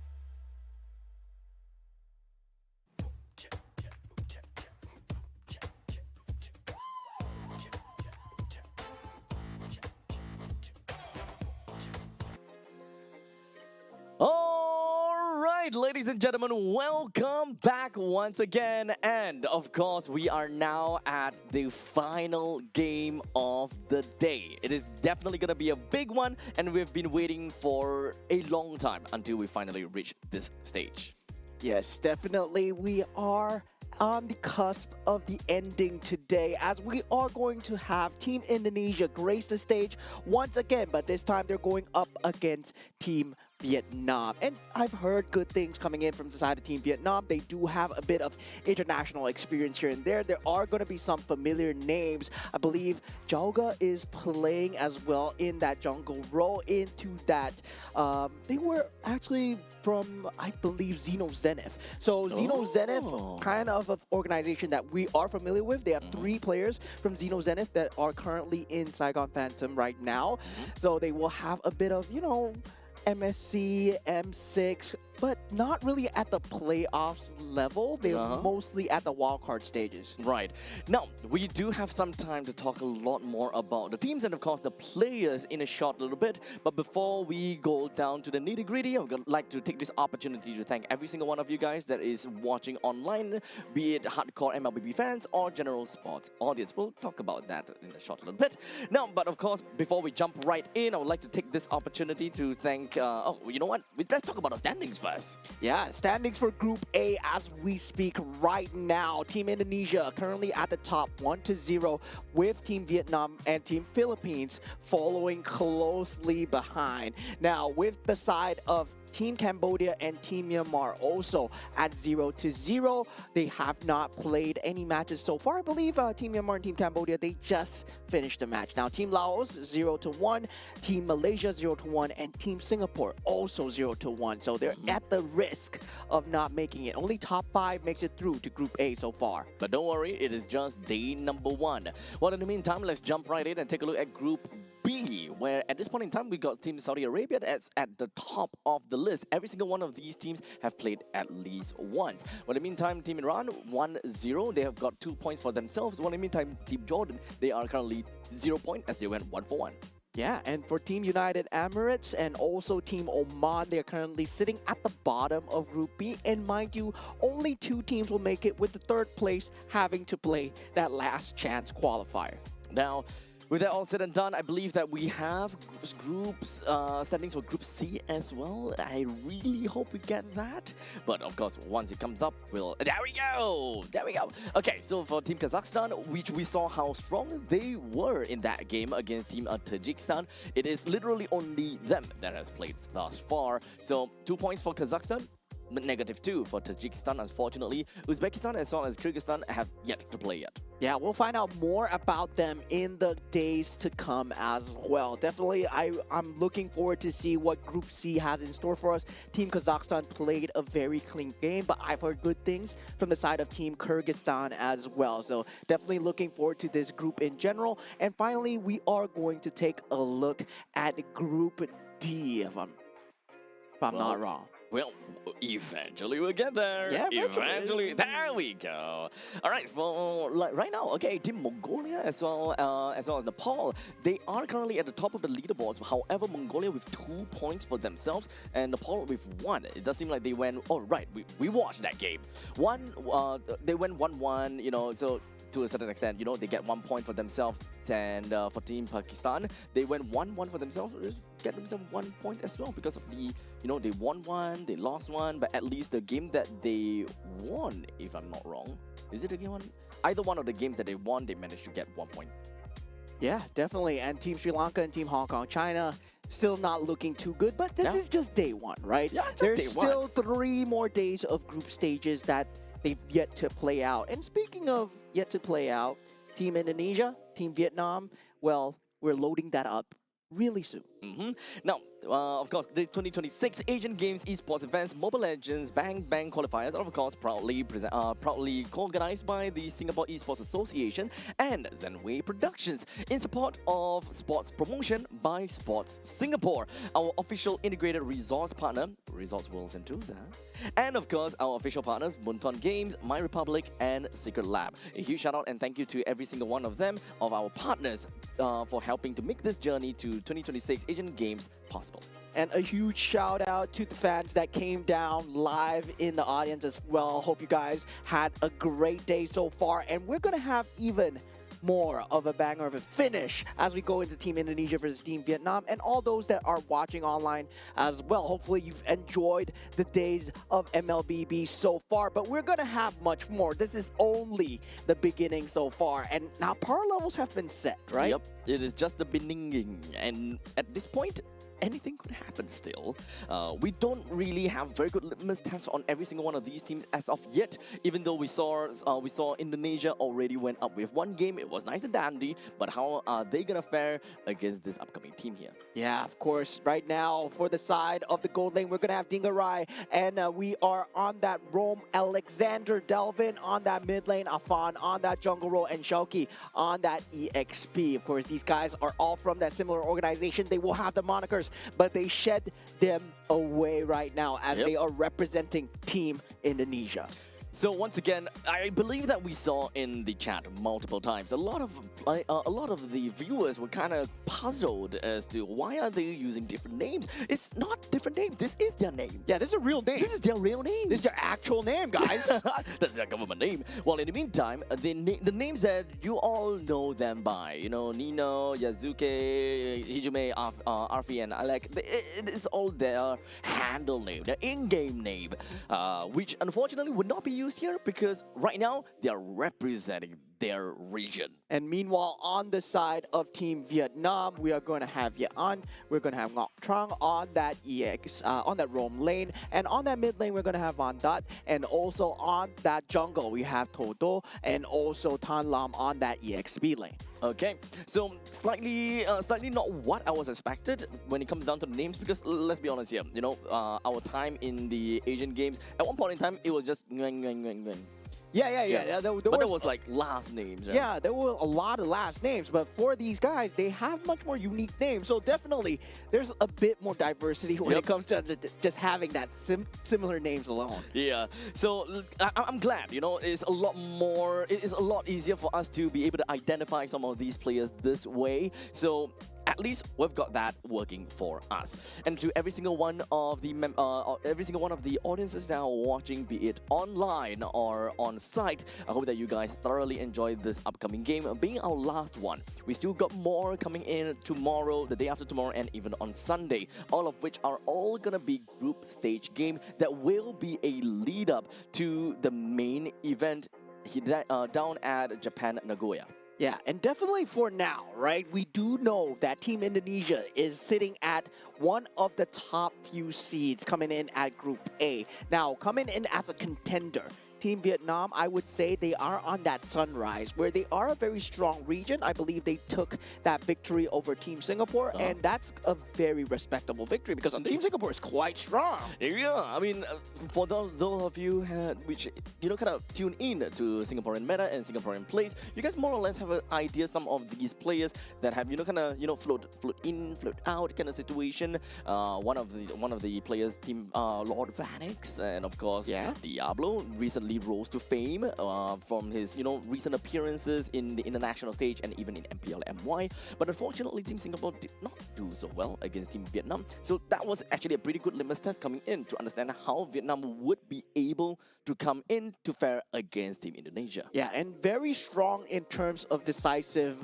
macro decision making as well. In terms of the entire gameplay itself, I would say Team Vietnam have a very good understanding of the game, but now that understanding is going to be fully put to the test, right? Because we saw from the previous game that they played against Team Laos, Team Indonesia are very prepared to shut down whatever comes their way, and it's going to be the map of broken walls once again. Oh man, I'm just staring at production right now. It's like, guys, what is this?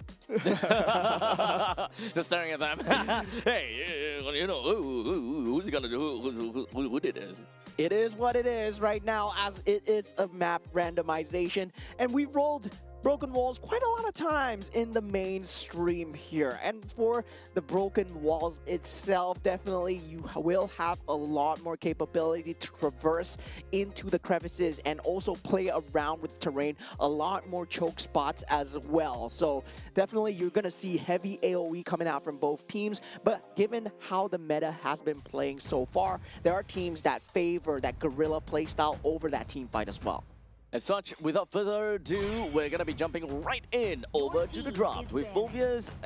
Volvius, of course, is going to be thrown right into the banning pool. Kalia alongside with the Freyr. Nice to see that Marcel is going to be taken away together with Fanny. Yeah, so Marcel has been a problem until as of late, right? Team Malaysia versus Team Philippines. I feel that they just ignored the Marcel problem by just not looking at it. That hero doesn't exist for them.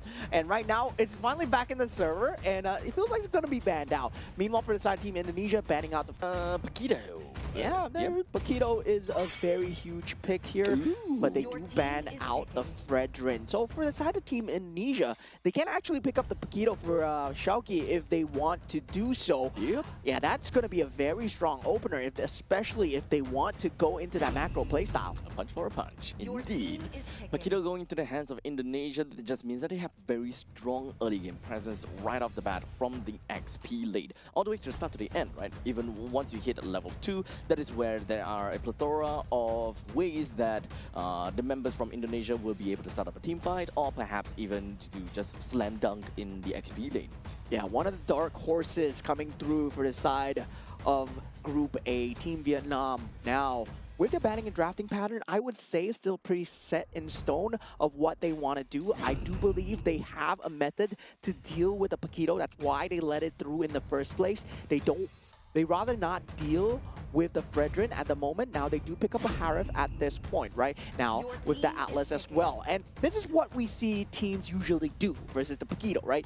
It's either you favor the guerrilla playstyle or you favor that team fight. And now for the side of Team Vietnam, they're really going to lean towards that team fight with the Salmon's Force and Fatal Links available. Now for the side of Team Indonesia, it's about playing in units, in short little units, get the macro as much as possible, and we see a play out of the Claude and also the Zusen. Okay, so we'll see if whether this is a Claude that plays the game and win harder for the team, or would they come down to a point where they, kind of have a little bit of difficulty in the early game and kind of come back to the game thanks to a Claude. That's the kind of thing that we want to see. But in the meantime, let's take a look and talk a little bit more about Team Vietnam, because right now they do have a Harif and Atlas. So at this point in time, it doesn't really quite suggest anything as for now. But yes, you did mention about the Eve. I would definitely say that Eve comes in pretty well. Drags anyone into the RWM as an Atlas. Is very open. And this is actually a very strong pick in this current meta right now. Ling is actually very favored. It's very strong in terms of that rank gameplay as well. We have not seen it resurfacing in competitive, but a lot of theories out there that Ling is back. And we talked about Bruno coming back as well. And Ling, together with the Harif, with the Zamon's Force, we saw the combinations coming through, especially when it comes down to 2025, right? In terms of MSC, the gameplays, Ling was all it. And now it's time for Ling to just show its little prowess here, back again here in this current meta. Yeah, I do kind of want to find out a little bit more about what brought along the idea of picking back a Ling here. Does the battlefield change between the jungle creeps actually make a difference here? And that's mostly the question. Yeah, the ability to get that level 2 slightly ahead when you get that early creep gives you a slightly better rotation, right? And Ling, if you can optimize that movement, especially with the ability to just traverse across the walls, once you get that purple buff after that level 2 timing, you can get very early snowball in, especially since you have a very good iframe and also a very good ability to jump into these team fights. But of course, you require a very good setup. That's why the Atlas and the Harif are ready there. Now, for the bans coming through, they have the Hilda and the Khalid being banned out, and being taken out is going to be the Eve and the Sora for the side of Team Indonesia. And that Eve is going to be a huge issue, especially with the Ling and Atlas and Harif. Now, taking a look at the mid lane, will they be able to go for something with a lot of mid priority? Hopefully, they want to go for something like a Lilia to kind of secure that priority push. They can go for a gourd if they wish to do so right now for the side of Team Vietnam. Just for a heads up, it does seem like Ling did have a very small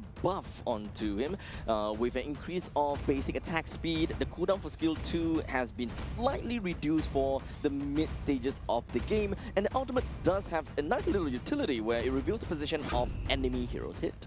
And now with the 14 is EXP lane being picked up from the side of Terizla as well. And Team Vietnam really leaning into the team fight, right? But in terms of just team fight alone, they have the individual capability coming out from the Harif. With the Zaman Force, he can actually take skirmishes alone. Ling can take skirmishes alone, but Team Indonesia team is pulling out the picking. Guinevere and the Hylos. So having a semblance of control versus that Ling is going to be key, right? I was expecting something along the lines of a Kaja, and now that Hylos, yes, it does fit very well into that blazing duet. So now looking at the fact that Team Indonesia, they have a very tanky front line in the name of Hylos, while Team Vietnam, they don't necessarily have someone that can really whittle down this Hylos as much as possible in a quick span of time. So a really beefy front lines, we do have really strong control coming in from Guinevere and the Juicin, while in the meantime Claude and Paquito, they have their power spikes in their own respective times of the game. Yeah, and the Valir will be that mid lane of choice once again, going for that team fight capability together with that individualness, right? If Valir gets jumped on, does have the ability to push the assailant away, trying to push the Paquito Purify away. too. Yeah, and with Yeah. Purify as well. So definitely you want to just have that bit of individuality. So I really like the draft coming out from the side of Team Vietnam. This is going to look like a great match. Yep. So with that all said and done, we are going to be jumping into the Land of Dawn, and of course, this is quite an interesting matchup. At least when it comes down to the draft from Team Vietnam, we haven't seen the Ling in a long time. And albeit picking up the Ling in the first phase is, of course, unfavorable, at least for me, but the very fact that the Claude has already been picked up from the side of Indonesia with no chance of a Moscow pickup, it doesn't really become a deal breaker for Team Vietnam after all. Yeah, and in the same time, right, Team Indonesia, they're going for that skirmish lineup as well. So meanwhile, for the side of Team Vietnam, it becomes the onus on them to try and instigate these fights as much as possible, right? Try and force them into these clump situations because you're in broken walls. That penalty zone becomes bigger. That fatal links becomes much more fatal as well. And that Zaman's Force is going to slow down a lot of these. If you ask me, but Team Vietnam, they should have a lot of utility within all of their needs in order to, deconstruct some of these composition, or rather deconstruct some of these team fights with the help of Terizla, with their penalty zone, and of course a lot of disengage properties in Vietnam's lineup. Yeah, there's going to be very good team fight capabilities coming out from the side of Team Vietnam. And meanwhile, for the side of Team Indonesia, right? Macro-based gameplay, still having the choice, the fluidity of that Guinevere. I still gotta say, this has to be one of the top few picks that is available in the pool. And right now, they have the Paquito to combine with that. So the damage factor can come in, it might not come in. So for the side of Team Indonesia, that's what they have. They have the choice to commit and not commit as well. Of course, that glorious pathway can be used as a saving mechanism. Also, at the same time, it can be used as an initiation mechanism. Yep. In the end of the day, I really don't like the Guinevere pick. This pretty much dictates in Team Indonesia, like you mentioned, right? Committal or non-committal, which is something that can be played as kind of like mind games against a lineup like Team Vietnam. As we mentioned, they do have disengage tools and resources that allows them to break out a team fight. But ultimately, if a Guinevere just showed into a situation whereby, hey, do I want to fight? Do I not want to fight? Do you want to use your resource to break out of the fight? That is your problem. Yeah, going into the last match of the day here, Team Indonesia versus Team Vietnam, as we head on into series number 7. And Team Indonesia currently still looking to further themselves in the brackets, and Team Vietnam also on the top there, right? Actually getting a lot of points. So this will solidify them if they do manage to get a win over the side of Team Indonesia. I mean, they did manage to get, I think, yeah, they managed to get a 2-0 victory on top of Singapore. So for Vietnam, they already have 2 points for themselves. Yeah, so now early game, extremely important in terms of that rotation where you are trying to match up Afan against Todo as much as possible. And on that Ling, well, definitely you're going to have a slightly better time in that late game into that mid game rotations. But these objective fights, you have to worry about the initiation capability coming out from the side of Team Indonesia. And that's when the Guinevere jump becomes much more pronounced. There we go. Three members from the side of Team Vietnam. Looks to be very aggressive down in the middle lane. Unfortunately, the Ling did not have any opportunity to go in, while Guinevere, on the other hand, found the opportunity onto the side of Van Dat. Yeah, and I'm surprised, right, that Valir did not go for the Purify against a Guinevere, and this is going to be hurting so much as we see Tarizla almost getting taken out here, and Xiaoqi in no man's land will be eventually taken down. As Team Vietnam, they do get a great response for the troubles. Yep. It's really unfortunate that Xiaoqi was not able to get a kill down on the Tan Lam, but in the end of the day, the main thing is Tarizla is still stuck at level 3, allowing Afan to pick up the turtle, which is actually the main idea that Team Indonesia wants to do, to send Tarizla back home, which they did, but unfortunately not in the fashion that they wanted to, by sacrificing Xiaoqi. Yeah, very scary early game momentum coming in from the side of Team Indonesia at this point. I gotta say, having that Guinevere available, ability to jump here is going to be very scary for the side of Team Vietnam, as they have to consistently keep in the back of the heads, right? If they're playing near a bush, they need to have the vision, and they currently don't have it because Fatal Link's still not up for the side of Ngoc Trang, but at the same time, they need to make sure that these Fatal Links are not wasted. At this point in time, we're 3 minutes into this game, and Team Indonesia, they do have about 1,000 gold lead. Well, as we kind of talk about the junglers in this case, it does seem like for Ling that's playing, that is Todo, he don't really seem to be really up on the XP curve, as he's currently still stuck at level 5, slowly get to level 6. But Afan is definitely way above all of that. Yeah, now with the initiation coming in, Violet Requiem not able to catch because there is that disrupt coming out from the side of Van Dat at this point. Yep, he's not going to be caring about too much of that because the ultimate is essentially a free cleanse.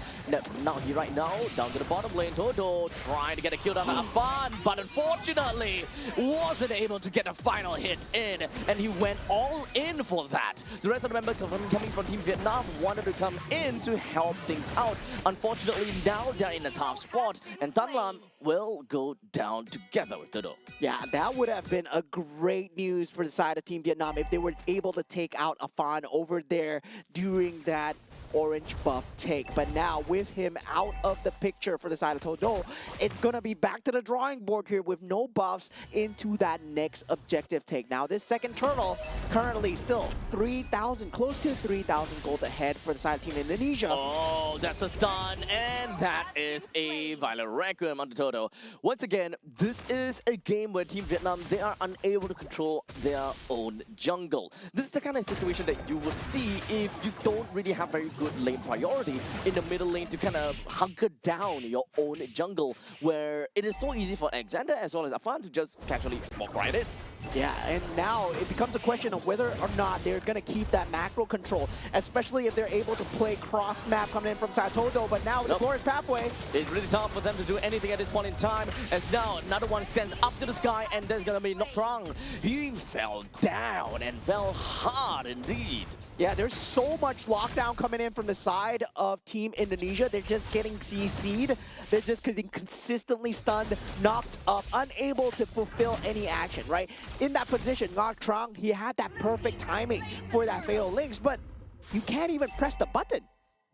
At this point, Team Vietnam, they're on a really difficult spot. Todo does not have any farm, and unfortunately, oh no, not another one of fun. He is just not caring about anything at all. Well, the penalty zone did manage to come out, but that's not going to do too much to Afan. And it finally went down after that Fatal Links, but that is a lot of utility used by Vietnam. Yeah, great response coming out from the side of Team Indonesia to just get the macro play going on that top side. Todo in a lot of trouble here as Dalvin, he's just going to dive in here, not giving a care into the world, just playing behind the enemy lines. This is unfortunate, right? Vietnam, they lost control of their jungle, they lost control of their lane. They don't have anyone that can really push push Indonesia away, as Indonesia, they are literally taking the reins of the game and they have got their hands wrapped around the throats of Team Vietnam. Yeah, and at this point, right, there is an ugly creature called the Claude sitting in the back of everybody's mind here. This is a late game monster that has been scaling and has been given a lot of space to work with. Now, Delvin, you might be in a bit of trouble here. They're trying to greed out right now for the side of Team Vietnam. They're constantly just trying to join into these fights and hoping that they will be able to get something. But right now, the Fatal Links are going to be conducted down. And in the meantime, it's just going to be Delvin just constantly just waving up the lantern onto the opponents as much as possible. To see immunity coming in from Nocturne, he will be able to get away. While in the meantime, middle lane, Vietnam not being able to get himself right out of the grasp of Delvin.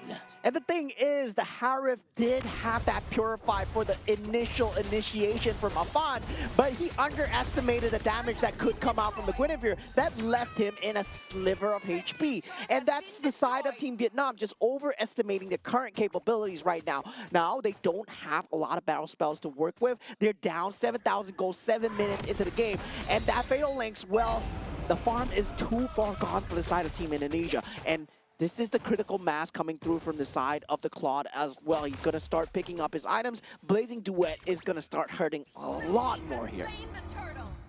The turtle goes down to the hands of Afad. At this point in time, they're just waiting for the perfect opportunity to eventually jump onto Vietnam. But at this point, Team Vietnam, they shouldn't try to control their own jungle. Right now, the rest of the members coming from the side of Indonesia, they will take the reins and take down Nocturne. While Team Vietnam, they're hoping that they will be able to fight back. The Blazing Duet coming from all the way from behind. Nagoya takes one down for himself. But finally, Toto picks one for himself. 2-3 is to 1 is the current scoreline for this Ling. He gotta have to hop away. But will he be able to successfully do that? Doesn't seem like it, as Delvin takes one for the team. Very heads-up play coming in from the side of Delvin. That trade was actually favoring Team Vietnam until Delvin got that finish onto Toto at that point. Now, with that lead, Zingarai is able to make use of that map space to consistently shove in the lanes, get that creep priority in, at the same time, make them think about that top lane. If you take a look at the team fight, and Team Vietnam was trying to force their way into that wall, and it was successful, right? In that back play, Toto with that Tempest of Blades coming in at that perfect time onto Afan. Big Winter Truncheon though, coming from Afan. Wasn't really quite expecting the Winter Truncheon coming in from Afan though, because that is a lot more defensive. It's a very defensive item for him to pick up at this moment in time, because they are way ahead. So I thought that they will want to double down in the damage department, and just so that they will be able to find good ways to really bring Vietnam down one fell swoop. Yeah, I mean, a very good player once said, when you're ahead, you start to build defensive because you don't want to give away the gold lead. And Afan just going with that Winter Crown at that period of time, well, doing an extremely good job of trying to just play with that initiation timing. Now, for the side of Team Vietnam, right, they're still in this. They have that late game capability, that macro coming out from the Ling. That's what makes Ling so special. But, of course, they gotta worry about the consistent threat of engage that the Guinevere provides for Team Indonesia at this point. So they aren't gonna be able to fight for these objectives unless they get vision of these bushes. And unfortunately right now, Team Vietnam is unable to get control of their own jungle. And you know what they say, a Ling that does not have a buff is essentially half of a hero. Yeah, a lot of these heroes need these purple buffs, man, and really, at the same time, Team Indonesia, good job of controlling it so far. Shoki just providing the threat of death from the bush so far, and you still don't know where the Guinevere is. So Team Vietnam, they have to play this so extremely safe, and without any outer turrets, feels like Team Indonesia, now they have a complete choco of the map, just needs to wait for the next Lord. The Lord now appears. He's gonna be marching down the middle lane though, so it's gonna be a little bit rough when it comes down to syncing up the waves, but it's Team Indonesia. They're not gonna have a lot of problems with that. Middle lane will slowly make its way down while Shauki moves all the way to the top side. But they manages to kind of sync up the waves pretty effectively, and I think that Team Indonesia, they should be able to run away with at least 2 inhibitor turrets. As now Team Indonesia looking all the way down to the bottom lane, Delvin trying to get a pickup onto, indeed, he did manage to get a pickup on Nocturne, and also another one. Right now, most of the members coming in from Indonesia, they are just from the bottom lane, but now that they have lost all of the creep waves, they move themselves back to the middle lane, which is possibly gonna be a direction that they may want to try to go for. Good initial defense coming out from the side of Team Vietnam. We saw Todo on that top side using Synchro Fissures on that bottom lane as well. But now that second wave will be coming through, whether they can deal with Shoki and Alexander on both sides. Wow, Alexander literally just gonna be walking right underneath the turret, but he's just gonna be wrapped right in chains due to the fatal links. They will be able to take down the inhibitor turret down in the bottom lane as well. Glorious Pathway pushes the rest of Team Vietnam away in fear of a fast moving hasted Indonesia. And now Todo is still trying to make his best out in that back line, uses Tempest and Blades, will be able to get away, but Dingarai is on that job so far and takes out Todo. And unable to get that macro gameplay, unable to get that cross-map gameplay as well. And we saw the Nocturne using Atlas, getting that fatal links, not committing the flicker actually, only onto one target. And that might be just too little too late here. We gotta conceal.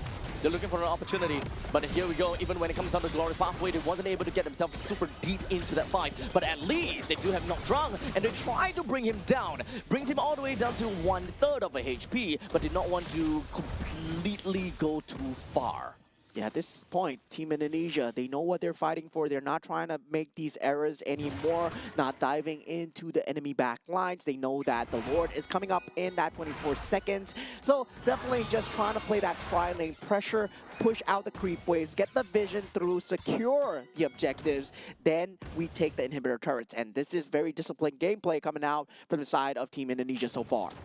For Team Indonesia, they're not trying to end the game as fast as possible because they understand that right now it's not about the fact that they would have a slower curve or the fact that they are not afraid of late game. In fact, they are a little bit afraid of late game. However, the speed of which Dingarai is gonna get farmed versus, you know, both Vietnam plus Todo is just non-existent. Indonesia would be well ahead and super accelerated because we're talking about Claude after all. The entire team comp of Indonesia would not be afraid of Vietnam all the way until 18 plus minutes. Oh, look at Shoki. It does seem like Shoki is trying to go for a little bit here, but he's all the way at the back line trying to go for a tap bit of Brassy. Flickers in, but unfortunately the steering torrent will push him back a little bit. But it's gonna be a-okay for now. But here comes Alan as well. Todo all the way down to the bottom, goes for 3 swords, but unfortunately wasn't able to do anything with any of those swords. As Fan pushes himself right into his face. 4 members down, and Dingarai cleans it all up with a quick blazing duet, and Indonesia will march it right down from the top lane, and they will end this game with no problems at all. Perfect map presence to end the situation there. Clean sandwich from the Paquito player Shoki, aka Nino, and pulling it off from the backside. You saw Delvin just going ham, making sure that Harith is unable to deal any semblance of damage towards the team. Once the Lantern was there on Harith, no Zayman's Force, and the entire team fight was set in stone. It's all about zoning, and Indonesia, they managed to zone really well, right? The moment that we kind of see the Juicin is just kind of untouchable, there's just you kind of require a little bit too much resource in order to take that Juicin away. Taking the Juicin away undoubtedly will open up a wide avenue for your team to be able to rush in or, you know, continue on to the fight. However, that also means that you will use a lot of resource just to deal with the Juicin and what's left after that. Yeah, and that's a very key marker in terms of good players as well, right? In terms of learning how to play the Juicin, the more ahead you are, the more Juicin can go for in terms of that space, in terms of that takeaway, where usually we see when the arrival of the CC came, the ability to just make use of the farm into the space. Now Juicin, you can do that on a much higher level, especially on that mid lane, and teams, they've been learning how to play against that Juicin, but it was not enough, right? There was no flank capability. There's no way to punish that Juicin. The more farm Juicin has, the harder it is to play, and that's why it's such a heavy-handed hero to give into the hands of Team Indonesia. Extremely pivotal over to the lineup of Team Indonesia. If not for the Juicin, then the zoning gameplay from Team Indonesia will not be as one-sided as we had seen. Of course, congratulations over to Delvin for playing as the Juicin, the MVP of the game, with a total of 8 kills, 1 death, and 5 assists. Yeah, so far, so good. And I gotta say, right, the pressure coming in for the side of Afan on that Guinevere was just ever so present on the map. You can see that once you start to lose that early game where you start to lose it because of a very well-placed jump coming out from the Guinevere. And starting, you gotta play so scared. And you become even more scared, and you start to lose space because of that, because you don't have the vision to deal with the Guinevere. So the Guinevere has constantly just put out a lot of presence all the way from the start of the game to the end parts of the game. You constantly have to be really afraid of the of number one, the magical thumbs that will just come in anytime, and you can just spatial migration out of it. So it's a really annoying skill set coming in from the Guinevere, a very non-committal skill. What I mean, time Delvin opened things up together with Alexander. At one point in time, you know, Delvin is not afraid of anything. With the Pauldron, he's literally just out there, just waving his lantern onto literally anyone that comes in.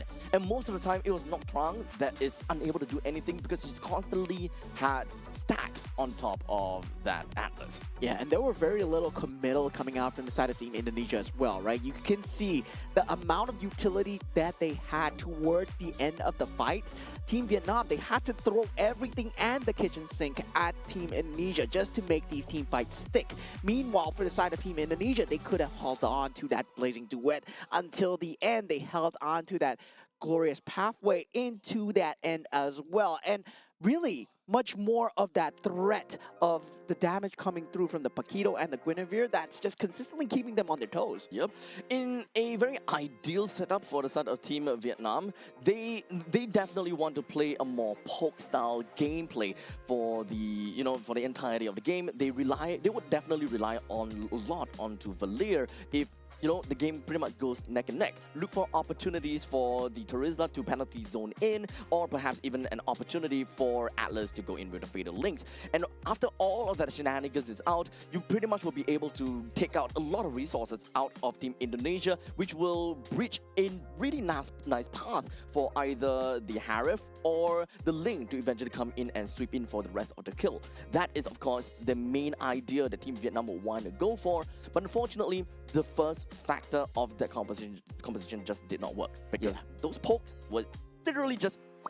Yeah, and at the same time, I would say that that early game just not favoring as well, right? Not at all. Just completely one shutdown into the next. And after the first turtle was taken, I mean, that Ling pick looked good on paper. Looks good on paper, really good in terms of that macro play. But when it comes down to the execution, the amount of control that Team Indonesia had, that Hylos pick, I mean, at that point, Hylos pick, you might think it's not intentional, but from Team Indonesia, it was completely intentional, because one particular stun into that setup from the Guinevere, that really set the snowball going. Indeed.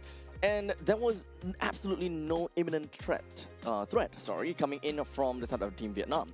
So the moment that Team Indonesia have done, kind of checking the opponent's, maximum damage output, they know how far they can take things. They know when do they, kind of pull back after a certain period of time within a battle in order to not overextend. And for Team Indonesia, they know they can go damn far with that, no problems, because number one, the Link just don't have a lot of damage to work with. And in order for the Link to realistically be able to get any form of gratification in terms of, good amount of damage, that will come in only if the Bruises is able to survive. And in this case, Terizla is not able to do anything. Problem is, Atlas also in that early game, not really too much of a beefy boy. And yeah, definitely for Team Indonesia, they just made use and exploited that fact. But that was game one, ladies and gentlemen. As we head on into game two, what kind of strategies need to change here for Team Vietnam? They did have a good theory on paper, right? In terms of execution, just falling apart at the slightest hint of disconvenience. And Team Indonesia, I feel that right now, they're very good at punishing their opponent's mistakes. One slight misstep into that bush was completely off. I really like the thought, the part where you literally talk about exploiting people's mistake and taking control of all of that. And this leads to a discussion over to Team Vietnam being using a composition like this, which is actually kind of high skill or very high mechanics where there is a lot of margin of error that could appear. As such, Team Vietnam should generally look towards a certain direction where it's a lot easier to execute, but that also means that Team Indonesia, they gotta have to play in their own game instead of playing into the opponent's mistakes. Yeah, definitely, and it really feels as if trying to get that individuality in for the side of Team Vietnam yes, you have a lot of outs available, but at the same time, you have a lot more room for error. And now the room for error is going to be enhanced on this dangerous grass here because there's going to be multiple patches where you aren't unable to see the map in general, and dangerous grass no longer broken walls. Okay, so dangerous grass over here. So we talked about that very fact that it had minimal impact to how you pick your heroes at the start. Oh no, sorry, right now. At a point in time when dangerous grass first came out, everyone was looking at Hilda's gonna be so good in this and this and that. But it became very telegraphic that the moment that dangerous grass comes in, most of the teams will kind of draft in a way where they expect the Hilda to come out or expect some of these very annoying assassins to eventually pop up too. Yeah, and now we will have that staple ban of the Marcel and also the Freya, the Fanny, and the Phobius as we head on into the banning and drafting stage. But this time, Team Vietnam will be the opener here. They will get that first pick in first. So right now, they can force out the Guinevere if they want to. But meanwhile, for the side of Team Indonesia, I believe they know how to deal with that. So right now we've got most, if not most of the most out of all that is the important ones that are already taken out. But Pakido though is still the one that is currently floating around. Team Indonesia is actually a ban for them. They need to ban out the Pakido for the fact that Vietnam can first pick that. Yeah, and I mean, I feel that Team Indonesia, they can let the Pakido go. They know how to play against the Pakido, right? They were playing that team fight-centric lineup, and they played it extremely well against the Pakido as well. So definitely, to them, I would feel that this is not much of a priority to let the Pakido go. But in the same time, do they want to test themselves in the current meta where Pakido is so strong right now? Do they really want to give it away? Well, it kind of seems like it. Unless Team Indonesia is, kind of being a little bit cheeky here and thinking, hey, you know what, Vietnam might not play the Pakido, so we'll take the Pakido for ourselves. Yeah, I mean, at the same time, yeah, Team Vietnam, they have to pick it up. They have to pick it. They leaked it through, and if they give it to the side of Team Indonesia, it's going to be a Pakido Claude following through for the side of Team Indonesia once again, right? So right now, I believe for the side of Team Indonesia, they're going to look at the team fight options available. I would say they can go for what Team Vietnam went for. They go for the Atlas themselves. They go for the Harif themselves and show them that this is how the team fight lineup is meant to be played. So there is definitely some merits to getting those heroes out immediately, but you also gotta have to be careful with what Vietnam brings on over to the board. Understandably, the moment that you kind of show your hands onto the Harif, you can definitely expect a possible Akai coming in. So for the side of Indonesia, how do they want to prepare for a possible Akai jungle from the side of Team Vietnam? Because Pakido is already picked out for XP lane, a tank jungle is very likely to happen. I would say a tank jungle with a Pakido. Yes, at the same time, you are going for the best of both worlds, but you want to bank everything on that movement, on that macro, right? And we see Pakidos really do well if, let's say, you're given the space to do so. And I feel that more space is given from macro characters such as Claude over the Akai as well. So I would say great counter, but at the same time, they're gonna just prioritize that individuality, make sure that Guinevere is through, get that utility jungle through, make sure that, yeah, you have that threat of the jump. Okay, so at least when it comes down to Guinevere, it's still going to be picked out as one of the best junglers right now and around. Yves going to be picked up as well, so they do have got pretty good area denial against a Harif that is just, happy farming around inside of his own Zaman force. So they do have an answer to that. It's not so bad. So now the question is, what is Vietnam going to do in order for them to transition themselves in the early stages, to the mid stages, to the late stages? I'm pretty sure that Pakido should be able to do a relatively good job in that early stage, but who is he going to pass the baton over to? Yeah, and now with that Sora pick as well, right, coming through for the side of Team Indonesia. Now they make it so that that team fight is totally inaccessible for the side of Team Vietnam. And with that ban coming through, yes, there is that Valentina still available in the pool, but they don't really need to think about it because Eve has been shown. Now take out the Claude, make sure that the possibility of the macro is not there, and possibly the next ban you take out the Moskov as well. Just make sure that Harif has a great time scaling into that mid game. In the meantime, for Team Vietnam, what you're going to be looking out for is going to be a jungler hero as well as a roamer hero. So anything, honestly, at this point in time, tank junglers are good to ban out. Guinevere's jungling. No, as going up against Indonesia, right? Oh, So, yeah. Yeah, so they would want to ban for tank junglers in this case, or anyone that's tanky at this point in time. Yeah, the box here already out. The Fredrin would be a good ban here as well. I mean, even the Akai for the size of Team Indonesia, they might want to pick that up. It is a very good counter mechanic, especially against the Guinevere. If you can force a jump into a clump spot, that heavy spin pin the Guinevere into the wall, and yeah, suddenly that initiation can go Ari. But this is a point in time where I think that the Akai in the hands of Vietnam can still be good rather than an Akai in the hands of Indonesia. It kind of defeats the purpose of what Sora will want to do, number one, and it kind of punches everyone else away from the Zaman Force on the side of Harif. It might be more detrimental to Indonesia for them to pick up rather than for Team Vietnam. There is still quite a bit of merits for Team Vietnam. Yeah, at this point, still banning out the Hylos. They don't want that glorious pathway, and for Team Vietnam, they just take the Akai out of the discussion. It's still a very good pick, I would say, even with the Zaman's Force and also the Sora. Doesn't matter, that Akai, that heavy spin, that utility is a very good disengage tool that they can use whenever, and they can choose when to use it. But now they go for the Atlas here. Fatal Links now in play.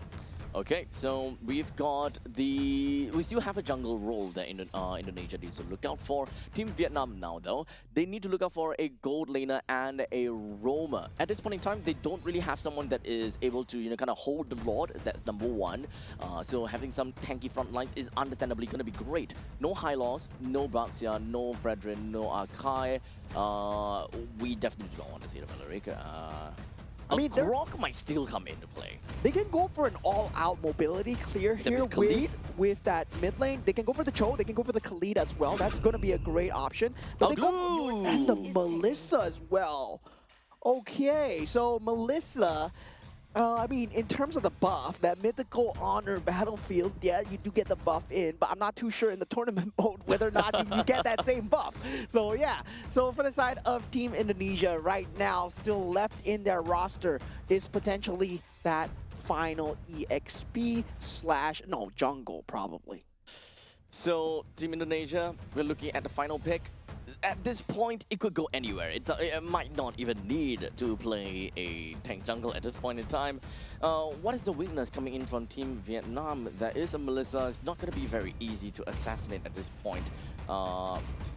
Feels a lot more divey for Indonesia. Yeah, they still need something to just kind of have the damage. There we go, the dive. Yeah, so they go for the Harley. Yes, I kind of like it, but at the same time, it goes against what they want to play, right? Where the Zaman's Force, yes, it's going to be a great tool, but they don't have that typical front line. So they're really, really relying on the Shifting Skies. If this was a team that really knows how to play against the Sora, once that Shifting Skies is gone, Team Vietnam can go in for that just execution because that tank capability is no longer there.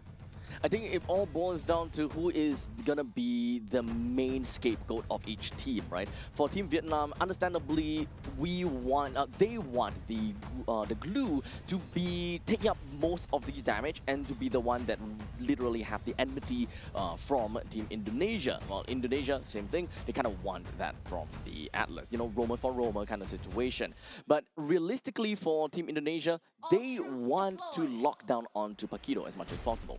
Yeah, I mean, at this point, when we go into the game number 2 of Team Vietnam versus Team Indonesia here, I would say there is still a slight gap in synergy when it comes down to Team Vietnam. They did pick up the Guinevere and the Paquito, which has very good mobility, very good damage, very good individual gameplay, right? But in terms of that team fight, I would say glue, you require that AoE, you're running into something, and that real manipulation, I don't think it's going to be enough. So at this point, the way that Team Vietnam is doing is, of course, the old style of jungling. That means that you still need to go over to the River Crab in order to hit level 4. Well, the way that Team Indonesia do is that they will take all 5 of the creeps within of their own jungle to hit the level 4, so they don't even need to talk about getting the jungle crab for themselves. So the jungle crab, understandably, will go over to Shauki, and this elevates the northern part of the map. This elevates Indonesia in that kind of accent. Ready, early game skirmish coming through from the side of Alexander as he puts in that flicker, that first blood, really thirsty for it so far. Oh, immediately with the flicker coming from the side of Nokrang, goes straight in and gets a kill down onto Dingarai. Not going to be able to do that over to Alexander though, but that is a big win. An overextension coming in for the side of Team Indonesia as they thought that, yeah, Inspire Melissa, yeah, you know, doesn't really have that capability to escape. Well, slight bit of arrogance there as they really jumped into that kind of gameplay without the ability to burst the Melissa down. And that's going to be a problem, right? When it goes into that laning phase, Melissa is really a very good lane bully versus the Harry. As of now, we've got a turtle that's already been popped right out, and Alexander is looking for an opportunity, although only at level 3. Turtle takes down the turtle with no problems whatsoever, but Indonesia does seem like they're not going to allow Vietnam to run away with that. They bring Noctrang down, and now up to the northern side, we do have the Shifting Skies down over to the side of Guinevere, but unfortunately, the fight is going to go completely on the opposite end. As such, it's going to be a 1-for-1 trade, make that 1-for-2 trade. Team Vietnam is actually having a pretty good time on top of that. Alexander puts his face right in the face of Tunram. I don't know how that happened, but we are starting to lose more members from Southern Vietnam. And Team Vietnam, they respond extremely well against the utility usage. Now, they are showing their prowess here, right? This lineup is extremely good at taking these scrappy fights, especially when the burst is not around. And Team Indonesia, they're very reliant on the burst coming through from the Harley. If that burst is not present in time, especially if the magic damage does not come through, Team Vietnam, well, they can take a sustained fight for days. I don't expect to see a Atlas to get 2 kills right off the bat. It would have been great, understandably, to go, if it went over to Shauki, Afan, literally to anyone else but Alexander. So him getting 2 kills just pretty much means that whatever kills that Indonesia have gotten for themselves, it really didn't matter too much. Well, for Team Vietnam, they have 1 kill over to the Glue. They don't really like that as well. But hey, at least the Yeeve got 2 kills, and I think that is going to be a great start for him.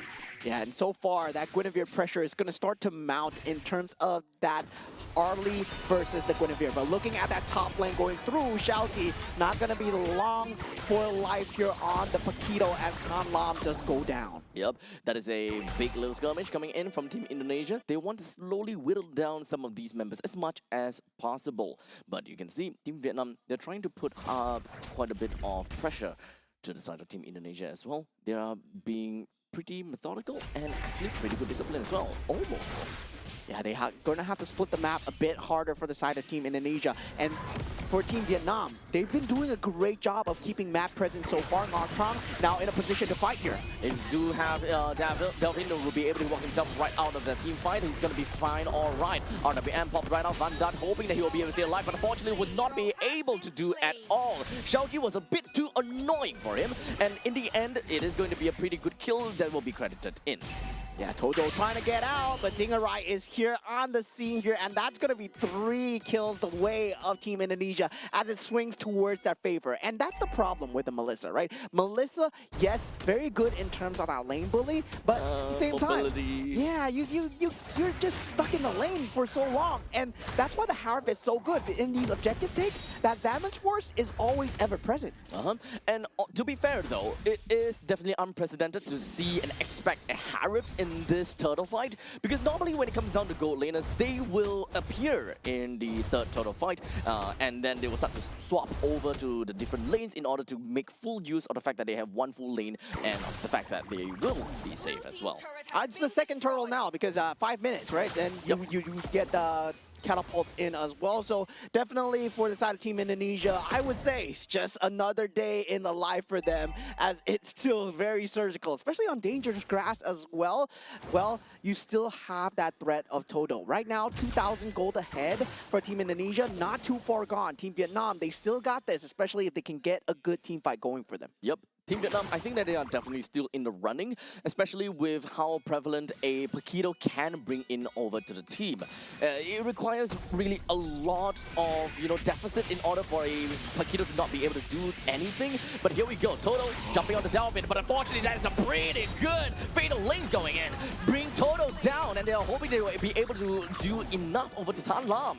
Yeah, great real-world manipulation coming out from the side of Team Vietnam, but slightly not enough. And now Melissa in a lot of trouble here, not able to get out. And that's the problem with the Melissa, right? You have the Inspire, you don't have the survivability. Now we do have the stick coming through from the side of the Glue, trying to do what they can. They will get Dingerai down for the side of Team Vietnam so far. Yep, pretty good. But now Nocturne, he really needs to run back and really help Van Dart, but that doesn't seem like it's going to be the case at all. So right now, the mobility of Nocturne is not going to do anything. In fact, it's going to be difficult, but hey, at least it is Tan Lam. He's got a lot of damage for himself, and that's fine and dandy. Right now, without Alexander, this might actually be a really good fight for the side of Vietnam, but unfortunately, the Shifting Sky coming in from the side of Xiaoqi will be able to do quite a lot of damage over to the side of Toto. Brings him down, while in the meantime, Vietnam, I don't know how, but he manages to take down the Turtle as well. Yeah, so at this point, this is an all-out brawl coming in from the side of Team Vietnam, as they know that to win these fights, they have to take these meticulous trades no matter what, and slightly favoring their favor as they bring the gold swing back into the favor. Now from 2,000, drop down to 1,000 as well. And for Team Vietnam, I would say that mid-game slightly favors them, especially if they can keep a control of that mid lane turret, if they can keep a control of these purple buffs. And Team Indonesia, they've set their sights on the purple buff, trying to take away from the Guinevere as much as possible. Yep. Unfortunately though, this game is very different from what we expected to see in game number 1, because Team Indonesia was a lot more methodical in that fight and a slightly bit more disciplined. Right now, the fights are a lot more scrappy, and it feels like they're throwing caution into the wind. They are trying to get kills because, why? I can, kind of situation. But it also means that they are throwing some of these fights out of the window and being like, you know what, we can sacrifice a little bit here, we can sacrifice a little bit there. But ultimately, we gotta have to discuss, where are all these kills actually going to? 3 to Afan, 3 to Alexander, and 4 to Dingerai. And that's good news for the side of Team Indonesia, for sure, but definitely it's because of the fact that there's still a gap in the lineup, right? We expected them to go for a tank utility jungle to just secure the team fight as much as possible against a Paquito, but now they have kind of a weird pick-off lineup and they're still going for it. What a burst, but wait a second, Tan Lam, he will survive from all of that. Well, in the meantime, the RWF is going to be popping right in the middle of the fight. That's not going to help him at all. Delvin picks him down pretty effectively and yet another pickup over to the side of Vietnam, thanks, of course, to the Lanterns. Yeah, Todo unable to initiate the fight for their very good initiation coming out from the side of Alexander and also Afan. Did not find the finish onto Tan Lam, but did not matter, right? Rest of the team was over there to be the target, and Dingerai just able to deal the damage down. With the Lord now currently available for Indonesia to pick up, and Team Vietnam, I don't think that they have got a way to really stop this. Technically, if they will kind of walk right in, it might be a possibility. However, Toto is only at level 10 as opposed to Afan at level 12. So the quality of retribution is definitely not quite there in order for Vietnam to have a good steal. Yeah, Winter Crown timing now up for the side of Team Vietnam, especially on that Guinevere. We're going to start to see trying to just force out these Purifies as much as possible in preparation for these next team fights. But we do have Team Indonesia. They're just falling in here. Toto might be in a lot of trouble here. Well, he overextended, or rather not overextended. He overstayed his welcome down in the bottom lane. Technically, he should have expected that he stayed, more than 2 seconds, a little bit too long, and everyone just comes flooring down. Yeah, and there was great movement coming in from the side of Team Indonesia. Now with that Lord capability up in that mid lane as well, that Holy defense is going to be put under breach here as Team Indonesia. Oh, unfortunately, the Holy defense was not able to blast that Lord, and that is actually going to mean quite a lot. So now the Lord will be tanking up quite a bit of the damage, while in the meantime, Team Indonesia, they will be focusing quite a lot of their firepower up to the top lane, bring Tan Lam down. The fight is going to be continuing, while in the meantime, the Valiant Requiem lands on over to the side of Delvin, while Glue possessing down over to the Alexander. And I'm not too sure whether this will do anything at all, but once he comes out of that, Noctrung is in a bad spot. With the Zaman Force, it brings him down. Yeah, currently they're still trying to deal with the creep wave problem that is in their base. And we did see the combo coming out from the side of Tanlam, almost taking out Dingarai, but almost is not enough. They did get the consolation kill onto Delvin at that period of time, and with that, they do kind of stabilize. So Team Vietnam, they're still in this. If they make more mistakes from the side of Team Indonesia, that Melissa pick suddenly becomes very good here.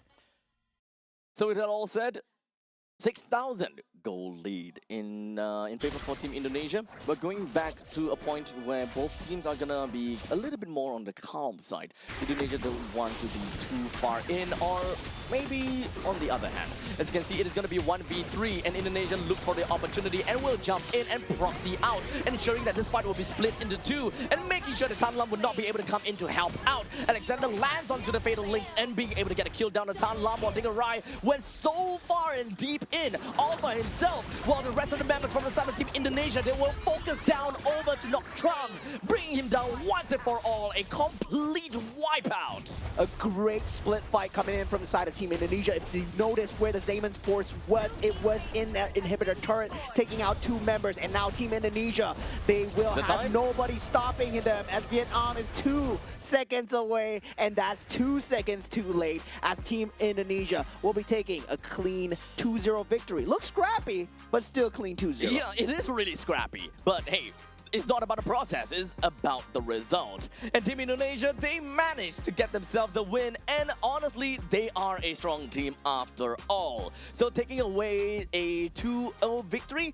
we kind of expected from that. But of course, when it comes down to Team Vietnam, we have high expectations from them, and we really want to see just what exactly they are entirely made of, and perhaps will be able to show us more about, you know, what are the hidden strategies that they may have, or if whether they have well prepared against Team Indonesia. I would say, given that show during that game number At least game number 2? Yeah, they are looking competitive for the side of Team Vietnam, in the fact that they are making one of the top seeds bleed, and they are consistently getting the trades through. So I gotta say, Team Vietnam, they're finding their pace here. Yep, and honestly, when we're talking about the pacing, there are of course 2 heroes that really made it possible, being the Paquito as well as the Guinevere. The presence or the prevalence of these 2 heroes ultimately kept the team in check, whereas they always will be able to find a way to, number 1, pick up kills because of a very non-committal pickup from the side of Guinevere, and number 2, a Paquito just have so much mobility and of course burst explosive firepower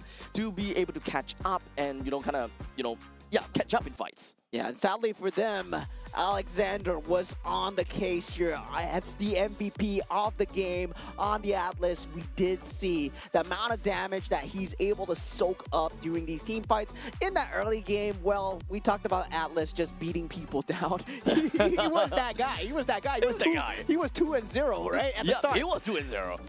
In the end of the day, he got like 3 kills, and we were just like, huh? What did this guy do? Yeah, this guy, man, this guy with the fleeting time as well. Oh, man.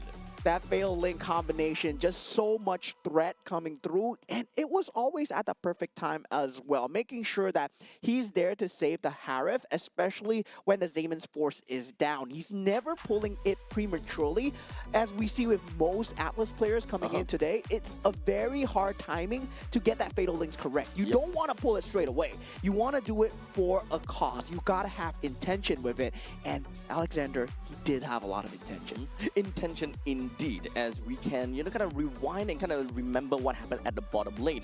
It was, after all, Alexander that split the fight into 2, which resulted in such a fabulous game-ending play in order for Dingarai to be able to take 2 kills, and he was even jumping into the opponent's base in order to secure that. And because of how that fight was completely split up, Tanlam was at no point in time was able to do significant amount of damage over to Dingarai, which is going to be Dingarai's Qualifiers' #1 issue, dealing with Vietnam. Yeah, and I gotta say, for the side of Team Vietnam, very good show, especially in this game 2, where they did manage to get 10 kills for themselves over the 22 for the side of Team Indonesia. They did have moments where they were able to stabilize and it looked like anyone's game, right? And that's the point of MLBB so far. You gotta make sure you can even things up, even when you are down. It's all about learning how to play when you're down, and Team Vietnam, they look like they know how to do that. Now, after all, I would say that Team Vietnam, they did whatever that they can. It is a valiant effort going up against Team Indonesia, but they're gonna have to go back over to the drawing board once again to really figure out what's wrong. Why are they unable to beat Indonesia? At least for game #1, I think it's pretty obvious. They don't really have, like, proper control of the map. They don't have ways to, shove down the middle lane and kind of bolster around the different entry points of their own jungle. I think that is quite understandable. But game #2 is where they started to bleed a little bit here. They give and take, to the point in time where, in the end of the day, Indonesia just had a better skilling, and of course, they just had better trades altogether. I gotta say, in terms of draft as well, they really put Team Indonesia on the ropes, right? Forcing them into that last pick for the Harley as well. That was not the prime pick that they wanted to go for. With that Akai ban, I gotta say, they had something. They knew it. They knew that was going to be one of the options as well. So with that ban, maybe a Barrage would have been good. No, not against a Guinevere at least. Yeah, so definitely gotta say, for the side of Team Vietnam, one of the dark horses for Group A so far. Now, Group A is consistent of a lot of teams in there, and only the top 5 will be able to make it over to the main event at Japan Nagoya. So it is going to be a cutthroat competition. However, today is only day #1, and we have completed 7 series of games on stream, covering different kind of groups from A, B, C, and D. Ultimately, we've got 3 more days to go. We still got 3 more days to go. Yeah, there's a lot of timing for these teams to kind of settle in. And of course, we talked about Team Indonesia, Team Philippines today. These are full throttle teams. They've been playing together. They are from organizations together. Now they shed their titles and they come in as the government-given names themselves, but they have been playing together with their coaches. So honestly, at this point in time, the game could go to literally anyone and literally any region. Because, when it comes down to resources, it may be completely split up. Different regions may have different kind of resources put in over to, different tournaments, as a matter of fact. So now the question is, who will get away with the Asian Games? And of course, who's going to be the top 5 within of Group B? Yeah, I mean, at the same time, top 5 of Group A, you mean, Group B, sorry, Group A, yes. Group B, we only have 2. Group C, we'll only have 2. And Group D, we'll only have 2 as well. Yeah. The only difference is Group B and Group D. They do have an LCQ slot, though. The teams in Group, there will only be 1 team in B and 1 team in D, the 3rd place, as a matter of fact. And they will go up against one another, if I'm not wrong, at the final day. So total up, we have a total of 2, 4, 6, 11, 12. We have a total of 12 slots. They'll be going up to the main event. Yeah, definitely. It's been a great day of Mobile Legends Bang Bang here, ladies and gentlemen. It's been an amazing time to watch all these teams try and find their place here, right? And some of the teams formed for the first time over here at the Asian Games qualifier. And for a lot of these teams too, a lot of expectations, a lot of hopes as they carry on that team jersey and the team colors. And going into that playoffs, going into the day 2, well, we're going to have a lot more games lined up for you guys. I mean, definitely, we did see today the amount of gameplay that's going to come through. We're just going to be excited for tomorrow as well. This is the cusp of a new patch. This is the cusp where people are still finding themselves. What worked? Is Bruno back? I mean, there is that capability, right? And not only that, there is still, of course, a point in time where we could see some, very different things happen. But, let's talk about the standings right now. When in Group A, Team Indonesia at the top of the list. They are the team that managed to play a total of 2 games, though.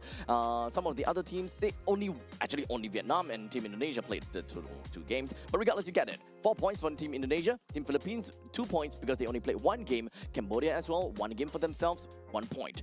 Team Vietnam went for 1-1 and unfortunately 0 points for themselves. Team Myanmar currently -1, and from this point on we're just looking at -2s all the way from Team Laos, Team Malaysia, and Team Singapore. Yeah, and if we were going to take this on the last day, right? Top 5 makes it through to Aichi Nagoya. So at the risk of elimination from the first day is Team Laos, Team Malaysia, and Team Singapore, respectively. So that's how you're going to take a look at the standings, especially when it comes down to Group A. So all these teams so far, they've been performing extremely well, and I'm looking forward to see more of the performances coming out from the teams that we have not seen yet, right? Like Team Cambodia, Team Myanmar, and also the Team Singapore as well. And now looking at Group B, Team Saudi Arabia, we did see them dominating all the way at the top with 2 match wins. And that puts them at 4 points. Team Iran followed secondly with 1-0, putting them at 2 points. Team Jordan 1-1, and Team United Arab Emirates 0-1 at -2, and Team Oman at -4. Now, looking at the standings here, Team UAE and Team Oman, they are in danger of elimination. And Team Jordan, at least they have the opportunity, at least if things go on this way, they will have the opportunity to play in the last chance qualifier. As things stays. Yeah, definitely. I mean, that's going to be that interesting match that we're going to have for that last game as well. Definitely for the last day, right? Yep. Because that last chance qualifier is where it becomes from group stages to suddenly a best of 1. Yeah. To be fairly honest, anything could happen, and this is really difficult for us to do anything about because this is just day 1 after all. Now, standing for Group C, we do have Uzbekistan as well as Kyrgyzstan that have yet to play any form of games. While in the meantime, Kazakhstan had a great showing going up against Tajikistan, allowing Kazakhstan to get 1 win on top of Tajikistan. They have 2 points, while Tajikistan have -2. Yeah, Team Kazakhstan looking extremely clinical in terms of just mechanical gameplay alone. They understand the map, they understand the gameplay, macro structures all down, and I feel that, yeah, looking very good, but I'm hearing good things about Team Kyrgyzstan as well. So definitely this is going to be one of the groups to watch, because when we go into playoffs, these groups are going to mix. And looking at the side of Group D, we have Team Mongolia currently sitting at the top 1-0 with 2 points, Team Nepal 1-0 with 1 point, and Team Pakistan 1-1 with 0 points, Team Sri Lanka 0-1 with -1, and Team Hong Kong China at the bottom 0-1 with -2. So this means at the same time, right, if we take the last day, Team Pakistan will be playing in that 3rd match last chance qualifier. So understandably, with all of these standings in play already, we are definitely going to be expecting quite a bit of fight coming in for, you know, every single one of these teams, right? A, B, C, all the way to down to Group D. And with that all said, that pretty much brings us to the end of the incredible day here at the 2026 Asian Games Esports event, Mobile Legends Bang Bang Qualifiers. In fact, we've seen high-level gameplays, intense teamfight, and crucial victories that are beginning to start to shape the path towards qualification. Today was all about momentum shifts. Some teams definitely did manage to strengthen their position in the group stage to a certain extent, while others now find themselves under pressure heading into the next day of the competition. The level of play continues to rise as teams quickly adapt to the meta and fight for every possible advantage on the road of the Asian Games. And now we'll take a look at tomorrow's schedule.